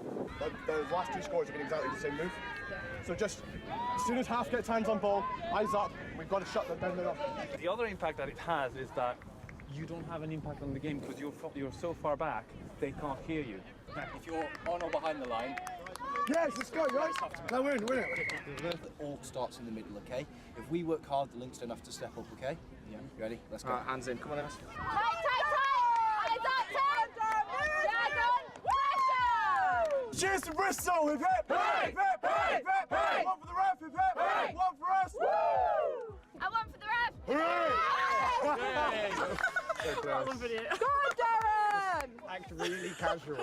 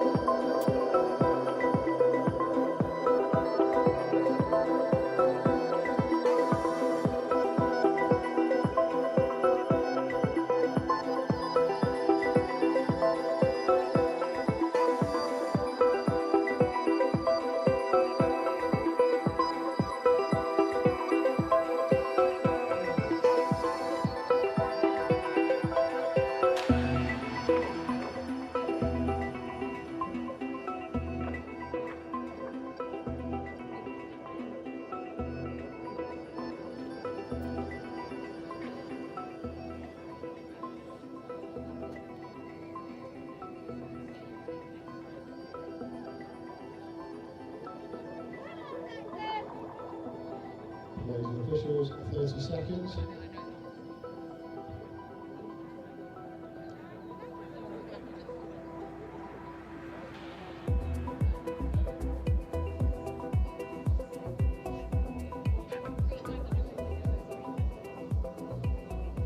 You rejoin us here just a few seconds short of the restart here in the women's over 27s category. Midland Tigers against South West Saxons.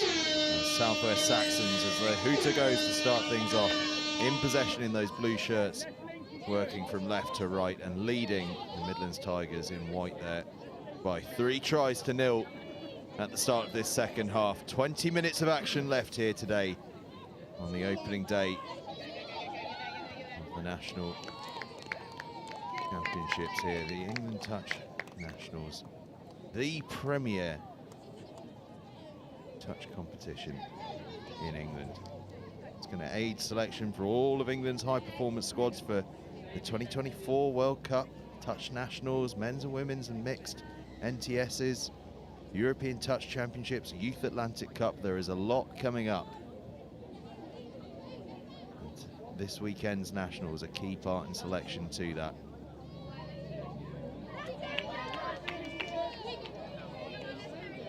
But an awesome achievement in its own right just to be in these regional squads. We've seen an incredibly high level throughout the day across all the different categories. In fact, there's 10 different categories. Sort of big 3 being the men's open, women's open and mixed open, but we've also got several age-restricted categories as well.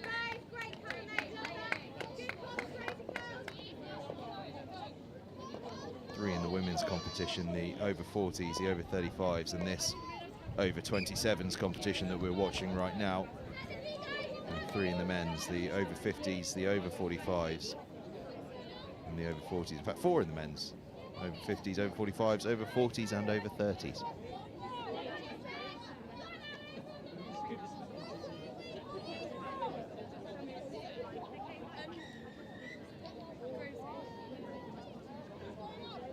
Southwest Saxons ball.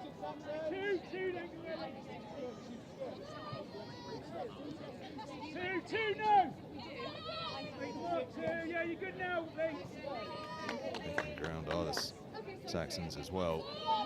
Finding the going. Very smooth here and breaking through the line. Touch just comes in.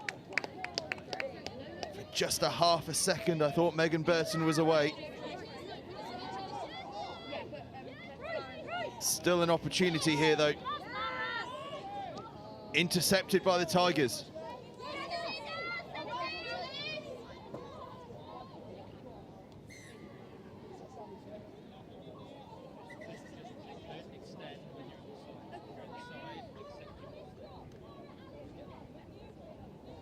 Tigers.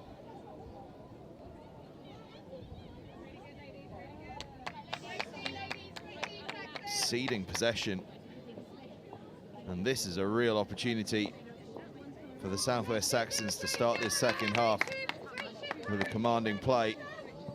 Ball goes to no one though because of a bit of miscommunication. One of the Saxons players thought she was coming across to be substituted, the other one thought that she was making herself an option for the pass. In the end, the pass just went to ground. What it's done is set up an opportunity here for the Tigers to move themselves into a scenario where they can give themselves a try-scoring opportunity. And going close and going over is Emma Conroy.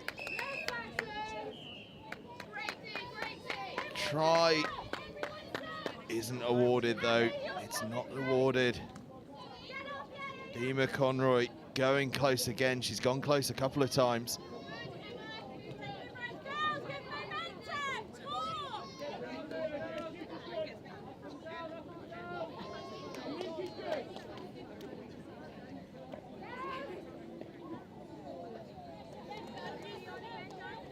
Ball spilled there by the Saxons, and just a little bit of momentum around the Tigers now.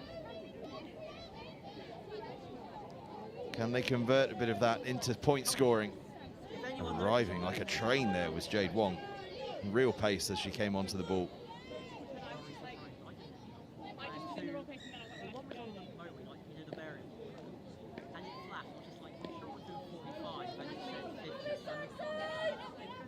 Wong. Emily back to Wong. Wong out to Anna Suzuki. Back to Wong. Gives the pass. All just spilled in the act of diving for the try line.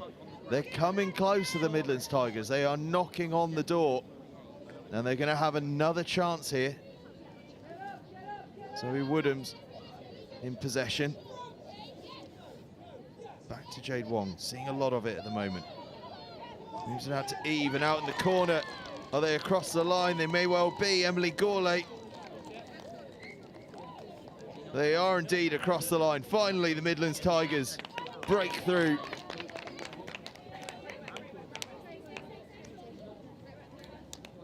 They were hammering away at the Saxons try line. And eventually, with that draw and give by Emily Eve, Emily Gourlay of Lincoln Touch gets herself across in the corner, and the deficit narrows down to 3-1.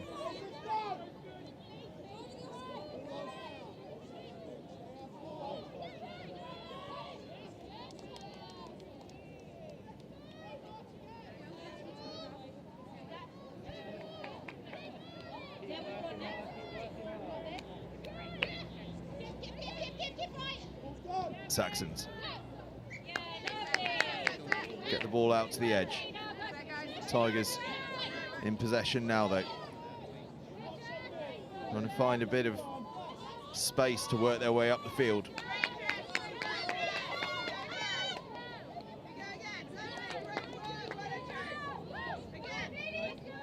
And getting up there quite efficiently. Into Saxons territory now.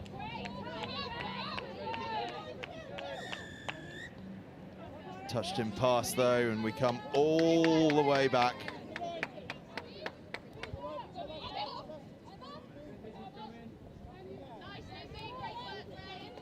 And we get restarted again by Elizabeth Gratian.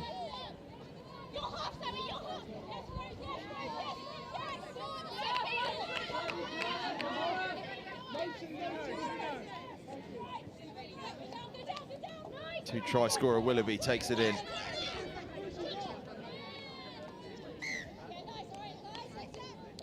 An offside against the defence. Cara Roberts teasing that one out. Oh, just at the crucial moment there for the Saxons. The ball is spilled. Plenty of time yet in this game. About 12 minutes left in this game. A lifetime. This one could yet go either way. Saxons have been largely in control, but with just a two-try advantage, and Tigers with their tails up now, things could change. Bit of space on the outside there for Emily Gourlay.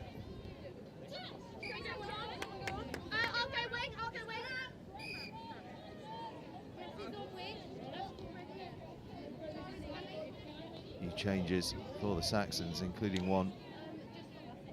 Looks like it could be an injury replacement. Just keep an eye on that for you. Nothing too serious, I don't think, just a bit of a bang or a twist. Saxons working their way across the field, back inside. Moss.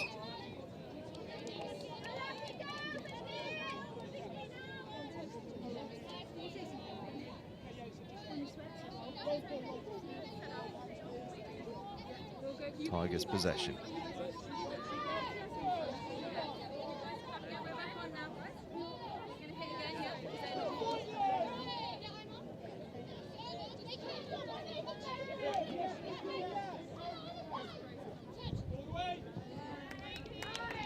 Ball doesn't go to hand though, so possession is turned over. Kells takes that one in and then subs herself off quickly. Yeah, left link is good. Left link's good.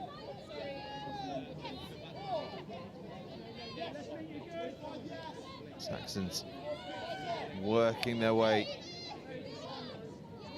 deep into Midlands territory. Running out of touches though, and that'll be Midlands ball.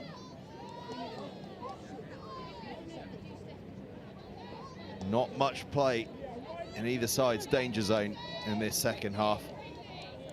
A lot of it being played in the middle third of the field.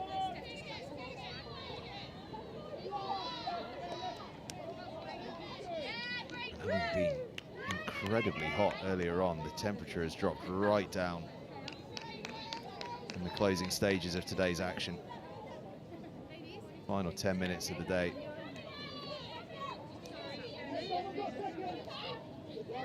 And we'll be back again at 9 o'clock tomorrow morning for another full day of action. All starts off with Northwest Touch against the Southwest Saxons in the women's over 40s category. And what's going to be a busy, busy day, a day that culminates in a couple of finals as well.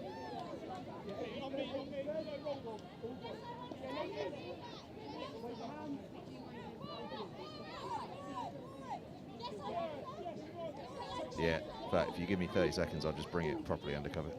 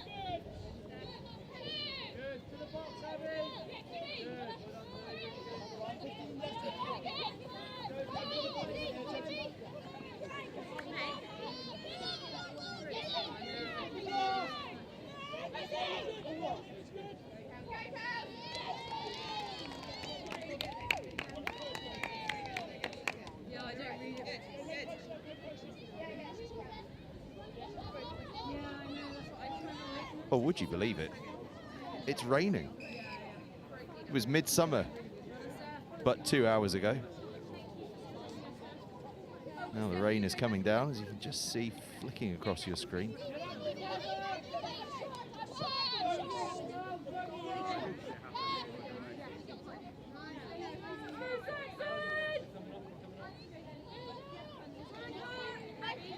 It's going to be a wet final 7 minutes for those players out there.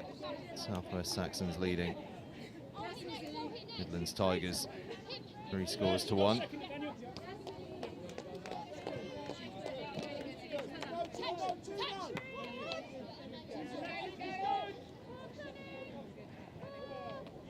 Making good progress here are the Saxons once again. Touch is made on Megan Burton. There'll be a fourth here. Pass won't go to hand. But the Saxons keeping the pressure on.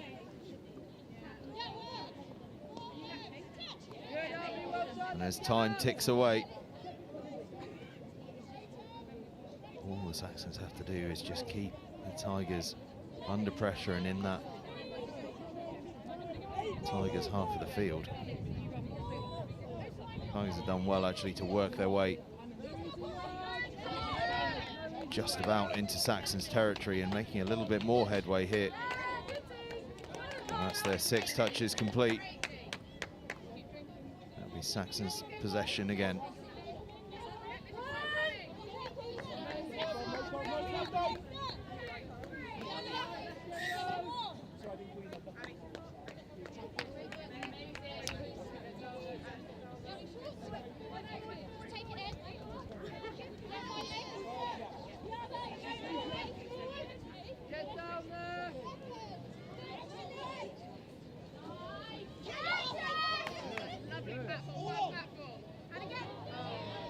Saxons go close, but the ball spills loose.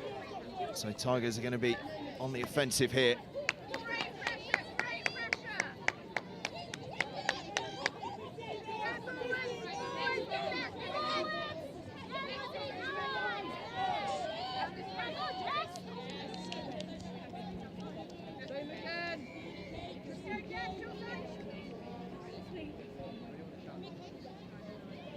5 minutes left to play.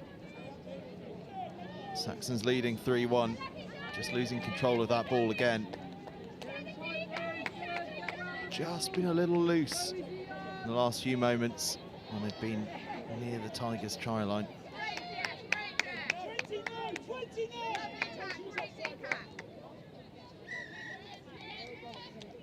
Whistle on the field, I think for an offside, so 6 more for the Tigers, and perhaps just a bit of an opportunity here.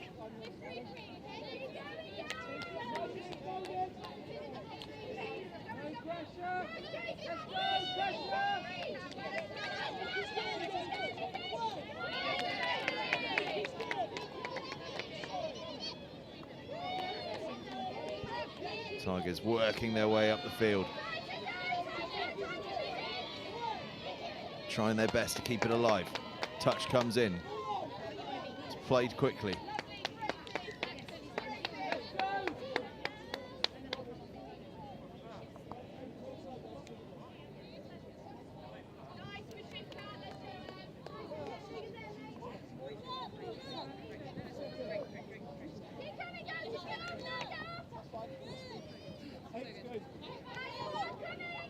Willoughby, and now Pettibridge.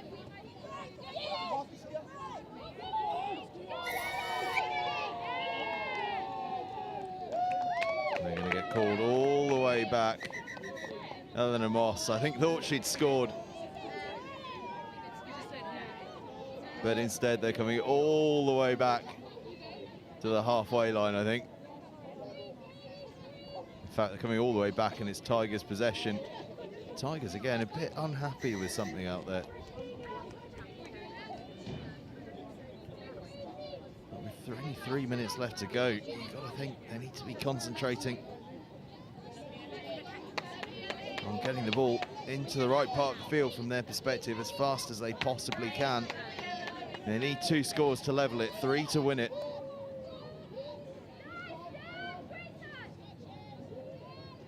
Saxons' defence holding firm at the moment.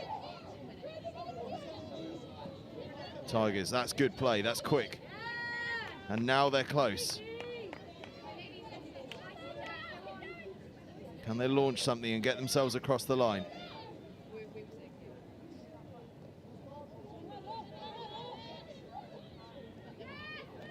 Cutting back inside. Go the Tigers, and that's the 6.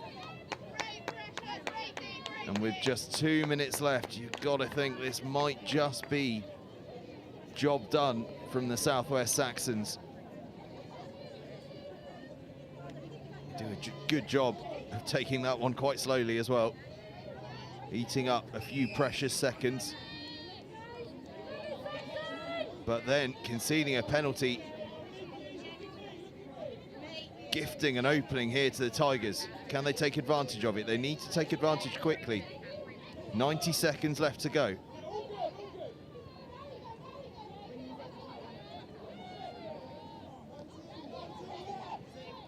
They're getting close. Stray boot just catches one of the Tigers players on the floor there as she dived for the try line. I don't think she got there. She didn't get there. The Tigers will have another go.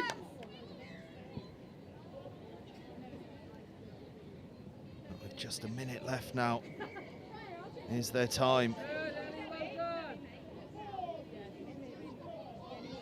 They're going to give it a good go, that much we do know. Big pass comes out but goes to ground, and that really will be that. Southwest Saxons have only got 30 seconds or so to play out here. 2 tries to the good. They can even afford to concede one. Forward pass though. They do keep leaving this door just slightly ajar for the Tigers. And I think the try is going to be given here. The try is indeed given. Vicky Franks with the score. And the hooter goes. Are we going to have time for one last play? No, we're not. The final whistle goes. It all finishes up here. with the Saxons taking the victory, 3-2 against the Midlands Tigers to end what has been a brilliant day of touch rugby here at the England Touch Nationals. The players congratulate each other at the end of a fine day, and it all finished up. Southwest Saxons holding out for a 3-2 victory against the Midland Tigers here in the women's over 27s category. That's all for today. The end of day one here at the England Touch Nationals, but we will be back again bright and early tomorrow morning. A 9 o'clock start, Sunday the 30th of April.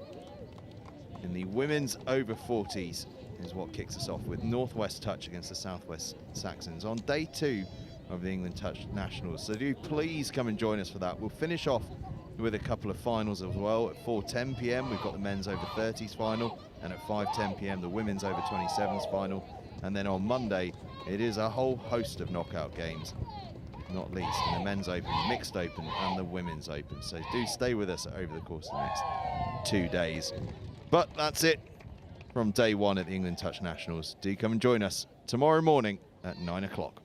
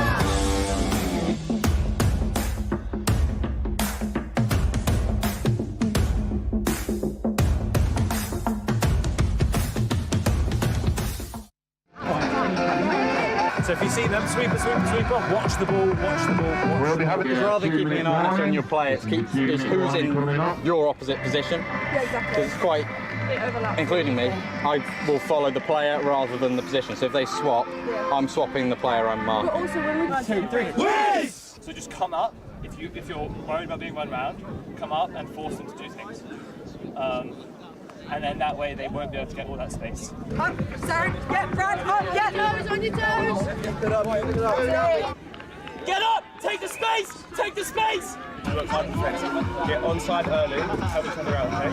Right, quickies, stay tight, push out, okay? Put a smile on your face, enjoy yourselves, yeah? It's a big game. Let's get it, yeah?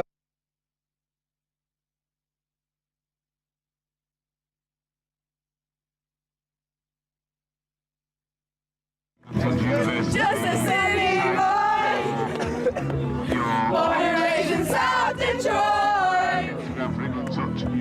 Took the midnight train going anywhere.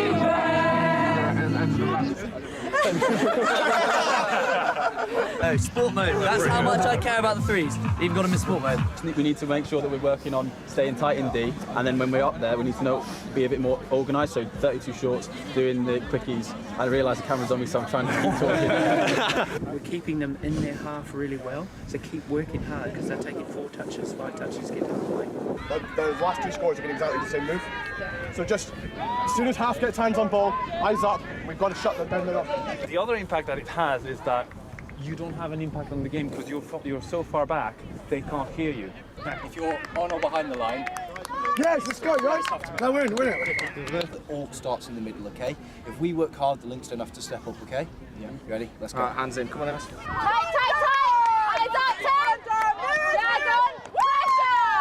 Pressure! Cheers to Bristol! Hip hip! Hip hip! Hip hip! One for the ref! Hip hip! One for us! Woo! I one for the ref! Hooray! Go on, Darren! Act really casual.